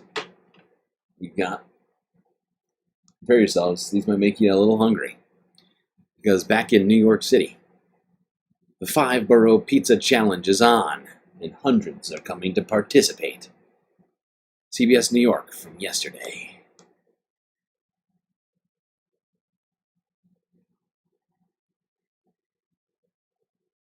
Well, the rain did not keep hundreds of people from enjoying a slice through all 5 boroughs today during the 5-borough pizza challenge. The only catch, no driving allowed. Whether it was by bike, subway, scooter, or walking, pizza lovers started in Manhattan and ended in Brooklyn. It was a great day, a little drizzly, but that didn't stop us from having a great time. People raced, and we had 3 great teams who did it all in the fastest time. The 5-borough pizza challenge was organized by the group Transportation Alternatives. A finish line happy hour was held on the Brooklyn side of the Manhattan Bridge. If you have pizza, the rain doesn't bother you as much, right? That's true. Now I know why I saw so many bikers out there with pizza in there. Biking with one hand, eating with the other. Pizza does make everything better.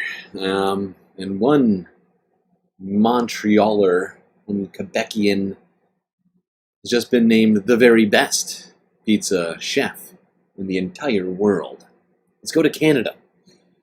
Talk some Canadian news. We got some Canuckian things to talk about, including this honor.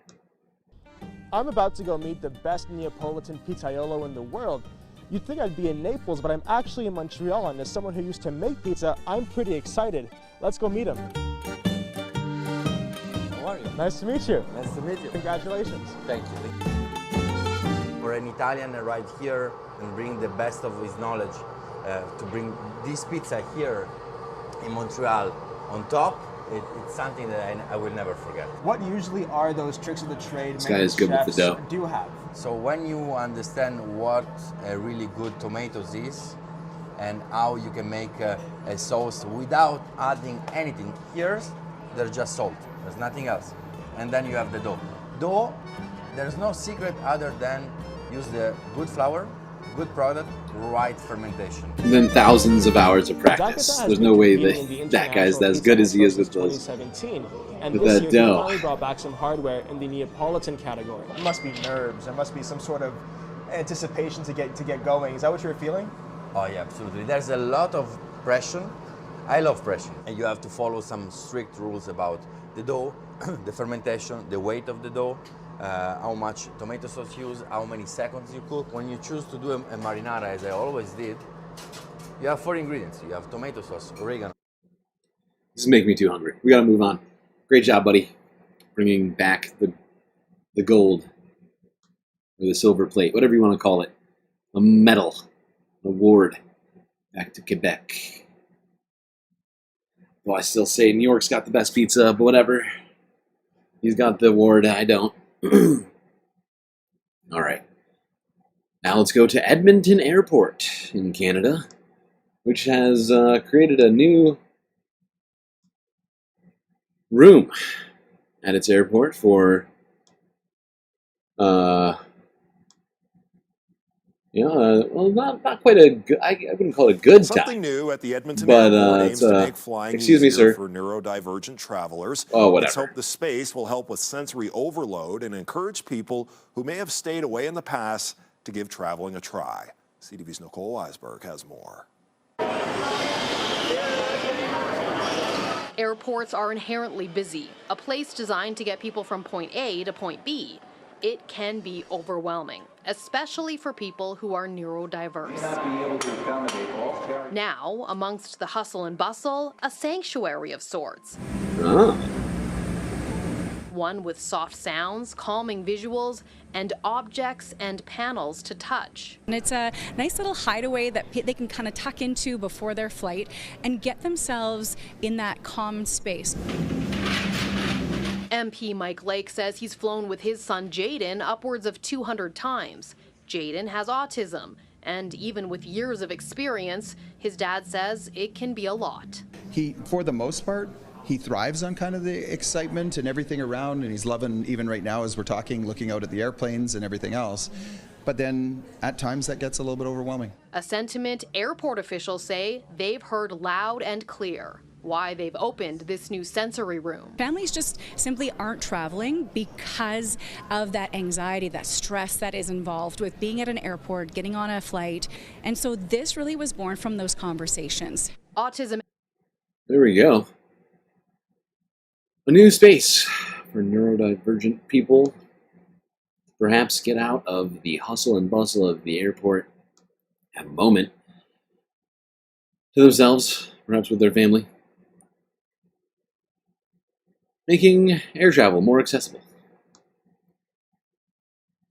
Great job, Canada. All right. Now, let's go here. CTV News again, this one from 3 days ago. Here's a different space for a different group of people, which could be fun, perhaps, and also, you know, it's probably good for the environment, too. All right, to Ottawa.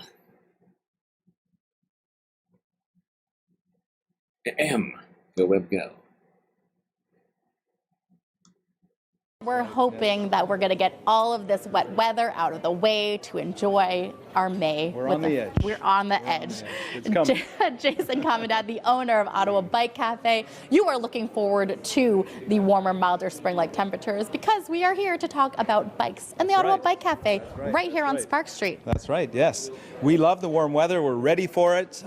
When we get that super hot weather early, we get a huge influx of people. This year it's been an up and down, so we're just slowly easing into the system where we've got all our mechanics in the house. They're ready to go. They're waiting for people to come rolling in here with their bikes. We did talk about the bike tune-ups here that are available, and I was told because it was we had some pretty nice sunshine earlier this morning. You guys have been pretty busy tuning up the bikes ahead of the cycle season. Talk to me about the Bike Cafe. It's such a unique combination. There's a lot that we're doing here. We have this space down on Spark Street. It's a big space. We do everything cycling related. We do everything coffee related. We do everything local related. We buy our coffee, our food, our beer, our wine, our cider, our pop. Everything at the furthest is Ontario, but most of it is right here in the city.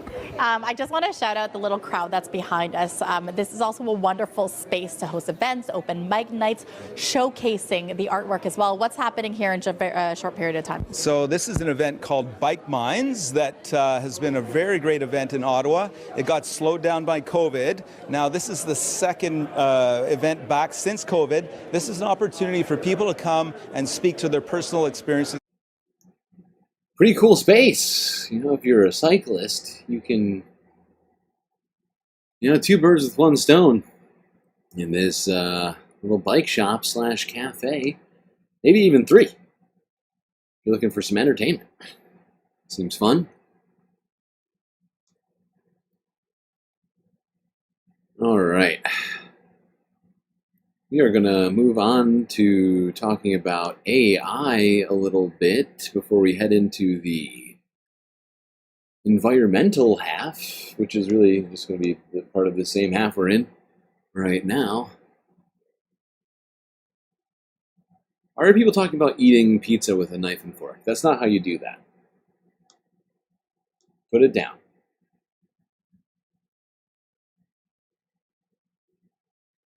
It's the wrong way to eat pizza. And there is a right and wrong way to eat pizza. Intelligence is a growing part of our world. For many, it's a tool.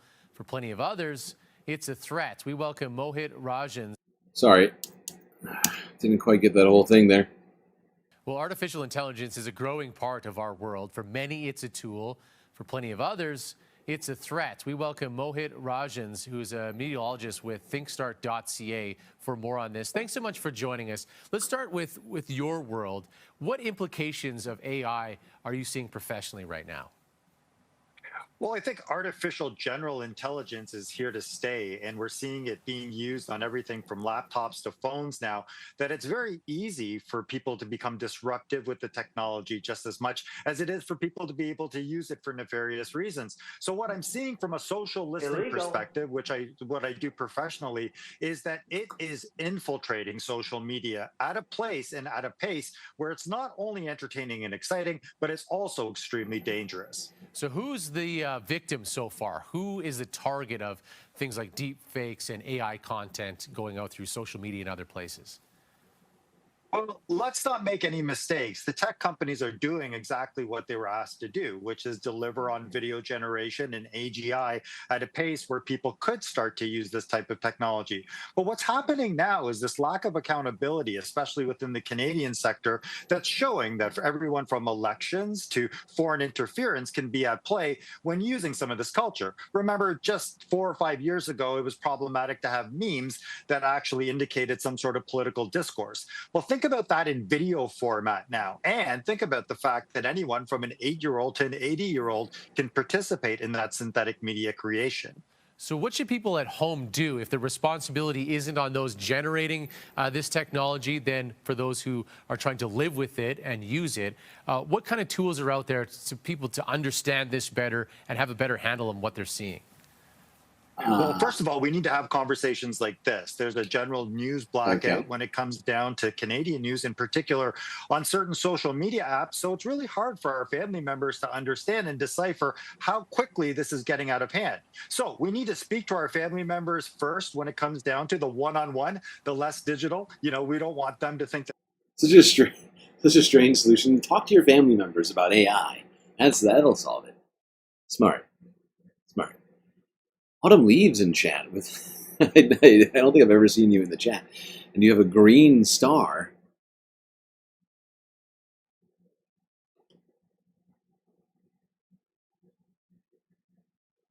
How do you have 2 months of memberships? Oh, probably because of gifts.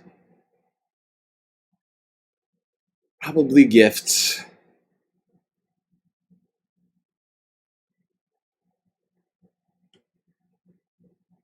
Let's go to Navarra Media from 2 days ago.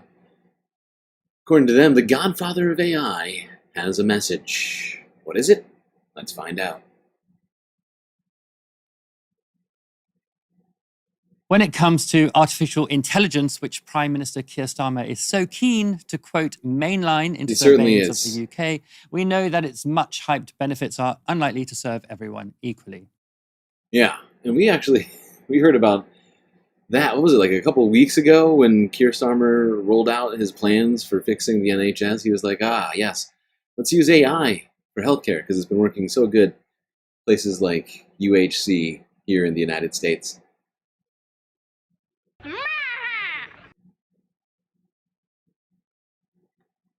Last year, the Institute for Public Policy Research estimated that nearly 8 million jobs in the UK could be at risk during what it calls the second wave, where companies embed existing AI tech more deeply into their processes. The IPPR analysis shows that back office, entry-level and part-time jobs are most exposed, and women will be significantly more affected than men. So there's a very real risk that AI will further entrench inequalities of all kinds. But Nobel laureate Geoffrey Hinton, the man known as the godfather of AI due to his work on artificial neural networks, has a solution, and it's a very simple one. And he left ITV's Robert Peston stunned by it. That productivity gain may not be fairly distributed among citizens, and it could again simply accrue to a few owners, a few billionaires at the top. How do we make sure that these gains are properly distributed and we get out of this awful slump of stagnating living standards? Socialism. Just just as simple as that, is it? Where you just need proper socialist leadership. I forgot how quick his answer was. I did it over with the sound shot. Got to hear that answer one more time. This awful slump of stagnating living standards. Socialism. It's just as simple as that, is it? Where you just need proper socialist leadership. Yep. Okay. Helena, Amazing. even geniuses say that socialism is Amazing. the answer. What did you make of that? Truly amazing. Thank you, Navarra, for that. You're totally right. If we're going to lean into this AI stuff, if it's even going to genuinely be able to do what it's being purported to do, socialism is the only answer. And here is, I mean, this is something we've been talking about, and I haven't been doing my job well enough with clipping. I should have made a clip vid on this months ago now, essentially, back during the, what's it called? The Switzerland conference, the Billionaire Switzerland conference. I can't think of it right now. Oh my God, my brain just broke. Shit. Davos, the whatever you call that conference in Davos in Switzerland. We listened to a bunch of the stuff these guys are talking about, and they seem to be driving us in this direction, trying to implement AI with everything, replace as many jobs as they can. But even they admitted that this could absolutely destroy people's lives, crush the labor force. And one guy basically came out and said, let the cat out of the bag. He's like, yeah, there's probably a conversation we need to have about how we do society once, people like myself. And this was the Anthropic CEO who was saying this.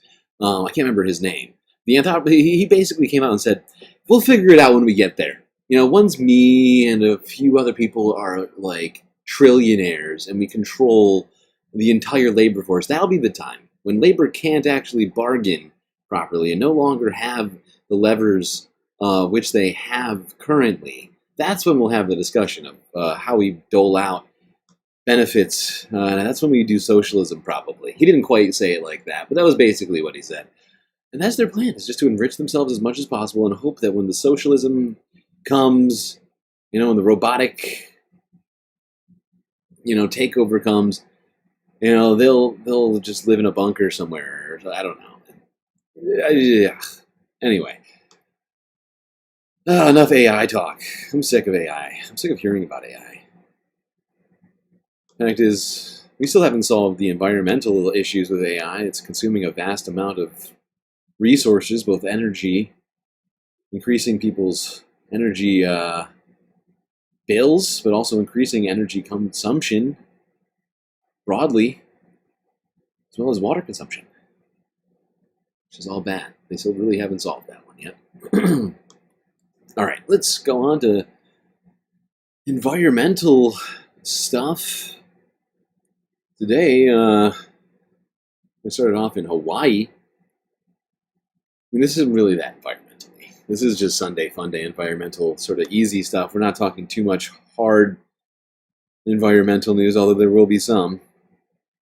But it's springtime. It's a beautiful time to get out there, enjoy the outdoors in between galactic streams and whatever other streams you want.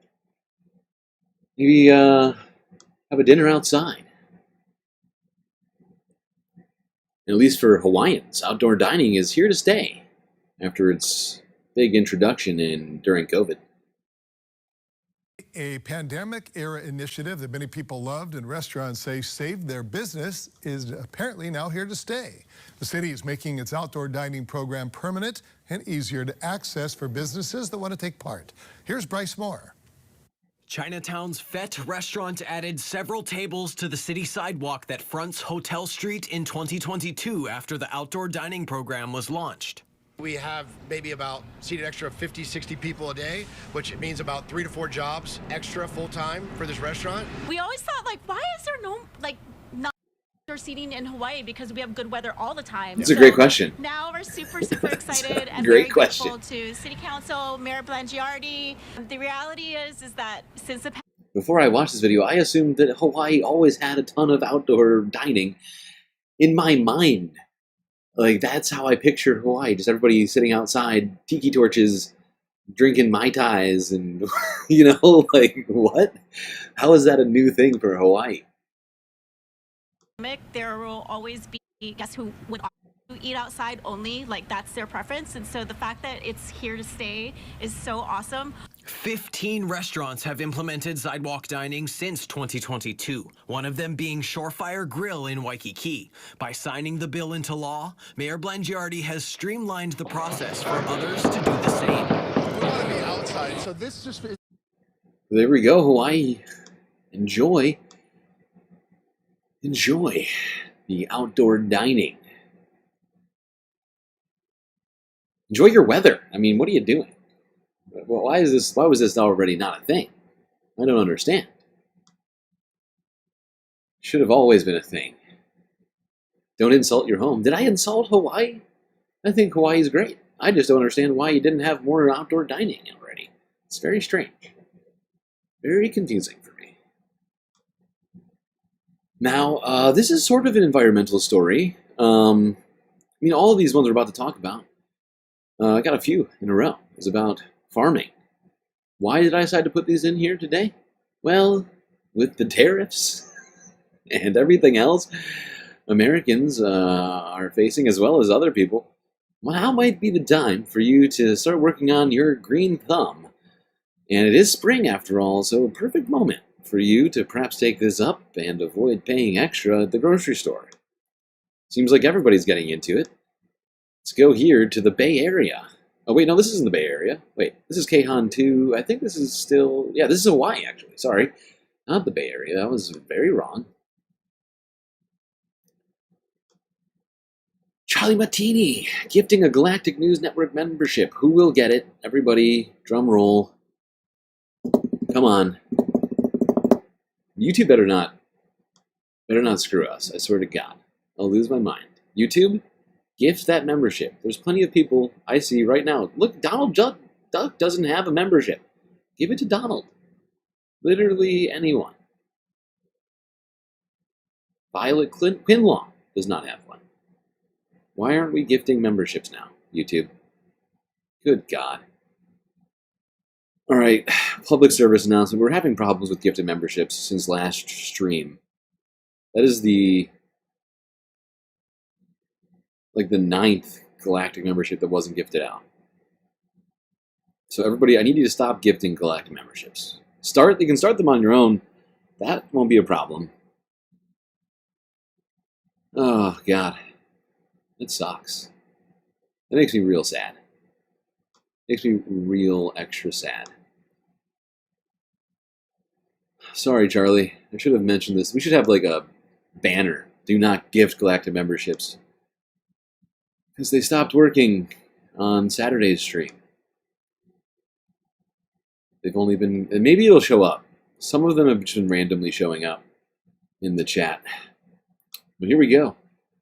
Let's go stay in Hawaii here. Keihan 2 news once again from yesterday. Former chop shop transforms into a farm. I cannot disable gifting. No, I cannot. We begin with an area once a haven for criminal activity.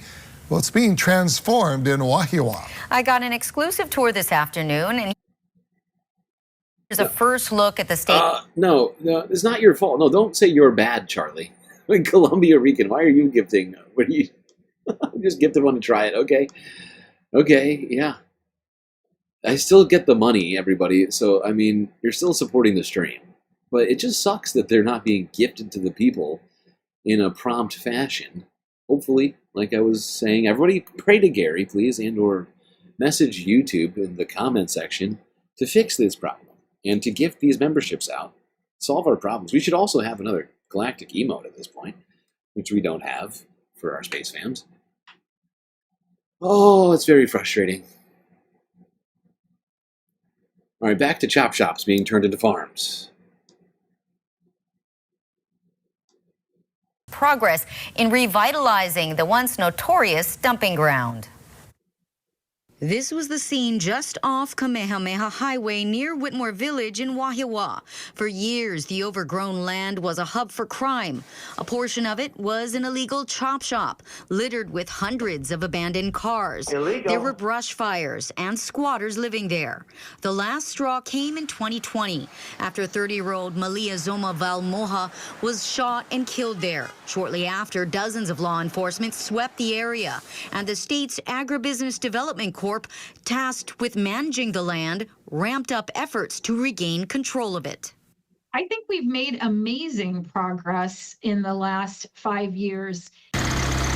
Gaddy says they were determined to revitalize it, but it wasn't easy.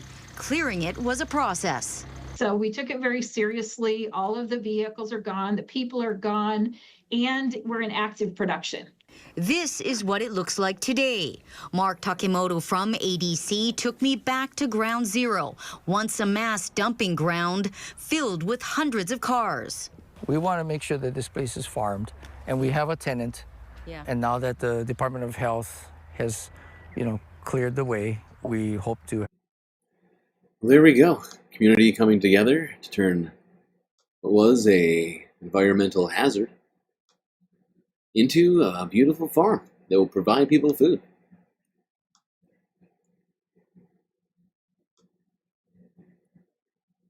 You also can get into growing your own truffles, as it turns out, at least according to PBS NewsHour from 2 days ago. Americans are growing truffles and succeeding. By the way, Republicans are attacking PBS NewsHour right now, trying to shut down the funding for gems like this. On an orchard in rural Virginia, 13-year-old red-bone coonhound Nadine keeps her nose to the ground. Where is it? Come on. Weaving around English oaks in search of a rare and expensive crop, one that's rarely even found growing in the United States. The black Perigord truffle. She's getting a little older, but she loves her job. It only took a few weeks for the family who runs Virginia Truffles to train her for this crucial job on the farm. Didn't they say they moved the cars, but there was no people moved. The person who owned that died. They were killed in a shooting. And so they turned it. No, that's not what happened. I can see your confusion, though. But no, it was just an illegal chop shop, and then the owner of that chop shop died and left a massive environmental hazard. Basically just a field full of broken down cars, rusting out cars. And they decided to turn that into a farm. From my understanding, there was nobody living there. I didn't spend a massive time researching it. From what I understood from watching that video before, that's not quite what happened. It helps handle Nadine and the other dogs who work on this truffle orchard. Shay's parents, Pat and John Martin, planted the truffle-inoculated trees in 2008. John was getting ready to retire, and he thought, wouldn't it be cool if we did something fun, something that used his chemistry science? It became an adventure. The Martins also saw an opportunity in the growing demand for truffles. Unlike typical commodity crops like wheat or soy, truffles take a long time to grow. Pat Martin says it took nearly a decade to know if the symbiotic relationship between truffle and tree was working. We got our first harvest in 2018. It was very exciting. Yeah. I mean, if you got your own land, I suppose you can grow truffles. I mean, not everybody is as blessed as these two individuals growing their own truffles. But I mean, my taste buds, I'm a fan of truffles too, can't lie. I mean, they're incredibly expensive and can't exactly, truffle it up all the time. They might be grown in poop, but they taste delicious. Put a little truffle oil on fries, oh boy. Pasta, I mean, you can put truffle oil on basically anything and make it slightly better. Unfortunately, that's quite costly. But if you have your own truffles, maybe. Get started now. Years from now, you could be harvesting your own truffles. All right, let's now go. Let's go here. News 8 WROC in Rochester, New York from 2 days ago. Seeds of success. Planning your own garden for the year ahead. That's right, people. You got to get it started now, otherwise it will not be as successful as you might like.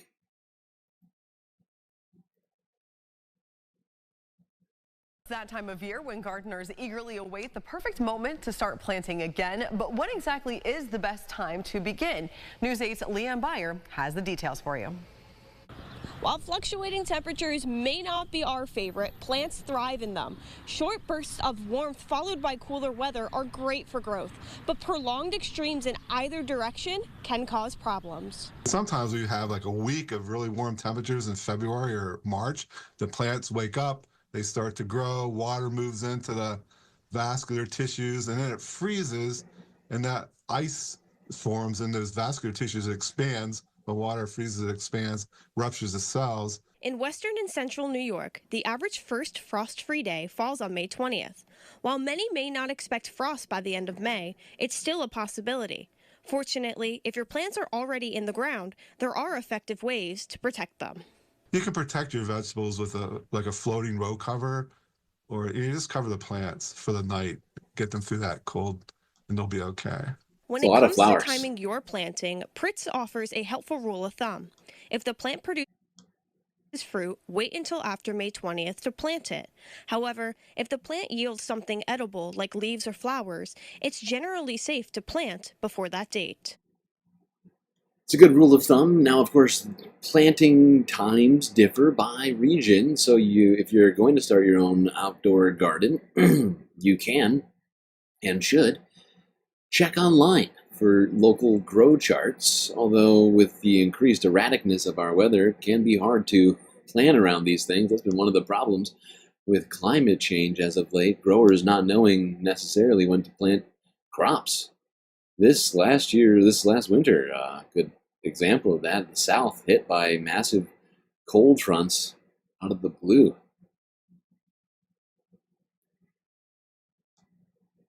All right. Now, if you're super successful with your growing, you could take it to a farmer's market. Let's go to Boulder County in Colorado, where farmers markets are getting ready for the start of a new season.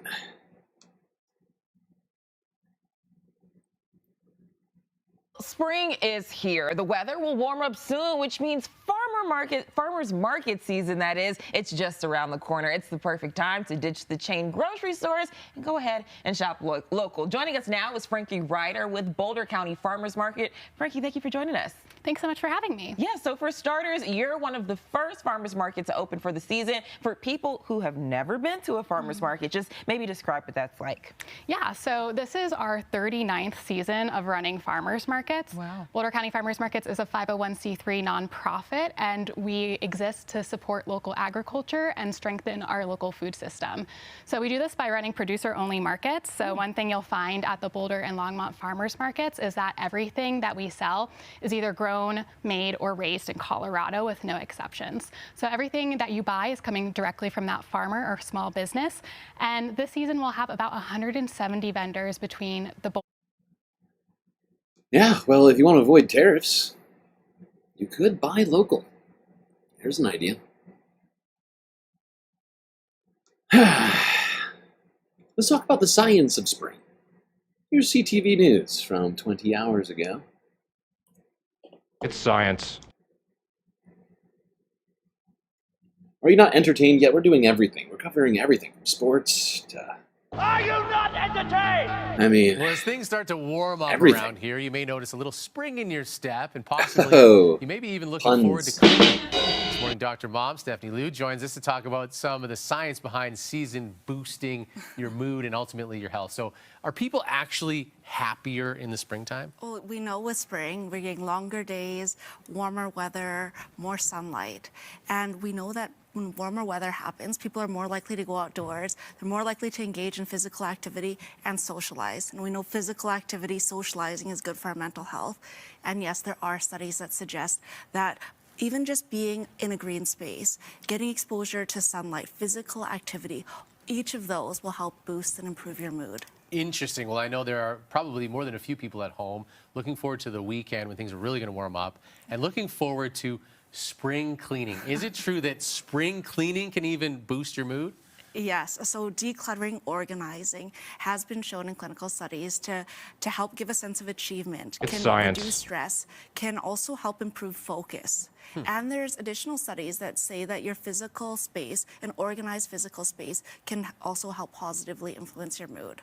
But it's important to note that when you're doing spring cleaning, it can be overwhelming at times if you're doing a massive space. So it's typically recommended to start first with a small space, finish that, and then tackle the next project. Yeah, you don't want it to all kind of pile on top of you because that can be a Yeah. little stressful.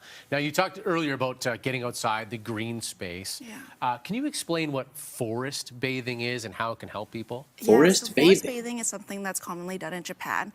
In Japanese, it's known as shirin yoku.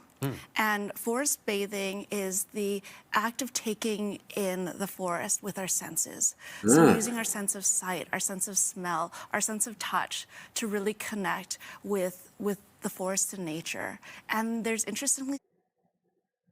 Fascinating. I guess you could do a little bit of forest bathing, chat. Sounds peaceful and serene. A great spring activity to perhaps boost your mood. Yeah. Okay, hold on. I have to take a quick break, use the galactic facilities. I'll be right back.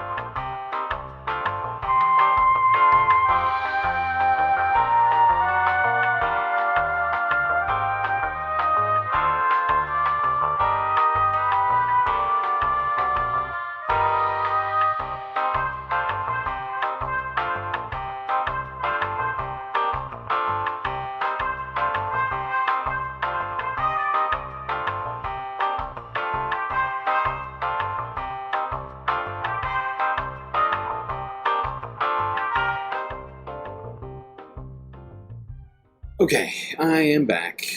Sorry for the delay, chat. Let's get on to the rest of the environmental news. Now, there has been a massive storm system going through the south, bringing an incredible amount of rain, hitting multiple states, not just with rain, but also tornadoes. We were covering some of those tornadoes throughout the week. But the flooding that has been left behind is quite traumatic in size. Let's start here. 2 days ago from CBS News, deadly storms bring heavy flooding to the south. Historic rain totals expected. Every storm season now, it's the new normal. We get more rain every year, and that's totally normal, except it's not. Yes.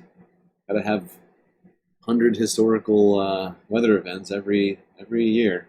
Totally. That's why they're historic, right? Because they happen all the time.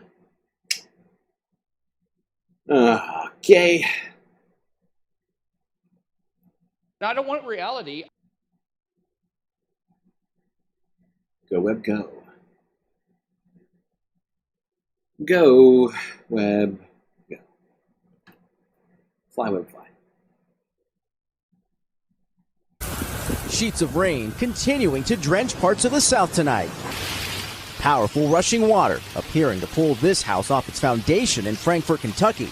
Catastrophic flooding reaching roofs of some buildings, turning highways like this one into rivers. Officials in Arkansas say nearly 50 highways are closed because of high water. It's been scary, of course, and everyone's feeling a little afraid. Today in Little Rock, Arkansas, this massive tree collapsing onto cars and power lines leading to this fire. Fortunately, no one was hurt. And in Mammoth Spring, Arkansas, part of this train plunging into a river after floodwaters washed out this bridge, derailing multiple cars. Jesus Christ. Officials say no one was hurt. In Beebe, Arkansas, this tree crashed into Jim Tinkle's house, adding insult to injuries after days of unrelenting storms. Has it ever been to this degree? Not this bad, not this fast. Storm clouds rolled into Memphis ahead of flash flood warnings in Tennessee, near where our Kathy Park is tracking the storms. The storms here in West Memphis have unleashed so much rain, 2 to 3 inches per hour. Entire neighborhood roads are going underwater, catching motorists off guard. Some folks have no choice but to leave their cars behind. In Kentucky, the massive amounts of rain raising rivers to dangerous levels. Over the last 24 hours, the waters have risen over 5 feet, and we're expecting them to rise an additional 10. Our Maggie Vespa is on the ground there. It's been pouring for hours here in Paducah, and the river's rising so fast. The city's planning to install big metal gates here along its banks to keep water from rushing into downtown. 15 feet is like above that wall right there, and like at the second floor of this hotel. There have been multiple deaths across several states, including a 5-year-old after days of severe storms. You guys are used to dealing with severe weather, but have you ever seen it to this level? Never like this in my life. George, the rain hasn't stopped, but you're getting a first look at the damage. That is a huge tree. Yeah, that's right, Jose. This right here, just one of the many downed trees in this neighborhood alone. This one right here falling onto this car and power lines. You may be able to see that this car is still smoldering. So many in this region unable to clean up until these storms pass. Jose? The ominous thunder in the background. That was perfect journalistic timing right there.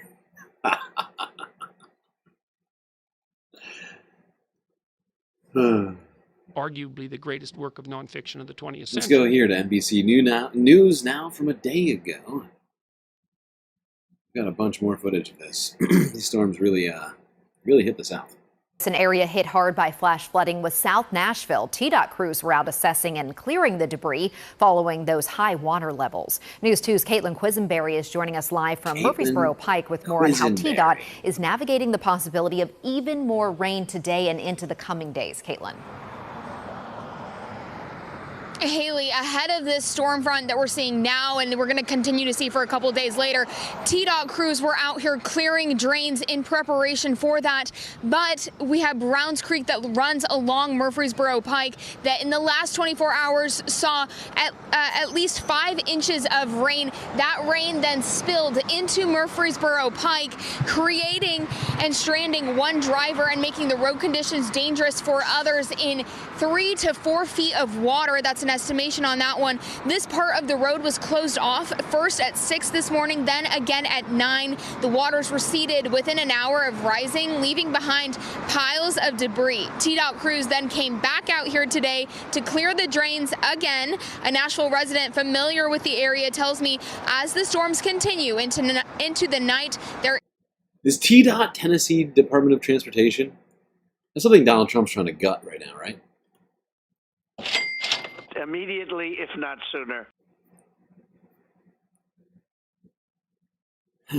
Okay. Let's stay in Tennessee. Go here to WKRN News 2 from 3 days ago. Heavy rain causes flooding in South Nashville. It certainly did.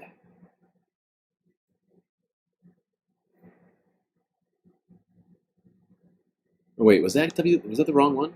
Whatever. Same idea. Still in Tennessee. Whoa, what just happened to my head?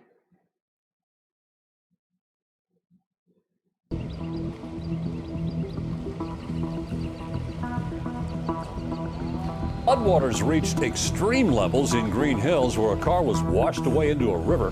Officials say the car was stuck under this bridge. A neighbor saw it floating upside down in a creek. We spoke with one woman who lives in the area.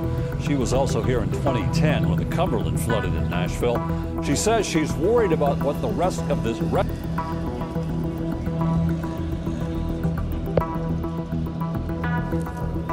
My anxiety level is high. It reminds me a lot of it, especially when I saw the flooding across the street this morning. And I'm just nervous for the rain to come. There's more coming, they say, and that's terrible. That's not good news for us. There's a lot of folks in our complex over here that are pumping water out of their houses right now, and it's not the first time, unfortunately. Well, just 2 streets away, parking lots were left submerged in water, forcing businesses out of work for the day. Workers say they were shocked at how quickly the water rose. There's a second. There's 2 videos playing at the same time right now. I don't know why. Waterworld origin story? Have you seen my Waterworld video on this channel? Because that was last year. Waterworld is already starting.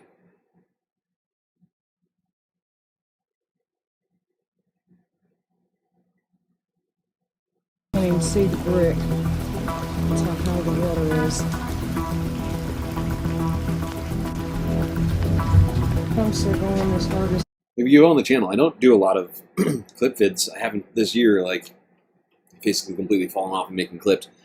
But there's a clip vid that I made of last year's floods, comparing it to Waterworld. Some OG Galactic content. And as you can see, it's up pretty high. Sandbags are there, but they didn't help. Still came in. So it looks like we're probably going to get a similar vibe this year that we got last year. A lot of very 2024-ish vibes. In fact, I feel like this one's going to be worse than last year. Everything's pointing to it being worse. The flooding, the winds, the extreme weather, all signs point to worse. It's already been a hotter year than it was last year. More ice has melted and everything else. Melting. Glaciers receding faster. It's all pointing to worse, almost definitely. Let's go to Nashville, Tennessee's Green Hills neighborhood. This is more footage of these floods. Floodwaters reached extreme levels in Green Hills where a car was washed away into a river. Officials say the car was stuck under this bridge, and neighbors saw it floating upside down in a creek. We spoke with one woman who lives in the area. She was also here in 2010 when the Cumberland flooded in Nashville. That's not she where says cars she's go. worried about what the rest of this week will look like. Yeah, because throughout this weekend, it was continuing to come down. I'm fairly certain that car is not supposed to be underneath the bridge. Probably on top of it is where it's expected to go. I'm not a scientist, but it's my understanding. Fox weather from yesterday. Memphis flooding.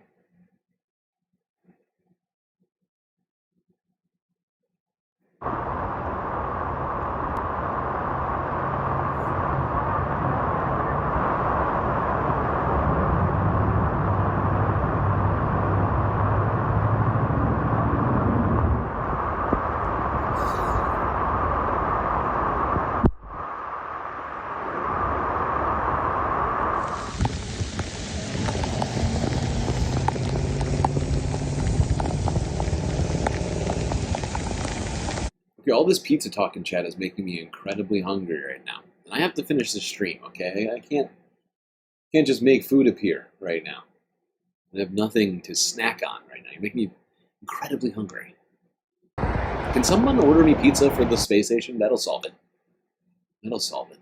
I wonder if anybody delivers at this time.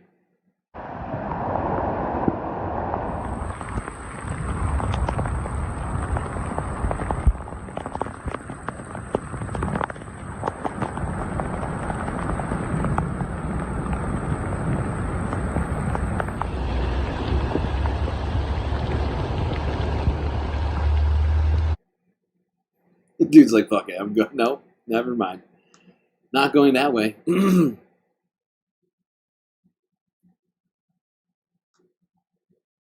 Huh. All right. Here's 11 Alive. I assume this is a local channel. I'm not familiar with it. From yesterday, catastrophic flooding in Arkansas. Yep.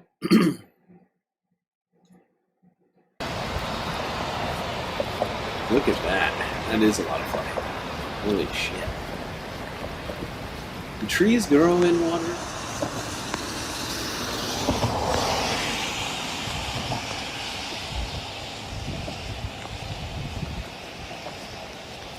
I know that pavilion's not supposed to be in water.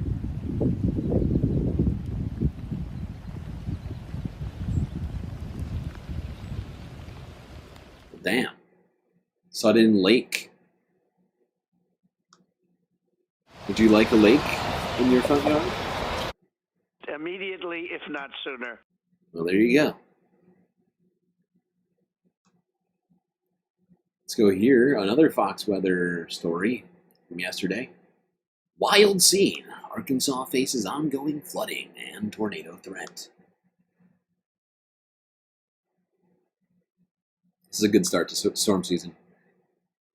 The show. This is unfortunately another high-risk day for flooding, as well as another potential for severe weather. Let's head out now to Texarkana as we're waking things up on a gloomy note. We're in the 60s, mid to upper 60s, and this is where we could see again the potential for large hail, even damaging wind, possibly tornadoes. Flood watch is in effect until tomorrow morning. But I know it's been an incredibly long time since then, but anybody remember Hurricane Helene? Do you think adding water and heat is going to make that worse or better? Here's a hint. Worse. That's what's going to happen. We're going to have, and the fact is, fire season didn't even end this year. I mean, we had the LA fire. Happened in the middle of winter. We've already seen multiple devastating fires this year. And fire season literally just started 2 weeks ago. Shit is out of control.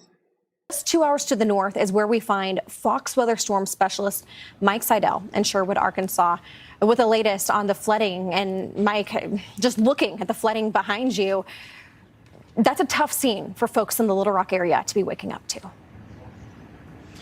Yes, indeed, but this is about the worst of it, and there are not many road closures in this area in Sherwood, about 10 miles north and northeast of downtown Little Rock. There are two areas, this one and another one nearby.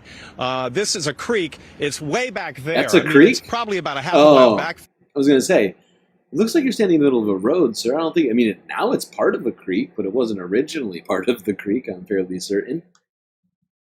But it's so flat that it's overflowed its banks and is filled in here on Trammell Road at Landers. So we're right off I-57, which, by the way, I didn't even know existed, but it's a brand.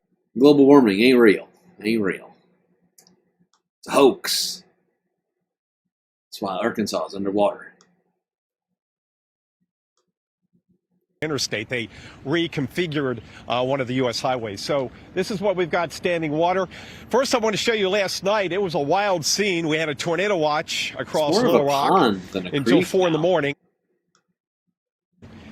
including areas to the east and west and south. And then outside of the hotel about 11 o'clock last night, the warning and then the sirens went off. And this is a wall cloud. It looked like it was starting to rotate. And then we got some very heavy rain that came in with it, but we didn't have any tornado officially reporting touching down east of where we were, just outside the Little Rock International Airport. But we had some very heavy rainfall.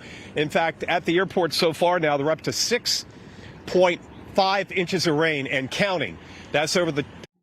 That's a lot of rain, especially for such a flat area as that. Yeah, I wonder if cutting the NOAA and the National Weather Service was a good idea or a bad idea. Heading into what's probably going to be the worst storm season on record. Probably good, right? Get rid of the Forest Service. They don't need to fight. There's not going to be any forest fires this year. That's what you don't understand. Trump, he's Nostradamus. There's not going to be any deadly... Oh, wait, you're telling me 7 people died during the storm? Oh, well, never mind. Okay. Let's go now here. Last story on these storms, AccuWeather, with some crazy footage here of a highway underwater.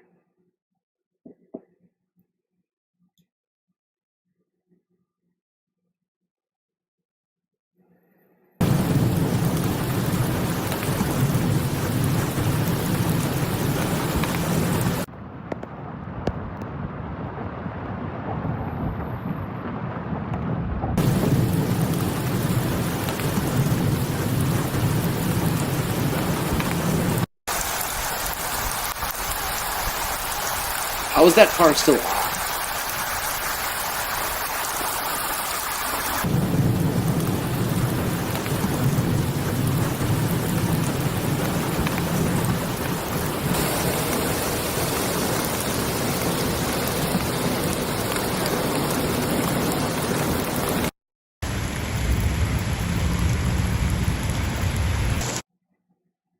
This is wild. Arkansas just suddenly underwater. Immediately, if not sooner. Is everyone's gift memberships turned on? Listen to BCAT's pinned chat. Make sure you have them on. But I do feel like this has got to be YouTube's fault. Maybe Monday stream, they'll just all suddenly come flooding in. We'll get all the deserved Galactic memberships that are just sitting there unused. YouTube will wake up. Maybe they're listening to this right now. They'll just start handing them out.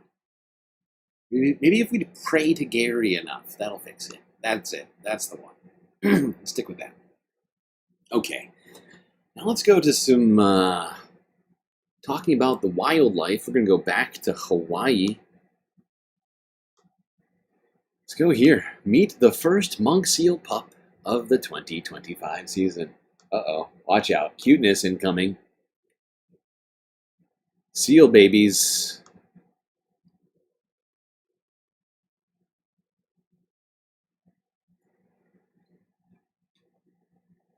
Say aloha to the newest resident of the North Shore. Meet Kailani, the first Hawaiian monk seal pup of the 2025 season. Who's a he good was named puppy. by 5th grade students at Kahuku Elementary, and according to the Hawaii Marine Animal Response, his name reflects the deep connection between Hawaii's land, sea, and sky. Now, if you Beautiful. It's a beautiful name for a beautiful sea puppy. Look at those beautiful eyes on this little one. So very cute. All right. Now let's go to a different wildlife-related story that may not be as cute, perhaps dangerous, but maybe not as scary as a man. NBC Montana from 2 days ago. Experts urge residents to be aware of bears. That's right. Hibernation Spring is is over. officially here, which means those cute but mighty bears are starting to emerge from their dens. Experts are urging Montanans to be bear aware and start preparing for bear season. To prevent run-ins with the animal, officials say residents should make sure all garbage is secured and bird feeders are taken down. They also encourage people to carry bear spray and pay attention to your surroundings while recreating. An expert with Montana Fish, Wildlife and Parks says if you run into a bear, stay calm and move slow. If you do encounter a bear, making yourself look large, have bear spray handy, but, backing off, moving slowly. The worst thing you want to do is scream and fall upon the ground and act like prey or rush off like prey. You just want to keep your head about you and be calm, be calm and collected. Okay. Yeah. Just stay calm if you see a bear. Don't run. You just want your lovely picnic basket.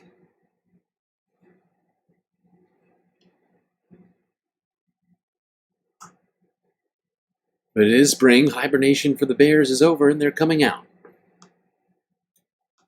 Although last year we saw a poll suggesting that women were more afraid of men than they were of bears. So I guess just stay alert. Just stay alert at all times, I guess. That's my suggestion. All right, let's go to Philadelphia now. From Montana to Philadelphia, where Philadelphia Zoo's oldest resident has given birth to 4 critically endangered but very cute tortoises.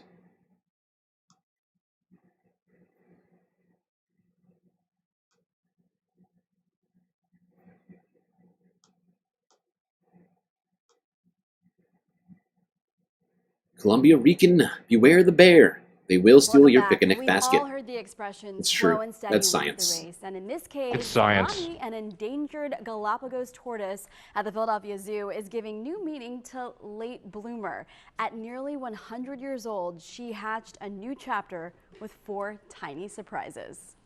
This is a very unique situation. Our animals are estimated to be over 95 years old each. What? And so for these animals to come together and breed successfully here at the zoo is an amazing accomplishment. So these are the first Western Islands, Santa Cruz Island, Galapagos tortoises ever to hatch at our zoo. Amazing. The newborns bump the Truly amazing. I mean, 95 years old, still making babies. I mean, these turtles. Jeez. Incredible. population of the Western Santa Cruz Galapagos tortoises in the U.S. facilities to 48. Mommy is estimated to be 97 and has lived most of her life at the Philadelphia Zoo. Abrazo is about 96 years old and arrived in Philadelphia during the pandemic. His records go back to a Texas zoo in 1929. Specialists orchestrated the late coupling, 90s would be Sparks didn't sort of done making babies. But genetically, the zoo considers them to be the perfect match, and because of the size, the hatchlings will remain in a temperature-controlled environment of the zoo's reptile and amphibian house. Wow. We want to make sure they don't grow too fast, and so Unbelievable. To octogenarian tortoises, getting it on. Making new tortoise babies, keeping the species going, practically by themselves. These giant Galapagos tortoises are an endangered species, as was mentioned. 4 new tortoises is huge news for science. Now, let's talk birds. But this one may surprise you. I'm not even gonna preempt this with anything aside from that. Check this one out. This one is wild. Oh my god. This kid is wild. Literally. Like a bird, like a plane, like a small child with incredible talents. This shit is insane. This kid is incredible.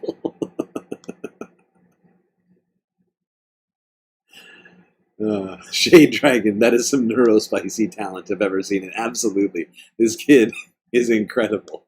I mean, talk about savant. Holy shit. If I was just walking through the forest and I heard those sounds, I would assume that they were birds, not some random child with some neurodivergent tendencies. Oh my god. Wild. Hey, we all have our special calling in life. Some of us are birds on the inside. Now let's go here to Philadelphia, talk about an environmentally friendly story. Philly, opening up.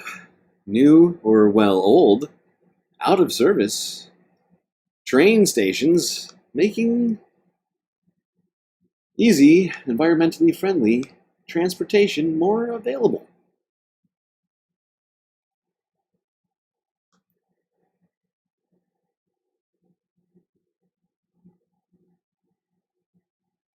Happening today, service resumes at a historic Philadelphia train station. Patco's Franklin Square station hasn't been in use since 1979. Station first opened in the 1930s. The new and improved station is fully ADA compliant with elevator, escalator, and ramp access. Patco hopes the reopening will help people create new connections and also help reconnect with what our area has to offer. We're here to connect people. So this will be a new opportunity to connect people and reconnect them to things around the station at Franklin Square. Official ribbon cutting ceremony is set for noon, then it's open for service. Amazing. Fully ADA compliant train station, making access to public transportation easier for everyone. More trains, less cars, please. Now, you might be out there enjoying spring, doing all sorts of stuff. Maybe you're getting some family photos done. Well, this family was getting some photos done in the Washington Monument Park over here. Well, a family simply just taking a photo in front of Washington, D.C.'s cherry blossoms got the photo bomb of a lifetime, according to them. Take a look at this. Behind these two siblings is former President Barack Obama. The photographer didn't even notice, but the child's father did. And when the parents had the photographer check the camera, sure enough, they got the shot. How do you not notice Obama walking by? He's a very distinct individual. Jeez. There you go. These two kids got the photo bomb of a lifetime from President Barack Obama. And some beautiful cherry blossoms in there, too. What a springtime surprise that was. Now let's go to this horrifying environmental story, which we talked about last week, and I think is probably important enough for us to talk about this week. CBS News from 8 days ago. Experts baffled by mass bee deaths. Help! Help! I'm being repressed! That's right, the bees are being repressed. We must save them.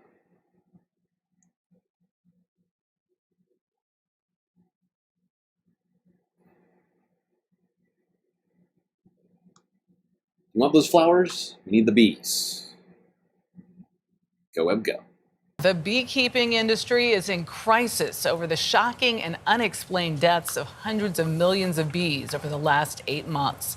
It could impact all of us, as bees, called the backbone of agriculture, are responsible for pollinating more than a third of the nation's crops, and current losses are unsustainable.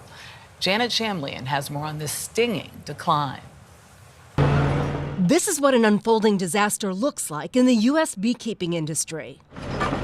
Each of these hives can hold as many as 80,000 bees, but for reasons no one can pinpoint, the bees in all these hives and tens of thousands more have turned up dead. Have you ever seen it this bad? Never, not even close. The data is showing us that this is the worst bee loss in recorded history. Blake Shook is one of the nation's top beekeepers. He owns Desert Creek Honey and several other beekeeping businesses. One of them is rebuilding dead hives, and he's receiving an alarming number of them. Where are they from? Yeah, these are from North Dakota that we're looking at right here. Over there we've got Florida, back here we've got Georgia, I've got California over in that corner. Bees play a critical role in U.S. food production. In addition to making honey, they pollinate 75% of the fruits, nuts, and vegetables grown in the U.S. That's $15 billion worth of crops. If this is a multi-year thing, it'll change the way we consume food in the United States. That's a pretty significant statement. It is a very significant statement. Now, the honeybee population is different from the native bee populations, but the fact is we should want them all to survive and to not have their populations just be plummeting from the sky. I'd rather have them buzzing around that sky, pollinating trees and plants, and making us delicious honey. But of course, honeybees are not native to the United States, but they are important, and they're used still to pollinate all sorts of stuff, like was mentioned. And I honestly don't know what we're going to do to solve this, aside from all the stuff we talk about here all the time. Like making the environment more, making humans' relationship with the environment more sustainable. Maybe cutting down on pesticides, that's a huge problem for bees. But yeah. Here's a fun story. PBS NewsHour from a day ago. How 200-year-old whaling logs are helping scientists track climate change. What? Would you jump up? Let's find out. Whaling ships solving climate change? Makes no sense.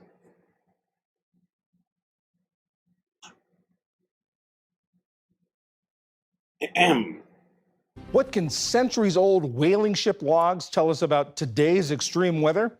According to scientists, quite a lot. They're using the information recorded by mariners going back hundreds of years to push the frontier of modern-day climate science. Special correspondent Pamela Watts with Rhode Island PBS has our story.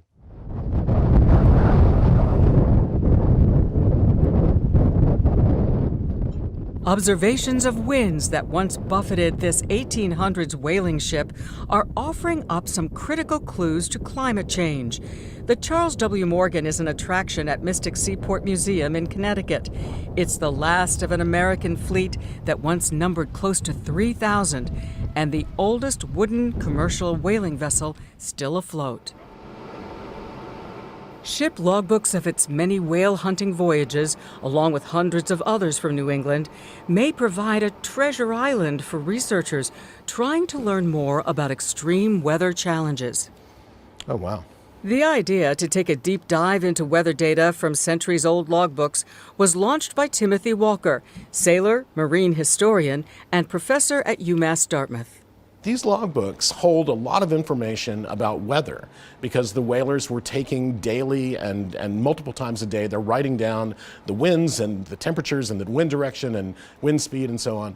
And so we wanted to know if we could extract that weather data to inform climate science. And it turns out that you can. Walker came to New Bedford, Massachusetts to crew on the historic schooner Ernestina.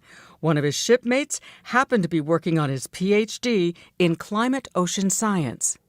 And he and I had talked about a way to do something with both of our skill sets. That discussion led to Walker fishing for weather information from the logs of local whaling ships. Fishing for weather information. PBS has got the puns. And comparing it to the meteorology in the same coordinates today. They're going to places where other ships don't go because merchant and military ships, by the 1650s or so, they're following seaborne highways that they know is the most efficient way to get from place to place. The whalers are following the whales, who go to some of the most remote parts of the world's oceans. And so they're recording weather data in places where we simply don't have any other way. Fascinating. Makes a ton of sense. But these climate scientists are using data hundreds of years old, written down by mariners on the high seas. Arg. That's right, matey. Perhaps you'd like to read me logs for some information. Yeah, whaling patterns, migration patterns of whales, ocean currents, all of these things were recorded by these sailors. Let's talk about another old wooden ship from the Civil War era, I believe. What in the hell's diversity? Well, I could be wrong, but I believe diversity is an old wooden ship that was used during the Civil War era. Ron, I would be surprised if the affiliates were concerned about the lack of an old wooden ship, but nice try. All right, let's talk about some more wood, but this old wood is even older. Ancient trees. Petrified Forest National Park preserves an important period in time, about 220 million years ago. An interesting time period because it's actually bracketed by two mass extinctions. Petrified Forest National Park is probably one of the most underappreciated national parks in this part of the United States. We really do have one of the largest concentrations of petrified wood here at the park, where you can really study how animals and plants change over time. In places like Petrified Forest, where climate change is preserved as a record in the rock, we have a standard that we can use to compare against changes that we're actually observing around us today. Wow. Petrified Forest National Park is a time capsule filled with ancient trees that have crystallized over millions of years, essentially turning to stone. What secrets do these fossilized ecosystems reveal about the prehistoric past? And how can they help predict the future of life on Earth?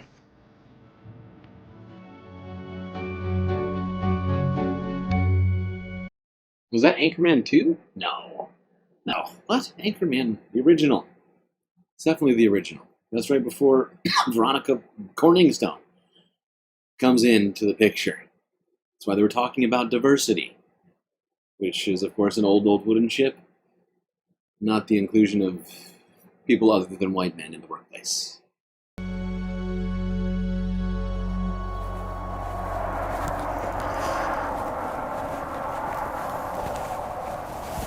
I was just thinking to myself, you know, Petrified Forest National Park I'm just a is huge one of fan. the most complete records. Excuse me, Miss Lady.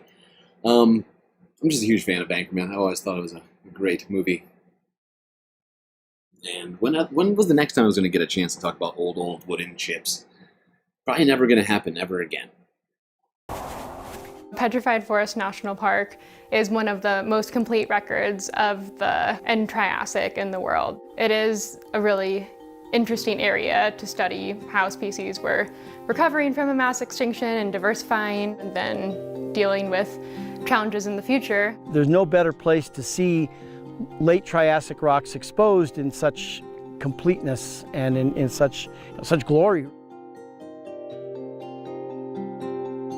At the start of the Triassic period, the area that we now call Arizona was on the leading edge of a supercontinent that we call Pangaea. This diagram here is what geologists call the stratigraphic column, and it is a graphic representation of the sequence of rocks that's exposed here at Petrified Forest National Park. Most of this is the Chin-Lee Formation, which is the upper Triassic, and all of the fossils that are associated with it, the magnificent Badlands topography that you get where these rocks are exposed at the surface.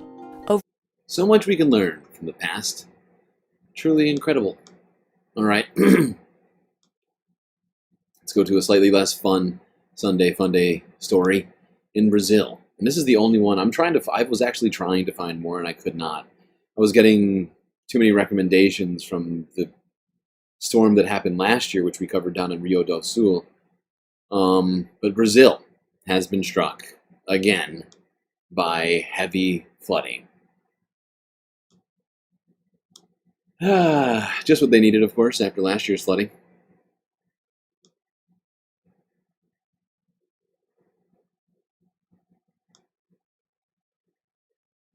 This is from Forbes 19 hours ago. Jesus. I don't think those cattle...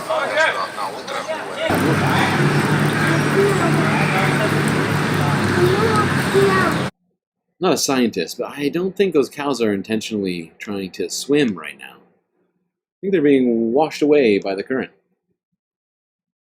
Kind of wild, since they're in a town of some sort.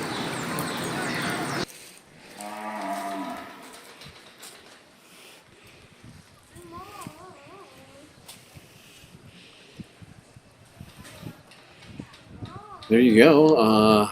Cows and humans inundated by heavy flooding in Brazil. That was on April 6th, so I guess that was Sunday. Yeah, that was Sunday that happened. All right, now let's go across the ocean to the Netherlands, where flower lovers and influencers are flocking to the tulip vistas at an iconic Dutch park.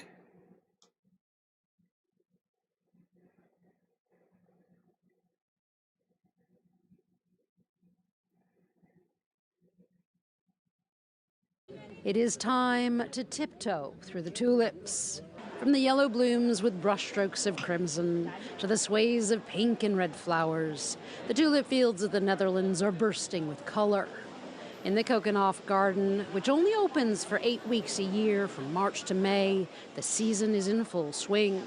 1 million visitors are expected to watch the some 7 million hand-planted bulbs shoot forth. For this Austrian visitor, touring the gardens is an influencer's paradise, thanks to the spectacle of so many colors. You get a new impression of new locations, traditional people and so on. So it's very, very nice and they are inspiring you.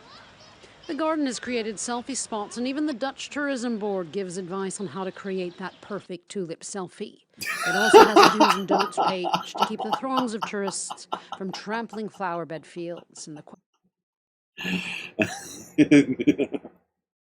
The Netherlands Tourism Board is giving advice to influencers on how to get the best shot. It's hilarious. Well, there you go. You can enjoy the spring by going and checking out the flowers. Now, this was a wild story from earlier this week.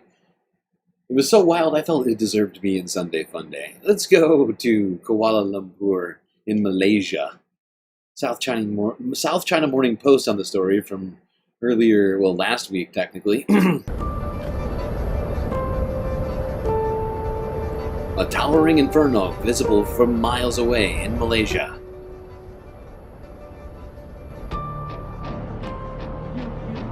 The massive blaze broke out near a petrol station in Putra Heights outside Kuala Lumpur.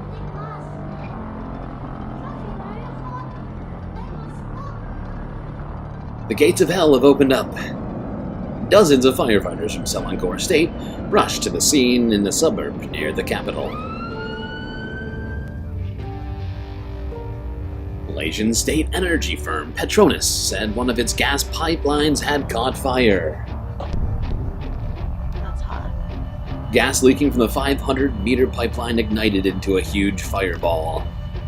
I love them. This is a perfect choice of music. This is a perfect choice of music. The metal. The metal music. It's perfect. That's right. The gates of hell have opened up. Beelzebub is here. Petronas said it had since closed the valve to stop the flow of gas. Oh, that's good. Smart. The fire affected nearby homes, and at least 7 people had to be rescued. At least 63 people were treated in hospitals for various injuries, including burns.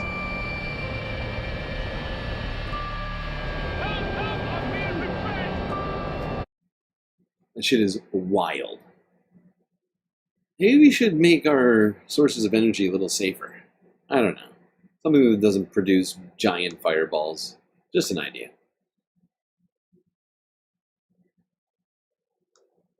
Expecto Patronus? God damn it. God damn it, that's a good pun. It's a tasty Harry Potter pun right there, if I've ever seen one.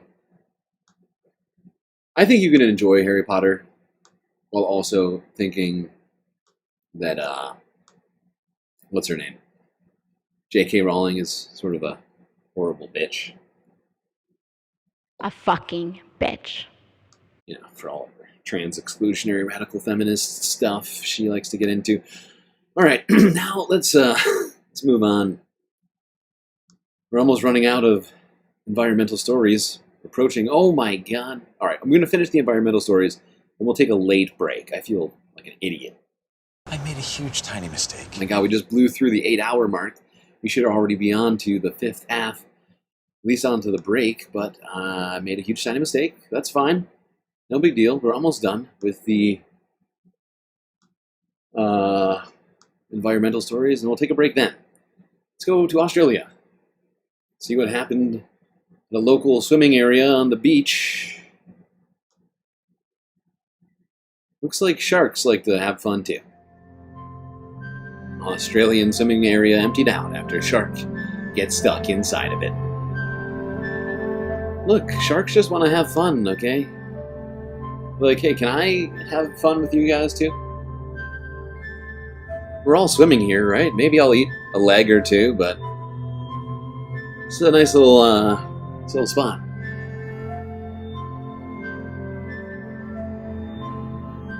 Fish aren't food.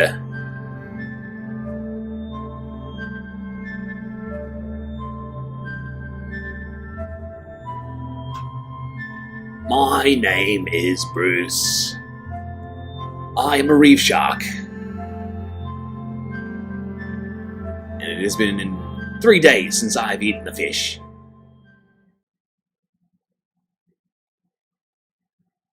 Now, let's talk about a different southern wildlife creature. The penguin. They don't vote, they don't trade, but somehow they're now part of Donald Trump's trade war.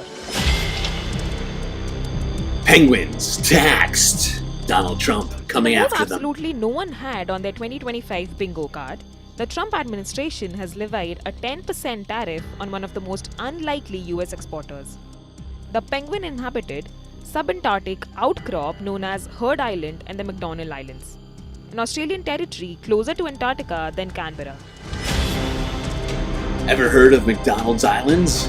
Trump has. During a fiery White House Rose Garden speech, Trump unveiled a color-coded tariff chart targeting key global trading partners. But eagle-eyed viewers noticed a curious addition: a set of icy volcanic islands where no humans live, just penguins, seals, and seabirds. Heard and McDonnell Islands, technically part of Australia, were slapped with a 10% goods duty. They were placed right next to Maine and Australia in the laminated tax grid. No explanation was offered and no trade volume was cited. But somehow these desolate rocks made the tax cut. As Trump taxes his penguins, Australia fires back. Described by the Australian government as one of the most wildest and remotest places on Earth, these islands are uninhabited and accessible only by a 2-week boat trip from Perth, that too when the weather permits. The only permanent residents here are protected penguins and seabirds. Still, the Trump team stayed silent on how exactly do you tax a penguin. But critics... How do you tax a penguin? What do you think, all those fish that they're exporting? All those happy feet that are dancing away, you can't tax the feet? Well, we're going to tax them. We're going to tax them good and hard. Phrasing? Hold back. They're not fighting for American families. They're just aiding and abetting what they're doing and making it even worse with the Trump tariff tax. They even decided that they would tax penguins. They are the Heard and McDonnell Island. If not sooner. They are covered by tariffs. Russia isn't. So basically, what Trump is doing is taxing penguins, not Putin. The only living things on those islands, or the penguins are there. There are no people.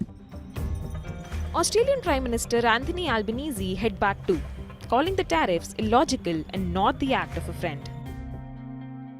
The administration's tariffs have no basis in logic, and they go against the basis of our two nations partnership. This is not the act of a friend. We will not join a race to the bottom that leads to higher prices and slower growth. We will stand up for Australia. Penguins march on Washington. Internet explodes. If the governments were cautious, the internet was not. Within hours, X was flooded with memes. I love these memes. Down with penguins, the penguin protest. This is a good use of AI, I gotta say. Because I have a lot of problems with AI. But hey, this is, I gotta say, I've seen worse. The internet was not. Within hours, X was flooded with memes imagining penguins. Anti-American protest in Heard and The McDonald's. internet exploded with memes. This is krill capitalism, baby. Our GDP is 12 fish and a shiny rock. Imagining outraged Oh my god, a machete-wielding penguin. The avian danger is afoot. Storming the Capitol Hill and holding emergency talks with Trump and VP JD Vance. One viral...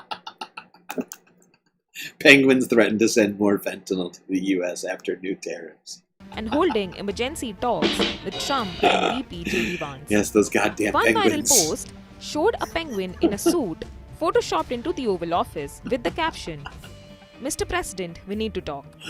The internet tapped into the absurdity of slapping trade penalties on a place where no humans live, and which requires a 10-day boat ride just to reach. Even a mock movie trailer made the rounds, and it was titled March of the Penguins. March of the Penguins, you don't say. Interesting.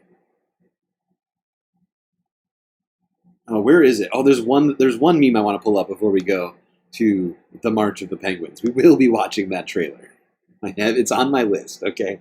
We're going to that immediately, if not sooner. But hold on.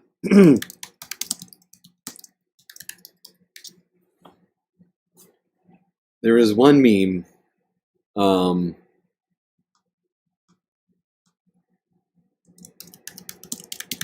that was amazing. Where is it? I need it. I think we all need it, honestly. This one is maybe the best one. Where is it? Yes. Yes, this is the best of all the memes. There's a lot of great ones. But this one took true craftsmanship. I don't know if this was AI or not, but wow. Look at this. This is a fantastic, I mean, look at this one right here. Come on. The Penguin Tea Party? This wins the Penguin meme war. Although this one comes in close second. The Penguin Trade Crisis. Oh, they're both amazing. So good, so great. All right. To the tariff of the penguins.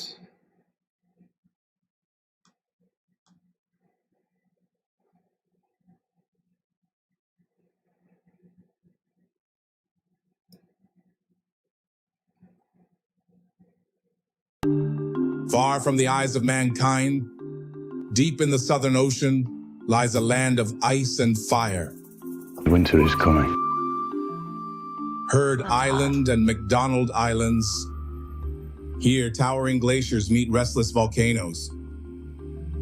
And in this harsh, untamed wilderness, a colony of emperor penguins has endured for centuries, thriving against all odds.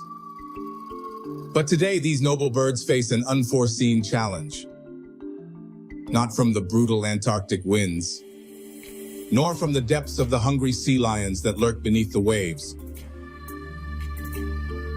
but from tariffs.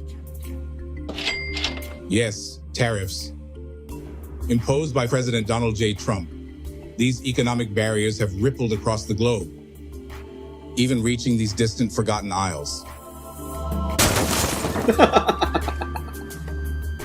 The impact, devastating.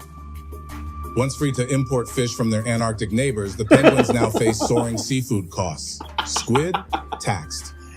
Krill, sanctioned. Herring, a delicacy reserved for only the wealthiest of seabirds. Donald Trump is an absolute moron. He picked tariff locations using ChatGPT. Perhaps one day, a leader will rise, one who understands that even penguins deserve a fair trade deal. But until that day, the emperor penguins of Heard Island and McDonald Islands must try to convey to President Trump that the island is not what he thinks it is. We are not a McDonald's.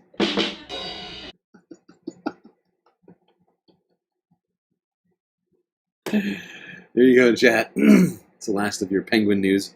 Freedom for penguins. Hashtag save the penguins.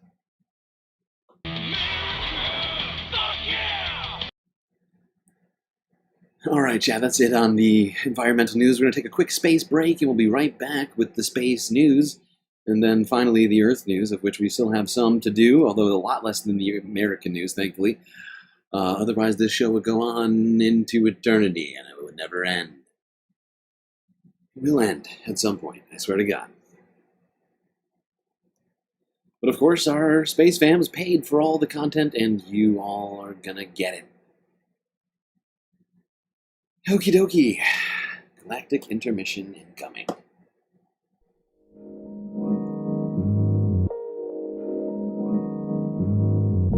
Well, I hope everybody's been enjoying this Sunday FUNDAY episode of the Galactic Spacecast. If you haven't already, hit the like button and don't forget to subscribe. Both very important.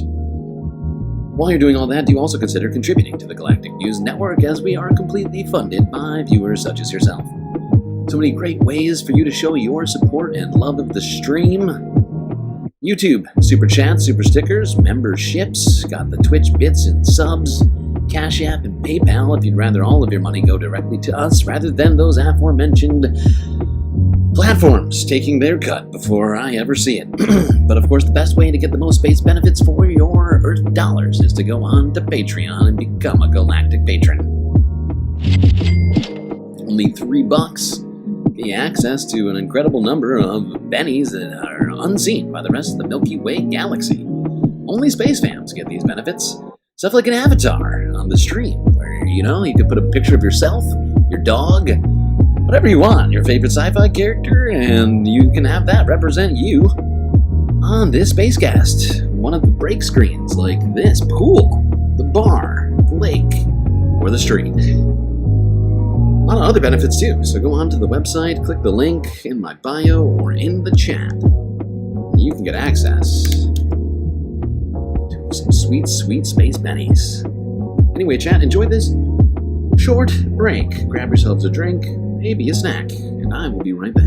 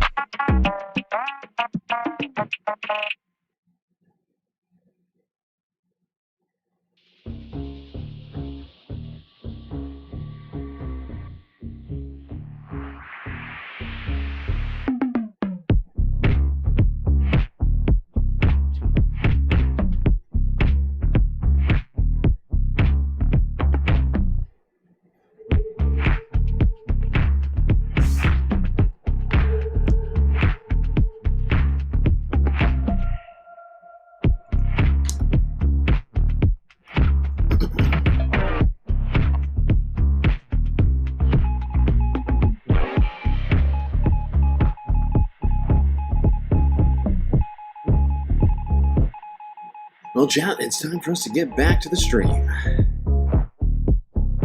You know what that sound means. It's time for you to get back to your seats. Otherwise, you're going to miss the latest galactic content, of which we still have quite a lot to get through. Although it's not bad. I think we'll probably be able to do this in one half. So it's not that much. It's only going to be a 10-hour stream. No big deal. No big deal. We do 10-hour streams around here like it's nothing.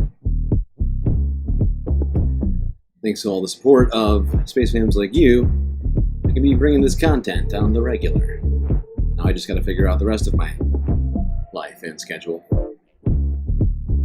As well as figuring out how to get back to clipping on the regular, something I used to do so much of and now feel weirdly doing absolutely none of it. But really, it was the end of the election that I think broke me. Basically, since the new year, I don't think I've done a single clip. Kind of pathetic. Awful. Weak. It's true. Harry Anton's right. It's awful and weak. Alright, let's go to the space news. What do you say, fams? Last half, getting started off with the space news, which we, of course, do every stream, aside from the last two streams where I screwed up and promised that we would get Sunday FUNDAY space news, and well, I wasn't kidding. Let's go to the auction block. See what is for sale. What can we bid on? Is it exciting? Tell me it's good. Is it space related? Better be. Where's my sound? Today we're at Sotheby's Auction House in New York, here in our galleries. This is the original model of E.T. that was used in the film E.T. This specifically was used in the closet scene when Elliot first finds E.T. And this is a really incredible thing to have. It's coming directly from the estate of Carlo Rambaldi, who is the person who created and designed E.T. Sweet. He's known as the monster maker. He made the sandworms for Dune, King Kong, Damn. Puck from Close Encounters, Dune too? and many other incredible. Hey, this is a serious piece of space memorabilia. I wonder what it's going to go for. Sure, it's attainable. And not only did he design the look of the creatures, but he designed the underlying animatronics. Oh no, the volume is low. But it's her though. It's this clip's low volume. Moved around, and not, he was so well known pretty for jacked this up right that now. I believe it was Spielberg who called him the Geppetto of E.T. The Geppetto of E.T. Figured out how to bring these creatures to life. Fantastic. So Rambaldi really spent a lot of time making E.T. look like a character that one could empathize with, but also to be a character that could show empathy. And I think it's that characteristic that drew major directors like Spielberg to work with Rambaldi. One of the most important features on the face is the eyes. So he really wanted to get lifelike eyes that most people who watch the film could find a way to connect with. And one day he was looking at his daughter's cat and realized, oh my gosh, that's it. Like the cat eyes are so soulful, piercing, but they can also convey so much emotion. So that is where he got the design for those eyes. Oh my god. Well, I know I said it's probably attainable. I just looked it up. I'm not gonna lie. This is one of those someday funny stories that I was like, I don't think I need to do too much research on this one. Estimated worth of that ET model. Anybody want to guess in chat before I let it out? Let the cat out of the bag on how much that ET figure, the Sotheby's, was has valued it at. And don't Google it. That's cheating. Illegal. That's cheating. All right, I'm not seeing a lot of guesses in chat, so I guess I'll just let that cat out of the bag, or the million bucks out of the bag. But yeah, Sotheby's valued this thing at somewhere between $500,000 and $1 million. That'll bring in some space bucks. Now, let's talk about Egypt. I'm sure you're asking yourself, why would we talk about Egypt during the space half? Well, did you know that Pharaoh Tutankhamun had a space dagger? That's right. Let's talk about it. King Tut was buried with some pretty sweet loot. I'm talking chariots, multiple sarcophagi, and a death mask that has become the poster child for all of archaeology. But forget all of that, because my dude also had a space dagger. The blade was made from meteoric iron, and not only does it look awesome, it can tell us a lot about the ancient world. I'm talking metalworking techniques, Bronze Age trade and diplomatic links, and what materials the Egyptians valued most. It might even be telling us that it wasn't Tut's at all. It was a regift. What? A regift? The Egyptian pharaoh Tutankhamun ruled for about a decade, roughly smack dab in the middle of the 14th century BCE. And among the other jaw-dropping artifacts found in his tomb, 2 daggers had been placed on his mummified body. One had a blade made of gold, and the other was iron, covered by a gold sheath. Now, iron might sound like an extremely normal thing for a dagger to be made of, but in the 14th century BCE, Egypt was still very much in the Bronze Age, which, as the name implies, means they relied on tools made of bronze, a metal alloy made by mixing a bunch of copper with elements that are not iron. But that doesn't mean the Egyptians couldn't work with iron at all in this point in history. In fact, it seems like people across the ancient Near East really valued a particular type of iron, a type that falls from the sky in a flash of light, like a falling star or a gift from the gods. I'm talking about iron from meteorites. In fact, not long after Tut's time, the phrase iron from the sky entered into the hieroglyphic lexicon. And if we look carefully, we... Well, that's pretty sweet. King Tut. A sweet, sweet space dagger. Like 36 centuries ago. I'm trying to do the math. A long, long time ago. Arguably the greatest work of nonfiction of the 20th century. Nope, definitely before the 20th century. But yeah. Pretty sweet. Space dagger? Come on, Sunday fun. If that's not Sunday Funday, that video doesn't have Sunday Funday written all over it for you, we got a problem. Okay, we're gonna quit. I'll just quit now. Space daggers of the pharaohs of the age. Please. Please. All right, let's go here now to the AP archive. If you missed it, this was a kind of recent little press conference that the astronauts who were stuck in space for 9 months did back here on Earth after their long, long stay in space. Here's Suni Williams, Butch Wilmore, and Nick Hague. Though I don't think Nick was there as long. The initial part is really just you readapting physically, getting used to being in gravity again. And we've been back 2 weeks and, pretty close to 100%. I don't know you. So that phase is behind. And, now it's spending time with family and friends and reconnecting with the people that you really didn't have a great chance to stay connected with while you were gone. But it's amazing to come back, and friends and family, of course, you're surrounded by them, but then really humbling to see the love and support from so many people, around the country, around the globe, who are wishing us well and wanting us to come home safely. So that's, I think, my overwhelming feeling, humbling.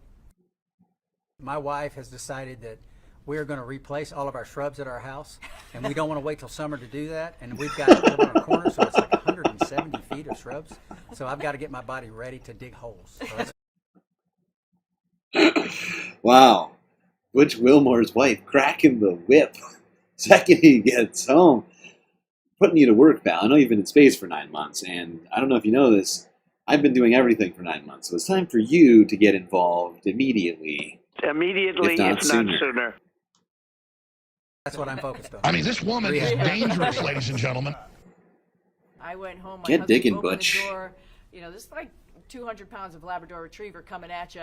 I sort of bend down a little bit, and they were both a little bit crazy, wagging their tails. One of them tries to play hard to get, so he couldn't help himself. He was all happy, but then he had to grab a stick and sort of run around and say, like, hey, come on, chase me now. We want to hear from them. they're at, and we're going to share some things that. Which looks like he's lost a bunch of weight since he left. I mean, we followed this from the very beginning when they first left Earth. Since we follow space news, we watched the flight. I think we were watching it live when they canceled it the first time before they sent them into space and then had even more problems. Yes, Jerry, I know the volume's low. It's got nothing to do with me. It's an AP archive clip. Come on. You know how the AP archive does, Jerry. Zero production value on these vids. They don't even put the subtitles in there when we want them. So, volume? You want them to do good with volume? I don't know what to tell you. I've been actually trying to figure out whether or not I should add gain on some of these channels that I could trigger on and off. I was thinking about doing that a while back, then didn't do it. Part of the problem is I think my voice, because the levels spike still on my voice a lot. I think it makes it more uneven, unfortunately. Well, so hopefully soon, by the end of April, we'll have the good mic back up and working once we get a new, or whether or not I fix it or whether we get a new one, however it happens. New, not mic, but new audio interface, something we've been talking about now for, 2 weeks, I think it's been? 3 weeks? How long has it been now? I feel like we've been going without a mic for too long already. You need to get on this shit. It's just the video? Okay, I'm sorry. I'm sorry. But I can't make it any louder. Okay, last piece of space news. Well, like I said yesterday, since we missed space news yesterday and Friday, got as much space news as possible here today. Went from auctioning space memorabilia to space daggers in ancient Egypt. Return interview of the Starliner astronauts, and now to the worst of the space news. Billionaires still taking over. SpaceX launched 28 more Starlink satellites yesterday. Here's the Associated Press with the footage of that launch. 5, 4, 3, 2, 1. Ignition. Engines full power. And liftoff. Go Falcon, go Starlink.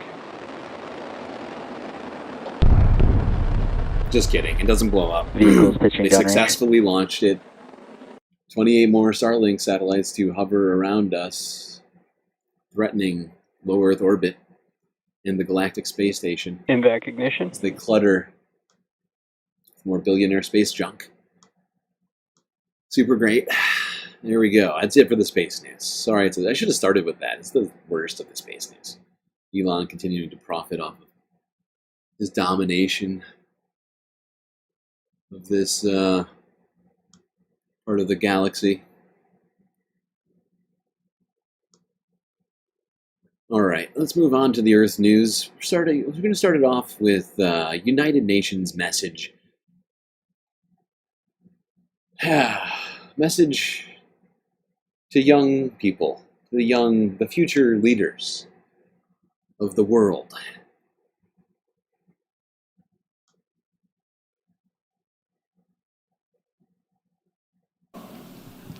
We have now a special message from the United Nations Secretary General, His Excellency Antonio Guterres. Thank you for taking part in this Model United Nations Conference and for believing in the power of global cooperation to solve global problems. Our world needs your engagement and ideas more than ever. We are living through extremely difficult times. Conflicts are raging, tensions are rising, and our planet is burning. Humanitarian needs are at record highs and human rights are under relentless assault. Hate speech, misinformation and disinformation spread like wildfire on social media. More than ever, we need global solidarity. We need the United Nations. And the United Nations needs you, your energy, creativity, courage and commitment.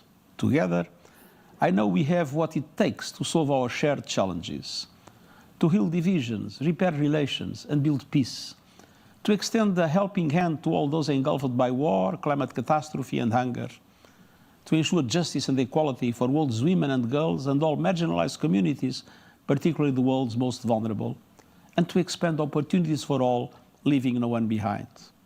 We at the United Nations will never give up in our quest for a more peaceful and just world, and I know you won't either. That is why I am fully committed to giving young people a much stronger voice in international affairs. The United Nations is proud to be your ally, and we count on you to be a force for positive change now and in the future. I wish you every success, and I thank you. There you go. A message to you for listening. Antonio Guterres wants you. Get out there. That's right, you model UN nerds. Start protecting the world order before it blows up. We need you more than ever. Really do. We need the young generation to get involved immediately. Immediately, if not sooner. If not sooner. Otherwise, we're fucked. Alright, speaking of places that are kind of fucked right now, let's go to Haiti, where things have just been getting worse and worse. And seemingly, you know, the Western powers who have the most influence here are doing next to nothing aside from just engaging military forces here. But those military forces have been engaged with the gangs in Haiti for months and months and months now. I don't know exactly how long. I'm trying to remember now. When they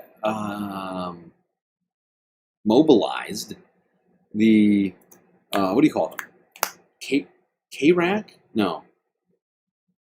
The Caribbean forces mixed with Kenyan police, facilitated by France, Canada, and the United States, to go do their dirty work for them, us, whatever, however you want to phrase it.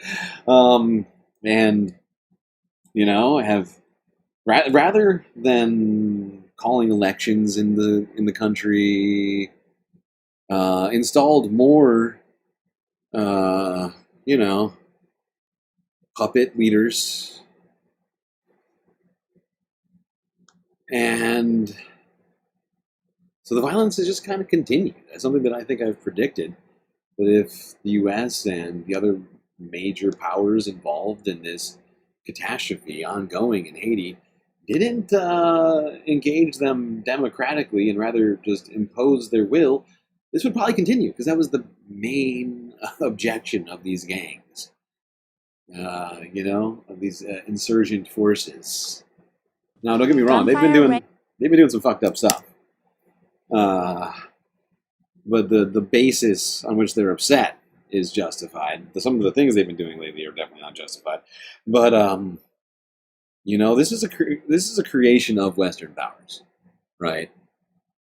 Which coup do you want to talk about first, right? Like, with multiple coups, at the times when they've tried to do democracy, or when there was even a hint of potential democracy, and then all the stuff that happened before those two coups, and we're just talking the 21st century right now.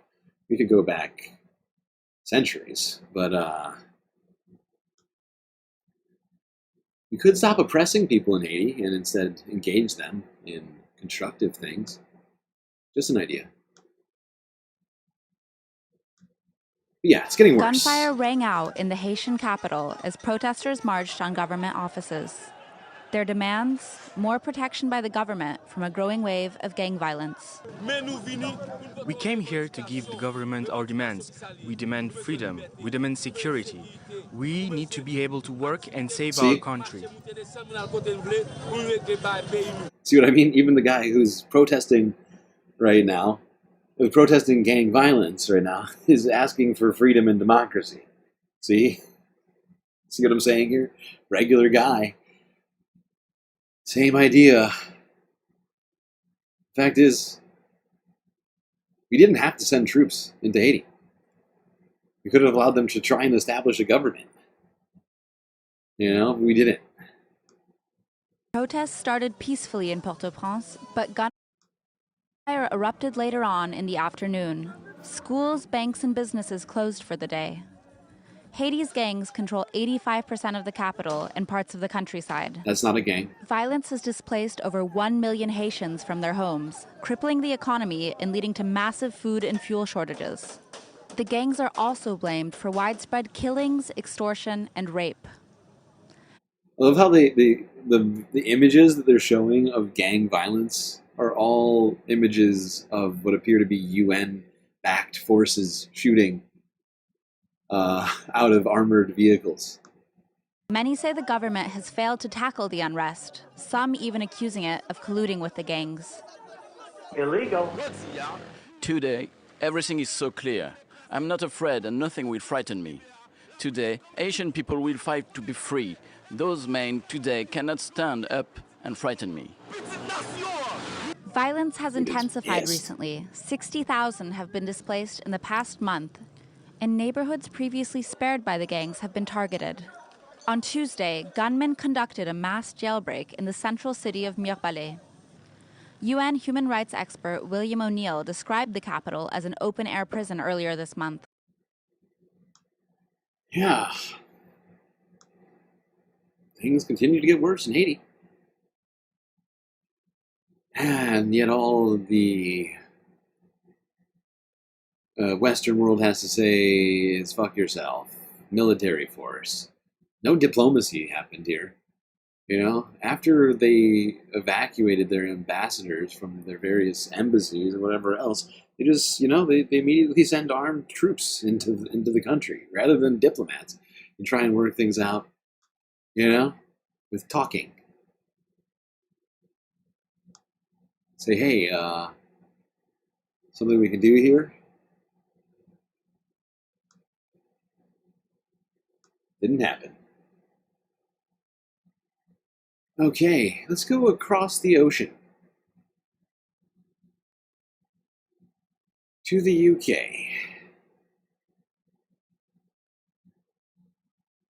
Actually, wait, this is in the wrong order. I should have put this. Why did I put this one here? Did I move things around today? I screwed this up. Son of a bitch. But I did. I should have done this in a slightly different order. Whatever. Let's go to the UK. Just hear what one elected MP is having to deal with lately. Online.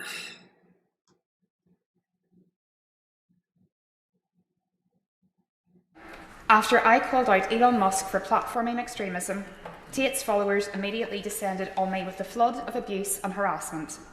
That was not random. That was a deliberate attempt to silence an elected representative. I was bombarded with death threats, rape jokes and abuse from accounts both local and international. Then, the Tate brothers themselves came after me. Two men running from the most serious criminal charges, propped up by the world's most powerful leaders. And they targeted me, an elected representative from Northern Ireland, for daring to speak my mind. It wasn't even about them. It was about Musk. But it was a calculated attempt to silence an elected politician. I was, in their words, a nice target. A direct attack on democracy and this House itself. But this is not just about individuals. It is about democracy. We have seen a deliberate, organised effort to create an online environment where extremism flourishes, where intimidation becomes the norm, and where women, minorities and political opponents are driven out of public life. There you go. That Irish MP was targeted by Andrew Tate and his brother and his followers over just speaking your mind about Elon Musk. They really, really love Elon over there, don't they? It's almost a little weird just how much these guys love Elon Musk. That's a fucked up situation right there. I just realized I totally didn't do a story I was planning on doing today. Oh my god. There's just so much to do around here. It's hard for me to keep track of everything, chat. I'm not the best. I could be better. It's hard. Times is tough around here. News hydrant, full blast. Okay, now, like I said, I meant to kind of move these around slightly, but I guess it doesn't matter that much. Let's talk about the Trump tariffs and how they're going to be affecting the world. Al Jazeera, real quick here, from a couple of days ago. Trump tariffs could lead to a new world order, one without the United States. What? Yep. That's what they're saying.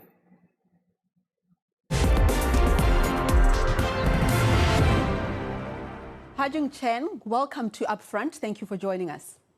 Thank you for having me. So on Wednesday, US President Donald Trump announced his grand global tariff plan with a sweeping 10% tariff on all imports and higher tariffs on dozens of countries. The EU got slapped with 20%. China slapped with 34%. And these are trade partners of the United States. He says this was a day of liberation aimed at making America wealthy again. What do you think of that? Yeah, I think that this is based on a very wrong assumption. I mean, the starting point of Mr. Trump's analysis is that whatever the trade deficit that his country is running with another country is because the other country is playing an unfair game. I mean, he was even using expressions like looting and pillaging and raping, and I mean, it's a bit like saying that because I'm I don't know buying all this food from my corner grocery store, the grocery store owner is robbing me. I mean, it's not as if the U.S. is just giving money away to these other countries. They are buying things from them, and frankly, I mean, this is based on a bizarre analysis. It is. And the kind of the tariff that he's imposing just doesn't make sense because it's not even like properly calculating. Yeah, it's not based on reality. I don't want reality. This kind of nonsensical trade policy is going to cause people to just have to devolve themselves from the United States, to remove themselves, stop dealing with us, because it's just crazy. Yeah. Okay.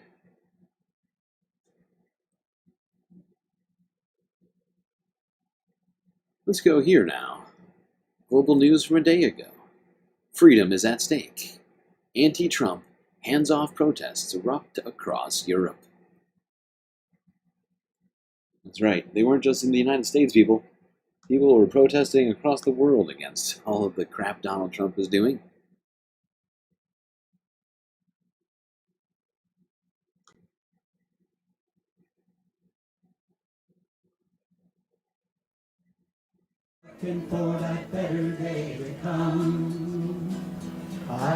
Portugal.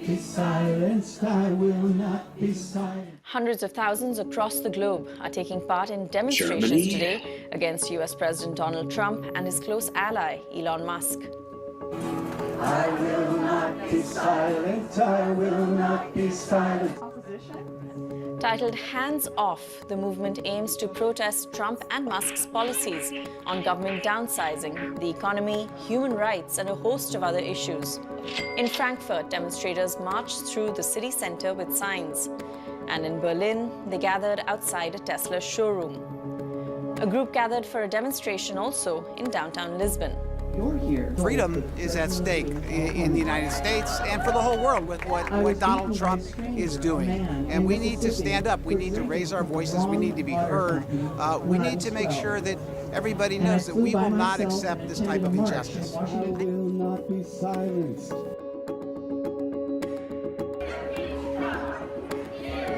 The Trump government is taking the USA into basically Germany of the 1930s. It's that.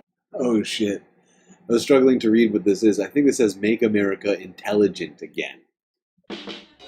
Yeah, that's a good hat. That's a good hat. I'll give him that. simple. He's attacking the press. He's attacking universities. He's trying to tell people what they should teach their children in school. He's taking money from Social Security, from Medicare. People are going to be hungry, they're going to be sick, and not be able to get medical treatment. Yeesh. Well, people were protesting. It was not just in the United States, but across the world. It would seem there were a lot of Americans at these rallies, from what I can tell. It seems people who work abroad and are now suddenly, hearing about all this stuff from different countries. There did also seem to be some locals at these protests as well. Let's go here now. Talk about the tariffs a little bit more. France 24 English from yesterday. Here's something I didn't predict, but I was thinking to myself. I knew this kind of stuff was going to absolutely start happening. People working together. Which, hey, good for the people working together. Bad for America. Definitely bad for America. But France and the United Kingdom are coordinating in tariff talks, trying to figure out what they can do to ameliorate some of the negative impacts of all of this. Under their star-spangled banner, the United States is home to a constellation of brands, many of which can be found in France. Mobile phones, groceries and everyday goods. Could these items soon be taxed by the European Union in retaliation to President Donald Trump's sweeping new trade policies? Many American products are part of daily lives in France, including almonds, of which California is the largest producer. Now President Trump has slapped a 10% tariff on most imports and raised the EU levy rate to 20%. These are products that I consume on a regular or daily basis. We'll probably have to rethink the way we shop. Honestly, if it becomes too expensive, I won't buy these products anymore. But the products the French consume most are made in other countries. For example, iPhones are made in China, and American athletic brand Nike has factories across Southeast Asia. For certain fast food chains or sweet drinks, production is even located in France. Pepsi, M&M, Ariel and Coca-Cola are all made in the country, so their costs shouldn't be affected. Bank of America analysts say among the global panic there is some good news. Commodity prices are falling for the first time in 4 years. Oil prices have fallen to an average of $65 per barrel, the same for wheat and cotton. Yeah, and commodities have been plummeting in the Asian, European markets today. I noticed that I think oil fell below $50. No, it was $60 a barrel. At one point, although it's reversed a little bit of those losses, it was at $59 a barrel, which it hasn't been at for years and years and years, like 4 years.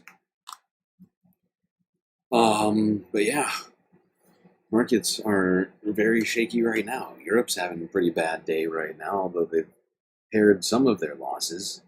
They were down over 6% on many of the indices, but now London is down only it's only down 4.6%.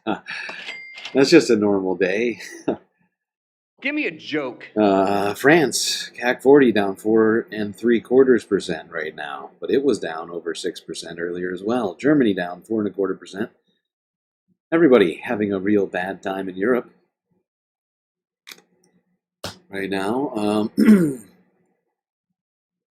All right, now let's go to this story. A little Sunday FUNDAY action for you. Easter is a-coming. One French chocolatier is, coming up with a new twist on a traditional Easter egg. This is another one of those stories that's going to make me hungry. I'll tell you that much. French chocolate.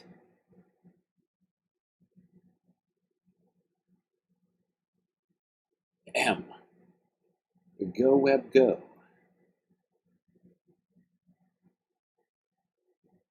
Whoops, no, don't do that.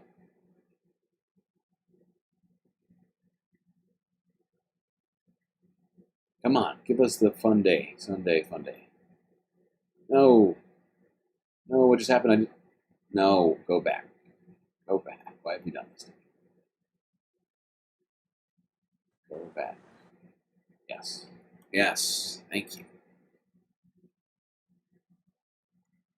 We can do this together. I swear to God. Well, spring is in the air, and one of the highlights of the spring season here in France is Easter. Like in many countries, the Christian holiday in France has long been associated with chocolate. It is the chocolate industry's second biggest season after Christmas. And in fact, French people eat an average 12.5 kilos or some 25 pounds of chocolate every year. We're going to take a closer That's look a lot at of some chocolate, of France. the incredible chocolate creations for Easter with my guest today on Entre Nous. That is Nicolas Guercieux. Nicolas, welcome. Thank you very much. So you are the head pastry chef at the Lutetia Hotel, which is on the left bank in Paris. You're in charge of pastry, baked goods, candy, but today we're really going to focus on your chocolate expertise.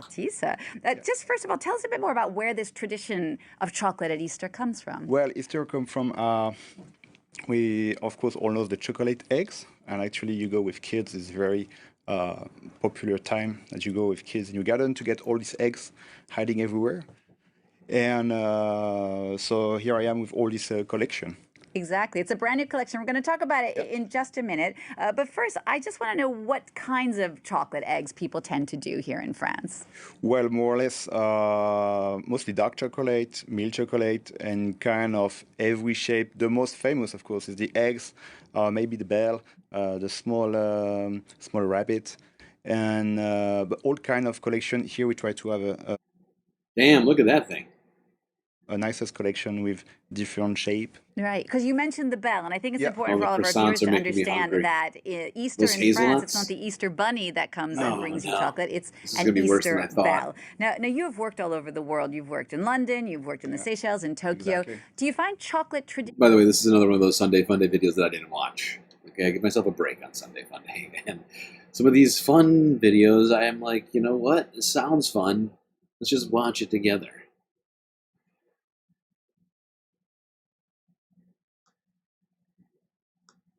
Change from one country to the next? A little bit, yeah, depending about where you go. I remember once I walked in Seychelles Island and I made all these eggs in chocolate, and actually I was wrong about it because people just want ice cream and they don't want a chocolate on Easter Sunday. And I imagine there's a difference perhaps in the UK. People like milk chocolate. That is making me so hungry. Oh, God. Who doesn't want a chocolate-dipped croissant? Or a giant chocolate, what is that, a persimmon? Doesn't look like an egg. Those kind of look like eggs, actually. I thought those were hazelnuts. Maybe they're not. It's hard to tell. They look almost too big.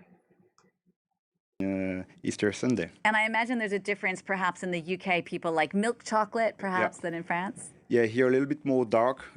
This year I was on the milk chocolate, but mostly it's more dark. Okay, well, let's talk a little bit more about your collection. I know one of your favorite ingredients is a hazelnut, and not just any hazelnut, a very special hazelnut called the casette. Casette. What's the casette hazelnut? Right, so casette is a French hazelnut coming from it's a peach. And it's a peach. The particularity is like the actually roasted when just after harvest. Oh, it is. So it is hazelnuts. I was right. Usually hazelnut have 5% of humidity when they get roasted, and those were like completely fresh. So they give a really intense flavor. Maybe you can have it. Okay, buddy, you're making me way too hungry. Put down the hazelnuts, okay? All right, there we go. A little French chocolat for all of you on this Sunday Funday. Hopefully I didn't make you too hungry. Still got some more videos to get through. Still going to stay in France. Let's go to Paris, where a museum is now displaying, quote-unquote, rescued treasures from Gaza. Let's go to France 24 English.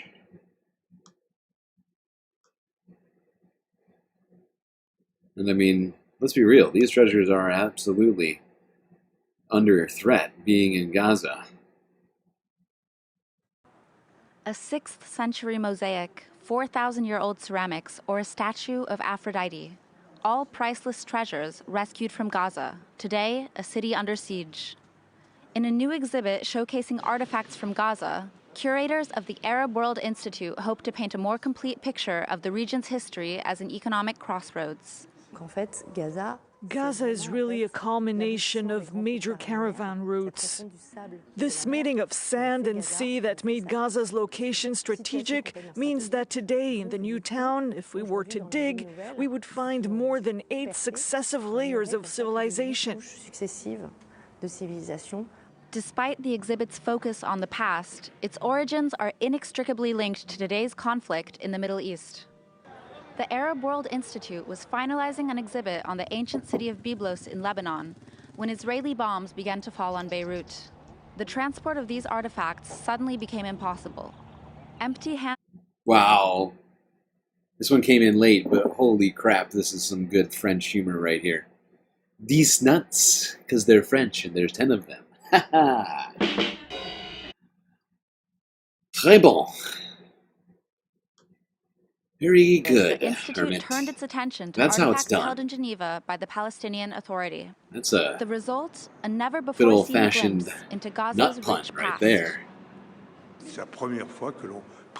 This exhibit is unique and unprecedented. It's the first time that relics or pieces that tell the story of this history have been presented in this form. But it also has an ethical and political meaning. We want to say to the people of Gaza, stand firm. And in our own way, we're standing by you. It's a response not through violence, but through culture, through science, through knowledge, through art. Palestinian historical sites and artifacts are still at great risk. Yep. As Gaza faces a new round of attacks from Israel, UNESCO has called for increased protection. They have. And Israel has done the exact opposite of protecting these things. And honestly, this makes me sad. It's a very bittersweet story. It's good that they're being preserved. It sucks that they're being taken out of the place that they belong to preserve them because somebody still wants to commit a genocide. Like, it's just, you know... I feel like I'm taking crazy pills! Well, like, I want to be like, oh, yay! But then I'm like, why is this happening, though? All the bad reasons. All the bad reasons. All the bad reasons. And hopefully it gets returned when this is all over. Unless Donald Trump paves over it and builds Trump Gaza. I guess that's a possibility. Alright, here's a little bit more fun for you. Although I don't know about fun. It's just random. I honestly, I threw this one in here just as like a filler story between things. Because Sunday Funday is supposed to have more fun in it. Let's talk watches in Geneva, Switzerland.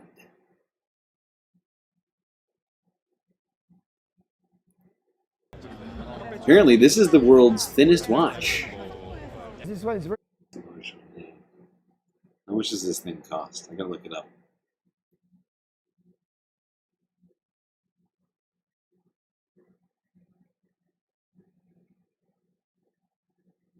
Oh, it's only... You know, that's the wrong one. That'd be the wrong one. Actually, maybe not. Only $50,000. Worth it. Give me a joke. I would never spend $50,000 on a watch. That's insane. All right, let's go to Belgium, where earlier this week there was a national strike which paralyzed air, train, and public transport services. Immediately, if not sooner. That's right. People unable to get around, forced to think about the fact that these strike workers are not, these workers are getting paid enough. Can't talk. I'm losing it, chat. I'm losing it. Canceled, canceled, canceled, canceled.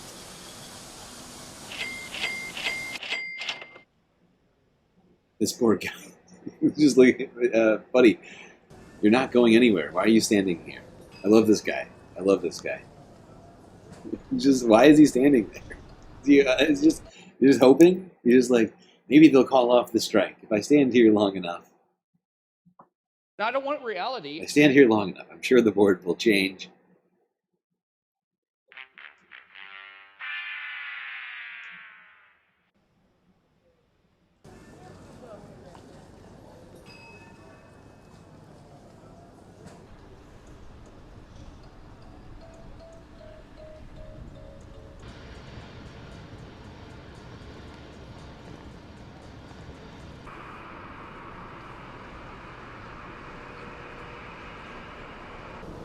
Yeah, buses, all forms of transportation. Apparently, those workers are all in the same union in Belgium. They banded together and shut the entire country down.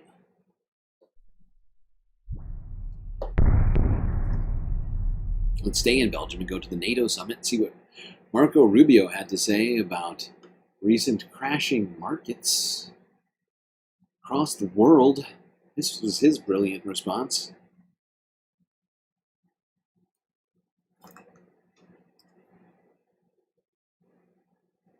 Markets are crashing around the world for the second day in a row.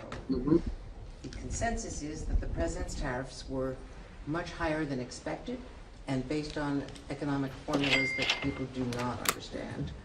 Give me a joke. What is your reaction and what is the impact on Europeans? You want them to spend more on defense, yes, which they're agreeing to finally. Very true. But how can they do that when their economies are crashing and they are now No, their economies are not crashing. Oh. The markets are reacting. No, their economies are not crashing. Their markets are reacting to a dramatic change in the global order in terms of trade. And so what happens is pretty straightforward. Okay. If you're a company and you make a bunch of your products in China, right, and all of a sudden shareholders or people that play the stock market realize that it's going to cost a lot more to produce in China, your stock is going to go down. But ultimately, is it going to go down because you're doing more business or less business, Marco? Wait, don't worry about it, little Marco. Gentlemen. Wow. So yeah, Marco coming with the worst possible answer. He's like, well, it's not the economy's not crashing. It's just the markets because the underlying stocks are suddenly losing value due to future prospects being changed. Super weird, Marco. Super weird. By the way, markets are crashing for a third day now. I wonder if Marco's still going to stay with the same claim. It's not the economy; it's just the markets. Okay, that's kind of how we base much of our economy. Yeah, it's based on all that, but it's fine according to Marco. That's actually fine. Quit complaining. Also, I'd like to point out that maybe they'll just spend more as a percentage of GDP.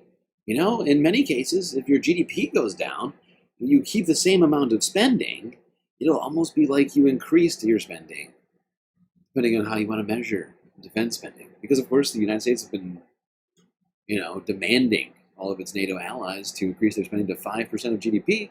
GDP goes down enough, hey, you don't even have to, you might even be able to reduce spending and keep it still at 5%.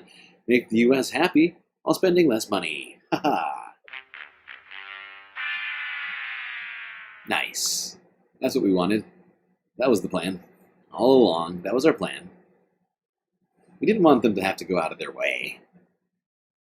All right. Now let's go to Rome, where Pope Francis made his first public appearance after leaving the hospital where he was, at least some thought, deathly ill.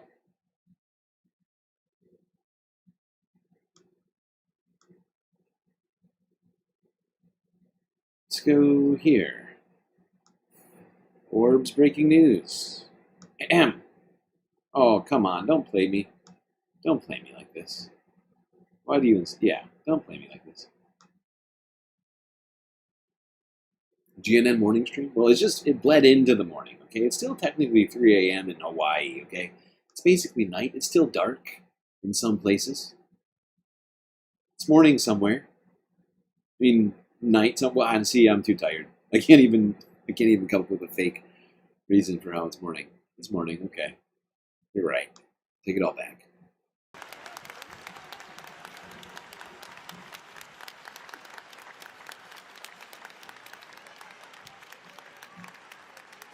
Here he is, Pope Francis, making a very important appearance in Rome. In Rome. Looks really good. He seems fine. Il Signore sia con voi. Inchinatevi per la benedizione. Dude, Pope Francis looks like he should still be in the hospital right now. Not gonna lie, dude is not looking good. I've seen him at better times. He is an old man, a very, very old man, the head of a very creepy institution. All right, let's go to Germany to see the flowers which are starting to bloom as spring arrives. AP archive from 20 hours ago. Oh, never occurred to me. Interesting. It's just crazy enough to work. Yeah. Do you think Brandon's streaming this morning? I should raid him when we finish.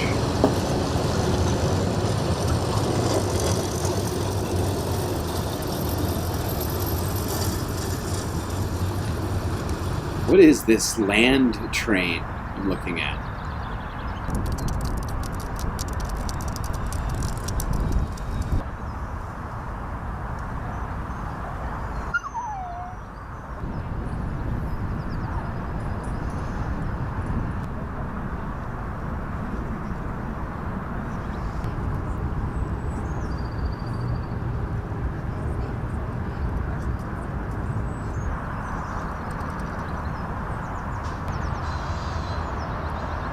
Well, it looks very lovely in Germany. Even the ducks are enjoying their time amongst the flowers. Quack, quack, duck. Quack, quack. I mean, meow, meow. Whatever it is you ducks say. All right, let's go on to the Middle East. People in Tel Aviv have been amping up their protests as Benjamin Netanyahu refuses to listen to the citizens who want an end to the war. Here's Associated Press from a day ago. It's footage from this protest in Tel Aviv.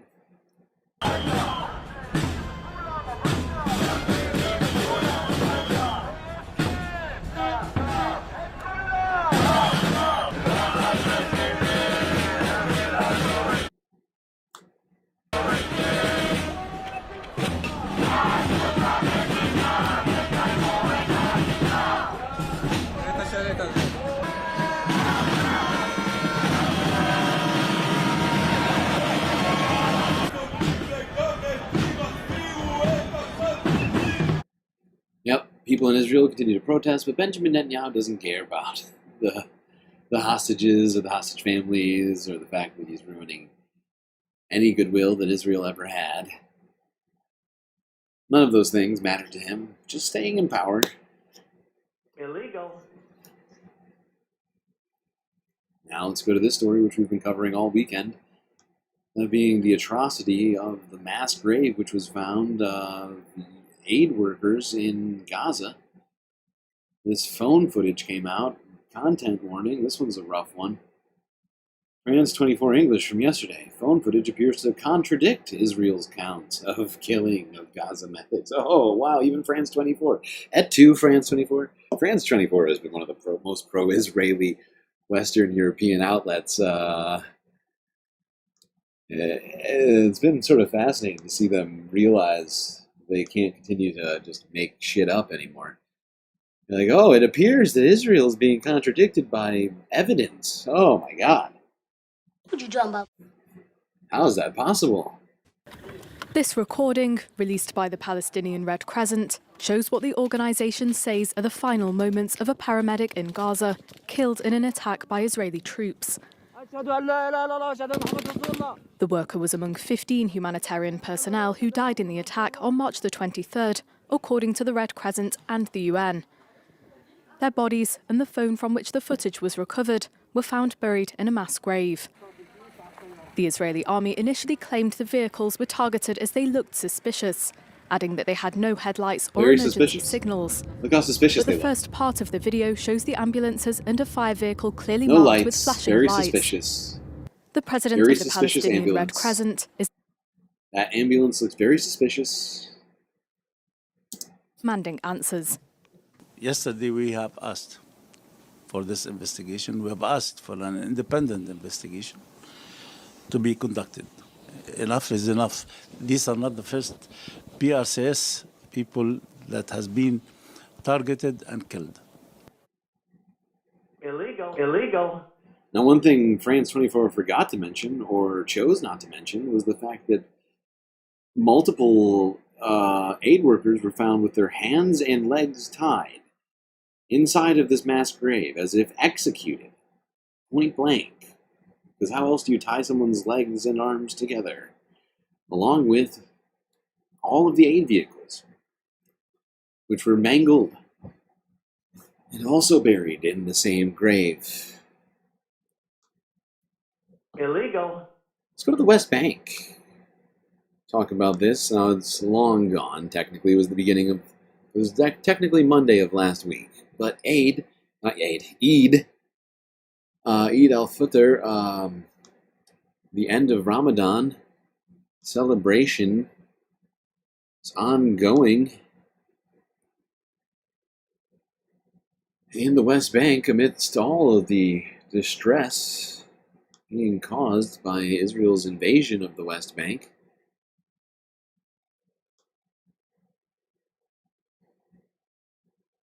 Here's the AP archive with footage. Piles of food looked really, really tall, like nobody was buying anything. Probably because the entire economy of the West Bank is shut down. Let's go here to Gaza. Talk about how people have been living here during Ramadan and across the Gaza Strip have Eid. shut down as there is no flour and fuel following Israel's blockade on their entry for over a month. Illegal. According to the Gaza Bakeries Association, the region consumes 450 tons of flour daily, with bakeries covering about 50% of the Gazans' needs. I've been standing in a long line since this morning just to get a bundle of bread for my kids. We have no food at home. The situation has become incredibly difficult, and the suffering that people are going through in this city is unbearable. Yeah, what's new? Israel still doing a blockade of all Palestinians. Illegal. Crime against humanity. Starving millions. Or, well, I don't know, depending on what numbers you want to go by. They don't care. And the United States, a lot of the most powerful military on the planet, isn't going to stop them. We're going to fund that. We're going to keep giving them more money, actually. And what's going to stop Donald Trump from giving Israel money right now? Exactly.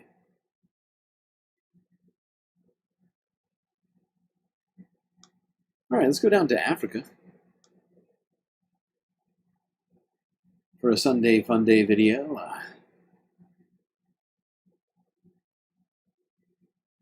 Cat sanctuary. That's right. Cat sanctuary in South Africa is offering old cats a feline retirement home.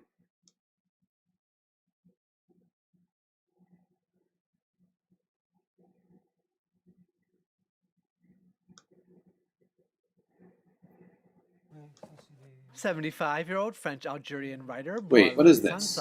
Oh shit! I forgot all about this. Sorry. Well, an outspoken. Sorry, I totally missed this story.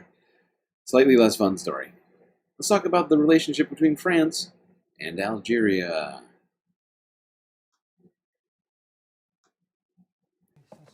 "75-year-old French-Algerian writer Boualem Sansal has been in detention in Algeria for 5 months. An outspoken critic of the Algerian government, Sansal was convicted in March of making statements undermining the country's territorial integrity. The charges are believed to be linked to comments he made in a right-wing French media outlet when he suggested that during France's colonial rule in North Africa, France reduced Moroccan territory to Algeria's benefit. His conviction provoked an outcry in France, especially among writers, free speech advocates, and political leaders. I sincerely hope that, following this judgment, there will be clear decisions, humane and humanitarian, from the highest Algerian authorities to restore his freedom and allow him to become a free man again, as well as receive treatment, since he is also battling illness." Yeah. And, I agree that he shouldn't be jailed for saying words.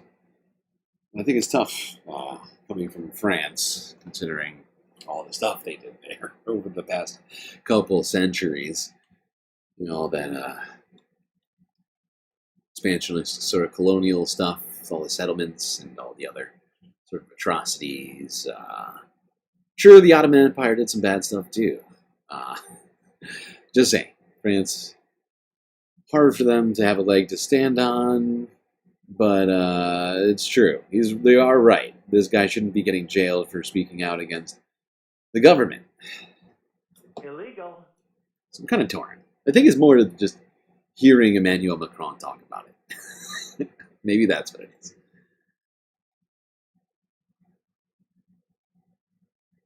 All right, now let's go to South Africa, like I was just mentioning before, to the cat sanctuary. A much more fun story than that one.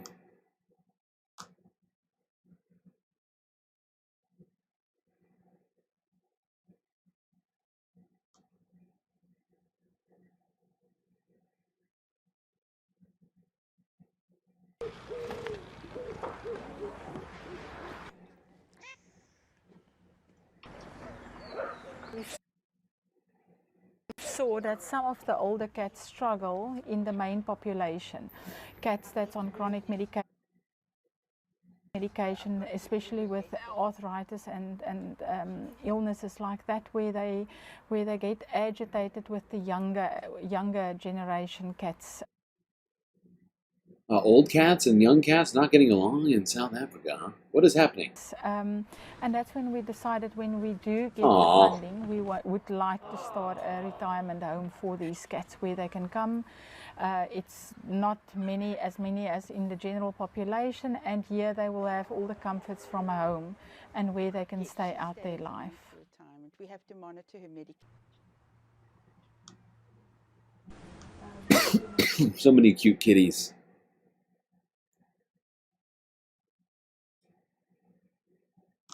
Well, these elderly cats get to live out their lives on a farm. Live the good life. You know, that's what I found funny about this is that this cat retirement home on the farm, like oftentimes people will say to their kids, instead of telling them that their animals died, that they went out to the farm, these cats literally went to a farm. It's kind of hilarious. Low-key funny as fuck. Alright, let's go now to Serbia. Talk about the protests that have been going on there. We've been covering these protests for quite a while now. And those protesters continue to take to the streets. Here's Al Jazeera from 20 hours ago on the story. How protesters are taking on Alexander Vucic's loyal media outlets.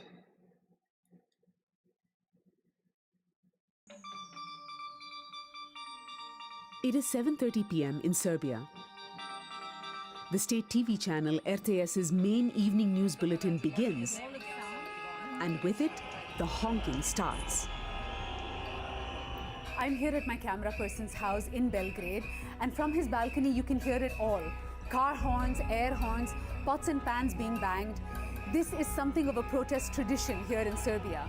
For decades, people who have taken to the streets here have made sure to drown out the sound of what they say is unvarnished state propaganda, disinformation, smears, veiled threats. In these latest protests that have engulfed Serbia, the 7:30 p.m. wall of sound remains a protest staple. For 5 months now, a cross-section of Serbians, led by Dude, these protests are getting have been protesting virtually insane. Every day. We've been watching these protests. They are getting bigger and more boisterous. I mean, we've been watching these, I feel like, since the beginning almost. And holy shit. These streets are just, I mean, and the fact is, you know, the Serbian government has been cracking down harder and harder. They've been accused of using sonic weaponry against the protesters. We saw the footage of it. And yeah, these people are just like not deterred whatsoever. United States, America, we need to take a lesson from Serbia on all this right now and get a little bit more serious about things. This is how you really protest. Led by university students have been protesting virtually every day. What sparked the movement was the collapse in November last year of a newly restored section of train station roofing in Serbia's second largest city, Novi Sad. The incident became an emblem of corruption and dysfunction that many Serbians say is the hallmark of successive governments led by President Aleksandar Vučić. The demonstrations have been nationwide, and in mid-March, Serbia saw one of the largest protests ever. More than 300,000 people, what the government said was just over 100,000, descended on the capital, Belgrade. Citizens in Serbia have a long and rich history of protests, but this one is truly unique. These are the largest protests since the current ruling party came to power. In that sense, they are unprecedented. This is a decentralized movement led by young people, and public support is greater than ever. Another significant point I should mention is that these marches have taken place across Serbia. There's also been a feeling of catharsis when people have welcomed the protesters with food from their own kitchens. These scenes will remain etched in our collective memories. I'm literally getting goosebumps here. Yeah, we've seen people standing outside marches with like bread and dip, things like that for the protesters. It's been pretty incredible to see how much solidarity there's been across generations. It was technically the students who started it, from what I recall, it was young people who got together and started pushing for this. And as it's gone on, these protests have gained support in a whirlwind of I mean, it's just incredible, honestly. And they are fighting as much as they can. And I'm impressed. They're taking to the streets, taking to social media, doing whatever they can to push back against the narrative, push back against the government, and win in this, basically this battle for their freedom and to stop the corrupt government from repressing them. Now let's go to a place not too far away, Ukraine, where a recent Russian strike over the weekend killed 19 people. The majority of them were children. Illegal. Here's France 24 from yesterday.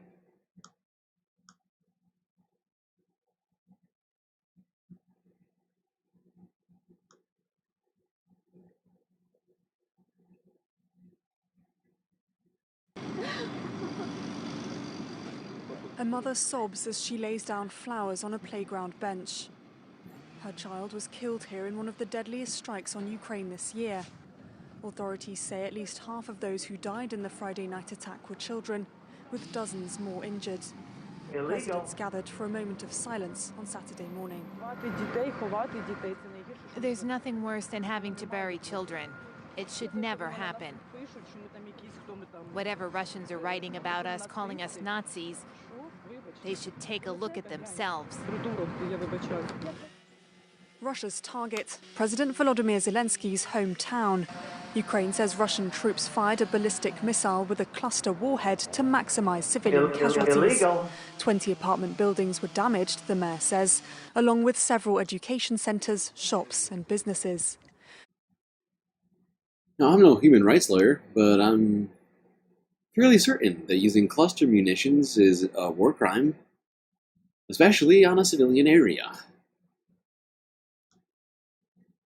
Speaking of cluster munitions, let's go to a Sunday FUNDAY story about cluster munitions.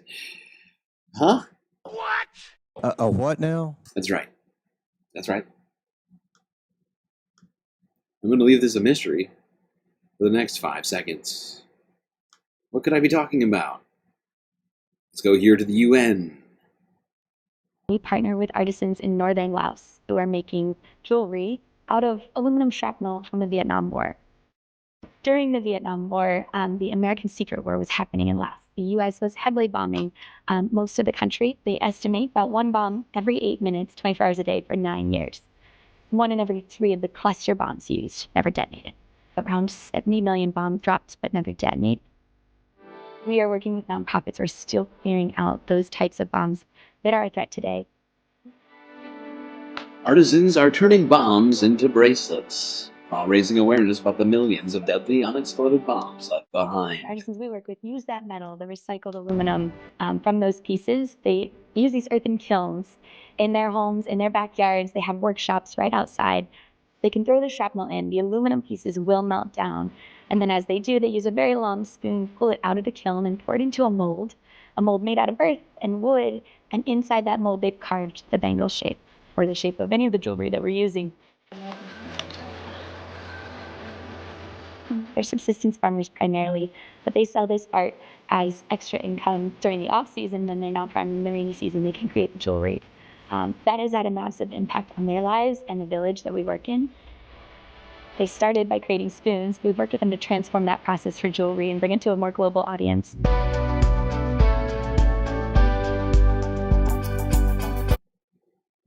There you go, space fams. You can look sexy and also be doing some awareness making. Well, I can't think of the right word for that. You can help improve awareness on the use of horrifying weapons of war and the atrocities that the United States committed on the Laotian people.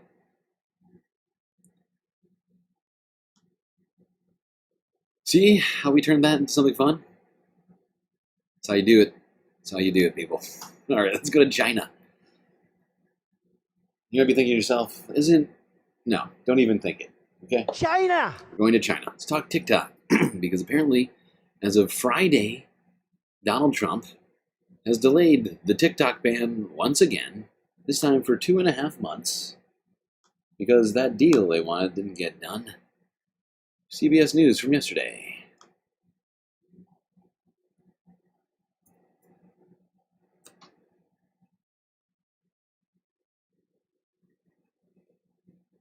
For the second time since returning to office, President Trump is delaying a ban on TikTok.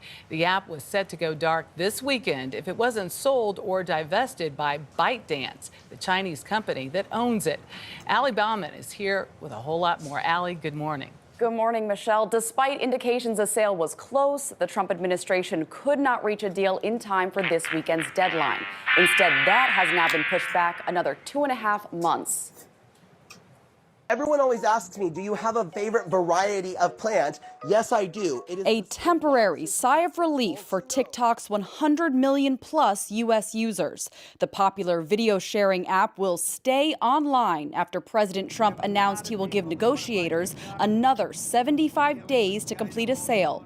The president writing on his social media platform, "We do not want TikTok to go dark." The bill is passed without... In 2024, Congress passed a law threatening to ban TikTok unless it cut ties with China, amid concerns the app gives the Chinese Communist Party access to Americans' private data. A deal was believed to be within reach earlier this week, but CBS News has learned there was a breakdown after President Trump announced the sweeping tariffs this week, including on China, which responded Friday with retaliatory tariffs of its own. It really does look like TikTok might be sort of a bargaining chip of sorts, and I think that...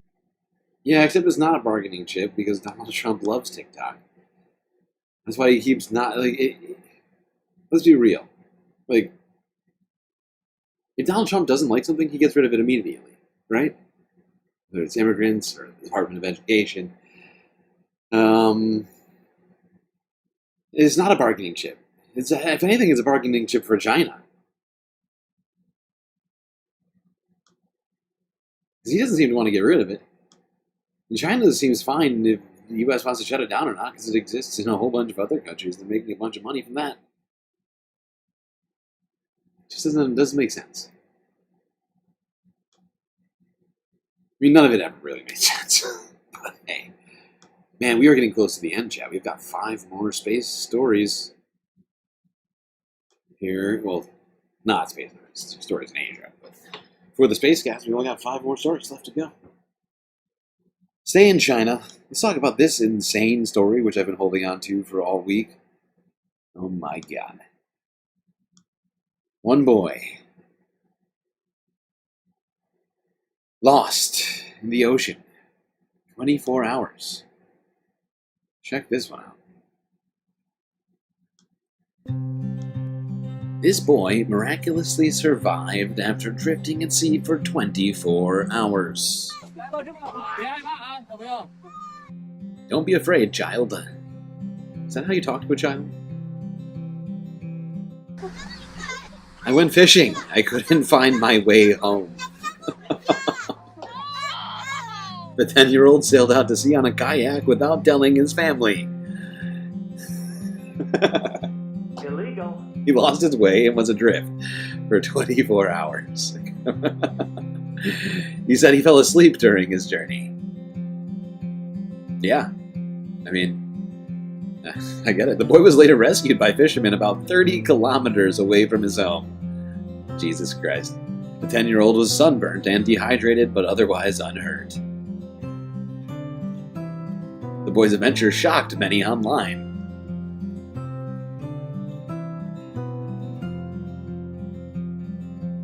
His little green kayak is as small as a wash basin. It could capsize easily. Luckily, there was no typhoon. The open sea at night is very scary. I really wonder how he survived. What an incredible young man. Incredibly independent. Maybe a little too independent. Maybe you should have told your parents where you were going, buddy. Or you decided to fish out in the open ocean. Your little green kayak. Insane. I can't believe, I'm honestly shocked that he survived. That he was found. Oh my God! If you're not entertained yet, I don't know what to tell you. Are you not entertained? I've been holding on to stories like this all week just for this purpose and pure valuetainment around here. What haven't we done this stream exactly? Huh? We've done it all. Sports, golf, March Madness, the opening of baseball season, video games, athletic activities for regular peeps. Crazy stuff, historical things. Bill Burr owning Newsmax, reporter. I mean, everything. Of course, the tariffs, they weren't that fun. We got Bernie in there. Some Bernie, we got the hands-off protests. Theater, art, music.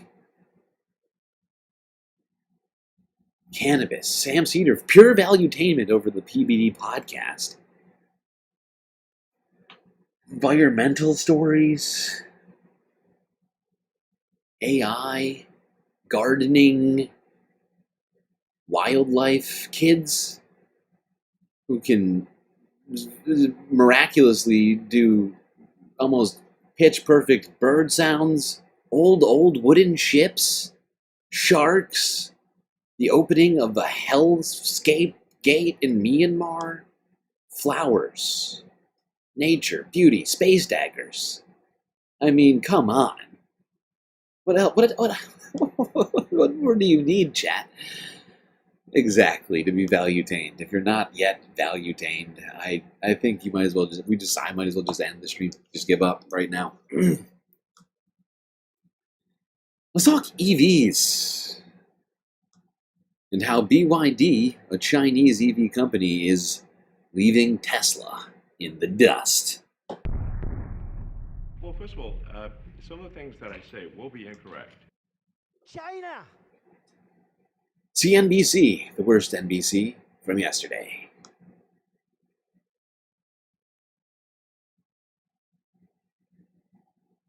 In March 2025, BYD made a potentially groundbreaking announcement. The company announced a new technology claiming it can charge an electric vehicle almost as quickly as it takes to fill a gas car. An EV platform capable of charging up to 250 miles of range in just 5 minutes. Less than 2 weeks later, the Chinese EV giant reported its annual 2024 sales of $107 billion. I just realized. A 29% increase from the... At least I only realized 30 seconds in. But the volume's low. I'm going to fix it for you. I'm sorry, chat. I'm very sorry. It's my bad. I made a huge, tiny mistake. It's my bad. In March 2025, BYD made a potentially groundbreaking announcement. The company announced a new technology claiming it can charge an electric vehicle almost as quickly as it takes to fill a gas car. An EV platform capable of charging up to 250 miles of range in just 5 minutes. Less than 2 weeks later, the Chinese EV giant reported its annual 2024 sales of $107 billion, a 29% increase from the year prior, and more than 9% higher than American rival Tesla. What? Shares of BYD are up more than 40% in 2025. The rally in BYD stock, which has hit a record high. In 2024, BYD sold about as many EVs as Tesla did worldwide, and that's only about half of BYD's total volume. Oh my God. Tesla deliveries worse than expected at just over 336,000 deliveries in the first quarter. BYD is now bigger than Nissan, bigger than Honda, bigger than Ford. So you've got coming out of China, not just a low-cost EV maker, but an innovative, aggressive, competitive company. And this is what keeps executives in the West up at night. Though it is a startling achievement, CNBC spoke to a few researchers who explain why this new announcement may not be quite as revolutionary as it sounds. Nevertheless, the evidence is mounting. Chinese EV makers are leaving everybody else in the dust. They won before this announcement. So, and it's just adding more salt to the wound. There we go. BYD eating Tesla's lunch across the globe. Obliterating those feeble Tesla numbers. Awful, awful, awful. Weak, weak, weak. Not just in sales, but in the stock market too, as Tesla's been getting absolutely pummeled. I wonder where they're at right now in the pre-market. Probably getting destroyed. Fingers crossed. One can hope. Jesus, I say that. Okay, settle down. I'm not Jesus. I can say whatever I want. All right, let's go to Hong Kong. Sorry, we're not going to watch that whole CNBC docu, whatever you want to call it. Honestly, I just hate CNBC. They're the worst. It was a good couple minutes there, though. Very informative, telling us about how much better BYD is than Tesla. It's true. But we can't drive them because we made it illegal for BYD to sell cars in the United States. If you're in Mexico, you get to drive them. Huh. Yeah. By the way, the lowest priced BYD, I'm pretty sure, slaps Tesla out of the water. Was it 10 or 15,000? It's something like that for a baseline BYD. It's going to have cheap-ass electric vehicles that charge instantly. But no, you have to deal with Elon and the Nazi car. The swastika car. All right, let's go to Hong Kong. South China Morning Post from 4 days ago. Hong Kong startup Wada Food Tech takes groundbreaking bento vending machines to Japan. Oh, Japan. I was wrong. Do you know that in Japan, you can get a hot bento from a vending machine in just 9 seconds? I screwed this up. This is one of our bento machines. They can easily select their bentos, pay by... Sorry, Chad. I did no research on this particular story. The bento boxes didn't seem super high stakes. But I guess we went to Japan instead of Hong Kong, technically. I'm just counting it as Hong Kong, okay? It's a Hong Kong startup. It's in Japan. 2 countries being talked about. That in Japan, you can get a hot bento from a vending machine in just 9 seconds. This is one of our bento machines. They can easily select their bentos, pay by e-payment, and then the bentos can be dispensed from the machine in seconds. Immediately, if not sooner. Hong Kong is a city where innovation meets convenience. We're constantly seeking smarter, faster ways to keep our busy lives running, and that includes how we eat. In one of Asia's largest and most densely populated food capitals, it's only natural that we try to minimize our wait times to maximize our meal times.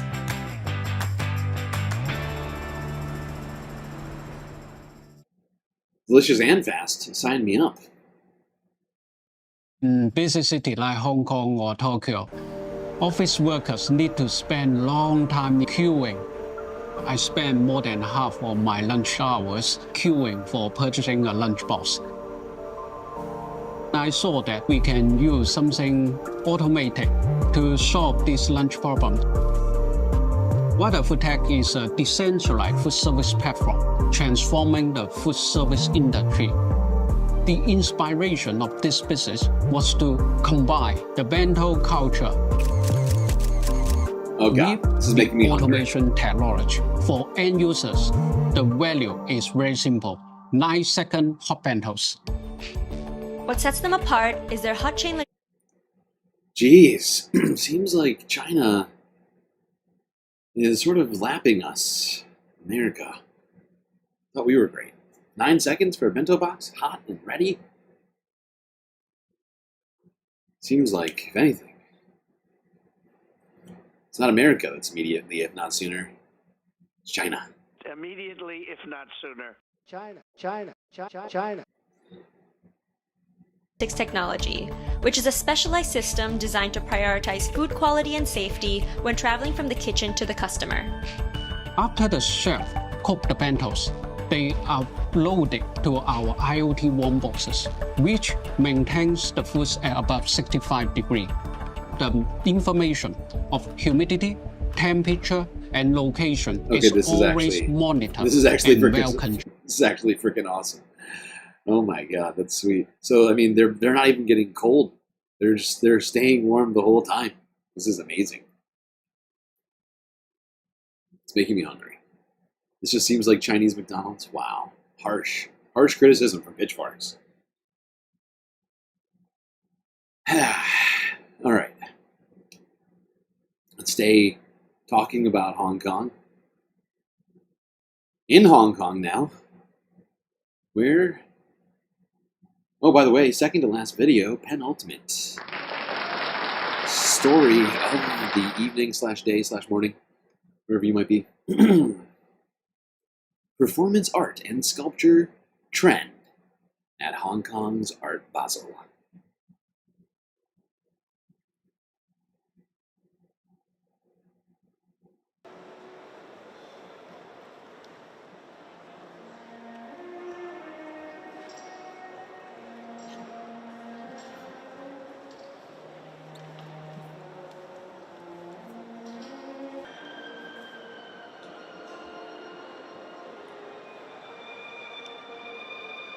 Is this the dance of the weevil? What is this? All I see is two weevils. I'm fairly certain that's what those bugs are. Maybe they moths? No, the long beak. They gotta be weevils. The dance of the weevil. It's majestic and glittery for some reason. I'm not sure why we have these weevils. Or are they, wait, maybe they're lantern flies? You're going to hear beautiful romantic music, you're going to see twinkly, glittery, colourful set, and I would say you're going to be excited by scale because the sculptures are 3 meters or so big. So I'm using different materials, different beautiful fabrics, different tricks and ways to excite the audience.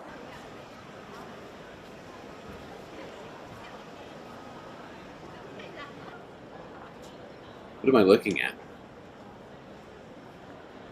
Okay.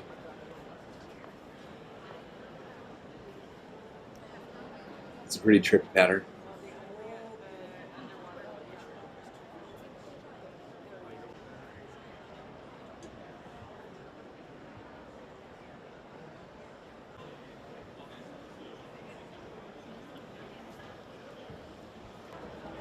I guess it's all tapestries at this art exhibit. Very fancy tapestries. This particular installation is similar to the installation she had at San Francisco Museum of Modern Art. And I think for her, Hasida Abbas' work was really to talk to wider audience. It was not only for those museum goers. She wanted to talk to people. She wanted to really tell everyone and celebrate Asian diaspora, Asian culture. So to show it in this monumental scale was exactly how she would have liked it. I do like these. The more I look at them, the more they grow on me. I don't know why. At first I was like sort of jarred by these tapestries. I was like, what am I looking at? But the more I look at them, the more I like them. I want one on the space station. To show it in this monumental scale was exactly how she would have liked it.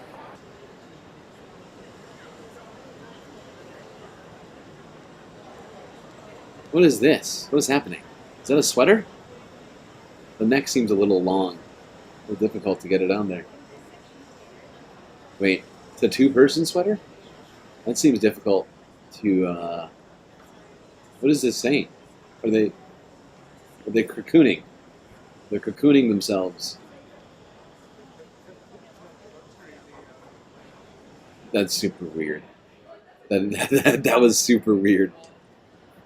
Oh my god, there's some crazy art in here. I am liking this exhibit. A lot of avant-garde type stuff. I can dig it. We are two women business owners, and we have a specialty with women artists that were overlooked for a long time in the canon of art history. Letter Hack is live at 9, but it's a members only. Well, I'm going to raid Brandon. I think he's going to be live at 9. Seeing these women artists here because there's a market here in Asia for what is sort of hot on the market. Women artists are being collected finally, and I think the collectors here in Asia are the first to understand this. Whoa, dude. That is crazy. I feel like, has anybody seen Gabby's art? Where's Gabby? Gabby, where are you? Have you seen this art? This is right up your alley right here.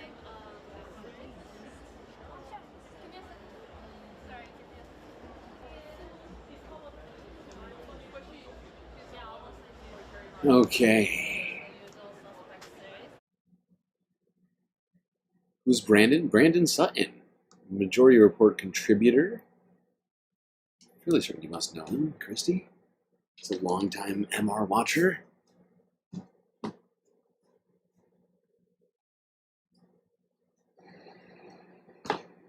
He's got his own stream now, if you haven't heard.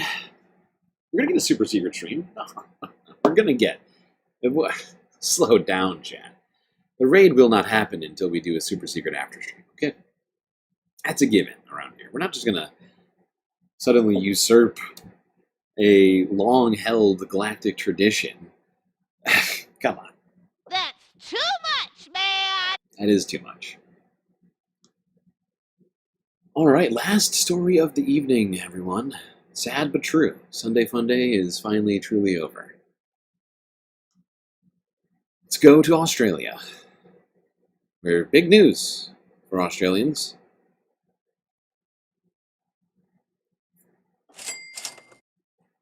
Well, there you go, Australia.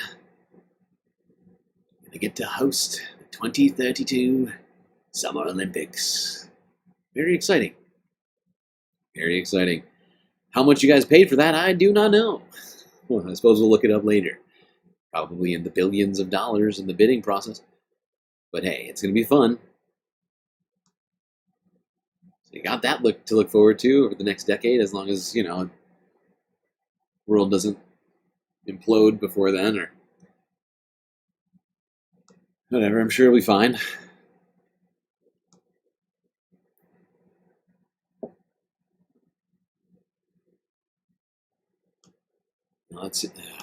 That's going to be it, chat. That was the last story of the night.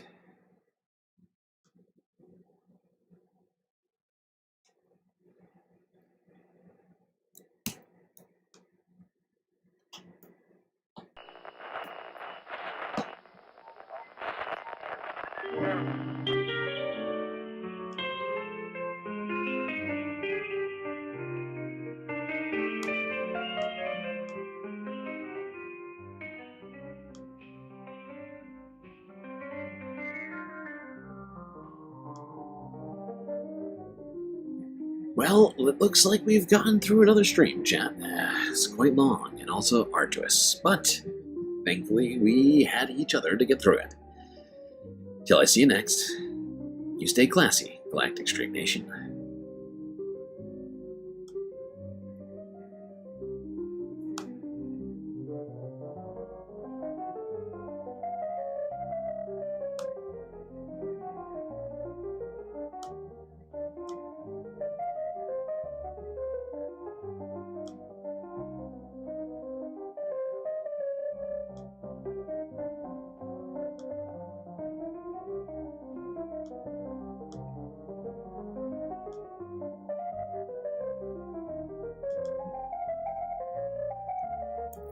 can't forget this.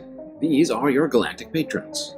Gabby, Goth Dogs, Aaron W., Schmegley, PB, Mitty, Afroponics, Our All by Nature, Interplanet Janet, Godcat, Robot Cat, Disco Wolf, Cali Braiding, Geo Dragon, The Anticorporatist, Obsessive Audio, Mo Noap, Nadia, Choki, Skelts, Mrs. Jen, Omega Star, Sasha G, Pitchforks Dragon, Vincent Morales, Donald James X, Tracy Eva, who's not on the list, whose membership lapsed but has restarted it. Sorry, Tracy. Meant to add you, but had a lot going on. Whoa, this is the wrong one. How did I do this? What have I done? Evan from Portland. Mish. Becky. Who else? Impeccable Living. All of those people helped contribute too. God damn it. How did I fuck this up? Well, everybody. Whatever. I'm sorry, chat. I fucked up. Everybody see here is help produce this show with your eyes and ears you just got done enjoying. You can too for just a few dollars a month on Patreon. God damn it. Why can't I be better at my job?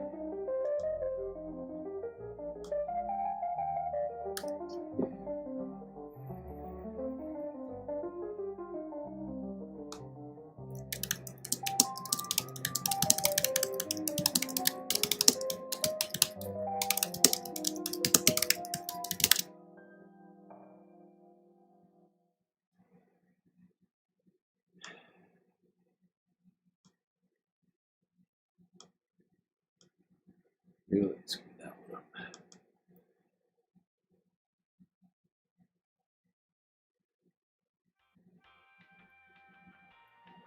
Now, before we get to the Galactic Afterstream, just wanted to mention another group of patrons who've decided to take their patronage to the next level. That's right, Galactic Benefactors. People like PB, wonderful lady, who is almost always in these chats. Nadia, as well. Another great lady who's not here now, but also in here giving us all sorts of knowledge. Mo Noap, fantastic mod, fantastic person. Impeccable Living. New addition to the Galactic Benefactors, but just as great. Donald James X, longtime benefactor, longtime space fam. Omega Star. A great person who is always in our Twitch chat for some reason, keeping it alive over there. I appreciate you, Omega. Mitty, of course, the doctor of the Mitty. Mrs. Jen, another OG benefactor, space fam. People like Disco Wolf, keeping the stream alive too. The K9 chatter. Magoggles. Name's fun to say.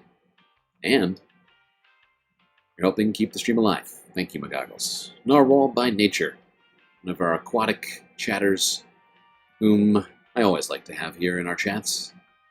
Same thing for you, Mish. Everyone here is just so great. Appreciate all of you, benefactors, taking that plunge to more galacticness. Now on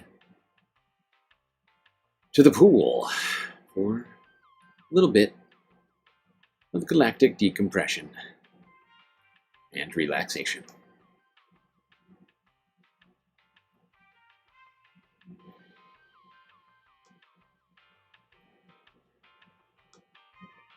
Don't worry, we're not going to listen to elevator music the whole time. I'm going to switch it.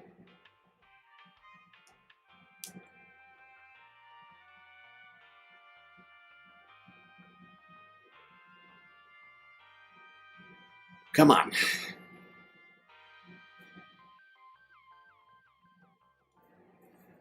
By the way, just want to remind everyone, you don't just have to be a Patreon member. There's plenty of other ways to contribute if you'd rather any of the other potential things we have available to you.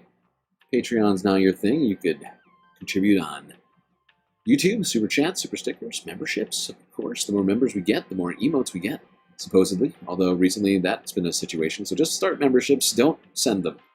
Gift memberships are broken. What else? We got Twitch, bits and subscriptions. Cash App, and PayPal. The options are numerous. It would only take a couple dollars per person who subscribes to this channel or follows us on YouTube. Keep this galactic spacecast alive on a monthly basis. All right, gonna do a little space music for you before we try to do a raid. Something that we don't do enough of, we should be doing more of. Probably helps promote the stream more, things like that. But I think I got someone for us to raid here today, so we'll try to make that happen at the end of the stream and continue the space love elsewhere. Excuse me. There we go. Tax proposal. Oh, President,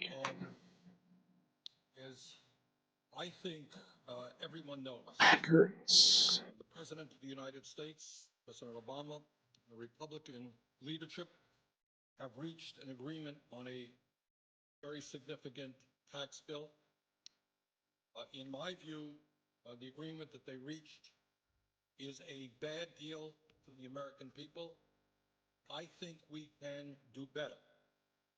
And I am here today to take a strong stand against this bill, and I intend to tell my colleagues and the nation exactly why I am in opposition to this bill. You can call what I'm doing today whatever you want. You can call it a filibuster. You can call it a very long speech. I'm not here to set any great records or to make a spectacle.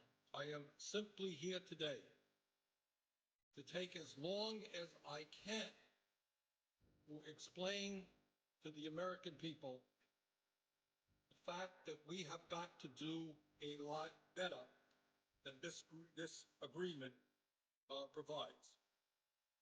Now let me just enumerate some of the reasons that I am opposed to this agreement.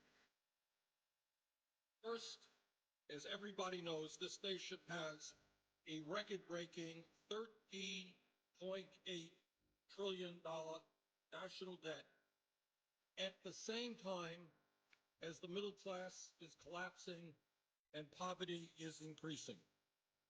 And Mr. President, I think it's important that we say a word, because I'm not sure that a lot of Americans necessarily know this, about how we got to where we are today in terms of the national debt. I know there are some people who think that this all began the day that President Obama took office. Well, it's not quite the case. When President Clinton left office, this country was running, in fact, a very significant surplus, and the projections were that we were going to continue to run a surplus. During the 8 years of President Bush, for a number of reasons, including the war in Iraq, the war in Afghanistan, including huge tax breaks for the wealthiest people in this country, including a Medicare Part D prescription drug program, and including the Wall Street bailout, among other things, all of which were not paid for. Those are the primary reasons that we saw an almost doubling of the national debt during the Bush administration. And since President Obama has been in office, we have passed a stimulus package, also adding to the deficit in national debt. But here we are today with a $13.8 trillion national debt, $1.4 trillion deficit, and almost all Americans are in agreement that this is a very serious issue. So the first point that I would make is that it seems to me to be unconscionable for my conservative friends and for everybody else in this country to be driving up this already too high national debt by giving tax breaks to millionaires and billionaires who don't need it, and in a number of cases, Mr. President, don't even want it. Here's one of the interesting ironies. There are lists of many, many very wealthy people who come forward and say, sure, I want a tax break. Everybody wants a tax break. But you know what? There are other priorities in this country. I don't need it. And two of the wealthiest people in the world, Bill Gates of Microsoft, Warren Buffett, Berkshire, these are billionaires, and they said it's absurd. We don't need a tax break. All over the country, you're hearing a lot of folks who have a lot of money saying, don't drive up the deficit and force our kids to pay higher taxes to pay off the national debt in order to give tax breaks to the richest people in this country. Now, Mr. President, we have been told really not to worry too much because the extension of these tax breaks for the wealthy will only last 2 years. Not to worry. Well, maybe that's the case. But given the political reality that I have seen in Washington, my guess is that 2 years from now, these tax breaks for the wealthiest people in this country will be extended again. What happens around here is that the argument will be made that if you end these tax breaks, you're raising taxes. It's what we're hearing right now. I see no reason why in the middle of a presidential election, those arguments will not be made again. And I see no reason not to believe that those tax breaks will be extended again. And clearly we have a number of Republicans who want to make that extension permanent. Now, whether it will ever be made permanent or not, I don't know. But the point is, when you hear folks say that it's only a 2-year extension, I would suggest take that with a grain of salt. And let me just say that if, in fact, we do what the Republicans have wanted to do right now, as we enter this debate, they wanted a 10-year extension. That would add $700 billion to our national debt, $700 billion. Now, I've got 4 kids, and I've got 6 grandchildren. And I think it is grossly unfair. None of them have a whole lot of money. I think it is grossly unfair to ask my kids and grandchildren and the children all over this country to be paying higher taxes in order to provide tax breaks for billionaires because we've driven up the national debt. That is just plain wrong. And Mr. President, I think the vast majority of the American people, whether they're progressives like myself or whether they're conservatives, I'm just realizing I left the volume down on your music this whole time. I'm also realizing that Brandon isn't streaming right now. He's been so consistent about streaming in the mornings lately. I assumed he would be going. It is important to point out that extending income tax breaks to the top 2% is not the only unfair tax proposal in this agreement. This agreement between the President and the Republican leadership also calls for a continuation of the Bush-era 15% tax rate on capital gains and dividends, meaning that those people who make their living off their investments will continue to pay a substantially lower tax rate than firemen, teachers, nurses, carpenters, and virtually all the other working people of this country. And I just don't think that that's fair. That's wrong.